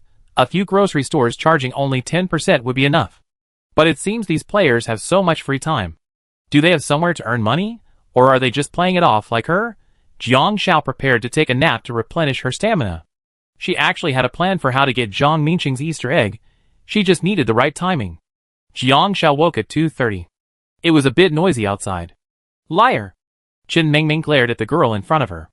You look so different from the photo. How do you say you're bigger? Do you look different? You're a model. Your proportions aren't like that in the photo. The girl looked innocent. What's different? They just pulled her legs up a little bit. Even the agency couldn't figure out how this NPC could be so picky. Chen Mingming gritted her teeth. The photos are so heavily photoshopped. Your real body proportions don't match the photos. Give me your money back. She could tolerate a slight difference. Clothes can be altered, after all. But the waist-to-leg proportions are crucial to the presentation of this outfit. The photos stretch the legs by at least 3 centimeters. Why not just pull them down to the neck? The girl frowned. The company collected the money, and you were the ones who chose me in the first place. I'm here too, so I'm not the one who breached the contract. Chen Mingming was furious. The body proportions are so different. Okay, it's all about being cheap. Using a new model, but who's to blame for not having enough money right now? Zhu Xiao frowned. How about we just make do with this one? No, Chen Mingming said sternly. The difference in proportions is too big. It affects the way the clothes fit. Zhu Xiao was silent. Soft footsteps sounded. Zhu Xiao looked up and saw a young woman emerge from the second bedroom. She was a little shorter than him, but her proportions were definitely up to par. He grabbed Chen Mingming's shoulders. Who is she? Chen Mingming frowned. My roommate. What's wrong? Suddenly, Chen Mingming realized. Jiang Xiao might not be tall enough, but she's not far off. And her proportions more than make up for it. Chen Mingming quickly said to the girl, It's my bad luck to find you. Go away. I don't need you. The girl snorted and left. Jiang Xiao heard her mutter, What an NPC. You blame others for your poor eyesight. I don't care about you. I just want to get paid. Player? Photo editing to trick NPCs into paying high-paying part-time jobs? Awesome. She's a model. Keeping in shape and maintaining good skin are essential qualities for a model. After all, they make a living by looking good. Photo editing is definitely a taboo. Jiang Xiao opened the refrigerator and found a stack of crystal pink strawberry cakes frozen inside. They taste even better when frozen. After waking up from a nap, of course, a snack is in order. I should have bought another bottle of yogurt. The second stage wasn't about sustenance, and the conditions were much better than the first, though I gotten through the first stage pretty well. She took the strawberry cake and contentedly scooped a bite with her fork. The soft texture, wrapped in the rich strawberry flavor, instantly satisfied her taste buds, which had been bland after a good night's sleep. Turning around, Chen Mingming stared at her with a burning gaze. The fork in her hand dropped back onto the plate, and the two of them stared at each other. A cake? Chen Mingming pleaded, Xiao Xiao, can you do me a favor? Jiang Xiao blinked, tell me. Become a fashion model for me, and take a few photos, okay? Chen Mingming whispered, I can pay you, but I'm broke right now. If you want money, I have to wait until next month's paycheck. Jiang Xiao was puzzled. The plot? But that didn't make sense. The person just now was a player. How could he control another player to act out the plot? Photos, sure, but no money required. We're friends. But Jiang Xiao still agreed, intent on improving her favorability. Then I treat you to dinner when I get my salary. After saying this, Chen Mingming remembered that Jiang Xiao's own cooking was delicious, so why bother eating out? Jiang Xiao said, No, it's just a small favor. Thank you so much, Chen Mingming said excitedly. Jiang Xiao received a system notification. Easter egg career opportunity arrives. Become a model for future top fashion designer Chen Mingming. Reach 100% satisfaction with Chen Mingming and receive a mysterious reward. Satisfaction, 0 out of 100. Easter egg career? Jiang Xiao was stunned. Chapter 72. At 4 p.m., Jiang Xiao's livestream was buzzing with activity. Ah! Shuzai is modeling in the game. This outfit suits her so well. So pretty. Wow, what a fairy. I haven't been here for ages. And why has the style changed again? Isn't it all about food and a bad show? Ha ha ha, there's this player who's so awesome. He joined a fashion modeling agency, only to Photoshop his photos. What a fool. And then, Shuzai stole an Easter egg. You're just sitting at home, and eggs fall from the sky? A child of strength and luck. But this job looks so difficult. Shuzai's been shooting for 2 hours. I'm losing my patience watching this. Shuzai has a great temper. A high-paying job, but also a high-performing one. Chen Mingming's so-called satisfaction is taking 100 photos that satisfy her, and Chen Mingming is absolutely serious and rigorous when it comes to her work. Although Jiang Xiao was a model she picked up mid-career, Chen Mingming's expectations of her are no less than high. Jiang Xiao was a casual model, never a professional model, and had no professional experience. Logically, this Easter egg wasn't something she could have gotten. As a result, there was virtually no progress for the first hour or so. Her stamina steadily decreased, and finally, after 4 hours, Chen Mingming's satisfaction level reached 100. Completing the Easter egg quest grants you the junior fashion model role, rewarding you with 1 exposure and unlocking fame. Higher fame leads to higher career income. Exposure effects determine whether your fame level increases or decreases. Having a role will periodically trigger role quests. The player's choices and work commitment determine the number of exposures, which can be positive or negative. If your fame value drops below 0, your Easter egg role will be removed, inflicting negative effects such as low mood. This role has an initial validity period of 100 days, which can be extended through promotions, up to 300 days. Upon reaching senior model, you will have the option to exit the role. Upon exiting the role, your fame value will no longer increase, but will be converted into social status. Higher social status increases the overall favorability of all NPCs, making everything more efficient. The host has been detected as experiencing exposure, generating positive buzz. Fame +1. A series of system notifications caught Jiang Xiao off guard. She checked her attributes. Name, Jiang Xiao, real name verification, blessing, senior chef's blessing. Occupation, junior fashion model, 1/100, satisfaction, 110/150. Cleaning, 90/150. Stamina, 89/160. Reputation, January 10th. Status, not applicable. Survival funds, 6,883 coins. Jiang Xiao thought this Easter egg was something good. After reading the system prompt, she felt a little uneasy. Regularly triggering professional tasks equals forced work. So could she still play it off? Was she going to be hung out on the rooftop to dry? Well, I'd just be a nun for a day and eat vegetarian food for a day, and we see what happens. Thank you for your hard work, Xiao Xiao. Thank you so much. The photo presentation is so successful. With these photos, my chances of passing have increased by at least half. After viewing the photos, Qin Mingming relaxed and hugged Jiang Xiao excitedly. At first, Jiang Xiao was unfamiliar with the process. After all, she had no experience, which was why it took so long. However, Jiang Xiao didn't charge any money, purely for the favor. Qin Mingming, the friendly helper, was also very patient. Jiang Xiao showed no impatience either, and even became increasingly skilled, a rapid learner. How could Qin Mingming not be satisfied? This new roommate was incredible. Qin Mingming? 40. Tonight, Qin Mingming said excitedly. Jiang Xiao surrendered first. I won't cook tonight. I'm exhausted and out of energy. Her current stamina was 89. If it weren't for her maximum stamina of 150, this would be dangerous. She rests for a while, but she'd have to go out again that night. While the chances were low, if she encountered a powerful NPC or a player breaking the law, she'd be doomed. Jiang Xiao was a lifesaver, never taking risks if she could. Then, Qin Mingming was about to say something when someone interrupted her. Jiang Xiao. Lu Han had arrived earlier, but there had been no sign of Jiang Xiao.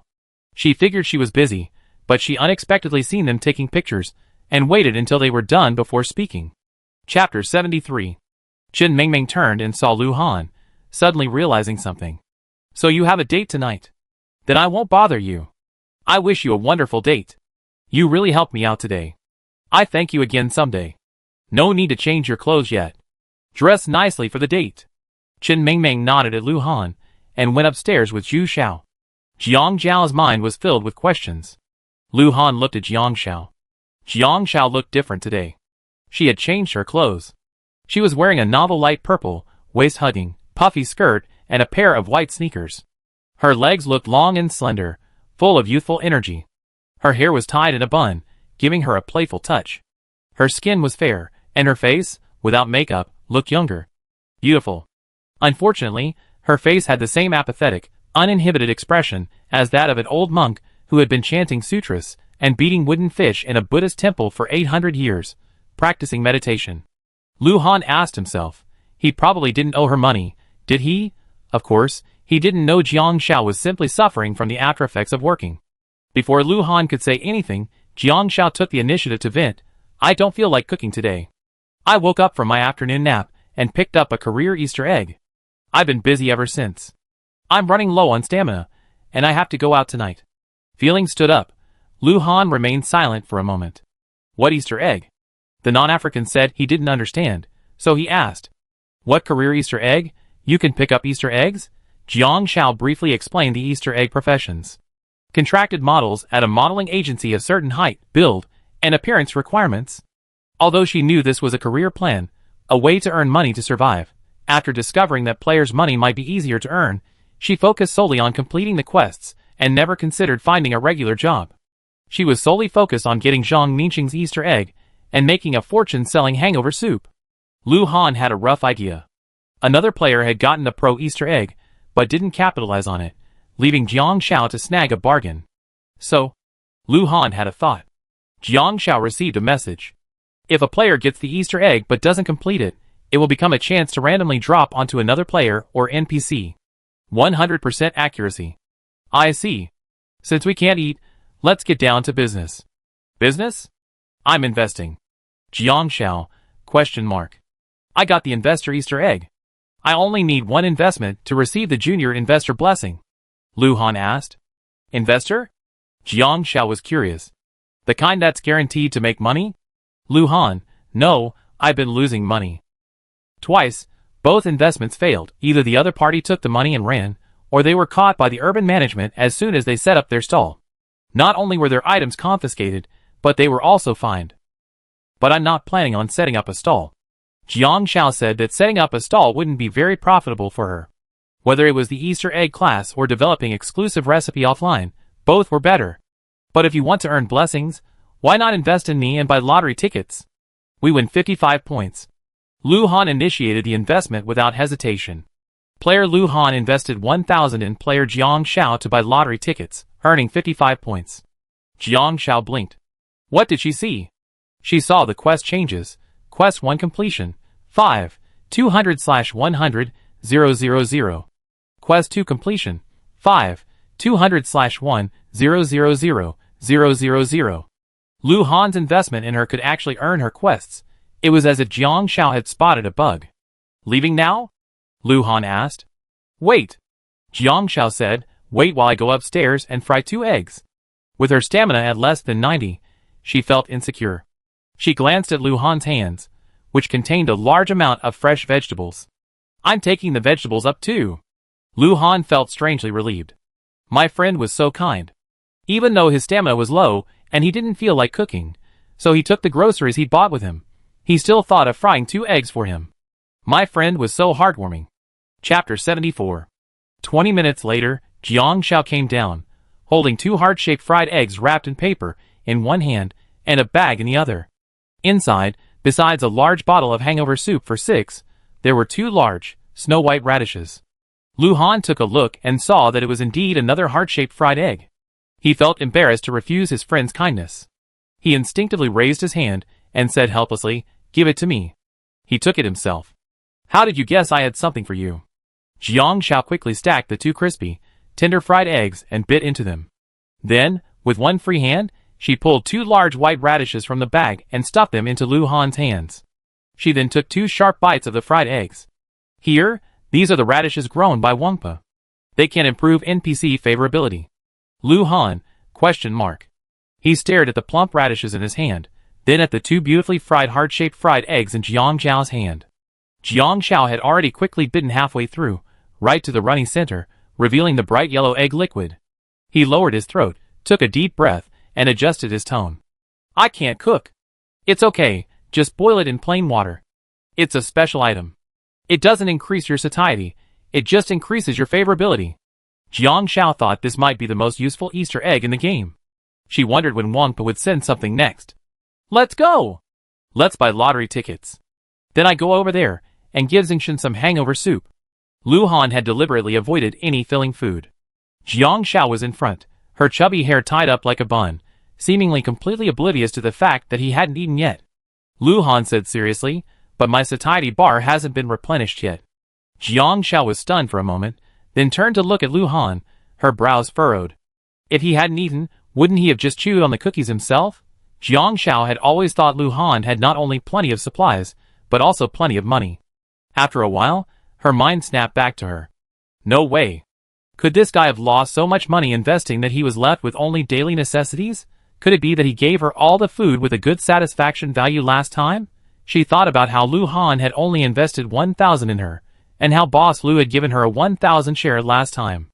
If he had money to invest, why would he have only invested 1,000? It looked like he lost a lot. Definitely more than 2,000. She probably kept the truth to herself to save face. She waved her hand, then used them for now. When I make some money tonight, I go to the wholesale market and buy you a few boxes of compressed cookies. She still had over a dozen compressed cookies in her warehouse. She occasionally nibbled on 1 or 2, but she was tired of them. But frugality was the priority. After she finished them, She'd trade them for something more satisfying and tasty. It was exactly what Lu Han needed right now. Lu Han, His roomful of compressed cookies could already be used to build a wall, okay? She seemed to have misunderstood something. So what was he looking forward to? Oh. He must be looking forward to loneliness. After putting the radishes into the warehouse, Lu Han munched on a compressed biscuit as he followed Jiang Zhao's steps. Luckily, the welfare lottery shop outside the community was still open. Jiang Zhao hurried in. Boss!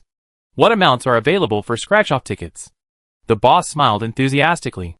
We have 20 coin, 50 coin, and 200 coin tickets. Jiang Zhao asked, does it make a difference? Of course. The maximum prize for the 20 coin ticket is 200,000, the maximum prize for the 50 coin ticket is 500,000, and the maximum prize for the 200 coin ticket is 1 million. Jiang Zhao politely asked Lu Han, which one do you want? Lu Han, you choose. Jiang Zhao considered it. 20 50 coin tickets. Okay.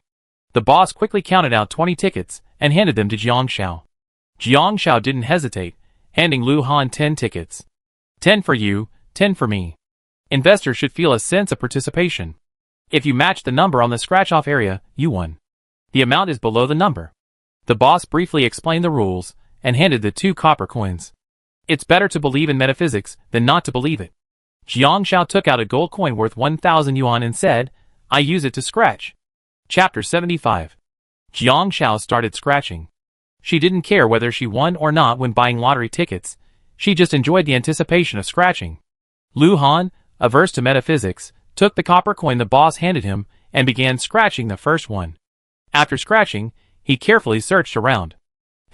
There wasn't a single coin, not even a single duplicate. Wow! Boss, did I win? Jiang Zhao exclaimed excitedly beside him. You're so lucky, little girl. You won 200 on your first ticket, the boss said. Lu Han raised an eyebrow. He lowered his head and began scratching the second ticket. The winning number was 13. Halfway through, he finally found a number ending in 3. His heart skipped a beat, and he slowly scratched. 73. Great, Lady Luck was gradually finding his way. Next door. Haha, I won another 100 coins. Boss, scratch them all and I calculate it for you. Lu Han began to believe in metaphysics. Could it be because he didn't use a gold coin? After a moment, Lu Han fished out a gold coin. The third winning number was 08. After scratching the last one, 08 finally appeared. Lu Han's hand trembled with excitement. He carefully scratched off the amount underneath, fearing to accidentally scratch it. The silver lead powder gradually revealed the mysterious number hidden underneath, 50. Great, it paid off.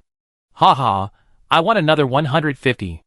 Jiang Zhao's eyes narrowed into crescents with laughter. One after another. Lu Han scratched off the remaining tickets in one go. 10 scratch-off tickets, a total of 150 coins. 1850 in total, you're really lucky, little girl. The boss finished scanning Jiang Zhao's 10 tickets. Do you want to continue? No. Just getting my money back is enough. No greed. Jiang Zhao said cheerfully, turning to Lu Han and asking, have you finished? Lu Han handed over 2 tickets with a stone face. He already knew his investment was a success.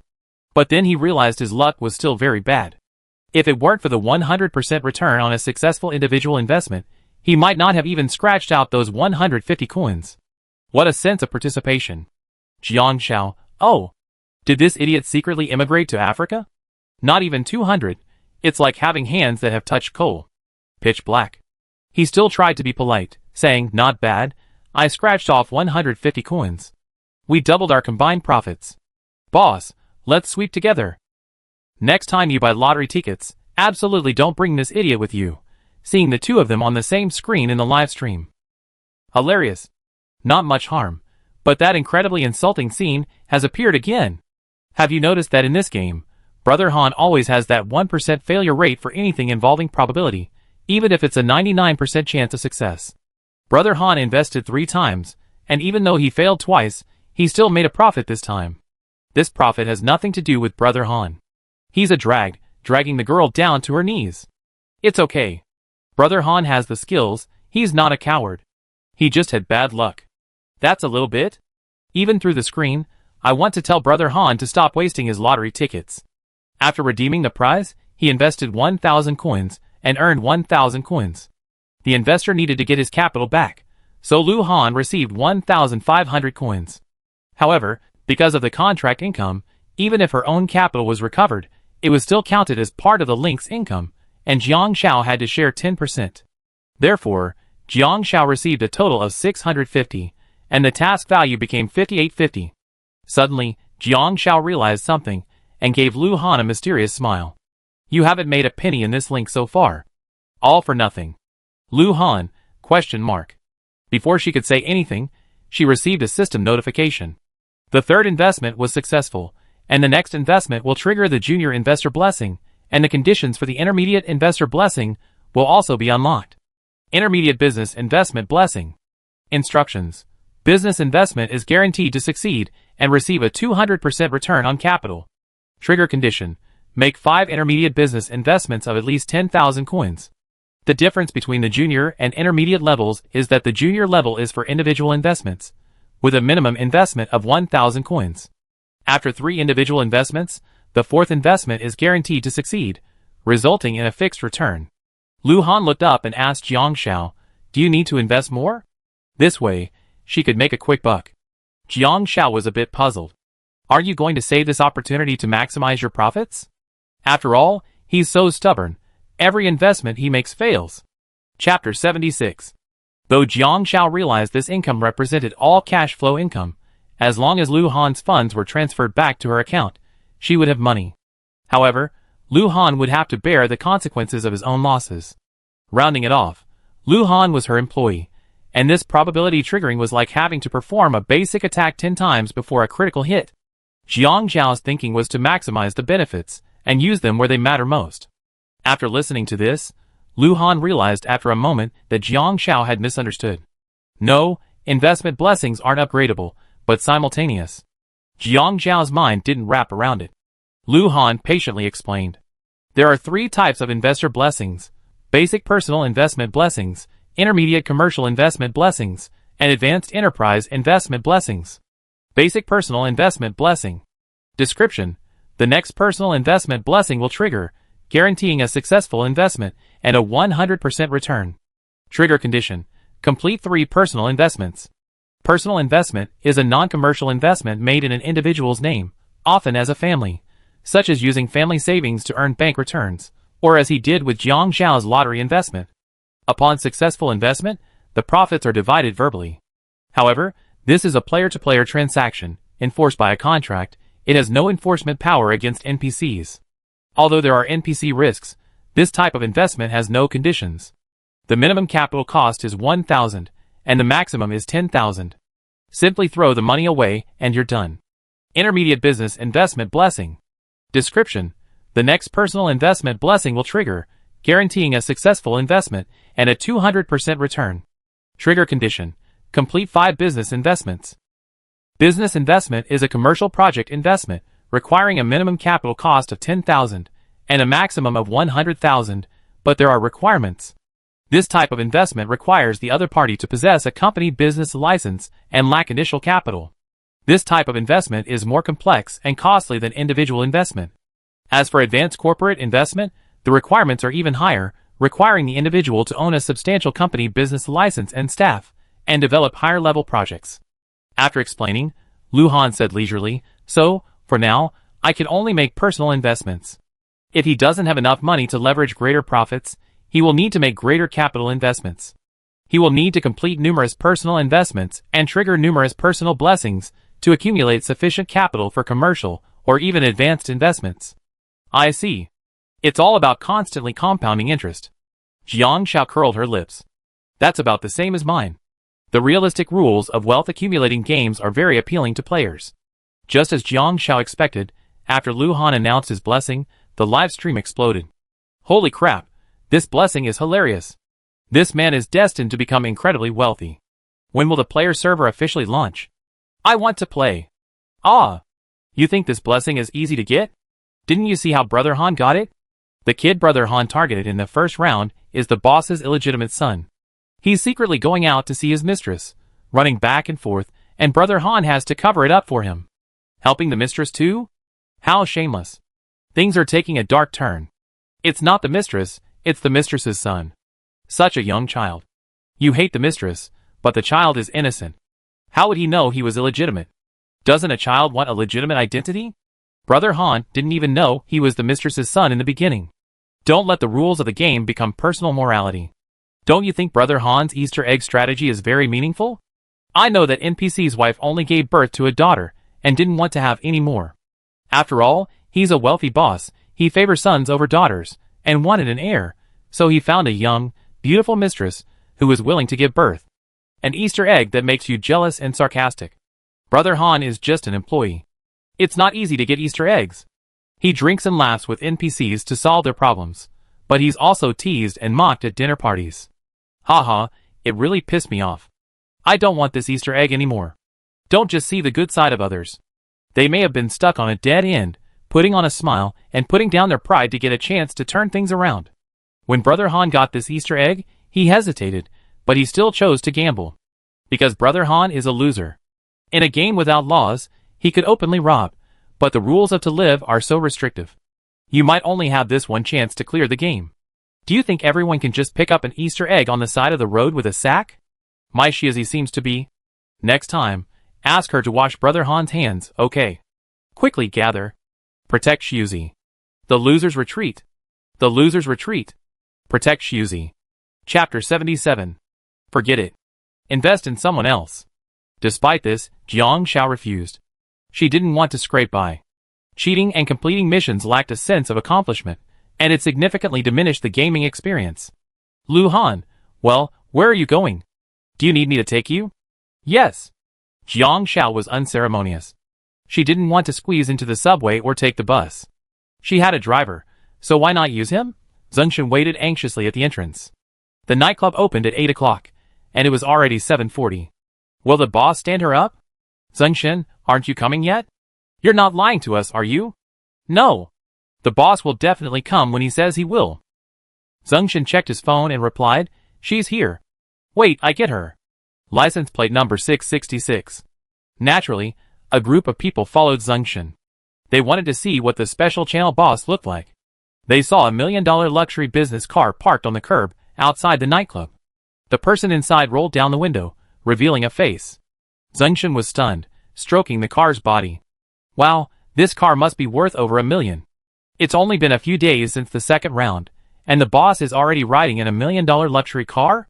Here's the thing. Jiang Xiao handed it over. A few people stood on tiptoe to peer, spotting the occupants of the car. One of them called out, Boss! Boss Hans Wei. It's Hans Wei. I'm his fan.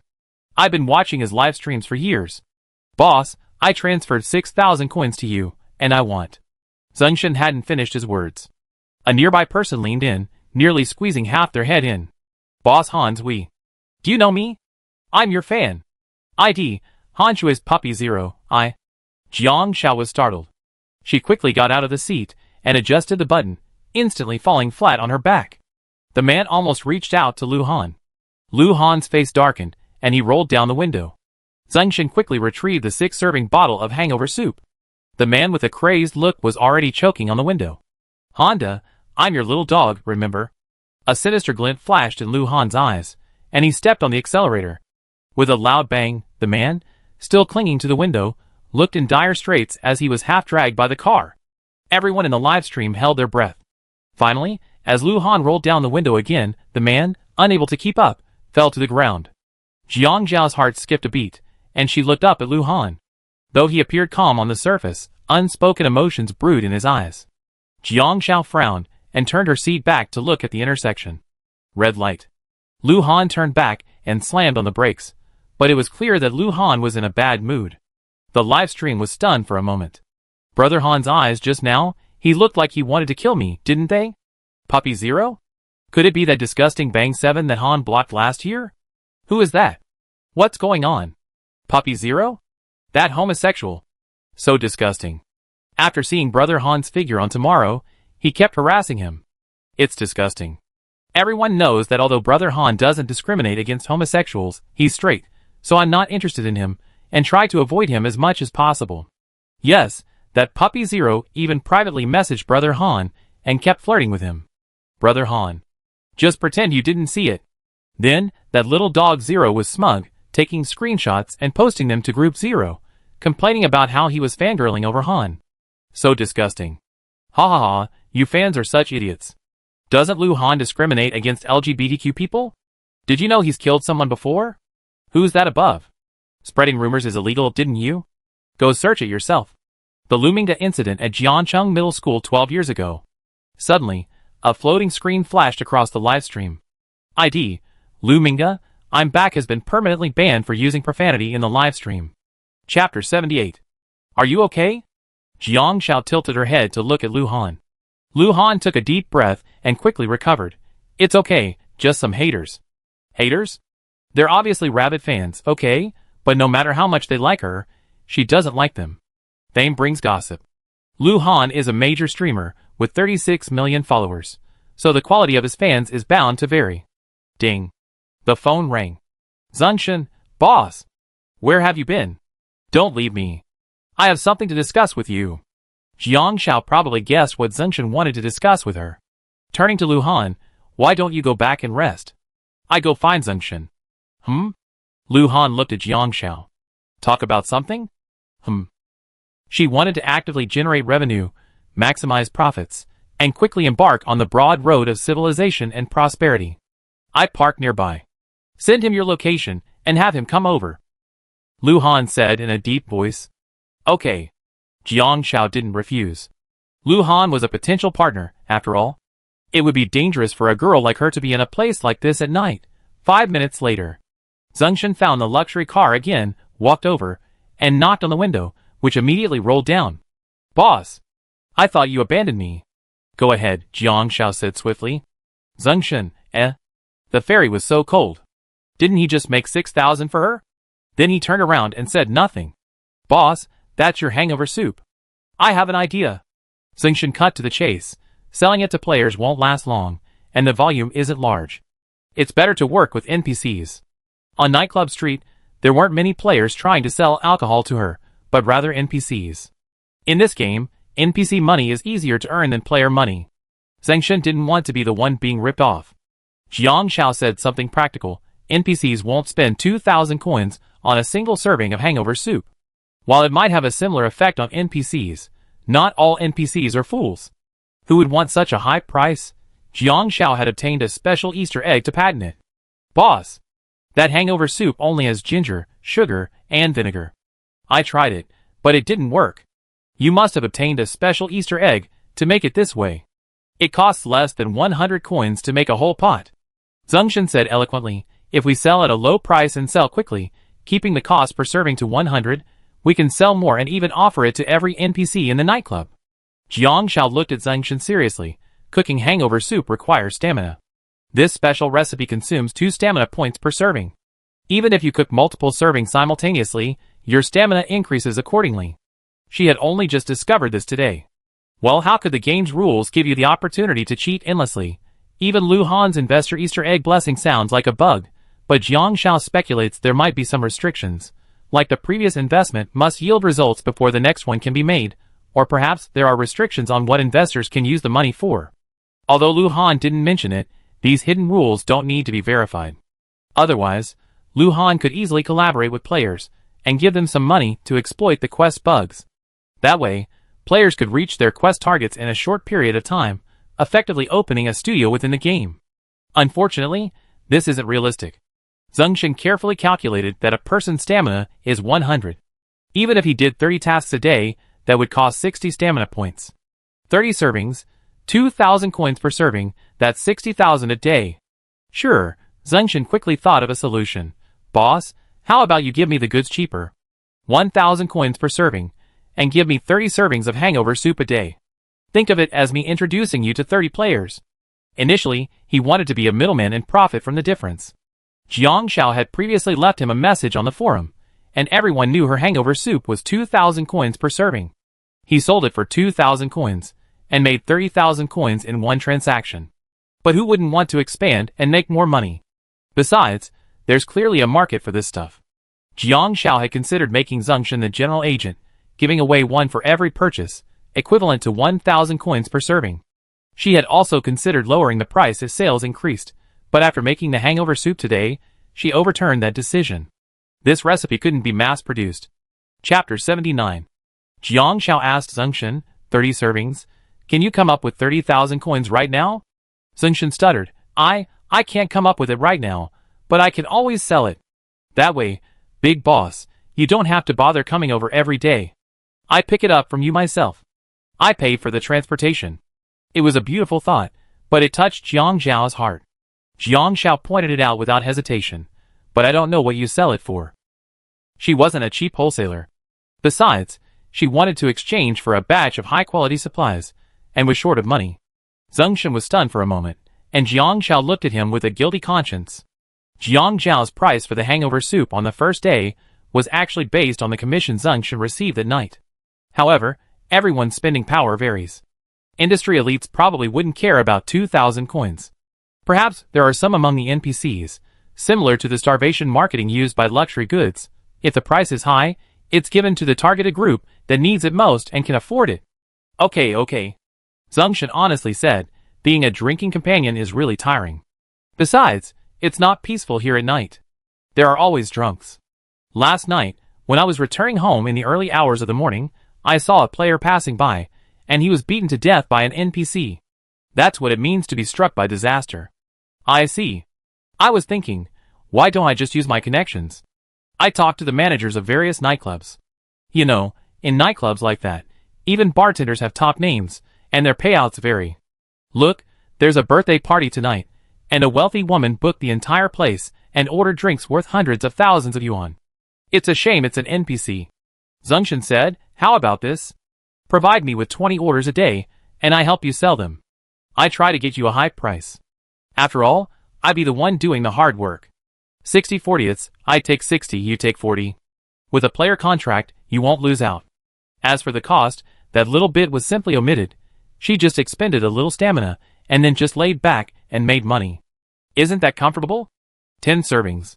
Jiang Xiao said without hesitation, up to 10 servings a day, 50-50 split. What about the 6/4 movement? A capitalist who doesn't exploit isn't a good capitalist. She holds the patent, absolute power. If he reduces the quantity of his product, he can only watch at a sky-high price, out of stock. 10 servings. 10 servings is too little. No matter how expensive it is, there's a limit. Hangover soup is a food product, a consumable. No matter how impressive the properties are, hunger marketing can't drive up prices. If Zhengshan wants to complete the 1 million yuan goal, with a 50-50 split with Jiang Xiao, he have to sell at least 2 million yuan. With only 18 days left, 10 servings a day means 180 servings. Each serving must sell for over 10,000 yuan to have a chance. Zhengshan believes the upper limit for the hangover soup won't be 10,000 yuan. 20 copies a day, 18 days would be 360 copies. If the average price drops, there's still a chance of one copy at 5,000 coins. And if he can make a little extra cash, wouldn't that be a no-brainer? Besides, life has its costs. He's renting a place with free food and lodging, and the wages aren't generally high. Zhengshan took a deep breath. 50-50, at least 20 copies. Lowering the requirements is good. But Jiang Xiao, 20 copies a day is fine. I take 7 and you take 3. 73, Zhengshan, swindler. 64, 20 copies, you take 6 and I take 4. Lu Han listened to the two haggling and tilted his head. You can sign a bet. Jiang Xiao was puzzled. Lu Han said indifferently to Jiang Xiao, a bet agreement is established when both parties cannot reach an agreement on their terms. It can promote cooperation. Party A makes demands, offers resources, and offers its own terms. Party B can also propose its own terms. Betting conditions are more demanding, but they can motivate Party B. More importantly, if the bet succeeds, you can reap greater benefits. If the bet fails, the other party loses the decision-making power, and the loss to you is minimal. That means a smaller profit. But if Zhengshan succeeds, he has a chance to reap even greater profits. Zhengshan? What about him? What about him? Does he deserve to be exploited by capital? Lu Han looked at Zhengshan. You have a chance too. If you succeed, the benefits will be enormous. Of course, if you fail then? Who can't? Zhengshan gritted his teeth and said, let's bet. Take a chance, and the bicycle will become a motorcycle. At worst, Zhengshan will have to work hard for 20 days and earn less. Chapter 80. The live streamer instantly died of laughter after hearing Lu Han say this. A gambling agreement is absolute capital exploitation. Brother Han has a knack for defrauding people, and this is a good way to use it on his wife. Brother Han, is this speaking from experience? Hilarious. Brother Han speaking from experience. Has he ever used this to defraud anyone before? Ha ha. When Brother Han was a streamer, he signed a gambling agreement with a live streaming company at the time. He was Party B. The gambling conditions imposed by Party A were very harsh. If he lost the bet, he had to unconditionally obey the company's arrangements. Back then, Brother Han had offended someone and only had one chance. If he was blacklisted, he might never recover. It was a seriously unequal treaty. Let me see. It seems so. Did Brother Han's live streaming style completely change after that gambling agreement? He later became a big-name game streamer, and the live streaming company couldn't interfere with his live streaming. The company used to be a notorious company for ripping off streamers. They had no bottom line and forced streamers to curry favor with the bigwigs on the charts. It was disgusting, but some people are so twisted that they enjoy this kind of self-degrading live streaming. I know this question. It was Brother Han who changed the live streaming method. He single-handedly gave the streamers at that company another way to make a living, but it also increased the company's market value. That's why Brother Han has a very high reputation among most streamers. What happened next? Did Brother Han change companies? Yes, he did. Brother Han paid a hefty penalty to terminate the contract. After Brother Han left, the company's stock plummeted again. Oh, it's almost bankrupt now. I went to see it. Seriously, Brother Han is so inspiring. I swear, I never looked down on Brother Han again for being unlucky, even though he's pretty unlucky in real life, signing with a rip-off company. Plus one, I never mind Han to coming to Yushiazi's luck again, whispering, but not too much, just a little bit. The above person is overthinking it. Can Han go really Yushiazi's luck? Ha! If he can, I never give him a golden toilet during his live stream again. I give him Ferraris instead. I give him 10 Ferraris a day. Legendary ID Han Go only deserves a golden toilet. A top figure, who made it to the hot list by giving Han good golden toilets, has appeared. Hello, Golden Toilet Master. Hello, Toilet Master. Hello, Toilet Master. It's better to leave your life to your own strength than to leave it to fate. This is a true reflection of Brother Han. Please stop being literary above. Chicken Soup for the Soul literature has no readers these days, and even novels wouldn't have traffic. Gambling agreement. Player Jiang Xiao will provide a total of 180 servings of hangover soup to player Zhengshan within 3 days. Zhengshan will be responsible for sales. If the average sales of these 180 servings of hangover soup reach 3,000 coins or more, player Jiang Xiao will need to provide another 180 servings, and the sales will be split between Zhengshan, 70%, and Jiang Xiao, 30%.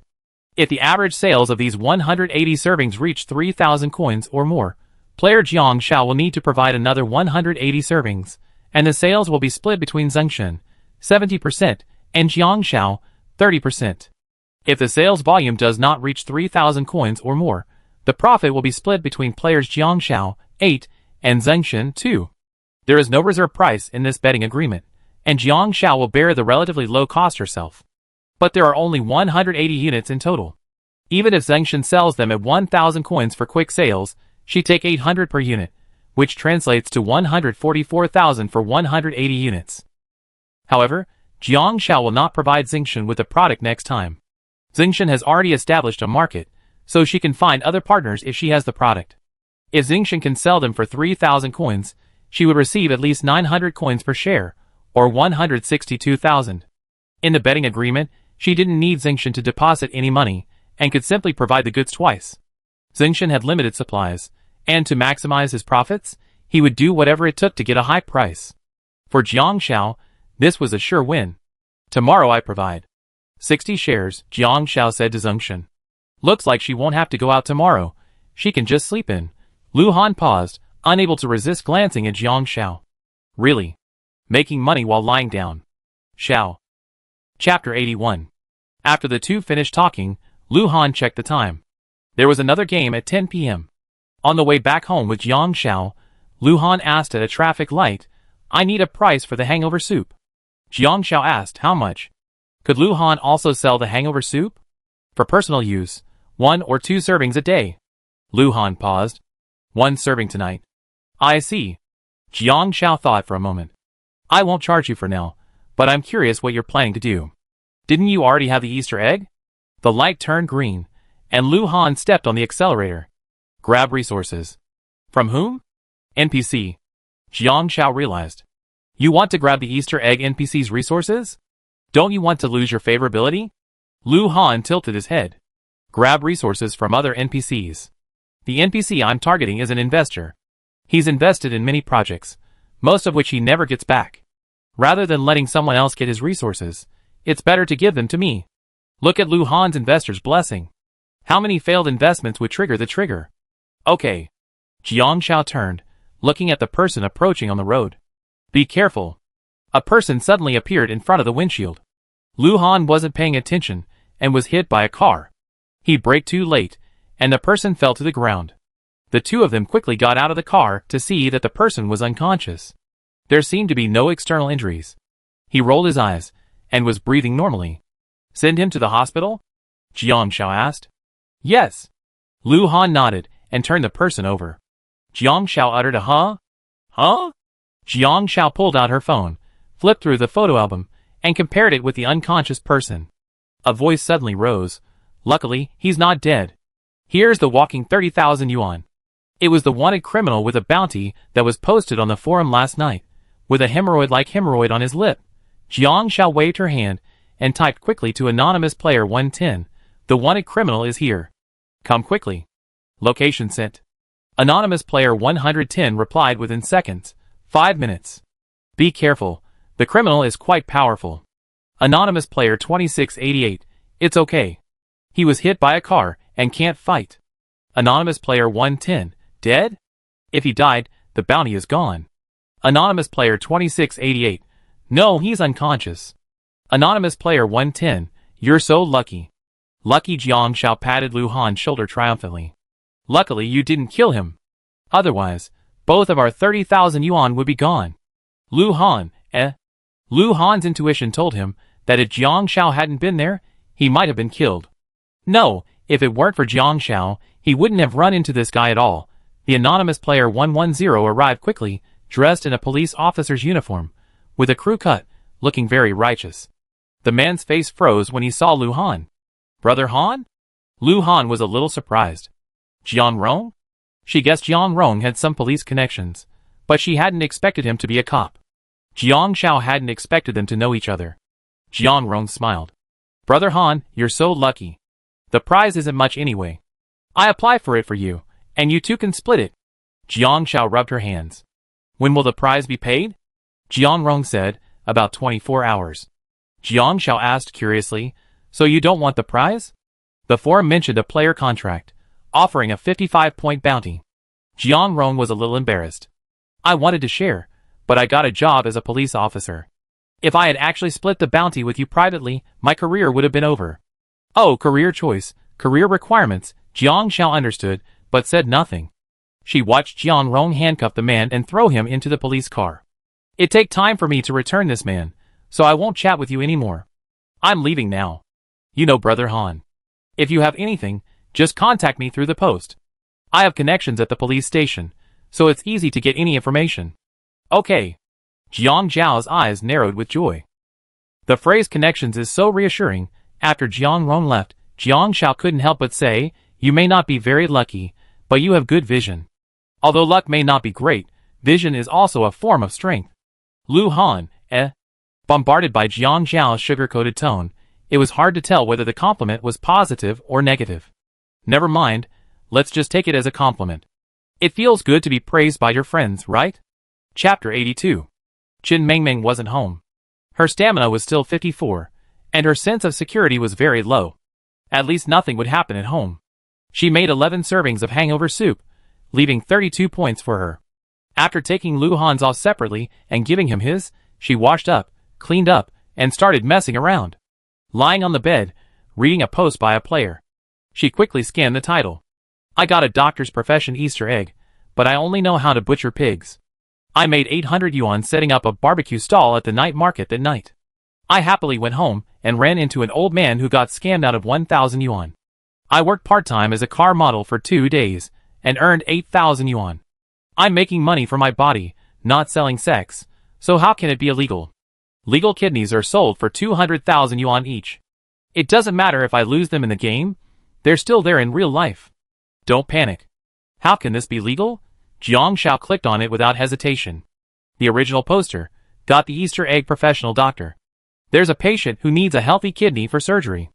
The only requirement is a compatible blood type, male. The hospital draws blood, does a quick match, and if they match, you're good to go.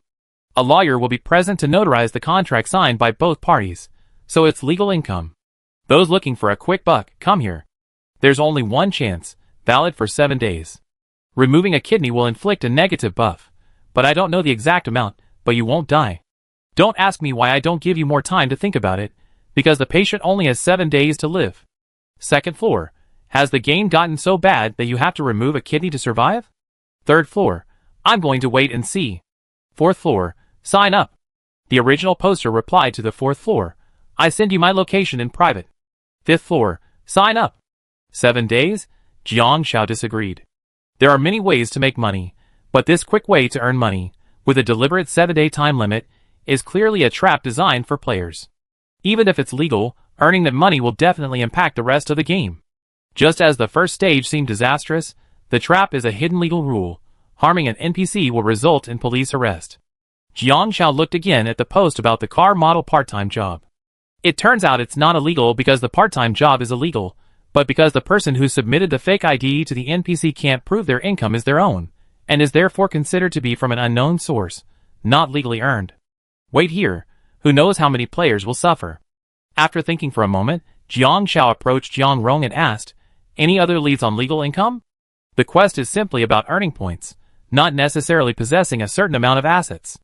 Even if one were to take 2 million yuan and start a business and only earn 1 million, the quest would still be complete. It's just that the player doesn't have the 2 million yuan starting capital. Anonymous Player 110. Okay, I keep an eye out for clues here tomorrow. By the way, give me your and Brother Han's ID numbers, so there won't be other players with the same name. The bonus should be paid out before noon tomorrow. You can also check out the bounty mission update at 12 o'clock tonight. Jiang Shao, no problem. She asked Lu Han for his ID card and sent it to him. After a while, her stamina continued to drop to 20. Jiang Shao was about to go to bed, but Qin Mingming hadn't come back yet. She sent a message to increase her favorability. Qin Mingming was still supervising Zhu Xiao to edit photos. She might not go home tonight, so she asked Jiang Shao to lock the door and go to bed first. After receiving the reply, her favorability did not increase. It might have reached a bottleneck. Jiang Xiao's eyes fell back on the other NPCs. Dong Minsheng? 50-50, why was the hidden favorability not added? She couldn't just wait forever.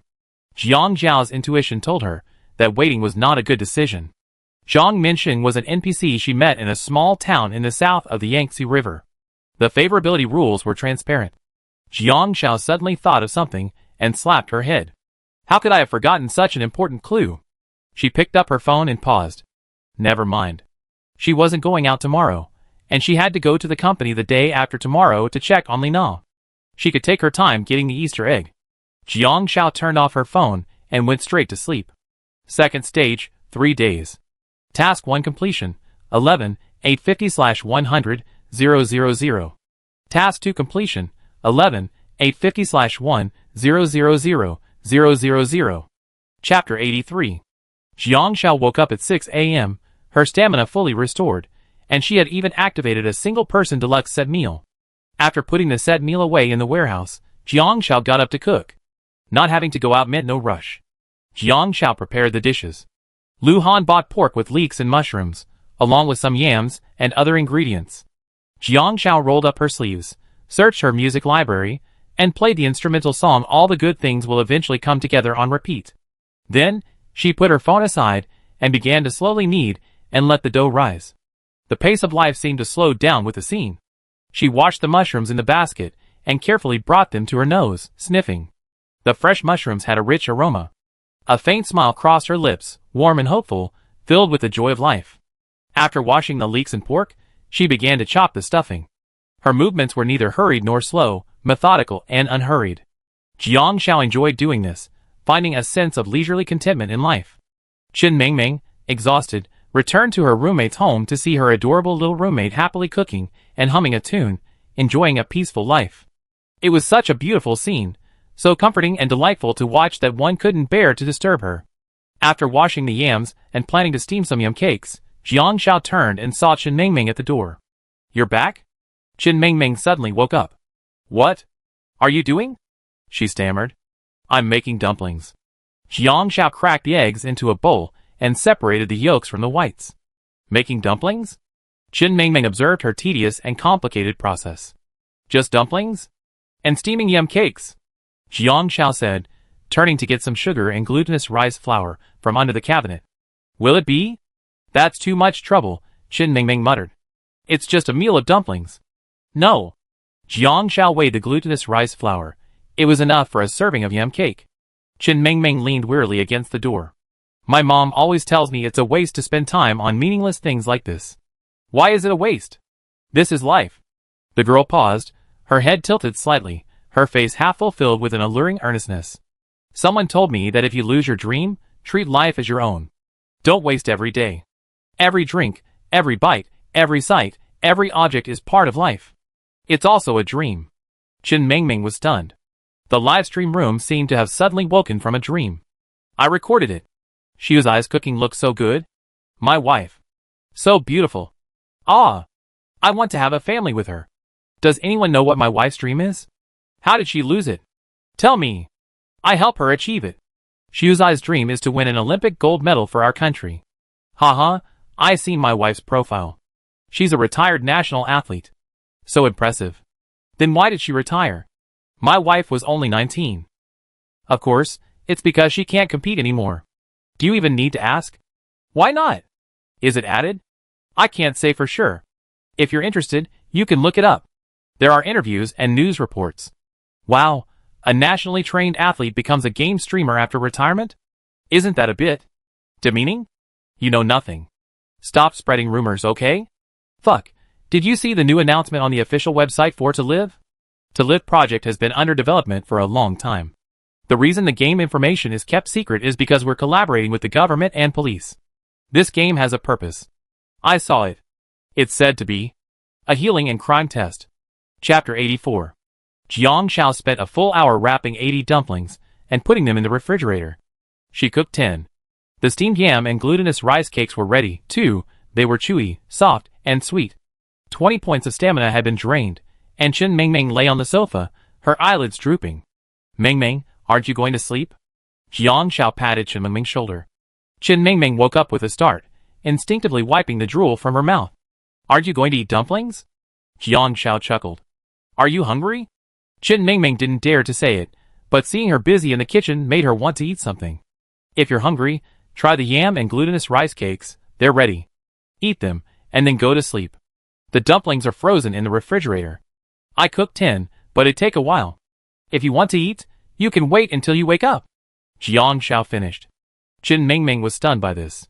The glutinous rice and yam cake on the plate had been shaped into a rough bunny, plump and white, steaming faintly. She took a bite of the soft glutinous rice and yam cake. It was chewy, soft, and sweet.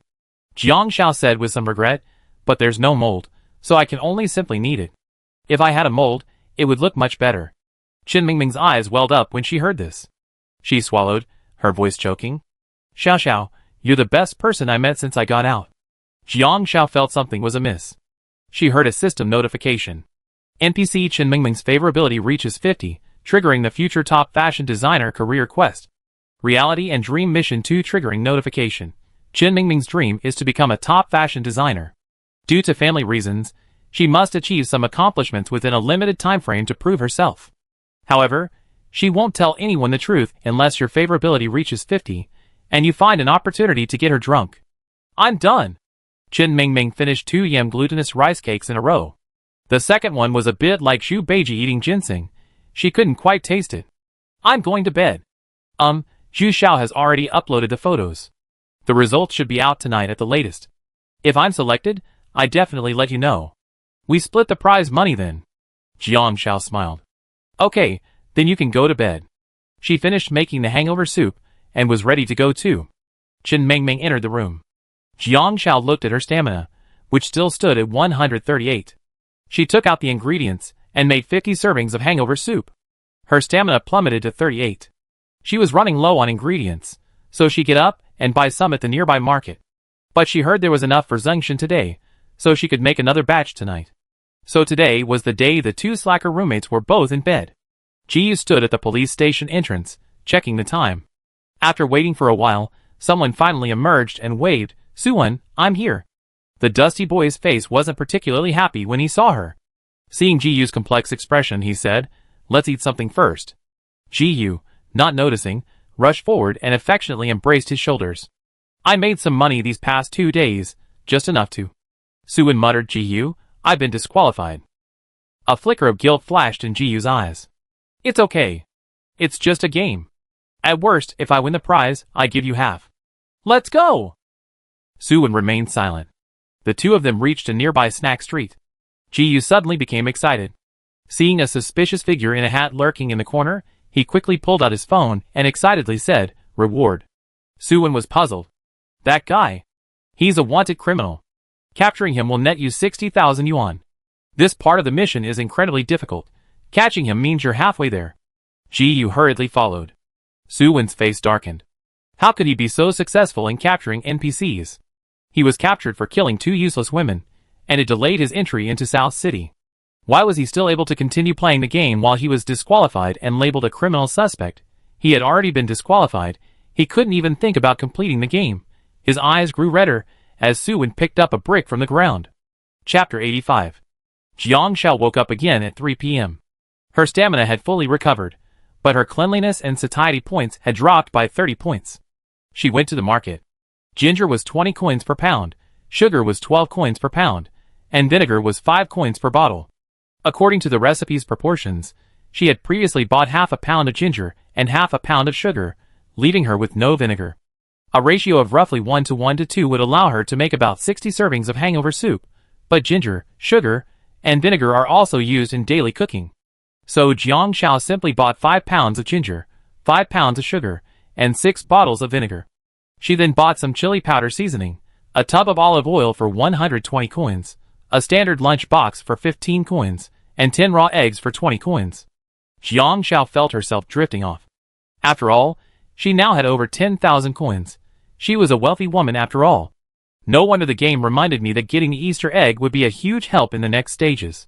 Sister Yin gave her a recipe, and she lay down. She sent Luhan a message, asking him to pick a time to get the hangover soup. She also asked if he wanted the dumplings. After all, he bought all the food, and if he didn't, she owed him a meal. Luhan replied decisively with a single word, "Yes, come in an hour and a half. I'm busy right now." Jiang Xiao nodded.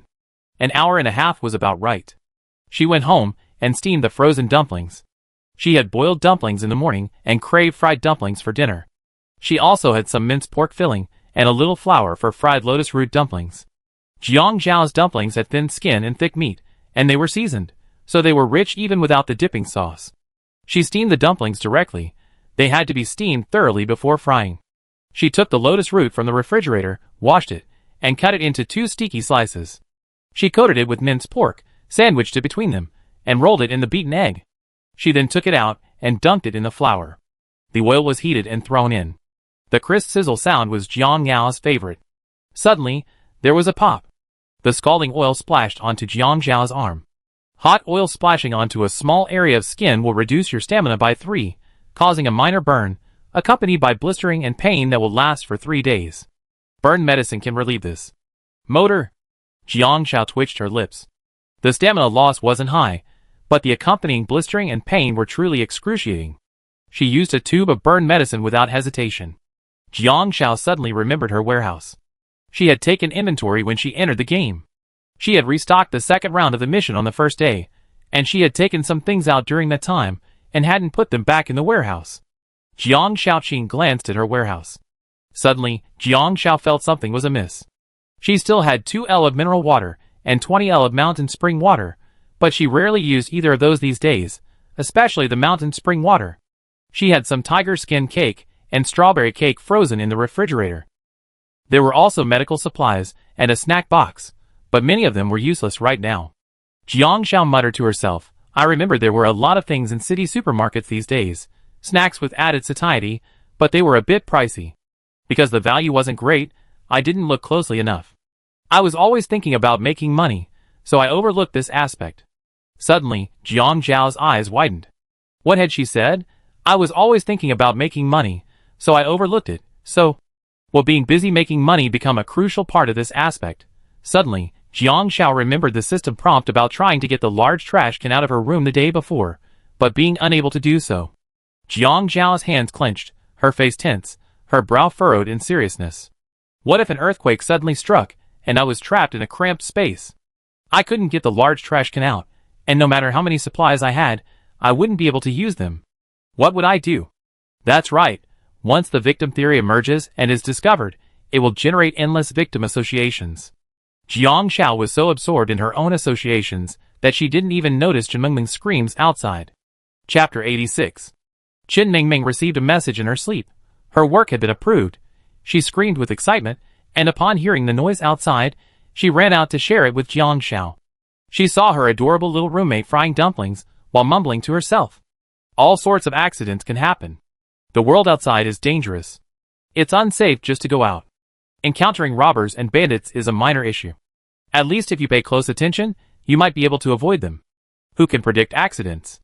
A giant hailstone falling from the sky can kill someone. Should I wear a helmet when I go out? That's unrealistic. So, stay away from construction sites. Accidents can happen even when walking on the road. If I don't run a red light, what if someone else does? Getting hit by a car is also an accident. There's a post about someone getting blackmailed after hitting an NPC, which means players can get hit by an NPC too. Each hit reduces 80 HP. With my physique, I can't get hit twice and it's over. Her face suddenly turned serious. No! A beautiful life refuses to give up. Change what? Chen Mingming asked, puzzled. Who wants to hit you? Jiang Zhao came to her senses and blinked. Aw no, I just think it's dangerous out there. It's terrifying to think about it. It all comes down to her not exploring enough in this area. Because I was so focused on the plot, I felt like I overlooked something. Turn off the stove. The golden fried dumplings are ready. Chen Mingming swallowed, but calmed down. She said to Jiang Zhao, Xiao, my work has been accepted. Jiang Zhao blinked. Really? That's great. Chen Mingming had been excited earlier, but now she had calmed down. There's still a selection process. The results will determine which of these will be this year's hot items. There will also be a prize, and you get a share of it. Jiang Zhao thought for a moment. Really? Then we must celebrate. Okay. Chen Mingming smiled happily, her efforts paying off. Jiang Zhao fried 30 dumplings and 10 lotus root dumplings. They were all very crispy. Chen Mingming took a bite and licked her lips. So delicious. The lotus root dumplings are crispy on the outside and fragrant on the inside. I haven't had lotus root dumplings this good in ages. The crackling sound of the skin could be heard against her cheeks, combined with the sweetness of the lotus root and the aroma of meat. Jiang Zhao ate the dumplings, and they were just as satisfying. Even wanting a second one, Chen Mingming said, it's delicious, but this is a big no-no for models. Jiang Zhao froze. She remembered her career as a model. Chen Mingming muttered to herself, but luckily I'm a designer, not a model. I can eat more. Indeed, Jiang Zhao was an athlete. That's why she started to like eating. During her 12 years of athletic training, she'd been restricted in her diet. She couldn't overeat fried chicken, lotus root dumplings, or desserts. Even a small bite would require a long workout to burn off. Consuming these foods increases fat content, and athletes have high body fat requirements. They increase muscle mass. After a pause, Jiang Zhao looked at Chen Mingming cautiously. Mingming, am I fat? Chen Mingming blinked. No. I mean, if I were a fashion model, would I be fat? Jiang Zhao asked. Chen Mingming paused. To be precise, it's not fat. It's just that models have very high body requirements. They have to be walking clothes racks. For an average person, Jiang Zhao is definitely slender, but for a professional model, her proportions are just right. Anything more would be overweight. Chen Mingming asked Jiang Zhao, do you want to be a model? Jiang Zhao, No, if she can't eat, she doesn't. Hopefully, the hidden rules in this phase aren't so ruthless as to make her gain weight. Supplies were limited in the first phase, but what had she been eating these past few days in the second phase?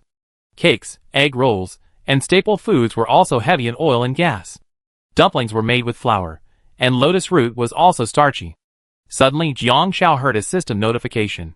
2,000 coins deposited. Source, partner contract. Jiang Xiao, surprise. Lu Han's income reached 20,000. Congratulations. The tool man is finally making money. Chapter 87. Lu Han looked at the 18,000 yuan he had received. Is it reasonable? Very reasonable. His phone rang. Jiang Xiao sent a message, making money? Lu Han paused and replied, yes, I'm investing in myself and trading stocks, but my funds are limited. I can only invest 10,000 yuan at a time. Also, the daily limit for the normal stock market is 20%, but because of the game mechanics, he has a blessing, and investing in himself can directly increase it to 100%. Jiang Xiao was stunned for a moment. After a while, Jiang Xiao realized, brother. Such an amazing cheat. Use it. Lu Han quickly received a reply from Jiang Xiao. Next time, invest in yourself. Tell me which stocks to buy, and I bet everything on them. Lu Han narrowed his eyes and muttered to himself, this blessing, my own investment is limited, but with others, I can earn a lot. Lu Han, without the blessing, the maximum return on a normal investment is 20%. 20% isn't a small amount. Jiang Xiao pouted. No problem. The more money, the easier it is to earn. Lu Han arrived at 5:30. Qin Mingming watched Jiang Xiao put 10 fried dumplings and 5 lotus root cakes, still hot from the pan, into her lunch box. Are you going out? Qin Mingming asked.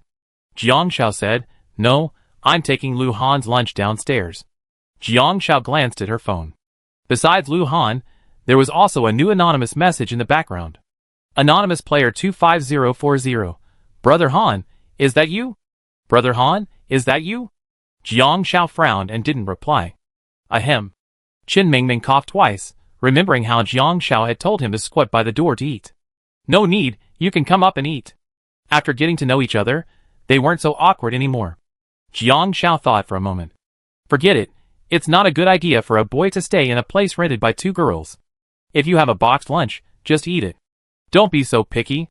Lu Han was waiting downstairs. Here's a 20-serving hangover soup. Let's keep it simple today. Here, your lunch box. Jiang Xiao handed it over. Lu Han nodded and took it. I might not have as much time to come over later. If you need anything, please contact Jiang Rong. The initial funding is already sufficient. The auction will start in 4 days. Once the large amount of funds arrives, a lot can be done.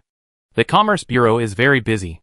Originally, Zhengshan hadn't been in a hurry to get the hangover soup because Jiang Xiao still had to provide it to him. Now that Jiang Xiao had given it to him all at once, he felt much more relieved. Okay. Jiang Xiao suddenly remembered. Oh, there's a clue, but I'm not sure. What clue? Lu Han asked. Jiang Xiao said, it's just that many supplies can't be used outside of certain circumstances. I feel like this is a hidden rule of the game, but I'm not sure yet. It might be because I'm busy making money, and don't have as much time to explore for supplies. New maps should have better quality supplies, but of course, they cost more. The trash can has a large capacity, but it can be difficult to access items in a limited space. Jiang Xiao's first thought, when she saw her warehouse, was to replace it.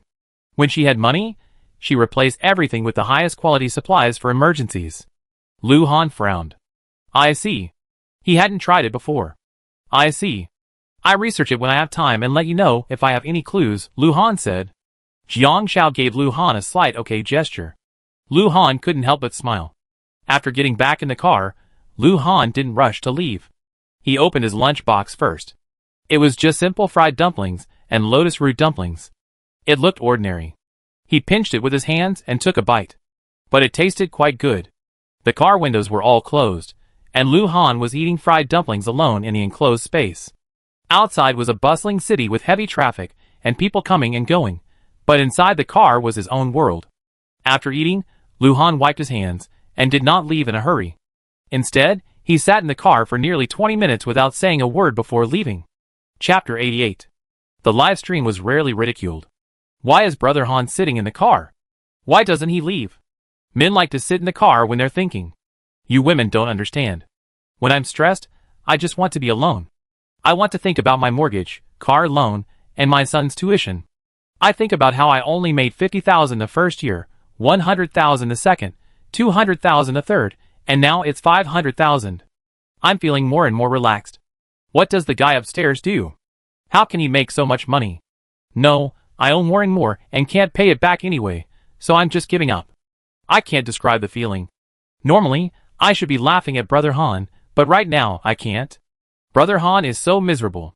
He can't even sit upstairs to eat. Brother Han is like my husband now. I don't know. Why does my husband like sitting in the car? I stopped talking. I'm going to make fried dumplings and lotus root sandwiches for my husband, otherwise he have nothing to eat when he gets home from get off work. Is the person above trying to say Brother Han is your husband? I think the person above is talking about Brother Han and Shiazi, like one is the wife who cooks and delivers meals to her husband at home, while the other is the husband who works outside the home. Whispering sad face. And it's the kind where the wife knows immediately when her salary arrives. Is this even plausible? Don't you think Brother Han is being influenced by that dog Zero? It's really disgusting. That dog Zero is even looking for Brother Han in the thread, private messaging every ID. Brother Han received the message, but he didn't reply. Fuck, this is disgusting. I'm not being racist. This has nothing to do with gender. I just find this behavior disgusting. I feel bad for Brother Han. I hope Sister Xiao can be kind to him for us. Zhengxin got the hangover soup from Jiang Xiao, divided it into 60 portions, and packed it up before heading to the nightclub. The beautiful DJ had just left the stage. Sister Ling, that boss is here again tonight, and specifically asked you to come. He's even ordered quite a few drinks. I'm afraid he's got other intentions. You almost got yourself killed last time. The man next to her walked over. He was talking about a very large client, rich and powerful enough to book the entire place. He couldn't afford to offend him. Ling Yu frowned. How can I not go? A man rushed over.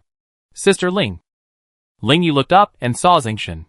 It took her a moment to realize he was the new bartender, but he had a reputation for getting a customer drunk on his first day, drinking 60 bottles of liquor by himself. He was known for his reckless behavior. What's the matter? Zhengxin smiled. Sister Ling, I want to recommend something to you. You know I had a customer on my first day. If you can't hold on any longer, drink this. Who are you? You dare give Sister Ling anything? The people around her frowned. Ling Yu wanted to leave. Zhengxin said bluntly, being a bartender every day must be tiring. With so many men staring at you, waiting to get you drunk, don't you know what they want? Ling Yu paused and turned to look at Zhengxin. What do you want to say? Zhengxin said, I have a hangover remedy. I used it to drink 60 bottles of liquor that night. Do you want to try it? Unfortunately, the commission for each bottle was only 100 yuan. Sister Ling, you can try it. I won't do anything to you with so many people around, but I promise you can drink 30 bottles of Remy Martin in 3 hours. Zhengxin said, if you don't believe me, I drink it and show you. Ling Yu remembered that night when she had looked at him. This guy was already drunk, but after a short stroll, he came back like a shot of chicken blood. Ling Yu paused. It would be a shame not to give it a try. What if it was true? After finishing the drink, Ling Yu said coldly, if it doesn't work, you can't even think about staying here. Okay. Take care, and enjoy. I wish Sister Ling could open 10 bottles of Romanikani in one night. Romanikani? Where in the nightclub is that stuff? The most expensive thing is whiskey. Ling Yu chuckled. Zhengxin breathed a sigh of relief. Thank goodness, we laid the groundwork on the first day. He turned and went to the next place. When selling something, you always have to make a sales pitch, and when you do that, you always have to let customers try it for free, right? Chapter 89. Lu Han left at 5 o'clock, and Jiang Zhao's stamina was at 130. After Lu Han left, Jiang Zhao made another 40 servings of hangover soup and went straight to bed. At 7:30 p.m., Zhengxin came to get the soup, but Jiang Zhao still only gave him 60 servings, but his stamina had returned to 80. Chen Mingming looked at Jiang Zhao happily. Xiao, I don't know why, but seeing you gives me such inspiration. I want to design a set of clothes just for you. Jiang Zhao blinked. Great. No one's ever designed a set just for me. Chen Mingming asked, so what do you like? Jiang Zhao said without hesitation, anything convenient. Chen Mingming curled her lips. You're really easy to keep. How could a girl be so unrefined? After not going out for a day, she felt like something was missing at home. What else could she do? Jiang Zhao thought of her career as a model. Although she didn't know if gains had weight gain properties, she felt like they had a lot of traps. After a few days of sweets, Jiang Zhao felt a little guilty, so she decided to go for a run. After talking to Chen Mingming, I went downstairs and started running around the neighborhood. I first warmed up slowly for 10 minutes before increasing my heart rate. Exercise causes both stamina and cleanliness and satiety to decrease more quickly, just like going to work. After running for half an hour, my stamina dropped to 60, and my cleanliness dropped by 30. Jiang Xiao wiped the sweat off her face, feeling her heart rate increase after the exercise, and prepared to stop. Suddenly, a system notification appeared. Exercise for half an hour with a heart rate above 120, and your stamina will increase by 5. Jiang Xiao, ? Is there an Easter egg here? After a pause, Jiang Xiao suddenly realized something. Work, money, and the hustle and bustle of life often lead to something overlooked. Health. I hadn't expected the game to include this as an Easter egg. Running for half an hour reduces your stamina by 20 points, and your cleanliness by 30 points. But it actually increases your stamina by 5 points. Jiang Xiao gritted her teeth, and continued running for another half hour. Exercising for half an hour, while maintaining a heart rate above 120 increases your stamina, increasing your stamina limit by 5 points. She has reached her stamina limit for the day. You can only increase your stamina limit by 10 points a day. Jiang Xiao was delighted. Now her stamina limit is 170 points. It was almost 9 o'clock. Going back would be a good time to wash up, rest, and have a little cake. Jiang Xiao remembered, opened the Tieba forum, and sent a message to Lu Han. She tested it a few times. Exercising for an hour, while maintaining a heart rate above 120 increases your stamina limit by 10 points. This is a special Easter egg from the second stage. Information accuracy 100%. Lu Han replied 3 minutes later. Once a certain level of personal income is reached, it must be taxed. Only after tax is income considered legal. Information accuracy 100%. Jiang Xiao was stunned. She hadn't expected Lu Han to get this news. If they hadn't known about the tax, some players might have been stuck with their earnings at 50,000. Jiang Xiao quickly asked Lu Han, "How did you know?" Lu Han, at the dinner, they were discussing corporate tax evasion. Jiang Xiao understood. She quickly checked on her phone. Perhaps for statistical purposes, the in-game tax rules stipulate that any individual income exceeding 50,000 yuan in a month must be taxed, with a 10% tax on each reported income. Jiang Xiao checked her tasks.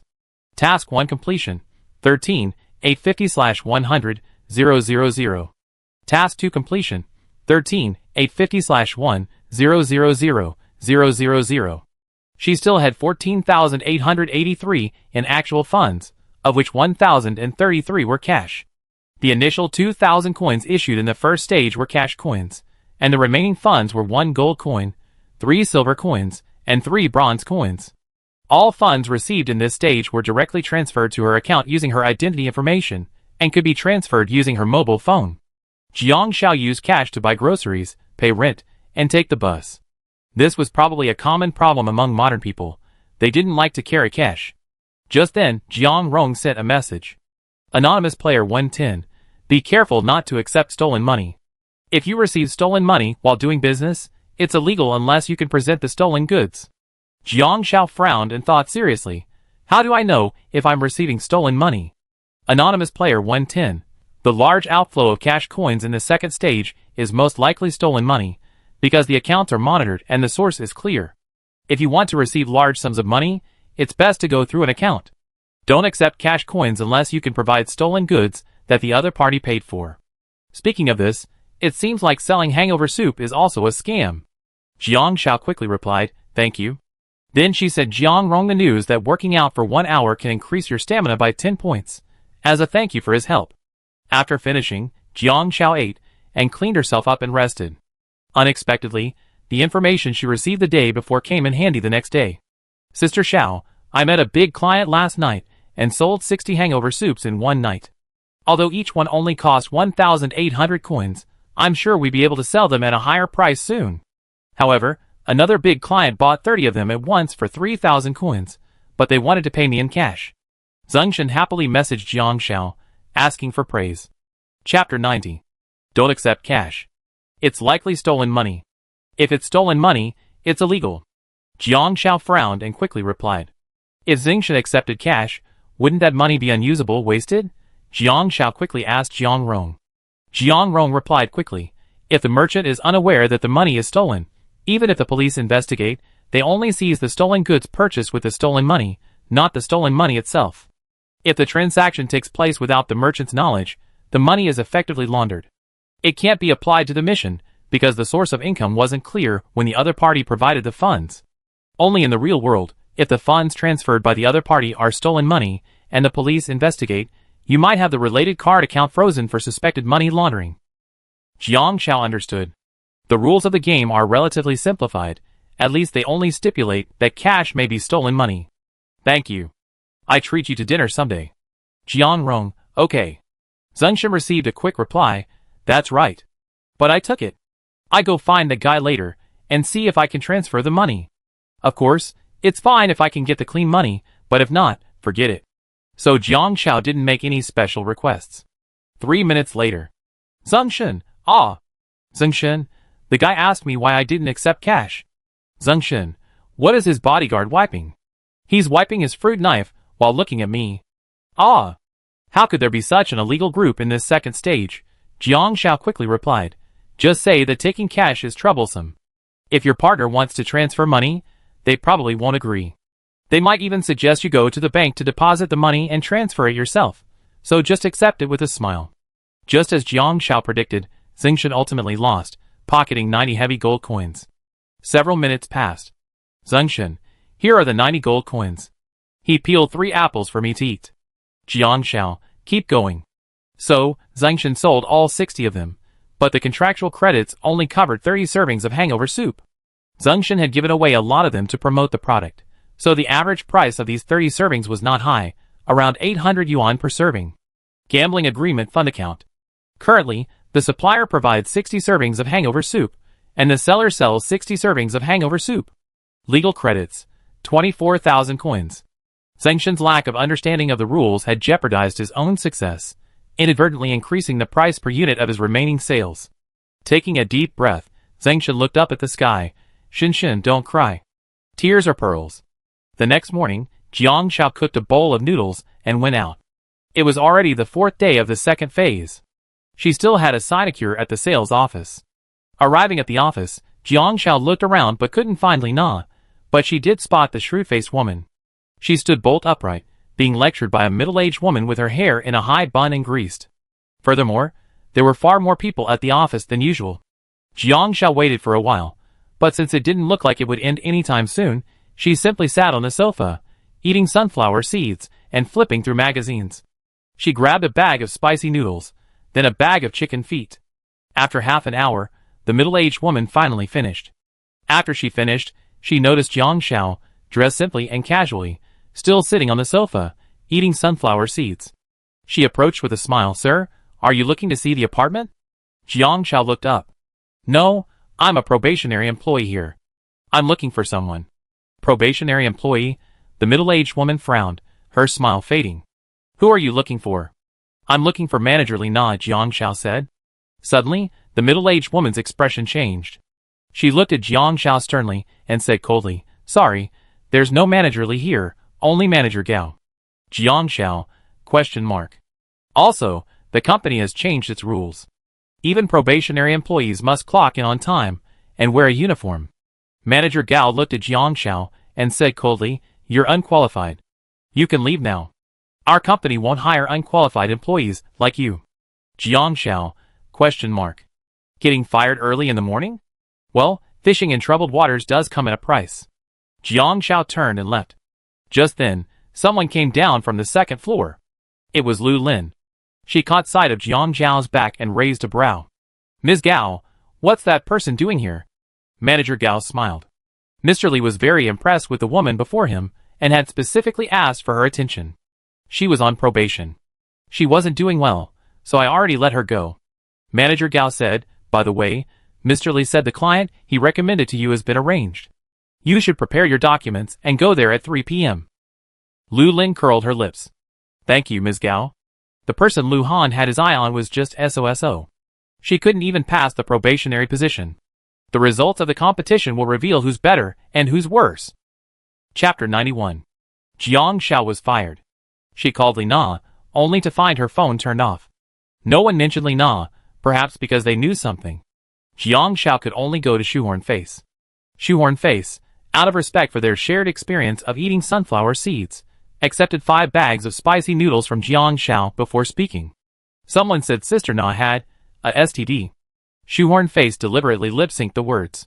Then Manager Gao arrived out of nowhere and immediately dismissed all of Sister Na's people. I've been with Sister Na for quite a while, and I'm sure he'd fire me next time. But it doesn't matter. I don't think I get many orders under Manager Gao, so I might as well go back home and get married. Shoehorn Face worked diligently. Most salespeople didn't like to stay in the office, but she loved it because it was where she could get clients the fastest. However, diligence couldn't make up for her inherent disadvantages. Her performance wasn't outstanding because she wasn't pretty enough. When she was with Li Na, she knew she wanted to earn money to buy a house, so she would pass on the small orders she had. But she couldn't control them herself. People only did so out of respect for Li Na's sake. She couldn't hold on to clients. In this age of appearances, especially in sales, this is especially true. Jiang Xiao understood. Do you know Sister Na's address? I need to see her for something. She gave Jiang Xiao Li Na's address without hesitation. Li Na lived in a high-end apartment. Jiang Xiao went to her house, but before she even reached the door, she saw it wide open. Xiao Na, I know Fei Fei is pitiful, but I really can't go on, the woman said nervously. Li Na pleaded softly, I pay more. If you mind me, I can move out. I won't come back. I won't hurt you or Fei Fei. The woman shook her head. Xiao Na, I can take care of Fei Fei for a while, but I can't take care of him forever.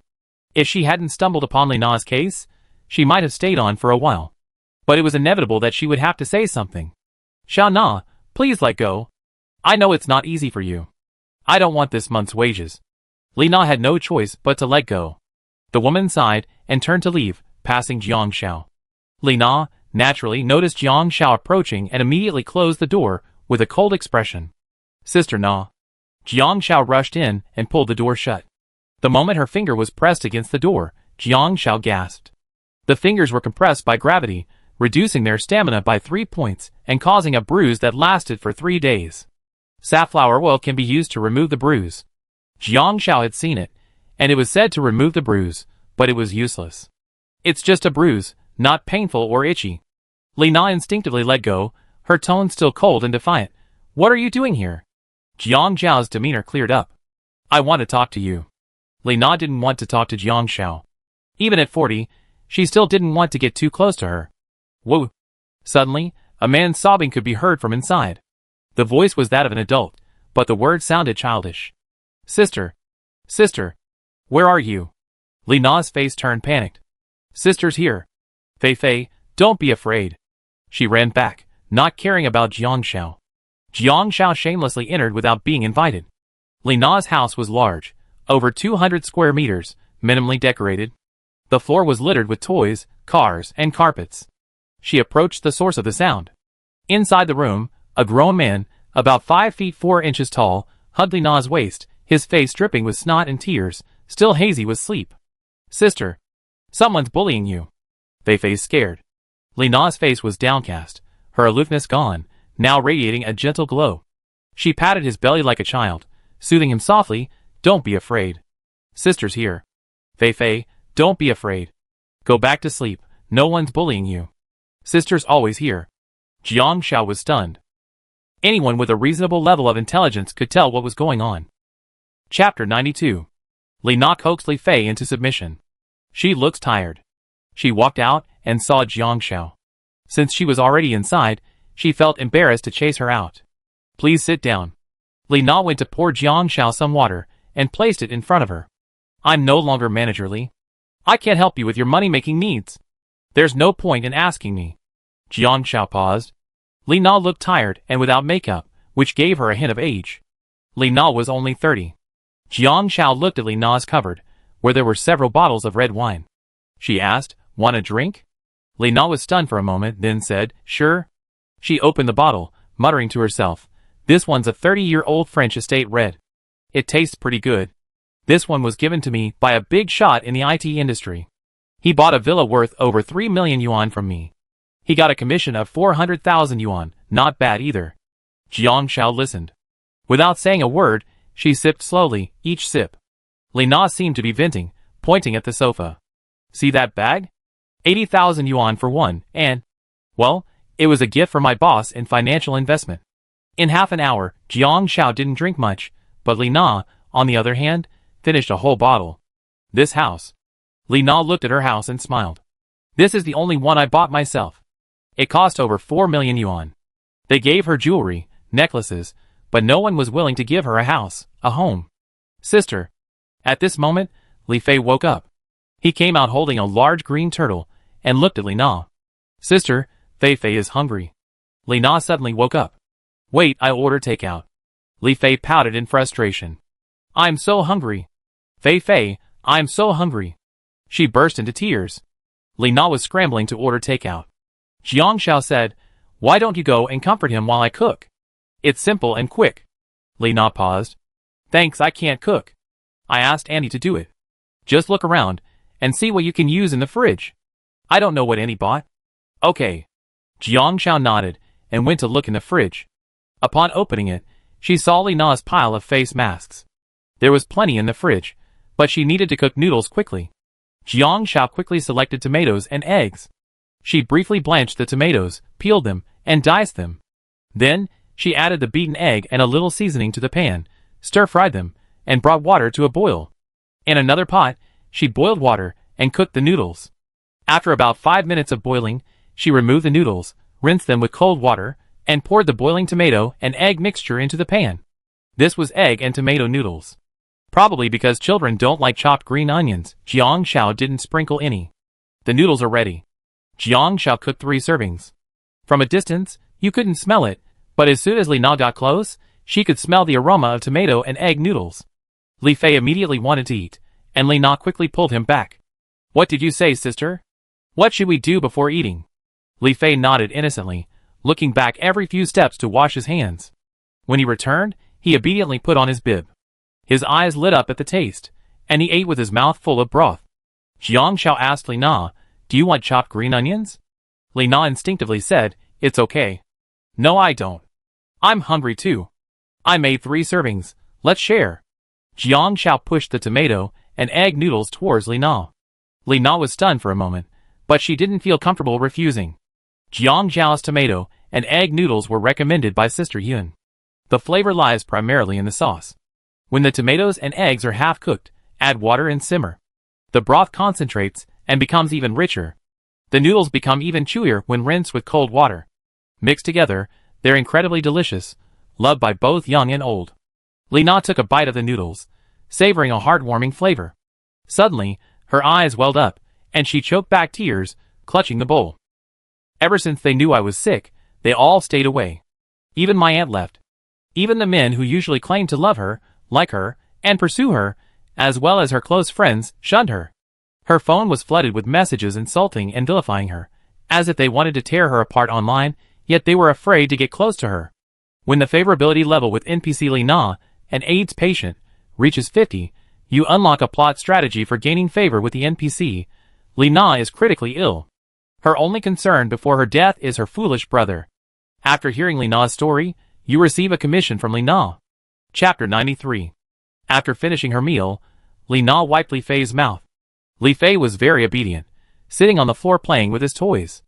Li Na took the bowl to wash, and Jiang Xiao went to help, triggering a plot. Li Na smiled, I know a lot of people look down on me.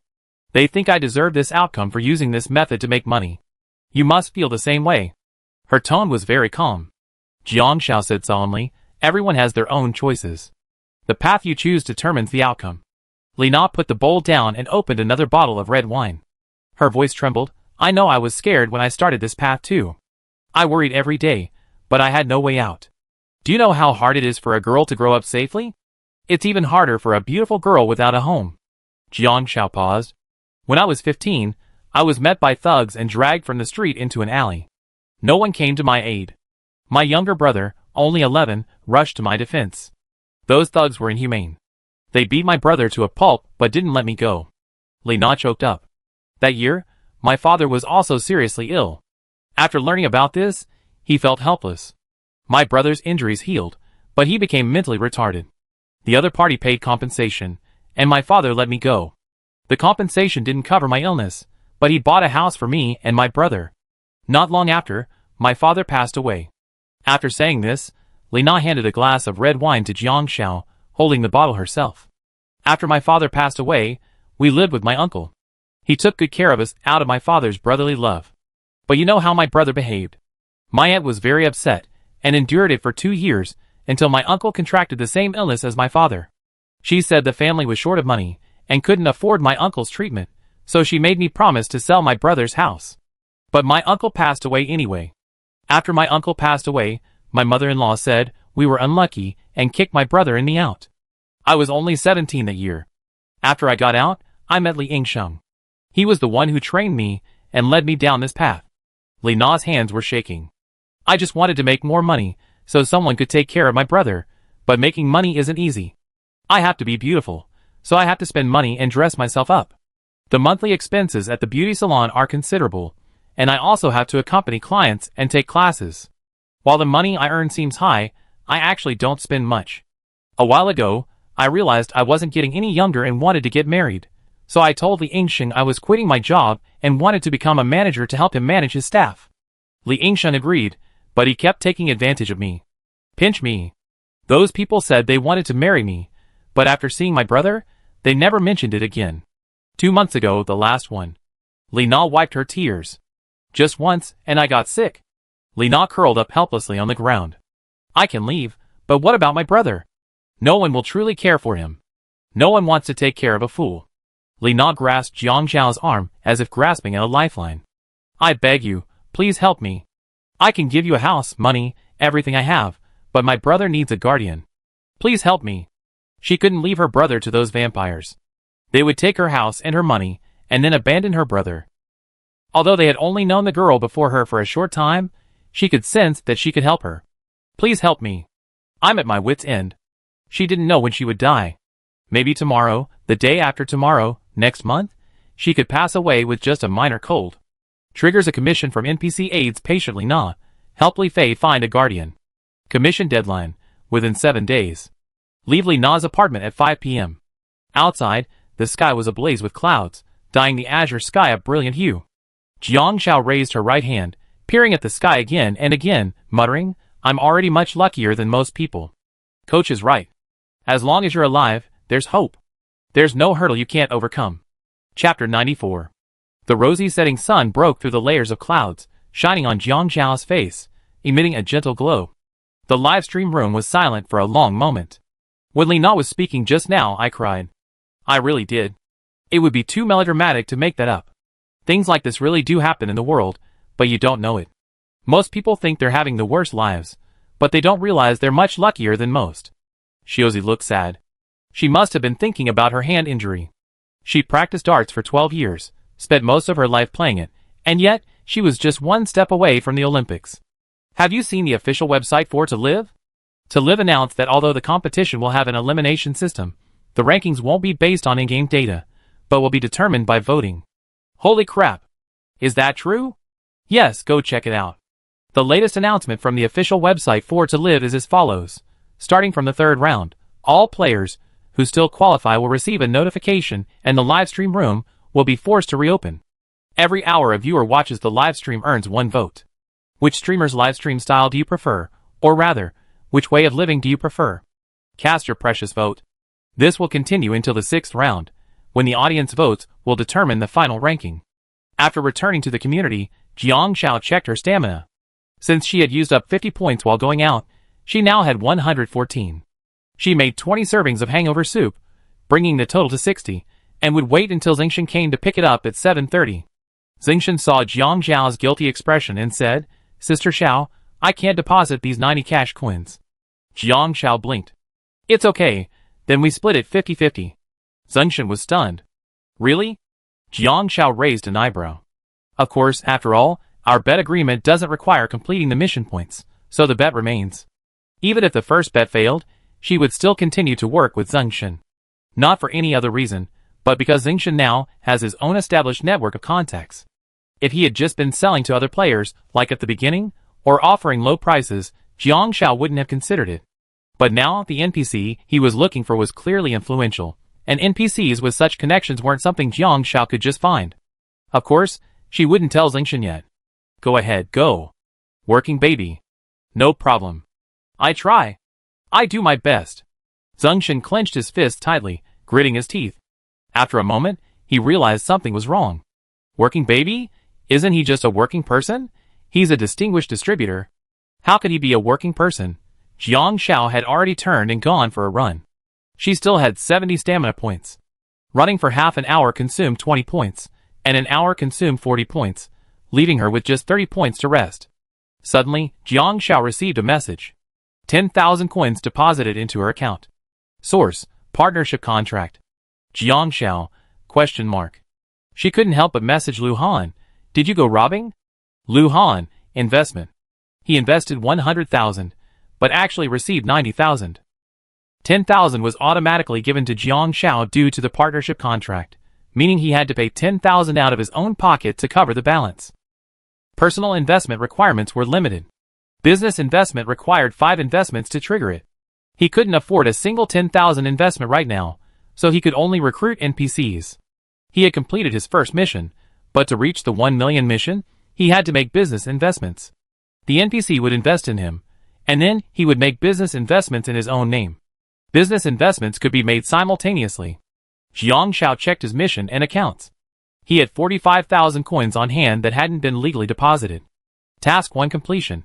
23, 850/100, 000. Task 2 completion. 23, 850/1, 000. Actual funds. 69,870. Quickly message Lu Han. Keep it up. My path to wealth depends on you. If the hangover soup isn't enough, I got more. Unemployed people don't need to work. Going shopping tomorrow. Lu Han couldn't help but smile when he saw the money eyed emoji. Okay. Jiang Xiao suddenly remembered Li Na's situation and sent Lu Han a message, asking him to keep an eye out for her. Chapter 95. LV Han was particularly excited when he saw 2 people messaging each other in his livestream. Wow, when did Brother Han become so gentle? So doting. It's like a wife urging her husband to earn money to support her, and her husband happily accepting it. I'm hooked. Really? But I checked next door, and it seems they only treat Brother Han as an employee. Brother Han's charm is completely useless. I bet 10 cents that they be together before the game ends. I bet 10 cents that it's Brother Han who's the one chasing her. You two have already said what I want to say. I bet 10 cents that they both still be single after the game ends. Stamina limit plus 10. Today's stamina increase has reached the limit. Stamina limit has reached 180. Jiang Xiao was delighted and went home to rest early that night. The higher the stamina limit, the greater her sense of security, but the longer she needs to rest to recover. At 9 p.m., having replenished her satiety and cleanliness, Jiang Xiao slept soundly, without any spam. Second stage days, 4. Trigger the senior chef's blessing, and receive a deluxe single set meal asterisk. Yesterday's exposure brings positive praise and popularity, with a reputation increase of 1. The next morning, Jiang Xiao woke up at 4 a.m. and received 2 system messages. The first one was fine, as she already had 5 sets, but she wanted to stock up. Honestly, if she hadn't heard the system message, Jiang Xiao would have almost forgotten about the second career. Check your career stats. Career, Junior Fashion Model, 3 out of 100, Reputation, 2 out of 10. Career seemed to take a long time to accumulate, so Jiang Xiao wasn't in a rush. And as a casual novice, she had to admit that although this career Easter egg had come out of nowhere, she didn't like it. She could only say she was doing her job. She checked Zhengshan's sales again. Gambling Agreement Fund Account. Currently, the supplier provides 120 servings of hangover soup, and the seller sells 120 servings of hangover soup. Legally credited funds. 336,000 coins. Sold out. Thinking about the 60 servings from last night, each sold for 2,600 coins. What a mistake, waiting for tonight. Jiang Xiao suddenly remembered, they're out of stock. Today, she needs to deliver the last 60 servings of hangover soup to Zhengshan, which requires 120 points of stamina. Sure enough, it's like a factory at the source, requiring continuous assembly line production, and she's the one screwing in the screws. Since she went to bed early and recovered early, Jiang Xiao's stamina is high now, so she's not in a hurry. The higher the stamina, the better. She got up, washed, and then ran, using 40 points of stamina to bring her stamina cap to 190. At 5:30, I started making breakfast. I made a simple noodle soup with flour, seasoned it with ground pork, poured in a little light soy sauce, and sprinkled on some chopped green onions. I sat contentedly by the window. It was already daybreak outside at 6 o'clock, but it was a bit overcast, and it had actually started to rain. Jiang Shao turned on the TV, turning the volume down. The morning news announced that it would rain in the coming days, and that the temperature would drop after the rain, officially ushering in the second half of autumn. The game's timeline and plot progressed at an accelerated pace. It had been a rainy summer in the Jiangnan town before, so it was normal now that autumn had arrived. It's raining. Does that mean I can't go shopping? Jiang Shao frowned. Never mind. I still had 150 stamina points. Jiang Shao simply used 120 to make 60 servings of hangover soup, then went back to sleep. I woke up at 10 o'clock, half drowsy, when I heard my phone ring. I checked my phone. Lu Han, I finished my personal blessing. I'm going to buy stocks this afternoon. Wanna go? But Jiang Zhao's stamina had only just returned to 120. She replied directly, I just finished work. My stamina hasn't fully recovered yet. I don't feel safe going out. Lu Han, After a moment's silence, Lu Han sent a message, I'm taking you to a stamina-restoring meal. Jiang Shao blinked. What? Lu Han, a 5-star seafood restaurant. King crab and Boston prawns. Jiang Shao sat up, as if in shock from a sickness. Let's go! Forget about not having full stamina. I even go if my limbs were amputated. Chapter 96. Lu Han came to pick up Jiang Shao at 11:30. Jiang Shao slept for a while longer, and when she woke up, her stamina was at 150. Figured lunch would restore her stamina. She made 60 servings of hangover soup before leaving. Her stamina teetering at 30, Jiang Shao got into Lu Han's car and said seriously, Lu Han, my life and property are in your hands. If you kill me, I let my few fans cyberbully you. She has thousands of fans. Alright. The live stream was instantly electrified. Woohoo! Shizai still remembers us. Our few fans. Shizai, you become a popular influencer with nearly 3 million followers.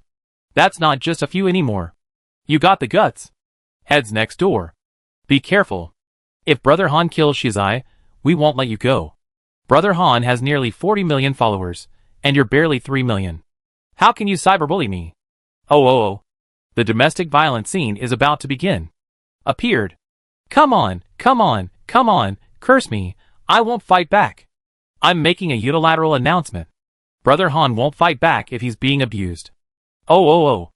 I'm going to show whose side I'm on. I'm going to unfollow Brother Han first.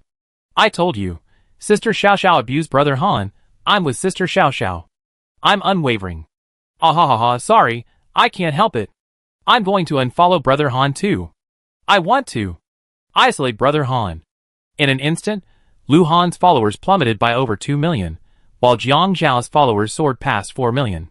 To show their complicity in Lu Han's domestic violence, some of Lu Han's fans even deliberately unfollowed him. The 4 million followers he built up in the game were now precariously falling back to 38 million. Some Lu Han fans remained steadfast, expressing their unwavering support. It's like throwing an egg against a rock. Brother Han couldn't possibly be the victim of domestic violence. Unexpectedly, a day after the incident unfolded, Lu Han's fans unfollowed him and followed Jiang Shao. Lu Han's original 36 million active followers dropped to 19 million in 3 days. Jiang Zhao's followers, on the other hand, soared to 19.001 million. This was because the two had a significant overlap in followers. Lu Han's fans took screenshots. Hilarious. The damage wasn't high, but the insult was incredibly strong. Brother Han was brutally abused with only 1,000 followers. This is a historic insult in Brother Han's live streaming career, and it must be recorded. Okay, enough screenshots. Let's get back to it. Brother Han is still my favorite. Back. Brother Han must have been stunned when he emerged from the game. Not only did he marry, but he also suffered horrific domestic violence. The joys and sorrows of the fans in the live stream have nothing to do with the streamer. Lu Han raised an eyebrow and asked Jiang Shao, what if something unforeseen happens? Jiang Shao, After a moment's thought, his face heavy with sorrow, life and death are determined by fate, wealth and honor are determined by God. That's unimportant. Lu Han scoffed, clearly a foodie himself. He pulled the handbrake. Seatbelt. Jiang Shao reacted and quickly fastened her seatbelt. The seafood place was half an hour away, at a harbor. Jiang Shao took a nap along the way, and when she got out, she was greeted by the refreshing river breeze. A massive cruise ship appeared before Jiang Shao, with a sign reading, Feast. It sounded very elegant. Jiang Shao suddenly suspected that eating here would bankrupt her. Sir, madam, do you have a reservation? The waiter approached enthusiastically. Lu Han nodded. Yes, it's a seafood set meal for 88,800 yuan. Your surname is Lu. Jiang Shao gasped. 88,800 yuan. Is this guy that rich? If he doesn't have enough money, will he be left to wash dishes? Washing dishes for 3 stages? Jiang Shao began to fear. But after looking at her own money, she realized she could have enough for a meal, but she'd be broke after that. Lu Han had only received a 100,000 yuan investment. This guy wasn't treating her to a meal just to show off, was he? Jiang Shao suddenly felt something inexplicable. She didn't really like guys showing off, but if Lu Han was really like that, could he have other feelings for her? She started to get a little nervous. After being single for over 20 years, she suddenly felt a bit overwhelmed. It was at this moment that she saw Lu Han elegantly pull a golden coupon from his suit pocket. This is a coupon for a free set meal from your boss. I ordered the dishes from the set menu. Do you think it's right? The waitress, who had been smiling happily, froze. Jiang Shao was instantly relieved. It was free. Chapter 97. This is an 8-gene king crab. 3 ways to enjoy it: topped with steamed egg, baked with the crab body, and steamed with the crab legs. The 5 dipping sauces are garlic sauce, seafood sauce, bread sauce, Korean sauce, and rice pepper sauce. The waiter brought the first main course, offering 3 ways to enjoy it. Golden steamed buns. This is condensed milk. Stir-fried 9-head golden abalone with peppers, delicious. Here are 3 ways to enjoy lobster: grilled with cheese, deep-fried with shrimp balls, and shrimp brain congee. There's also sea cucumber soup, French bell and oysters, and garlic scallops. Seafood is all about freshness. Our seafood is airlifted in this morning, so please feel free to enjoy. The service manager tried to sell, would you like some red wine? We have the best white wine here, and it pairs beautifully with other dishes. It has a unique flavor. Jiang Shao glanced at Lu Han and turned, saying, no, that's enough. You can go down first. It was clear that the wine had to be purchased separately. That was impossible. The manager smiled dryly. Okay, then please enjoy yourselves. Patiently closing the door, Jiang Shao rubbed her hands together and got to work. This crab leg is amazing. Steamed king crab legs are the most reliable test of crab freshness. They are sweet and tender. She peeled the crab leg, revealing the red and white crab meat. Jiang Shao didn't dip it in the sauce. A crab has 8 legs. Eating 1 leg increases your stamina by 10 and your satiety by 5. Jiang Shao narrowed her eyes. Sure enough, the stamina increased significantly. 8 crab legs, each one adds stamina by 10. Lu Han didn't hesitate and served an oyster, the famous French bell and oyster, only 6 of them. It had a natural milky flavor and a delicious broth, adding stamina by 10.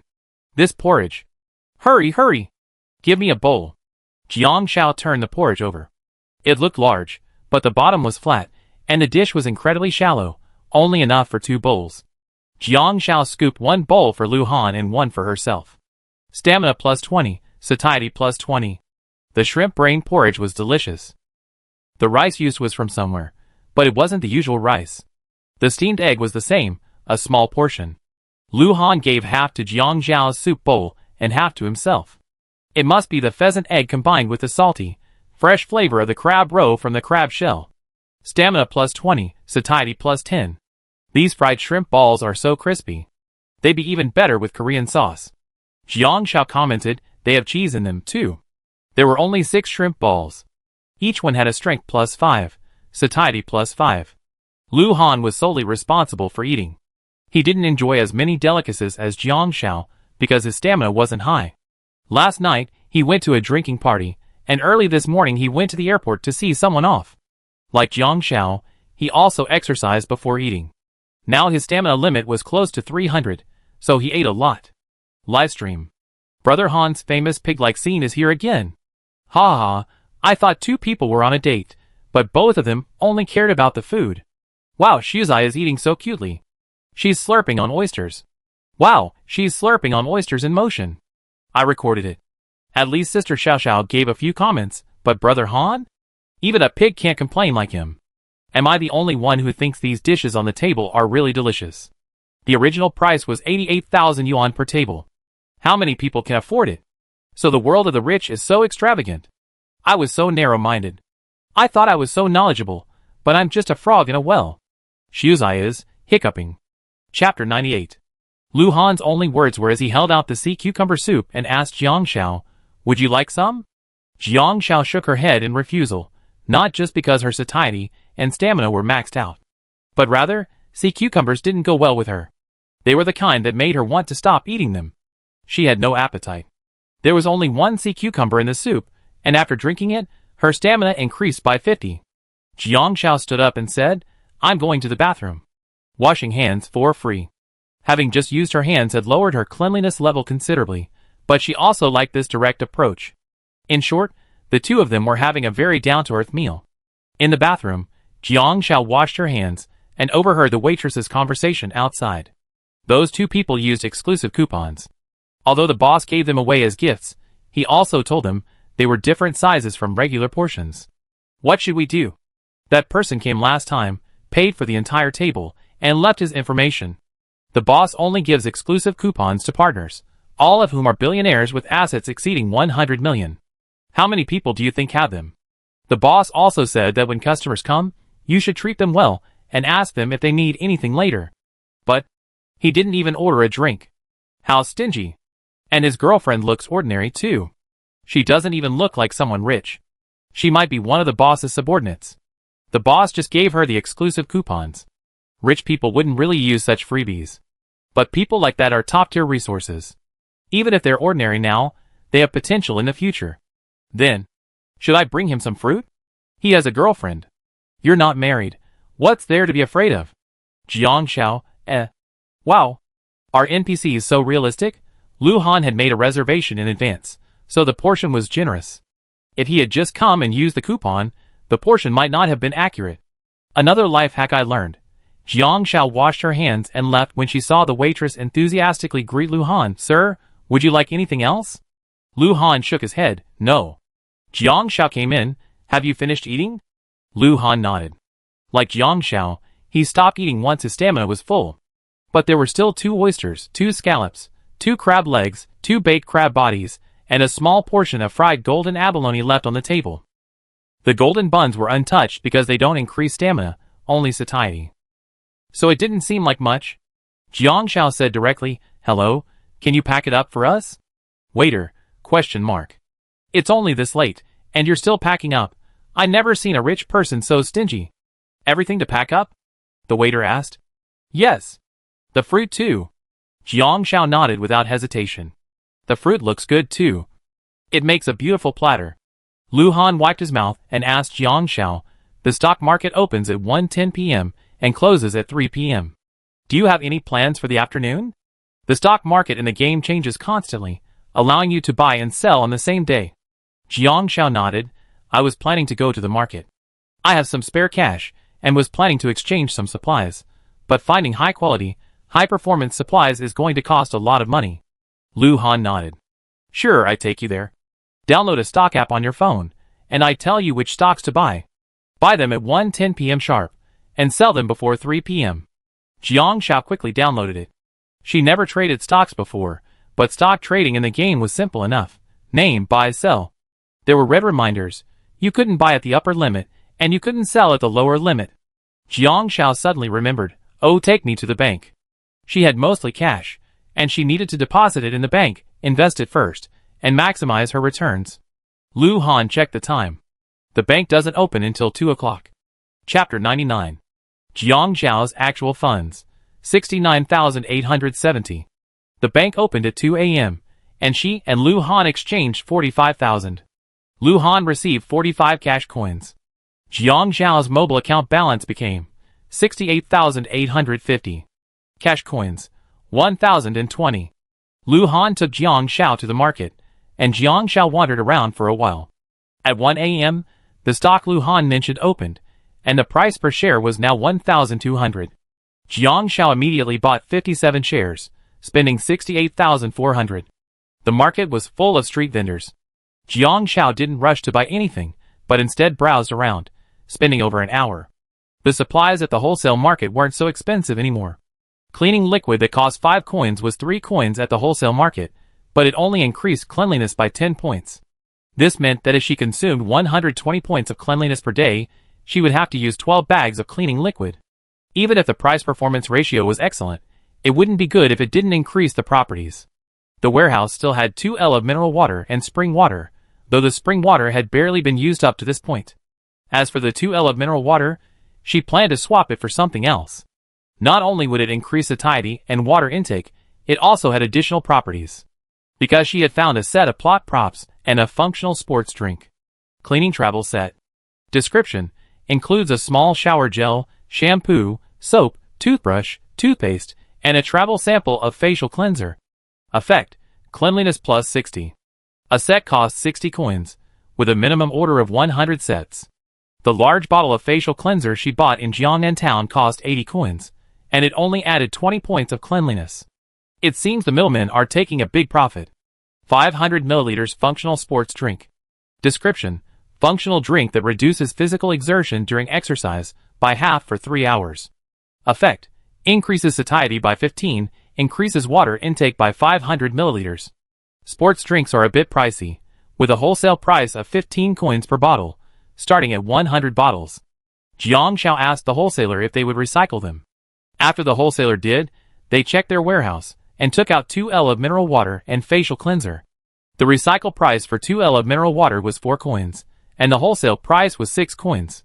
The recycle price for that brand of facial cleanser was 40 coins, and the wholesale price was 50 coins. Jiang Xiao collected 28 coins, bringing her total cash to 3,048 coins. Next, I wait for income to come in and acquire new resources. Jiang Xiao looked around, preparing to find a corner to organize her supplies. People were coming and going at the market, passing Jiang Xiao. Jiang Xiao had just reached the corner when someone suddenly leaped out from beside her. Jiang Xiao instinctively dodged, but the opponent's dagger sliced through her arm. The suspect has dealt moderate damage to you. The suspect's damage to players is increased, reducing your health by 20 points and granting you a moderate bleeding state. The bleeding continues, reducing your health by 1 point per minute. Jiang Xiao was startled. The other person's eyes were fierce, as if he was ready to kill Jiang Xiao. Jiang Xiao drew her dagger and swiftly counterattacked, throwing him back and causing him to cry out in pain. Jiang Xiao gritted her teeth and fiercely stabbed the other person's neck with a dart. The man's eyes glared fiercely, and with a sudden burst of force, he pushed Jiang Xiao away. He glared at her fiercely, then pulled the dart from his neck. As if his goal had been achieved, he clutched his neck and fled. Jiang Xiao was terrified and quickly applied a tourniquet to stop the bleeding. She inexplicably lost 24 points of health, and the system notification sounded in her mind. You have been marked as a suspect. Your movements will be exposed to other suspects before midnight. Please protect yourself.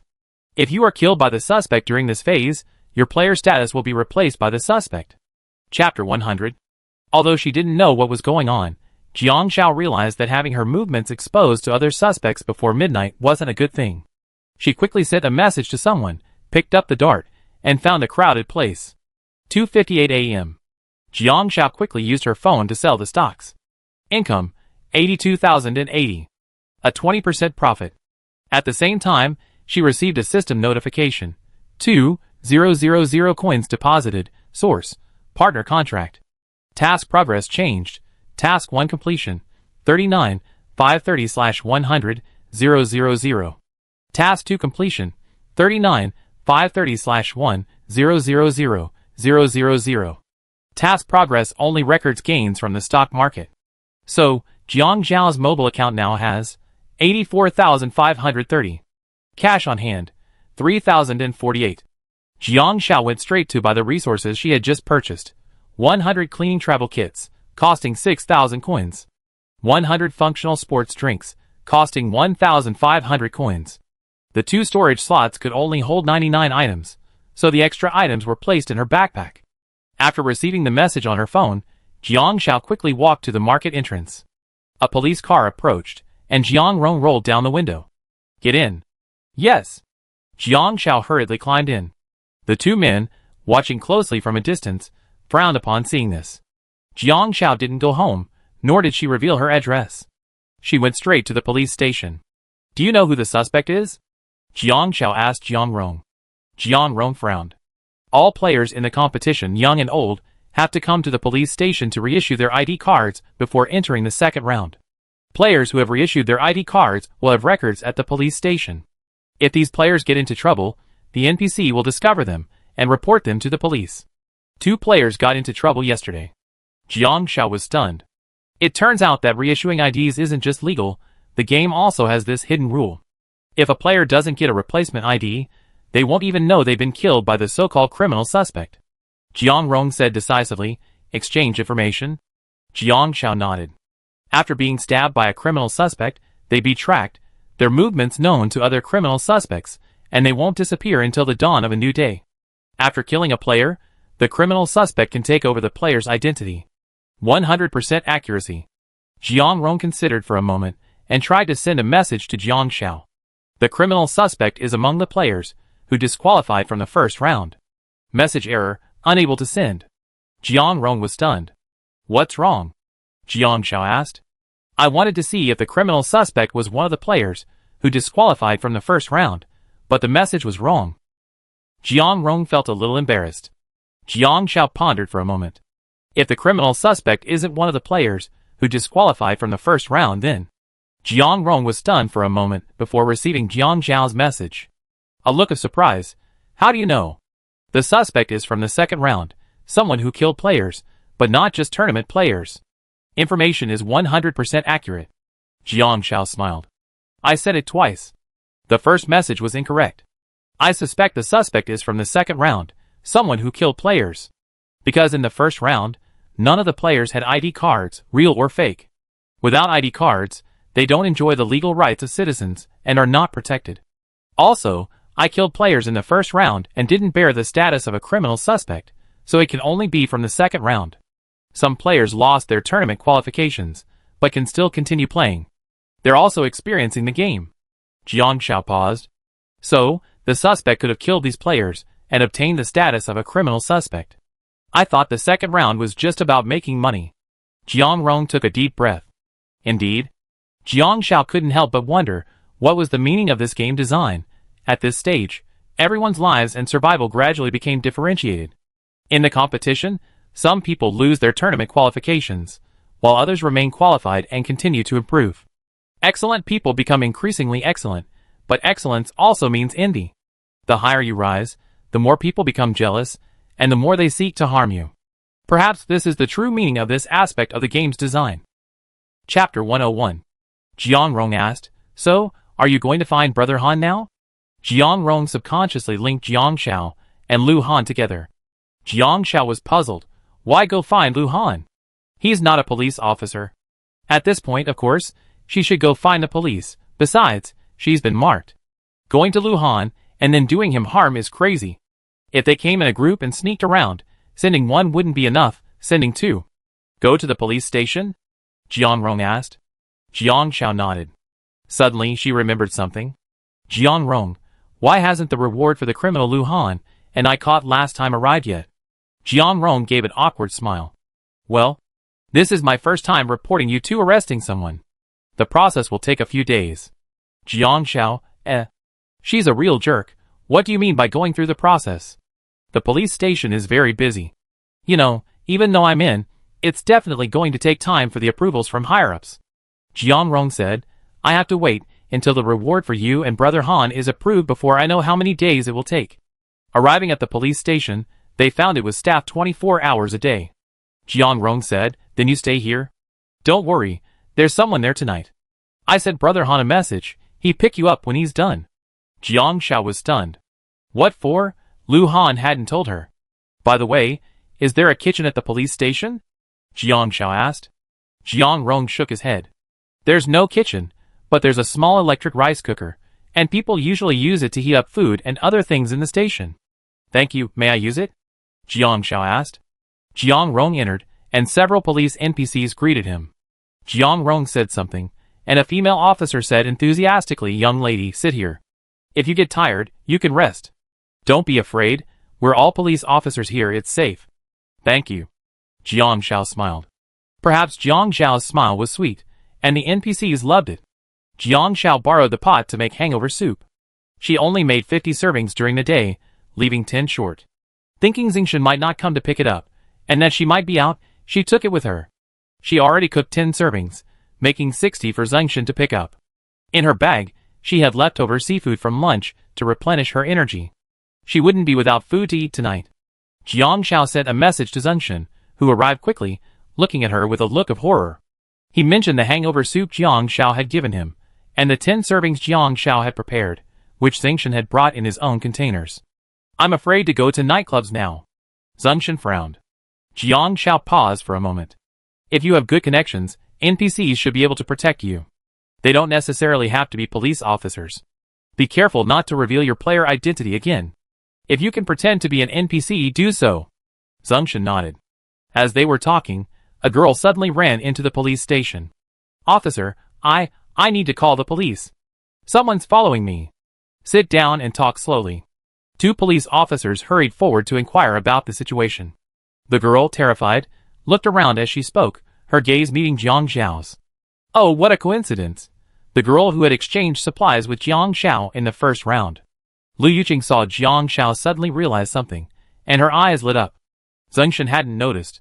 Then I'd be leaving first. Jiang Xiao nodded. Okay. After the police finished taking notes, the female officer reassured Lu Yuqing, it's okay. Sit here for a while and rest. We send someone to take you back later. Lu Yuqing nodded. Then she stood up and sat with Jiang Xiao. Why are you here too? What about you? Jiang Xiao asked. Lu Yuqing had a crush on Jiang Xiao. Stop talking. I'm being hunted by some criminal suspect. Remind me to tag him. I don't dare go back now, afraid of exposing my address. What about you? Me too. Jiang Xiao pondered. Maybe I was targeted because I was looking for wholesalers to recycle supplies. It was all due to her carelessness.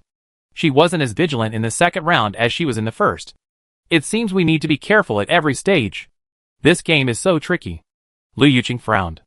Let's exchange contact information. The contact information was the Tieba ID. Lu Yuqing's ID was 1888. She hadn't spoken on the Tieba forum, so it seemed she was just posting spam. Lu Yuqing was very self-aware, and didn't ask Jiang Xiao what she did. Jiang Xiao didn't ask her either. Everyone kept their jobs and methods of making money secret.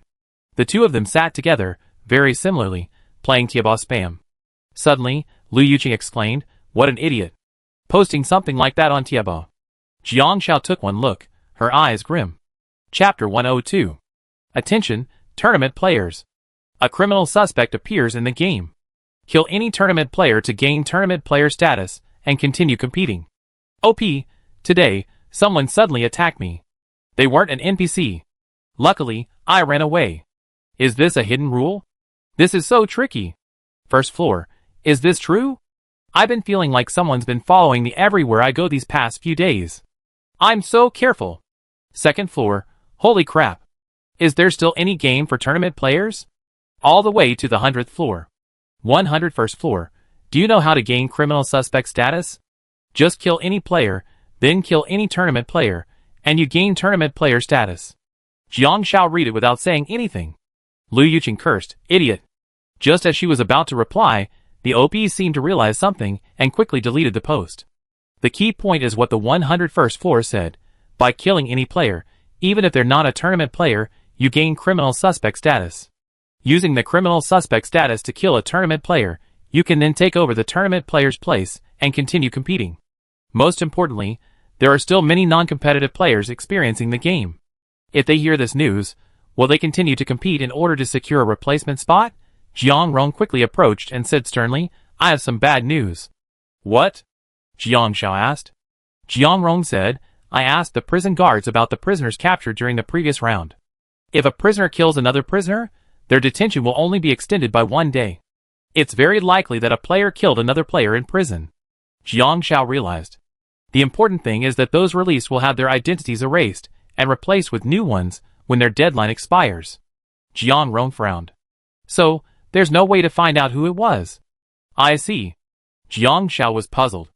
I remember some players who qualified for the competition were also detained on the day they entered Nen City. What if a player in the competition killed another player? The first round wasn't a fixed day for everyone to leave. There was a time limit for elimination. Many people arrived in Nen City after the stipulated time. Jiang Rong paused. I can go and find out. Jiang Zhao's phone rang. Lu Han sent a message. Wait for me at the police station. I'd be there later. Jiang Xiao thought about it and realized it wouldn't be safe to go back alone until the early morning, so she replied to Lu Han, "Okay." The police station was noticeably less crowded after 6 o'clock. But there were still quite a few. Lu Yuqing read the posts with some boredom. Today's a strike day, too. Do you have any information to exchange? Jiang Xiao paused. Do you? Unsure if the other person's information would be useful to her, Lu Yuqing said. I have information about increasing your stamina limit. Jiang Xiao smiled. What a coincidence. I have that, too. Lu Yuqing. Okay, as for the job Easter eggs and the like, it was already the 4th day of the game, and everyone had already conquered their respective NPCs. Suddenly, Lu Yuqing said, I have information about the next stage. Jiang Xiao, huh? Tell me. Maybe I have it too. It seemed everyone knew how to play the game. Lu Yuqing said, the next stage might be on an island. I seen posters advertising it several times. I'm ready to go to the beach. I even bought a swimsuit. Jiang Xiao, isn't it a snowy mountain? She guessed the next stage would be somewhere cold, perhaps a snowy mountain or something. She had also seen that a certain snowy mountain scenic area was about to open. Lu Yuqing was stunned for a moment. Huh? Not giving up, she sent a message to Jiang Xiao. The next part is about island tourism. Information accuracy 100%. Jiang Xiao, Chapter 103. The next segment is related to the snow mountain scenic area. Information 100% accurate. Jiang Xiao sent this to Lu Yuqing. Lu Yuqing raised her eyebrows. This game. Why is it so two-faced? No, it might be a check-in. Jiang Xiao suddenly realized, because Nanshire is the largest map transit point, this means other maps might have check-ins, or it might be random. Or perhaps, this segment has 2 missions, and players who complete different levels of missions go to different locations. Lu Yuqing, I see. Jiang Xiao said, let's think about this segment first. There aren't any Easter eggs that increase your satiety and cleanliness limits in this segment, so there probably aren't any. Find a way to make money and stock up on supplies, so you have more for next month. According to those high-status supplies, without money, you have nothing. That's right. It's too early to talk about the next segment. And so the 2 girls chatted idly until midnight. Second stage days, 5. Bounty received, 15,000. 1,500 coins received, currency source, partner contract. It seems the bounty took 3 days to arrive. Jiang Xiao curled her lips. It's so slow. Originally, Jiang Xiao's account had 77,030, but now 16,500 coins have been deposited, bringing the total to 93,530. Suddenly, a system notification arrived. Your deposited funds have reached the taxable limit. 10,470 coins remain unpaid. Please download the personal tax app to automatically pay your taxes within 3 days. Jiang Xiao, So everyone gets a notification when the mission limit is reached. Download the personal tax app, log in with your real name, and then proactively file your tax return. In-game, personal income over 50,000 is subject to a 10% tax. After paying 10,470 coins, there's still 9,423 left. The tax app also sent a friendly reminder. Thank you for paying your taxes diligently. As a legal taxpayer, you can enjoy the fair rights and protections you deserve as a citizen and to live. Mission 1 completion. 59 for 23/100,000. Mission 2 completion. 59 for 23/100,000. Jiang Zhao's mobile account balance, 92,483. Cash on hand, 3,048. All future income will be subject to a 10% tax deduction before it can be recorded. Okay, I have to go, Lu Yuqing said. Just then, someone came in. Jiang Rong was on night watch today. Seeing the person, he said, Brother Han, come pick up the kid. Jiang Xiao, ? Who's the kid? Who's the kid? Lu Han saw Jiang Xiao stand up. He was just a head shorter than him, carrying a backpack, looking like a child. He replied to Jiang Rong, yeah, thank you for the trouble. Lu Yuqing's eyes widened with envy. This is so annoying. How come everyone else has someone to pick them up, but not me? Lu Han looked at Jiang Xiao. Let's go. Jiang Xiao followed him. Jiang Rong walked over to Lu Yuqing. Come on, I take you home. Lu Yuqing looked at Jiang Rong, and an idea crossed her mind. Finding teammates wasn't such a bad idea after all. At least they could handle unexpected situations like today's. Jiang Rong, assuming she misunderstood him for ulterior motives, quickly said, "People's police, I protect you. I have professional responsibility. I give you extra points for taking you home." Lu Yuqing, what a handsome guy. It's a shame he's not mute. Jiang Shao got in a car and fastened her seatbelt. Lu Han asked Jiang Shao, "Would you consider moving?" Jiang Shao paused. Lu Han knew quite a few competitive players, and gathering together would probably ensure safety. "Forget it, not for now. I still have NPCs." Jiang Shao thought of Chen Mingming, but still shook her head. "Yeah." Lu Han didn't force it. Although he had chosen his teammates, he still had to respect their opinions. Otherwise, the result might be like the last time with the artillery. "I found the thing you asked me to do." Chapter 104. Jiang Shao wants to do something for Li Na, asking her to find a guardian. Jiang Shao could certainly be a guardian, but Li Fei was clearly unsuitable to live with her. The only solution was to find a trustworthy welfare organization and hire a caregiver to take care of Li Fei. These welfare organizations generally require connections. Without them, Li Fei might not receive better care. "I got a project to invest in a charitable welfare organization on the verge of bankruptcy. Of course, this isn't a commercial investment, but a charitable one," Lu Han said. Jiang Shao was puzzled. "Did you convince the NPC?" Lu Han nodded. "The NPC is so kind?" Jiang Shao was puzzled. "He donates to charities every year, but this year there was a problem. A charity received money but didn't implement it, which was exposed in the news. So he decided to invest in a charity of his own." Lu Han turned to look at Jiang Shao. "I handle this matter. The funds won't pass through my hands, but if I act as guardian, the welfare organization will give me some respect. Taking care of Li Fei won't be a problem, and the environment there will be nice to renovate." Jiang Shao, "Shall I take you to see Li Na tomorrow? In the afternoon?" Lu Han frowned. "I'm only available from 3 to 5 p.m. TSK. Busy guy," Jiang Shao said. "Okay." Jiang Shao got out of the car. Lu Han looked at Jiang Shao and suddenly called out, "Jiang Shao." "Huh?" Lu Han looked at Jiang Shao and asked seriously, "Have you ever felt that playing this game for too long can make you lose yourself?" At least Lu Han felt a little.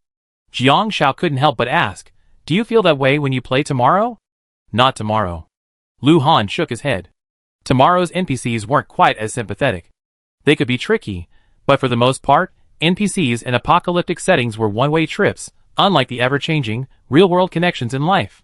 Jiang Shao probably knew how Lu Han felt. She raised an eyebrow at him. "Freeloader, you were quite genuine when you took out your free coupon today." Lu Han scoffed, rubbing his chin, and said seriously, "I lost a lot of money on my business ventures lately. Would you like to sponsor me? If the investment is successful, I give you 50%. Jiang Shao looked up at the sky, her face serious. "The moon is so round tonight. Doesn't it look like a pancake?" Lu Han glanced up. It was pitch black, like a ghost, with not a single star in sight. When he looked back, Jiang Shao was long gone. The live stream would laugh so hard they almost gasped. "Shuzi, as long as I run fast enough, the pie won't be drawn on me." Ha ha ha, Brother Han still has the nerve to say he lost money on his investments. Brother Han's pie-in-the-sky trick, it's the same old cliché. Too bad his wife won't buy it. What are you afraid of? Didn't Brother Han have a blessing? 100% critical hit. But that would tie Shiuzi to Honda, right? Speaking from a longtime fan's perspective, Shiuzi doesn't want to be tied to Honda. That's pretty self-conscious. Anyway, I'm not a CP fan. I hope this woman stays away from Brother Han. The person above hopes Han will be single forever? Jiang Shao certainly thought so. Lu Han asked her if she considered moving, and she refused for exactly that reason. Everyone was playing the game on their own, and Lu Han was a high-profile streamer. Jiang Shao had no idea how many followers he had, but she simply felt that since they were playing the game on their own, it was better not to tie them too tightly unless absolutely necessary. After returning home, Jiang Zhao's stamina had dropped significantly, still around 80 points. She took out the food she packed today and heated it up in the pot. Since it was fresh food, it was only good for 24 hours. After that, it would be useless. She rubbed her hands together secretly. A late-night snack was one of life's great pleasures. Chen Mingming had fallen asleep when she heard the noise and came out. What did she see? She saw her roommate secretly snacking on a king crab leg. Jiang Zhao's cheeks puffed up, and as she glanced at Chen Mingming, she suddenly felt like she'd been caught. She. Chapter 105. Chen Mingming quickly shook her head. Oh! Jiang Xiao breathed a sigh of relief. Glad she didn't compete with her. While chomping down her midnight snack, Chen Mingming sat down next to Jiang Xiao and whispered, Xiao Xiao, my design won second place. Jiang Xiao quickly swallowed the crab meat in her throat. Not bad. Congratulations. Shouldn't we celebrate? Of course. Chen Mingming stuttered a little. Xiao Xiao, do you want to be a fashion model? Jiang Xiao was stunned. Thinking of her Easter egg career, was it time to start her professional quest? Paused.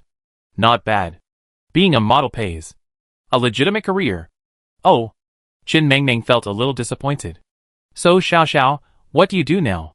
Jiang Xiao paused. Unemployed, homeless. Chen Mingming pursed her lips and said nothing. Jiang Xiao felt Chen Mingming was acting strangely. She remembered the quest prompt. Suddenly, Chen Mingming mustered up the courage. Xiao Xiao, the clothing company I work for has taken a liking to you and wants to invite you to be their permanent model. Would you like to come? If you're willing, I give your phone number to the company and have them contact you. Jiang Xiao paused. Okay. Chen Mingming saw Jiang Xiao's quick agreement, and a complex emotion flashed in her eyes. Actually. Jiang Xiao was puzzled. Chen Mingming shook her head. No big deal. I give them my phone number tomorrow. You should go to bed early after dinner. Jiang Xiao nodded and watched Chen Mingming leave, a thoughtful look on her face. Chen Mingming was hiding something. What was she trying to say? It seemed like she couldn't avoid getting drunk. After Jiang Xiao finished eating, she cleaned the table and headed to the kitchen. She still had 160 stamina points. She immediately cooked 70 servings of hangover soup, leaving 20 stamina points. She washed up to improve her cleanliness, then rested. The next morning, Jiang Xiao woke up to a system notification. The bet agreement ended. The supplier supplied 180 servings of hangover soup, and the seller sold 180 servings. Legal deposits: 520,200 coins. The average sales amount was 2,890, and the bet agreement took effect. Deposited funds: 416,160 coins. Jiang Xiao was stunned. Zhengshan had sold the hangover soup last night, but he was probably a little hesitant because of what happened yesterday. Add to that the 90,000 he lost due to a hidden rule, and the average price was actually over 3,000. But that's the agreement. Contracts are like that. Even the slightest problem can lead to significant losses. Zhengshan hadn't contacted her, probably because he hadn't fulfilled the bet, and assumed she wouldn't provide him with a reason. Jiang Xiao roughly calculated that based on Zhengshan's share of sales, he only just completed the first mission. Completing the second mission would be quite a challenge. The new incoming funds had to be reported and taxed, resulting in an after-tax income of 374,544. So her mission status had also changed. Task 1 completed. Task 2 completion level: 433, 967/1, 000, 000.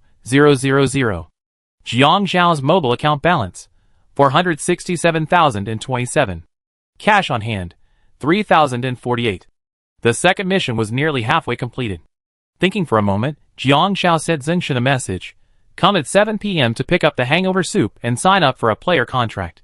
I give you another 300 servings. You get 80, and I get 20 based on sales. If the average selling price of 300 servings is around 3,000, Zhengshan would just be able to complete the second mission at 28 points. Zhengshan was actually giving up a bit, because only a little bit was needed to complete half his mission. While there were other ways to make money, selling hangover soup was undoubtedly the fastest, as several VIP clients were eager to place orders.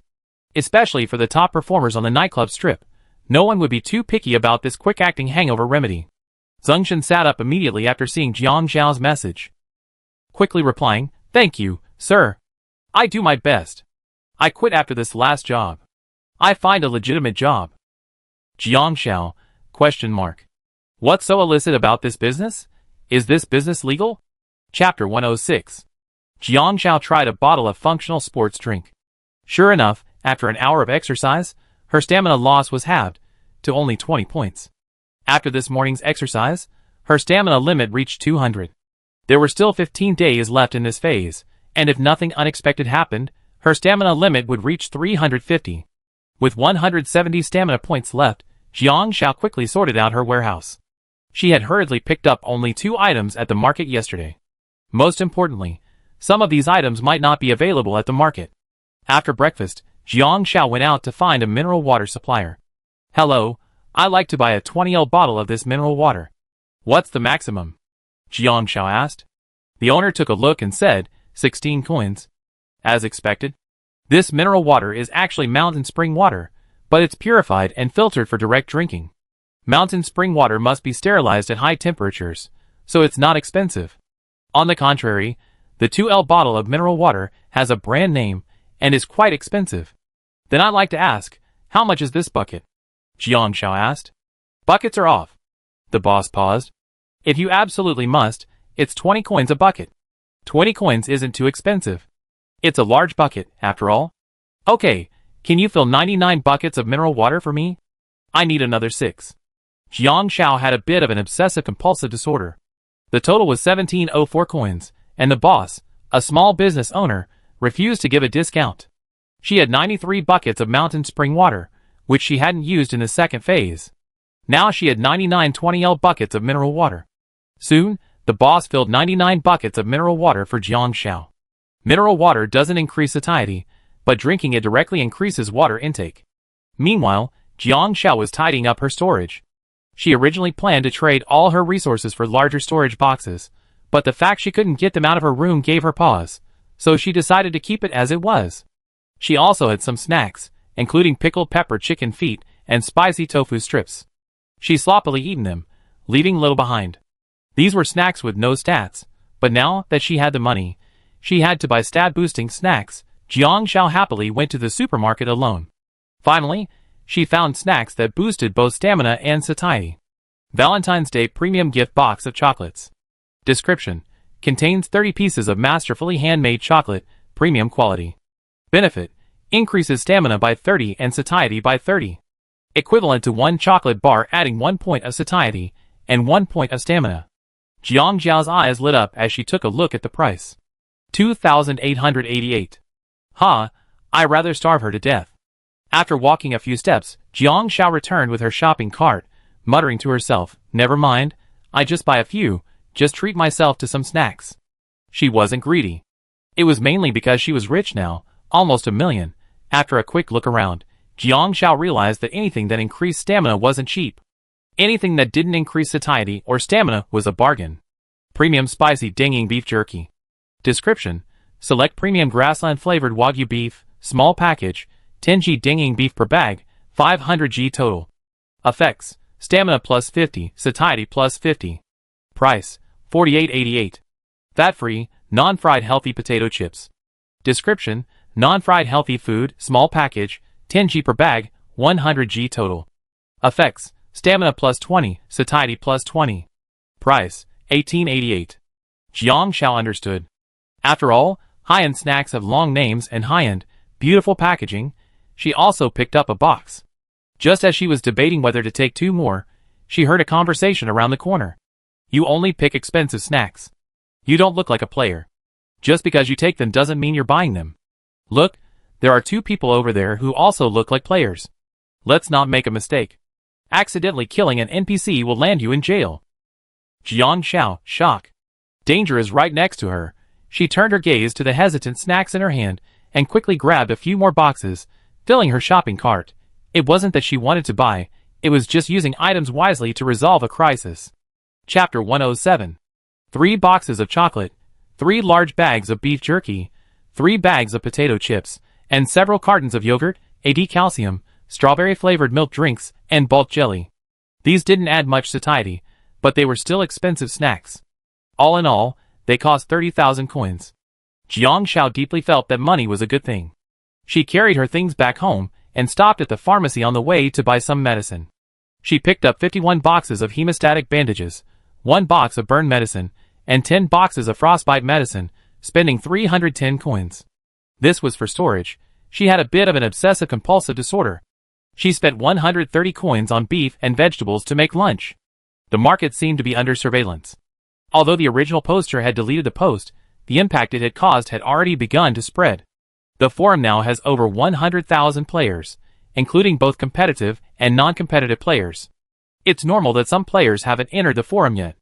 Not all players are bored enough to search for this post, like Lu Han. Over 300,000 players advanced to the tournament, and a significant number didn't. The hidden criminal suspects were only in this stage, so it was crucial for players to conceal their identities.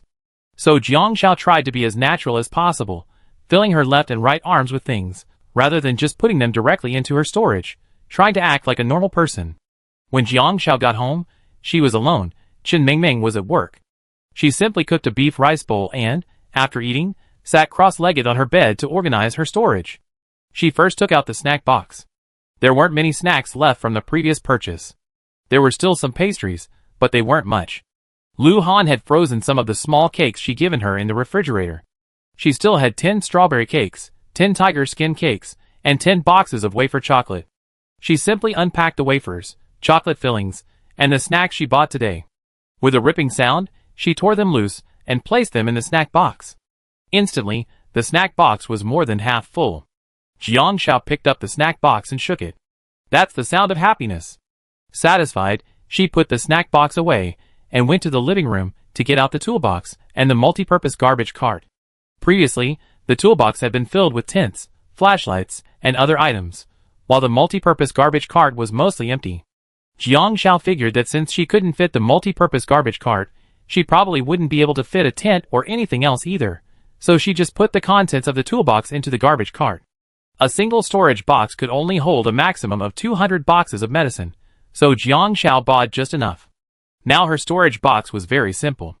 Warehouse, 20L mineral water *99, cleaning travel set *99, energy drink *99, special darts *5, single deluxe meal *5, snack box, snacks, yogurt, drinks, cakes, first aid kit, fever reducer *20, mosquito repellent and anti-itch patch *20, hemostatic bandage *70, burn medicine *20, antidote *20, antidiarrheal medicine *20, frostbite medicine *30, universal garbage cart, high-intensity flashlight, camping tent, cold weather clothing, military blanket, sleeping bag, and other tools, storage box. Empty, one remaining space. That's it. I haven't decided what to stock up on staples yet. Jiang Xiao pouted. She hadn't decided what to stock up on staples yet. The empty storage box and one storage space were spare. The deluxe meal only triggered once every 2 or 3 days. At 2:30, Lu Han came to pick up Jiang Xiao.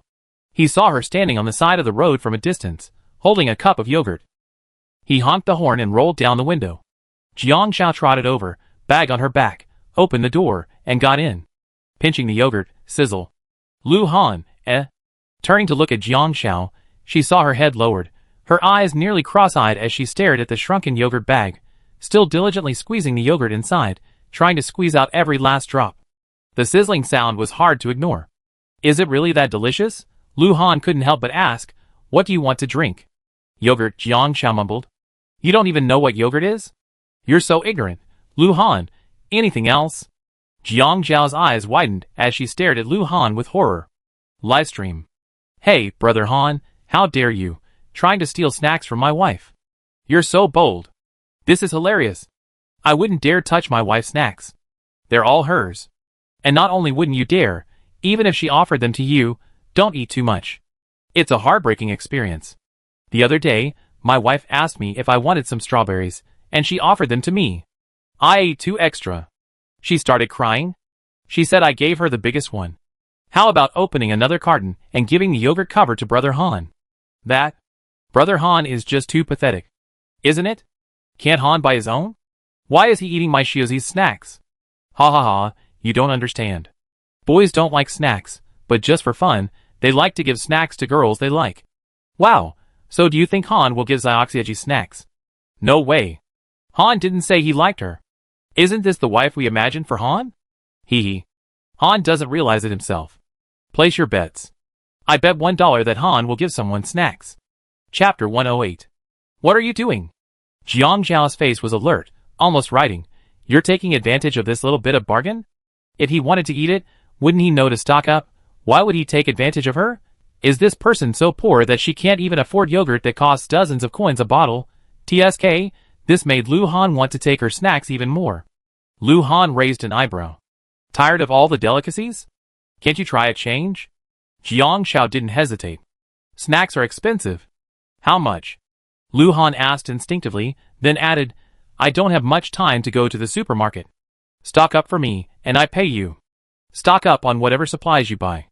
If I work hard, won't you also make money? Jiang Shao thought seriously. It seemed that was the case. Suddenly, Jiang Shao shrugged and frowned. But you don't seem to have as much money as I do. Lu Han, ? Suddenly, he remembered that Jiang Shao had his income. Suddenly, I felt emo. It was like trying to act rich, but then being exposed as completely in debt.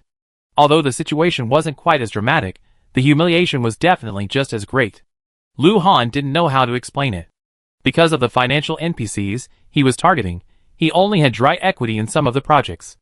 The investors were all NPCs, and the profits weren't coming in yet, so the money wasn't coming in as quickly. Probably in 2 days. Lu Han was just being frivolous, exposing his freeloading skills. Well, I'm broke. Would you mind giving me a bottle of yogurt to try? Damn, he was really trying to get her. But then Jiang Shao thought of the free meals Lu Han had taken her on. Then she thought about the profits coming in. Forget it, the wool comes from the sheep. Give him a bottle of yogurt, and we even it out. Jiang Shao had no choice but to put out her snack box. The snack box was almost half the size of the passenger seat, and once she put it out, Jiang Shao felt very cramped. Because things like yogurt go in the snack box, while other small snacks can be put in the backpack. She rummaged through the snack box, picking and choosing like a little hamster hoarding food. Lu Han looked at it for a long time and sneered. I didn't really want to drink it, but I found it. Just teasing her was fun? Jiang Shao carefully picked up the yogurt she bought. The package came with a mix of flavors. I couldn't give her the strawberry flavor. The chocolate one seemed pretty good, and she hadn't tried the lychee flavor yet. The last one left was a mango one, but she didn't really like mango. Jiang Shao generously handed it over. Here. Thanks. Lu Han put in a straw and took a sip. It was sour and sweet, and seemed pretty good, right? The live stream erupted in laughter. Hi, I'm dying of laughter. I swear. Shiuzi definitely gave away flavors he doesn't like. Yeah. She was even complaining when she bought the yogurt. Why is there a mango-flavored assassin in a perfectly good mixed yogurt? So, Brother Han is a garbage collector? Does it matter? It doesn't matter. What matters is that this is a gift from my wife. Not only mango flavor, but also durian flavor. But, I see Brother Han is quite happy. Is he secretly gloating over getting a share of snacks from his stingy wife? Aw, that's great. I can already foresee Brother Han's future life. His status in the family will probably be just like that. Hilarious. Unlike my wife, who always feeds me fruit first when she buys it. Regardless of whether it's sour or not, she just makes it taste so good. In the eyes of the people above, there's probably no sweet fruit. There's sweet fruit? It seems, perhaps. Maybe not? Whispering, let's give them some face. There's no sweet fruit. Chapter 109. Jiang Shao checked Tieba. Hey! Someone's looking for you. Lu Han was driving. Let me see. Jiang Shao extended her hand, and Lu Han glanced at it. Lu Han, I'm Canon. I need help. If you see me, please send me a private message. Anonymous Player 12839. Lu Han, I'm Canon. I need help. If you see this post, please send me a private message. Lu Han tossed his phone to Jiang Shao. Please reply. I'm driving. Jiang Shao, oh. Jiang Shao sent a message directly from Lu Han's phone to the other party. What are you looking for? The other party quickly replied to 12839. Lu Han, do you remember what I gave you in the first round? Jiang Shao thought about it, and realized that Canon was probably trying to verify who the real Lu Han was. Jiang Shao replied directly, I'm Jiang Shao. Lu Han is driving, I replied for him. Anonymous Player 12839, finally found you. Since I posted, a bunch of people impersonating Lu Han have been trying to find me. Luckily, I was quick-witted. At this moment, Huapao was sitting on the construction site, wearing a yellow hard hat. Passing NPCs were all friendly to him. Hey Lu Siyuan, where are you going after getting your salary? Are you sure you don't want to stay? The boss said he's promoting you to foreman. Huapao had been doing well these past few days. For some reason, the NPCs seemed particularly fond of him, offering him a lucrative job registering loading and unloading goods. However, this lucrative opportunity wasn't included in the quest, so Huapao didn't plan to complete the second stage. He messaged Jiang Shao, can you ask Lu Han about that bracelet?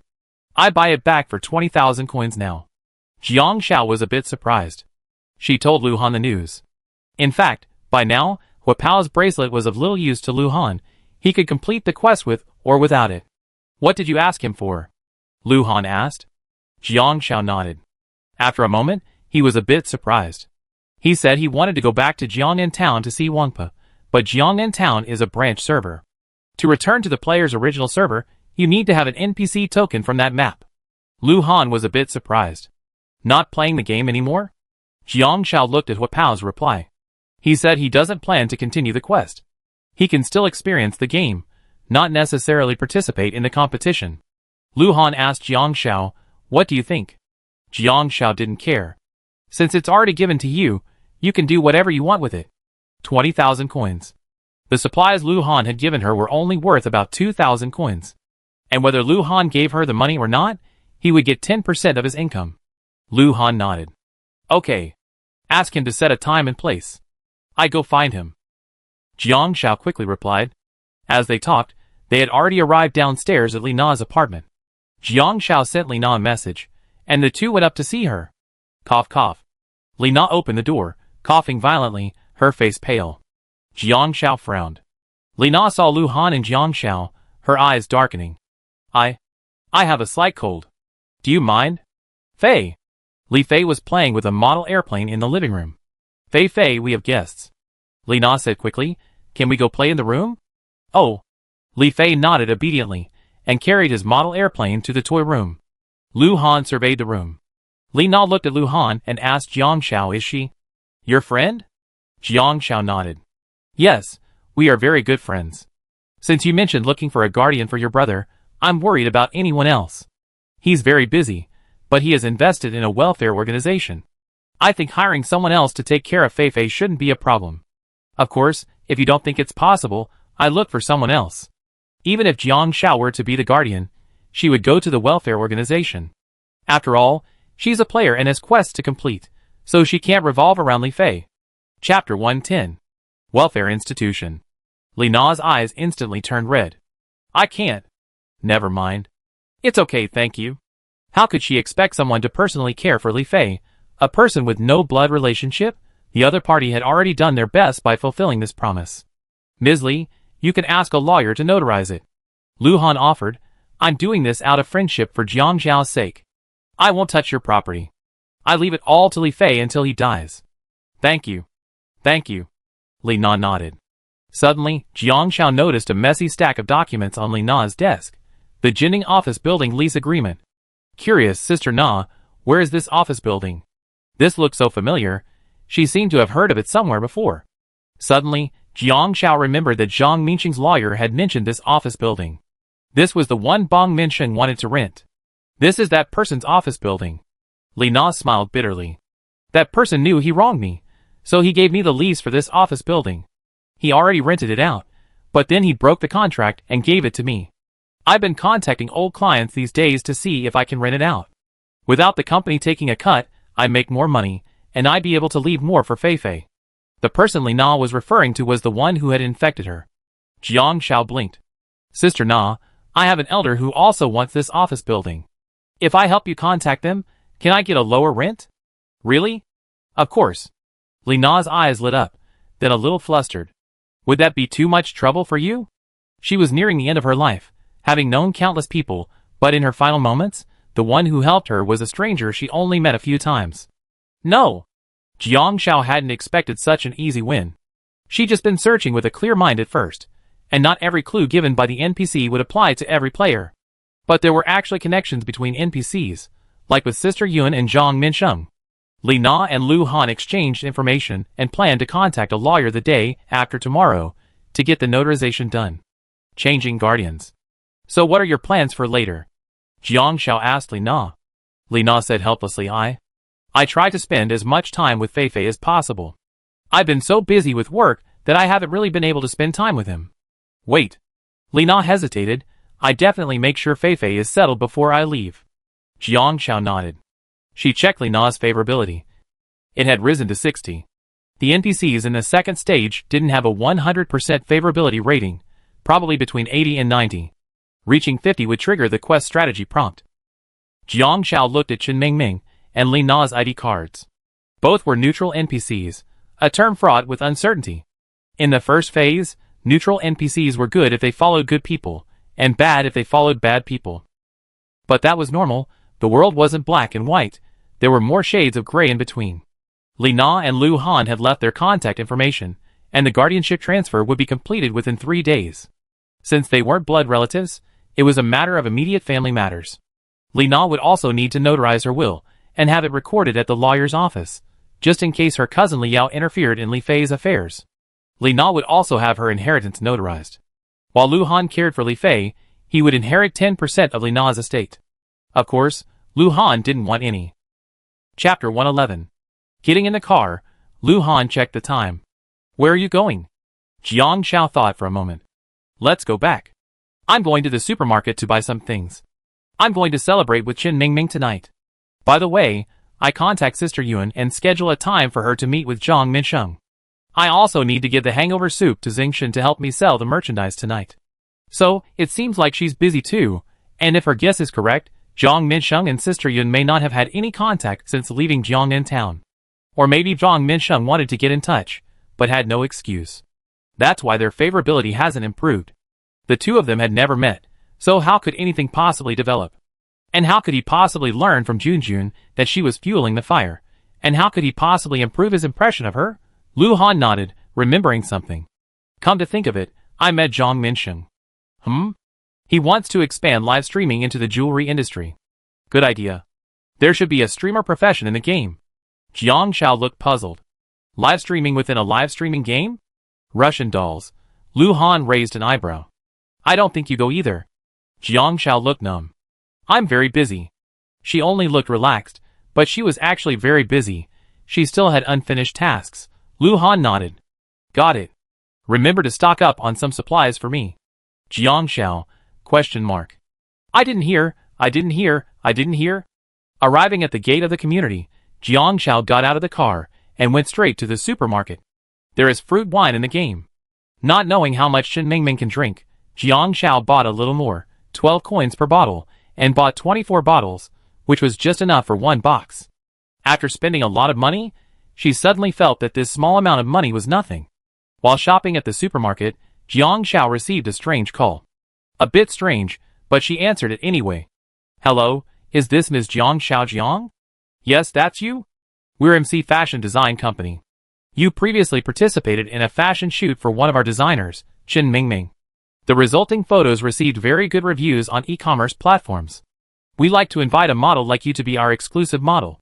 Of course, we also offer you special financial incentives. If you're interested, we send you the address. Would you mind meeting us tomorrow afternoon? The caller was very polite. Yes, sure. Jiang Xiao didn't refuse hastily. After hanging up, Jiang Xiao sighed. Is this the charm of the Easter egg profession? Maybe this will be the pinnacle of her career. After carrying her things back home, Jiang Xiao looked at the dishes at home. Qin Mingming usually came home around 7 or 8, so she started cooking at 6. Jiang Xiao made sweet and sour pork ribs, a pot of big plate chicken, and braised potato slices. 3 dishes were perfect for 2 people. Qin Mingming returned, and Jiang Xiao emerged from the kitchen. You're back just in time. Time for dinner. Qin Mingming was surprised. Jiang Xiao sometimes cooked, sometimes not. Didn't you say you won an award? To celebrate, I bought some wine. Jiang Xiao blinked. Oh. Qin Mingming realized what was happening and asked cautiously, did the company call you today? Yes. Jiang Xiao said, let me talk to the company tomorrow. Qin Mingming put down her bag. Going to the kitchen to serve the dishes, Jiang Xiao grabbed chopsticks and a bowl, opening the wine. Then she drank a glass of the hangover soup she had prepared earlier. Come, let's celebrate our future fashion designers officially embarking on their careers. Jiang Xiao smiled and raised her glass to Qin Mingming. Fill her. Chapter 112. 24 bottles of fruit juice cocktails. They tasted like a drink, and paired with the sweet and sour pork ribs and large plate chicken, it was an incredibly down-to-earth combination. Qin Mingming was indeed quite drunk. Our company isn't stingy with models, we're incredibly generous. Qin Mingming blushed. A model gets a minimum annual salary of 1 million. Wow. That's a lot. Jiang Xiao suddenly understood that career Easter eggs were essentially a direct ticket to a mission. Qin Mingming burped. Xiao Xiao. But? Did you know there's a type of model called a designer's exclusive model? Jiang Xiao probably knew. This means a designer designs clothes for only one model, and that model is exclusive to that designer. Company models aren't freelance. The company arranges their work and schedules, but this is also the fastest way to gain exposure and fame, and it also provides a faster source of funding. Just like Victoria's Secret models, once hired, they can essentially only participate in Victoria's Secret and its affiliated shows. Joining such a company itself is a prestigious career move. As for a designer's exclusive model, the more famous the designer, the more famous the model. Being a designer's exclusive model is a strength for the designer himself, but the exposure isn't high. While they can still climb the career ladder, the time required to settle in is far too long. The only advantage is freedom. That day, when I was taking your picture, I had so many inspirations. Let me show you. Qin Mingming, drunk, staggered to her room, brought out a bunch of blueprints, and placed them on the table. This one's for autumn. A small vest with a horseface skirt, a traditional Chinese style, and small leather boots. I think it would look amazing on you. This is for winter, a little cape. If you wear it, you look like a little witch from anime. So pretty. And this, a swimsuit I designed. I think it'd look amazing on you. After saying this, Qin Mingming sobbed, but I don't have any money. I can't even afford a model. Most of life is unhappy, and unhappiness comes from lack of money. Jiang Xiao realized that Qin Mingming had laid out so much because she needed a dedicated model. She wanted her to be her model. Mingming, do you want me to be your model? Jiang Xiao asked. Qin Mingming sobbed, but companies train models and give you a lot of money to sign you. I don't want a professional model. I want an amateur. There's something about an amateur that those models don't. Jiang Xiao didn't quite understand. And Qin Mingming whispered, I can't guarantee success. You know, this design competition. I always thought I could take first place, but I never dreamed I only get second place. The gap between first and second place is different. I always thought I could get first place, and you worked so hard to help me that day. Jiang Xiao's pupil shrank. You're only 16, and getting a silver medal is already quite impressive. Don't be too concerned about the result.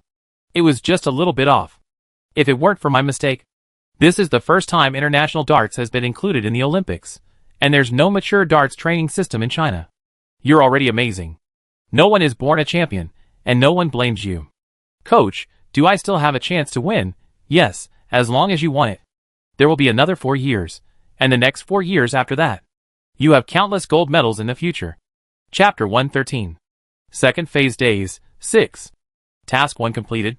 Task 2 completion, 433, 967/1000000. After exercising this morning, Jiang Xiao's stamina limit increased to 210. Zingshan came over at 10 a.m. Thanks, sir. Wow, 120 servings in total. That's too many. How about I cut back? Jiang Xiao raised an eyebrow. Last night, she made another 50 servings, bringing the total to 120 and giving them to Zingshan. No. Zingshan smiled. I've been playing it safe these past few days because of the dangerous things you've been hearing on the posts. That's why I didn't go last night. Anyway, I have several NPCs who are regular customers, so I don't have to worry about sales. Don't worry. By the way, why are you leaving so early? Yes. Jiang Xiao nodded. To the company. The two of them signed a profit agreement. Each of them would share 28 points of the hangover soup sales, Jiang Xiao 2 points, and Zingshan 8 points. She wasn't worried about Zingshan lowering the price. Jiang Xiao had calculated that, given Zingshan's goal of reaching 1 million, he need to sell the remaining 300 hangover soups for at least 3,000 coins to have a chance. Missions are a hurdle for players in the competition. Completing them early allows for more preparation. It's great to be a big boss. You have a main job and a side hustle. Zingshan looked envious. Then I leave. Zingshan took a taxi and left. Jiang Xiao also took a taxi to the modeling agency. Qin Mingming's clothing design company was quite large. After learning her purpose, the HR representative enthusiastically invited her. Wait a moment. Our agent will be here shortly. Jiang Xiao waited in the office for a while. A plump woman walked in, carrying information. Hello, Miss Jiang. She first sized Jiang Xiao up. Miss Jiang is indeed well suited to modeling. Everyone assumes that modeling requires very strict requirements, but that's not necessarily the case. We might also be trying to promote models who are highly relatable, like Miss Jiang. Jiang Xiao nodded.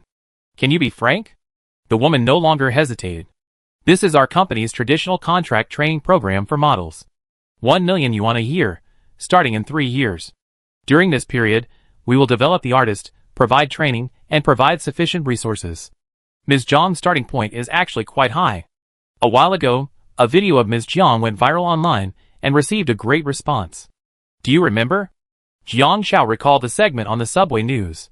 Models also need to maintain their reputations, but since Ms. Jiang has received positive feedback, we will also offer her additional generous terms. 2 million yuan a year. These are the original contract terms. If Ms. Jiang agrees, we will adjust the amount. The woman smiled. Actually, Chen Mingming's designs aren't particularly impressive. The reason Ms. Jiang's photos have such a big impact is mainly because Ms. Jiang's video went viral, and people recognized her. The combined exposure has resulted in an unexpectedly high result. Jiang Xiao was a little surprised. I thought fashion design was all about the work. The woman smiled. In this age of traffic, a woman with traffic, a large number of models will automatically boost product sales. Jiang Xiao was silent for a moment, then smiled. I'm sorry, I'm not a professional model. I came here to tell you this personally because Chen Mingming and I are just roommates, and she wouldn't be able to reject you on my behalf. The woman paused. Okay, since Miss Jiang doesn't have that intention, we won't force it. I just think a girl should pursue an independent and self-reliant career. Miss Jiang is still young and has a bright future in this field. Meanwhile, behind the scenes of To Live, the staff were in awe of the elderly man before them, who had trained countless national talents and made such a distinguished contribution to sports. After all, he's Chen Fansheng, a national-level athlete coach. He's made indelible contributions to the country by nurturing countless Olympic gold medalists. Coach Chen, how did you know this player would definitely give up this career? The staff member asked curiously. Chen Fansheng sighed. Her dream couldn't be realized.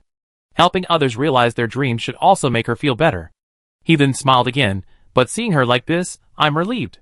At least after leaving the national team, she's managed to find her life. Just like To Live, the goal isn't winning or losing. The ultimate judgment is how each person lives. The staff laughed. There's a sheriff next door who's keeping an eye on a player just like you. Oh! Chen Fansheng sat up. Who? The staff smiled.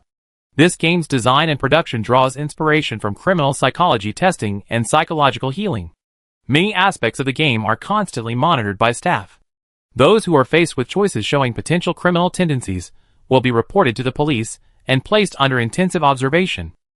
One player had a criminal record as a teenager and spent 3 years in juvenile detention before leaving. Because of his young age and criminal record, while he passed the criminal psychology test, he's very intelligent, so the possibility of him being a faker cannot be ruled out. Therefore, the police are also keeping an eye on his psychological recovery. But I can't disclose his information, please forgive me. Chapter 114. After leaving the company, Jiang Xiao called Sister Yun. Sister Yun, are you free to have dinner together? It's been a while. Sister Yun, of course, I've been free lately, and Junjun's school is about to start. Jiang Xiao smiled. And I asked for Uncle Zhang's phone number. I need to discuss something with him. Could you please contact him for me? Okay, I ask him then. Sister Yun agreed. About contact information. NPCs shouldn't collude with each other, right? Sister Yun was stunned for a moment after receiving the message. Of course, she would have to ask Zhang Minsheng for contact information. After much hesitation, Sister Yun called Zhang Minsheng. Zhang Minsheng was surprised, but his tone was cheerful. Xiao Yun, I thought you wouldn't contact me again. If Sister Yun didn't mean that, Zhang Minsheng wouldn't bother her. They were all adults with their own lives. If Sister Yun couldn't let go of her late husband, then there was only time. Sister Yun had a crush on Zhang Minsheng. They were his first love, but Junjun had kept them quiet. It wasn't me, it was Xiao Xiao. She wanted to have dinner with you. Do you have time? Sister Yun said. Yes. Of course. I haven't thanked her properly yet. Zhang Minsheng said hurriedly. Okay, I tell her then. I send you the time when I have the appointment. I arrange the place. Don't bother. Zhang Minsheng said, I know you can cook, but I wasn't able to help much in this small town this time. Sister Yun hung up the phone. Junjun leaned against the door. Mom, Xiao Xiao didn't say she was going to have dinner with Uncle Zhang. You tampered with her statement. If this happened in Werewolf, you'd be voted out. What are you talking about, kid? Sister Yun didn't understand, but looking at Junjun, after your father passed away, Mom also considered never marrying again. Mom admits that after your Uncle Jean showed up, I did have that thought. We separated back then because our families were so different, and his parents didn't agree. But now, that problem shouldn't arise again. I still want to ask for your opinion. Junjun pouted. Why don't you find someone else and wait for my wife to serve you in the future?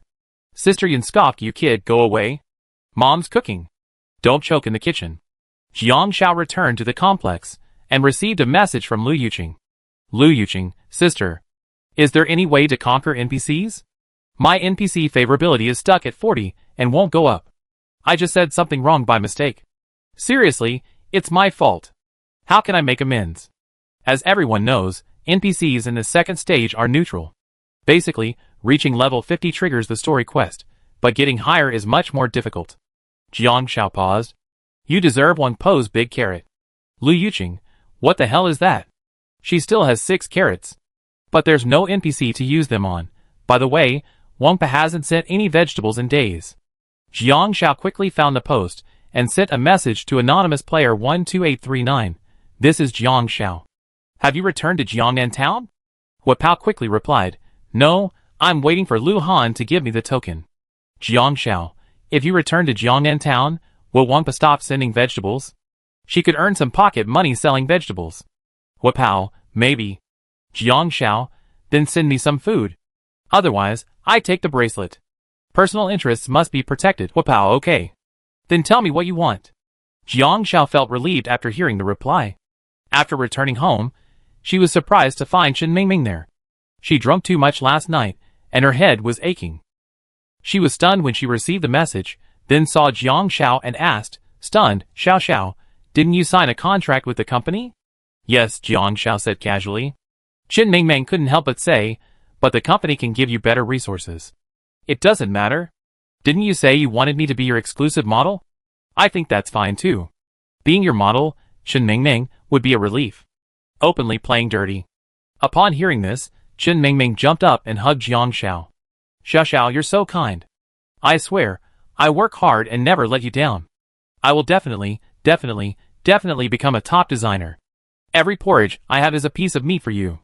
The NPC, future fashion designer Chen Mingming, has reached a favorability rating of 80. This is the maximum favorability rating for this stage. With the added bonus of 10 points of special Easter egg ingredients, there's a 90% chance that the NPC won't betray the player in any future decisions that might touch the limits of humanity. Jiang Xiao was stunned. In this stage, favorability is related to NPC loyalty? Without special ingredients, the maximum favorability rating is 80? Does this mean that NPC betrayal is possible during this stage of the game? Chapter 115. Jiang Xiao thought this setup was serious. She checked the forum. It was filled with posts about making money and complaining. Several clues appeared. I was going crazy. NPCs were snitching. This is too much. I just slept a little, so what? Was it necessary to take a photo and send it to the boss? Today was another day of having my salary docked and playing dirty. A colleague was taking credit for my work, and my commission for the project went to an NPC. What the hell? This is too realistic. I set up a small stall to run a small business and hired an NPC as an employee. I never expected the ending. Jiang Xiao clicked on the last one. The original poster. I thought the street vendors were mostly selling junk food, but there were plenty of NPCs eating there. I didn't go after players because I thought NPCs were more reliable than players. I paid them a pretty good salary, and then they turned around and reported me for using unclean ingredients to cut costs. Was that unclean? Was that unclean? I was just selling what I hadn't sold yesterday. It's a little rotten, but you can't tell when I reheat it. Am I going too far? It seems like players have a very bumpy path to making money. Jiang Xiao raised an eyebrow. Luckily, when I entered the second stage, I didn't think NPCs were more reliable than players, because the living environment in the first stage is completely different from the second. In the workplace setting, not all NPCs are kind. For example, Li Na. Li Na's favorability level was 50, enough for her to be commissioned, indicating that Li Na trusted her enough. But if Li Fei was involved, Li Na would definitely betray her without hesitation. Suddenly, Jiang Xiao felt fortunate that she hadn't joined the modeling agency. After a moment's thought, Jiang Xiao messaged Lu Han, What's the favorability rating of the NPCs you conquered? Lu Han quickly replied, around 60 or 70, what's wrong? Jiang Xiao, hey little bro, you're in danger. Without the Easter egg supplies, the NPC favorability in this stage maxes out at 80. Favorability equals loyalty. Lu Han, question mark. Why does this guy seem to have done nothing? Yet he seems to know every clue. The NPCs he conquered were all financial NPCs. He had assumed that reaching 50 favorability would unlock quests. I hadn't expected the game to have a betrayal feature. If these projects. While reading the message, someone knocked on the car door. Lu Han unlocked the car, and Hua Pao had already gotten in. Sure enough, you're such a great gamer. You even bought a car after just a few days. Lu Han handed over the bracelet. When are you going back to Jiangnan town? I'll be back after getting the token. I take the car this afternoon and arrive tonight. Hua Pao smiled.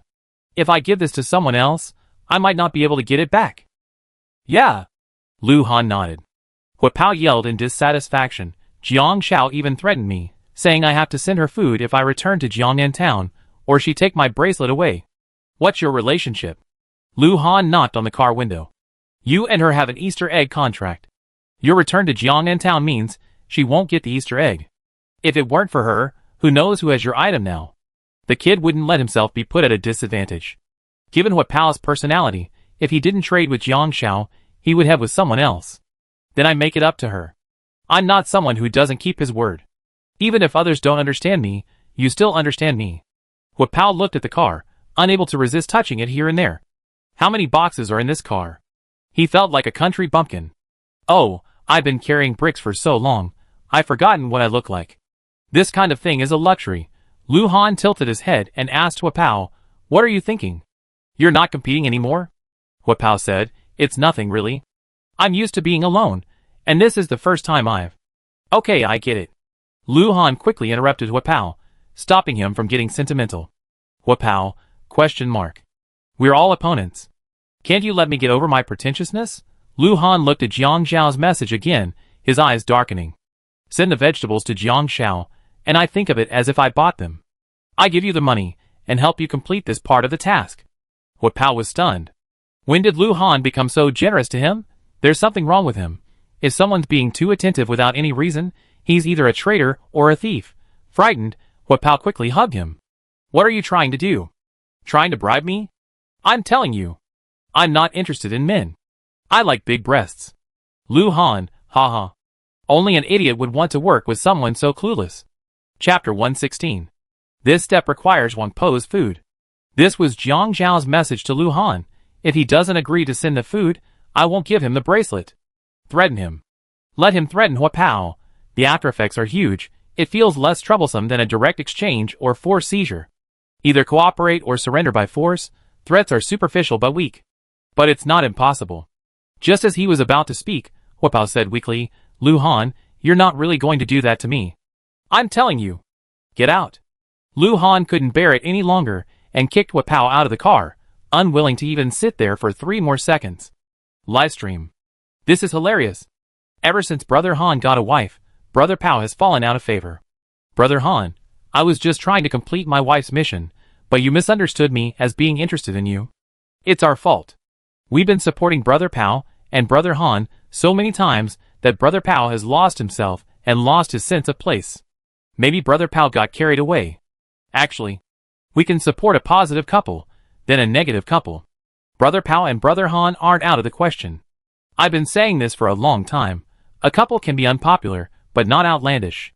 It can be down to earth, but not too down to earth. Forcing a relationship is deadly. Jiang Xiao realized that if all NPCs were connected, and the maximum favorability level in each stage could only reach 80, then Wang Po's dishes would be very effective. Even when Chen Mingming's favorability reached 90, he still didn't tell her his true situation. The 20% chance of betrayal was also mixed with lies. Perhaps the Easter egg in the first stage served more than just a simple purpose for the players. Perhaps it was related to the larger storyline. However, Jiang Xiao hadn't expected to receive a system notification from Hua Pao. Player Lu Xiyuan had obtained the token to return to Jiangnan Town on server A61. Players returning to server A61 were special volunteers, and were not allowed to return to the transfer station until Jiangnan Town on server A61 was rebuilt. However, They could establish contact with the transfer station through players on the same server. Lu Xiyun requested to establish contact with you. Jiang Xiao agreed immediately. Soon, Hua Pao sent a message. Lu Han is such a jerk. He's trying to bribe me with money. Big brother, do you think you can be bribed? He's insulting me. I said I won't do the mission. I'm not going to do it. I signed a contract with you, and I won't charge a penny. You must tell Lu Han. It pissed him off. Jiang Xiao couldn't help but laugh. Hua Pao is quite entertaining. Hua Pao sent another message. I don't like the way he acts like he's trying to trade favors with others. He thinks anything in the world can be exchanged for profit. I tell him I'm not like that. Watching Hua Pao with his family on the livestream, he looked naive, but his rapid growth in followers under Lu Han had its merits. Lu Han robbed and killed for supplies, but Hua Pao robbed and killed purely to join in the fun with his friends, even if it led him into trouble. Jiang Xiao initially resisted being tied to Lu Han because of his live streaming style. Lu Han was both utilitarian and ambitious. He was willing to cheat and take advantage of others. In short, he wanted to be number one. But for someone like Hua Pao to have escaped such a trap, it was simply a case of good fortune. So Jiang Xiao forwarded the screenshot of Hua Pao's message to Lu Han without hesitation. Jiang Xiao, he looks down on you. Lu Han, ? Lu Han snorted. What fat guy needs to look up to him? But when will this idiot stop his awful habit of badmouthing him behind his back? After 2 minutes of silence, Lu Han messaged Jiang Xiao. Want some snacks? Chapter 117. Lu Yuqing returned home from get off work. Because she got off work late today, she checked her phone and muttered to herself, these NPCs are tough to defeat. I need to think of a way. Suddenly Lu Yuqing paused. The footsteps behind her also paused. Lu Yuqing remained calm, texting Jiang Rong on her phone while muttering to herself, it's normal that money's hard to come by these days. She turned and headed for a more crowded area. She's found me. Chase me. Lu Yuqing's head tightened. Ah! Murder. Help. She took off running. To save money, Lu Yuqing had rented a remote place. The 3 men behind her were relentless in pursuit. Fortunately, Lu Yuqing knew the route well and navigated through several narrow alleys, trying to lose them. But after a day's work, she was severely exhausted. She fell slowly. Just as Lu Yuqing was about to run out of steam, she suddenly bumped into someone. Seeing the person, Lu Yuqing was terrified, but once the person's face cleared up, she breathed a sigh of relief. Good thing you're here. Quick! Catch them! You go! Jiang Rong shouted. Several officers behind him quickly chased after them and subdued them. Jiang Rong apprehended several suspects, including a familiar player from the same server. He frowned. Lu Yuqing had never imagined the game could be so terrifying. These people were stalking her in the dead of night. It was terrifying. Even scarier than the situation in the first round. And in this real-life situation, being pursued, Lu Yuqing felt a deep sense of powerlessness. When she returned to the real world, shouldn't she practice some self-defense techniques? Just in case? Second stage days, 7. Task 1 completed. Task 2 completion, 433, 967/1, 000. Triggered single deluxe package. Jiang Xiao woke up to a system notification. There were still 120 servings of hangover soup left for Zhengshan. Zhengshan sold them for 3,500 each, totaling 420,000, which Jiang Xiao received 84,000. After paying taxes, Jiang Xiao received 75,600. Task 2 completion, 509, 567/1, 000. At the same time, she received messages from Zhengshan, Jiang Rong, Lu Yuqing, and Lu Han. For messages pinged, Jiang Xiao opened Zhengshan's first. Zhengshan, the cutest, most beautiful, and kindest boss in the world, Xiao. Zhengshan, let's discuss something. Jiang Xiao knew Zhengshan had a favor to ask from her by the tone he spoke. Reply, bullshit. Zhengshan got excited. Didn't you say you provide me with another 300 servings of hangover soup? I still have 180 left. I already sold them. I'm offering you a buyout price of 3,500 per person, so don't worry, you definitely sell them. But, remember that big brother threatened me before? Yes, that big brother who peeled apples for me. He can only buy with cash, remember? Jiang Xiao, ? Zhengshan, last night I got into some danger, and that big brother actually protected me. He asked the bodyguard who peeled the apples for me to protect me. I then realized that big brother bought the hangover soup for his own use. He likes drinking, but his body can't handle it, so he bought it to see if it would affect him. Zengxin, so? Jiang Xiao, so you didn't succumb to Big Brother's temptation and wanted to repay him for saving your life with your body? Jiang Xiao suddenly thought of the post about the first day of fencing, and instantly thought of Zengxin. Awesome, Zengxin, hey! What are you thinking? I'm honest. Take that look off. I just want to repay my brother by giving him 20 servings of hangover soup. After all, it's stolen money, and everyone knows it's stolen money, so of course they won't take it. Can I buy 30 more from you? Give me the employee kickback price? Jiang Xiao thought for a moment. Lack of confidence. Zengxin, ? Chapter 118. After replying to Zengxin, Jiang Xiao opened the messages from Jiang Rong, Liu Yuqing, and Lu Han one by one. Jiang Rong. Players who kill any other player in the competition will also become suspects, but killing a suspect adds a new identity, undercover. Should suspects be considered a game mechanic? I'm not sure, but there were NPCs who, when entering the police station between the first and second rounds, induced players who had lost their qualification to compete. Suspects have a dedicated forum called the Suspects Forum, which is separate from the Player Competition Forum. However, suspects can access both the Player Competition Forum and the Suspects Forum. The enemy is hidden, while we are visible. The Suspects Forum now has over 8,000 members, and is still expanding. Be careful. Jiang Rong sent a video clip from the police station surveillance footage. Several players were detained together. One of them chuckled, I'm lucky. I arrived a few hours earlier than you, so I didn't lose my qualification. I can get out tomorrow. The others nearby looked envious. At this moment, a prison guard came over and shouted, Get along well with each other. We're all prisoners here, so getting beaten to death is no big deal. If you guys are out, don't come back. Do you really think this is a good place? With that, the guard left. At this moment, the man who had been sitting in the corner, silent as ever, suddenly stood up, pulled out a dagger, and stabbed at the laughing player. No one had time to react. He stabbed again and again with a ferocious vengeance, as if he truly intended to kill. Until the player disintegrated into a streak of white light, he froze for a moment, then suddenly turned with a ferocious look of joy and looked at everyone present. Are there any other players participating? They all shook their heads. Jiang Xiao understood. Identity swapping.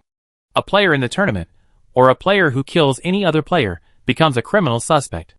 A criminal suspect who kills a player in the tournament will assume the player's identity and continue competing.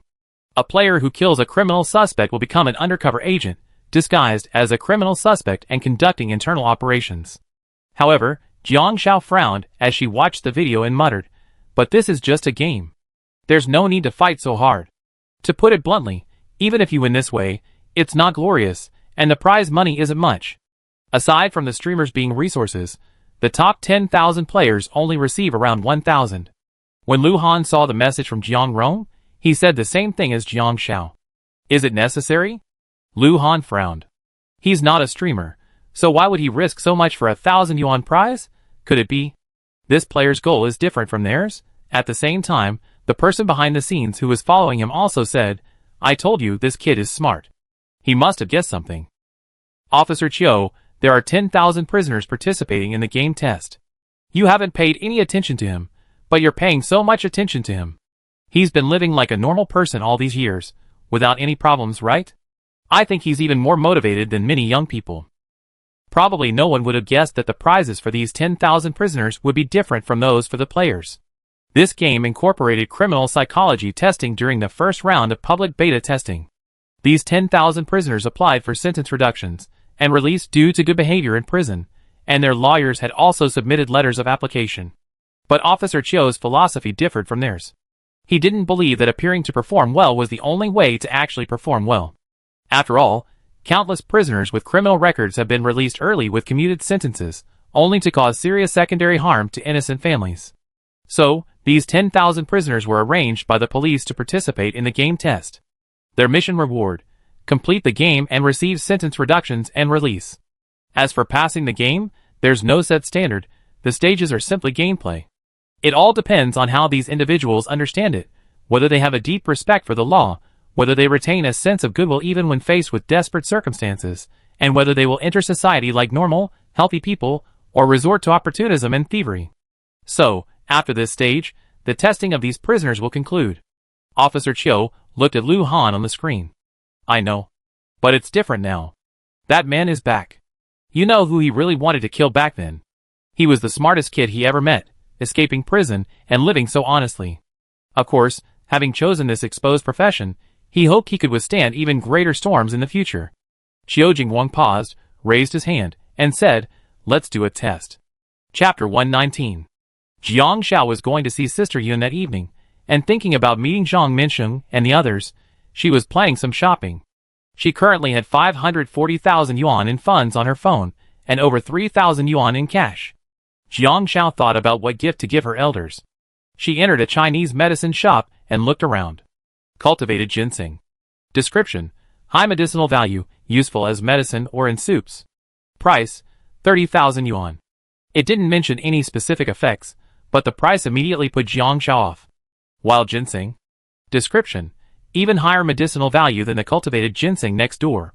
Used as medicine or in soups. Price: 300,000 yuan. Jiang Xiao, we're all ginseng, so why are we curled up? Isn't it better to lie flat? 3 minutes later, Jiang Xiao decisively left the Chinese medicine shop.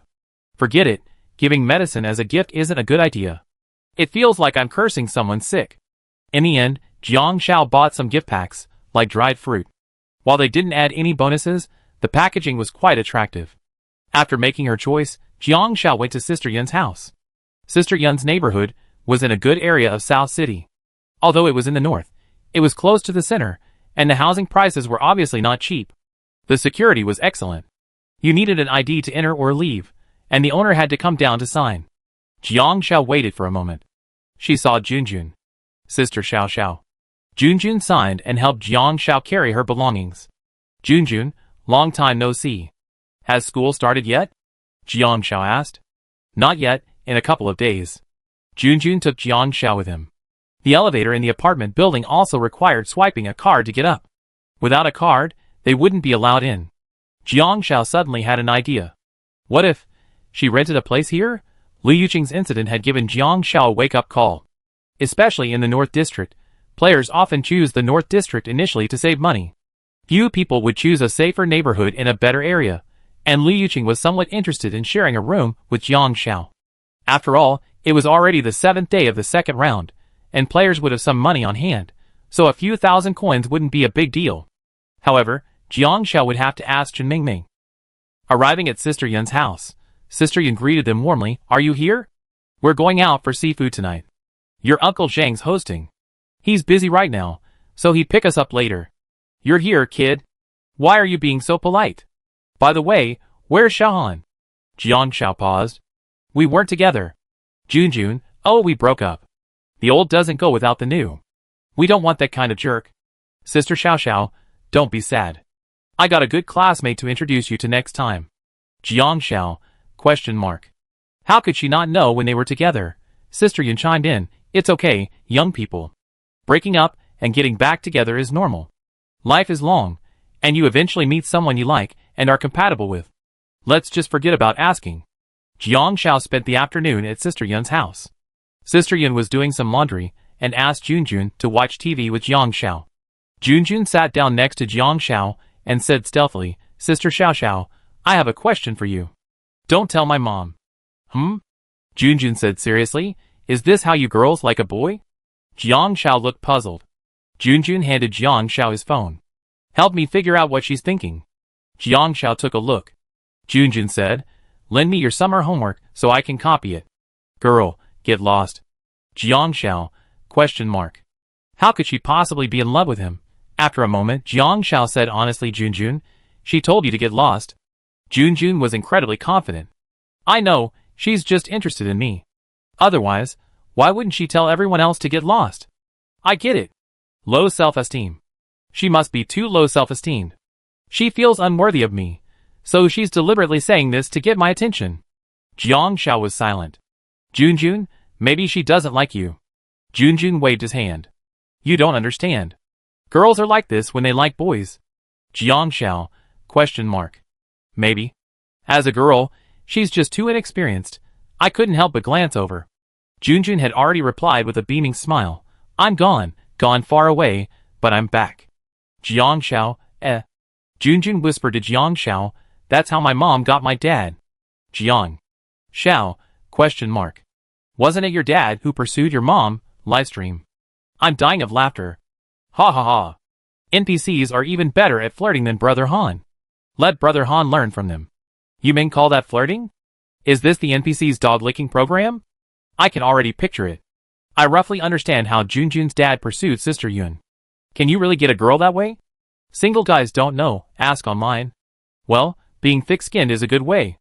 Honestly, Junjun's dad is a pretty successful example of a backup plan. Useful as a teaching example. Suddenly, I felt a sense of resonance between men's souls with this Junjun's dad, a man I never met before. Junjun's dad, okay, come down with me. Let's have a soulful conversation. Chapter 120. Zhang Minsheng arrived at 6 o'clock, having specifically turned down an evening dinner to see Jiang Yun. Xiao Xiao, long time no see. Thanks to you, I was able to meet your sister Yun. It wasn't easy. Jiang Xiao nodded and smiled. Hello, Uncle Zhang. Hey, where's Xiaohan? He wasn't with you? Zhang Minsheng asked casually. I saw him a few days ago. He's a nice young man with a lot of promise. Junjun spoke first. They'd broken up. Men really turn to scum when they have money. What kind of drama was Junjun imagining? Zhang Minsheng reacted. I don't think Xiaohan is that kind of person. I saw him mention you a few days ago. He said you two were pretty good. Jiang Xiao, Oh. The lines didn't match. But that didn't matter. When they arrived at the place, Jiang Xiao was familiar with it. A feast. Jiang Xiao's mouth watered at the thought of that day's feast. The place Zhang Minsheng had chosen was truly magnificent. The group quickly gathered, and Zhang Minsheng hosted the meal, handing the menu to Sister Yun. Sister Yun smiled. Come on, I'm not very familiar with the place. Zhang Minsheng, I remember you used to love seafood. Every time we went out, I peel shrimp for you. Junjun, my dad used to peel shrimp for my mom too. Zhang Minsheng, that's great. I peel shrimp for your mom too. Sister Yun didn't say anything, but her eyes were filled with nostalgia. Some memory she thought she had forgotten could stir up a storm in her mind, just by slightly opening the curtain. Jiang Xiao suddenly remembered, Uncle Zhang, I'm going to return that pendant you gave me. I should have given it to you before I left. Jiang Xiao took out the little golden dragon. Zhang Minsheng was stunned for a moment, then took it. He smiled. Back in the small town, without you, I probably wouldn't have been here long ago. You helped me so much, so I want to help you too. Or are you having any difficulties lately? Do you have a job? It was indeed an Easter egg job. Jiang Xiao had guessed it. It's a shame you can't chew too much. Sometimes, it's not good to have too many people around. Shaking his head, no, I have a small business on my own, and it's going pretty well. I'm planning to start live streaming to sell jewelry. Business at my brick-and-mortar store is slow right now, so I'm just hanging it up as a sign. I have to think of new ways. I see a lot of young people online making videos, and they're getting a lot of viewers. I thought live streaming might work too. Zhang Minsheng smiled. We signed a few live streamers, and the results are pretty good. If you'd like to give it a try, Uncle Zhang is always welcome. By the way, Uncle Zhang, I heard you say in the car that you were looking for an office building. Have you found one? Jiang Xiao asked. Zhang Minsheng said, not yet. I had my eye on that office building before, but the other party reneged on the contract, so I found a temporary office space to work in. Business is all about seizing opportunities. The hype has faded, and other companies may be jealous, but things might not be the same again in a while. Jiang Xiao said, I have a friend who owns an office building called Jinding. It was previously with an agent, but the contract expired and she took it back without renewing it. Now she's looking to rent it out again. Are you interested? If you're interested, I introduce her to you, and you can have your lawyer take a look. Zhang Minsheng was stunned for a moment, then delighted. Of course, that's fine. I was just saying, it's okay. I give you my lawyer's business card, and you can have her contact my lawyer directly. Then you can tell them you were the one who introduced them. Jiang Xiao took the card with a smile. A system notification suddenly popped into her mind. 100,000 coins deposited, source, partner contract. Jiang Xiao, surprise. The ATM finally plugged in.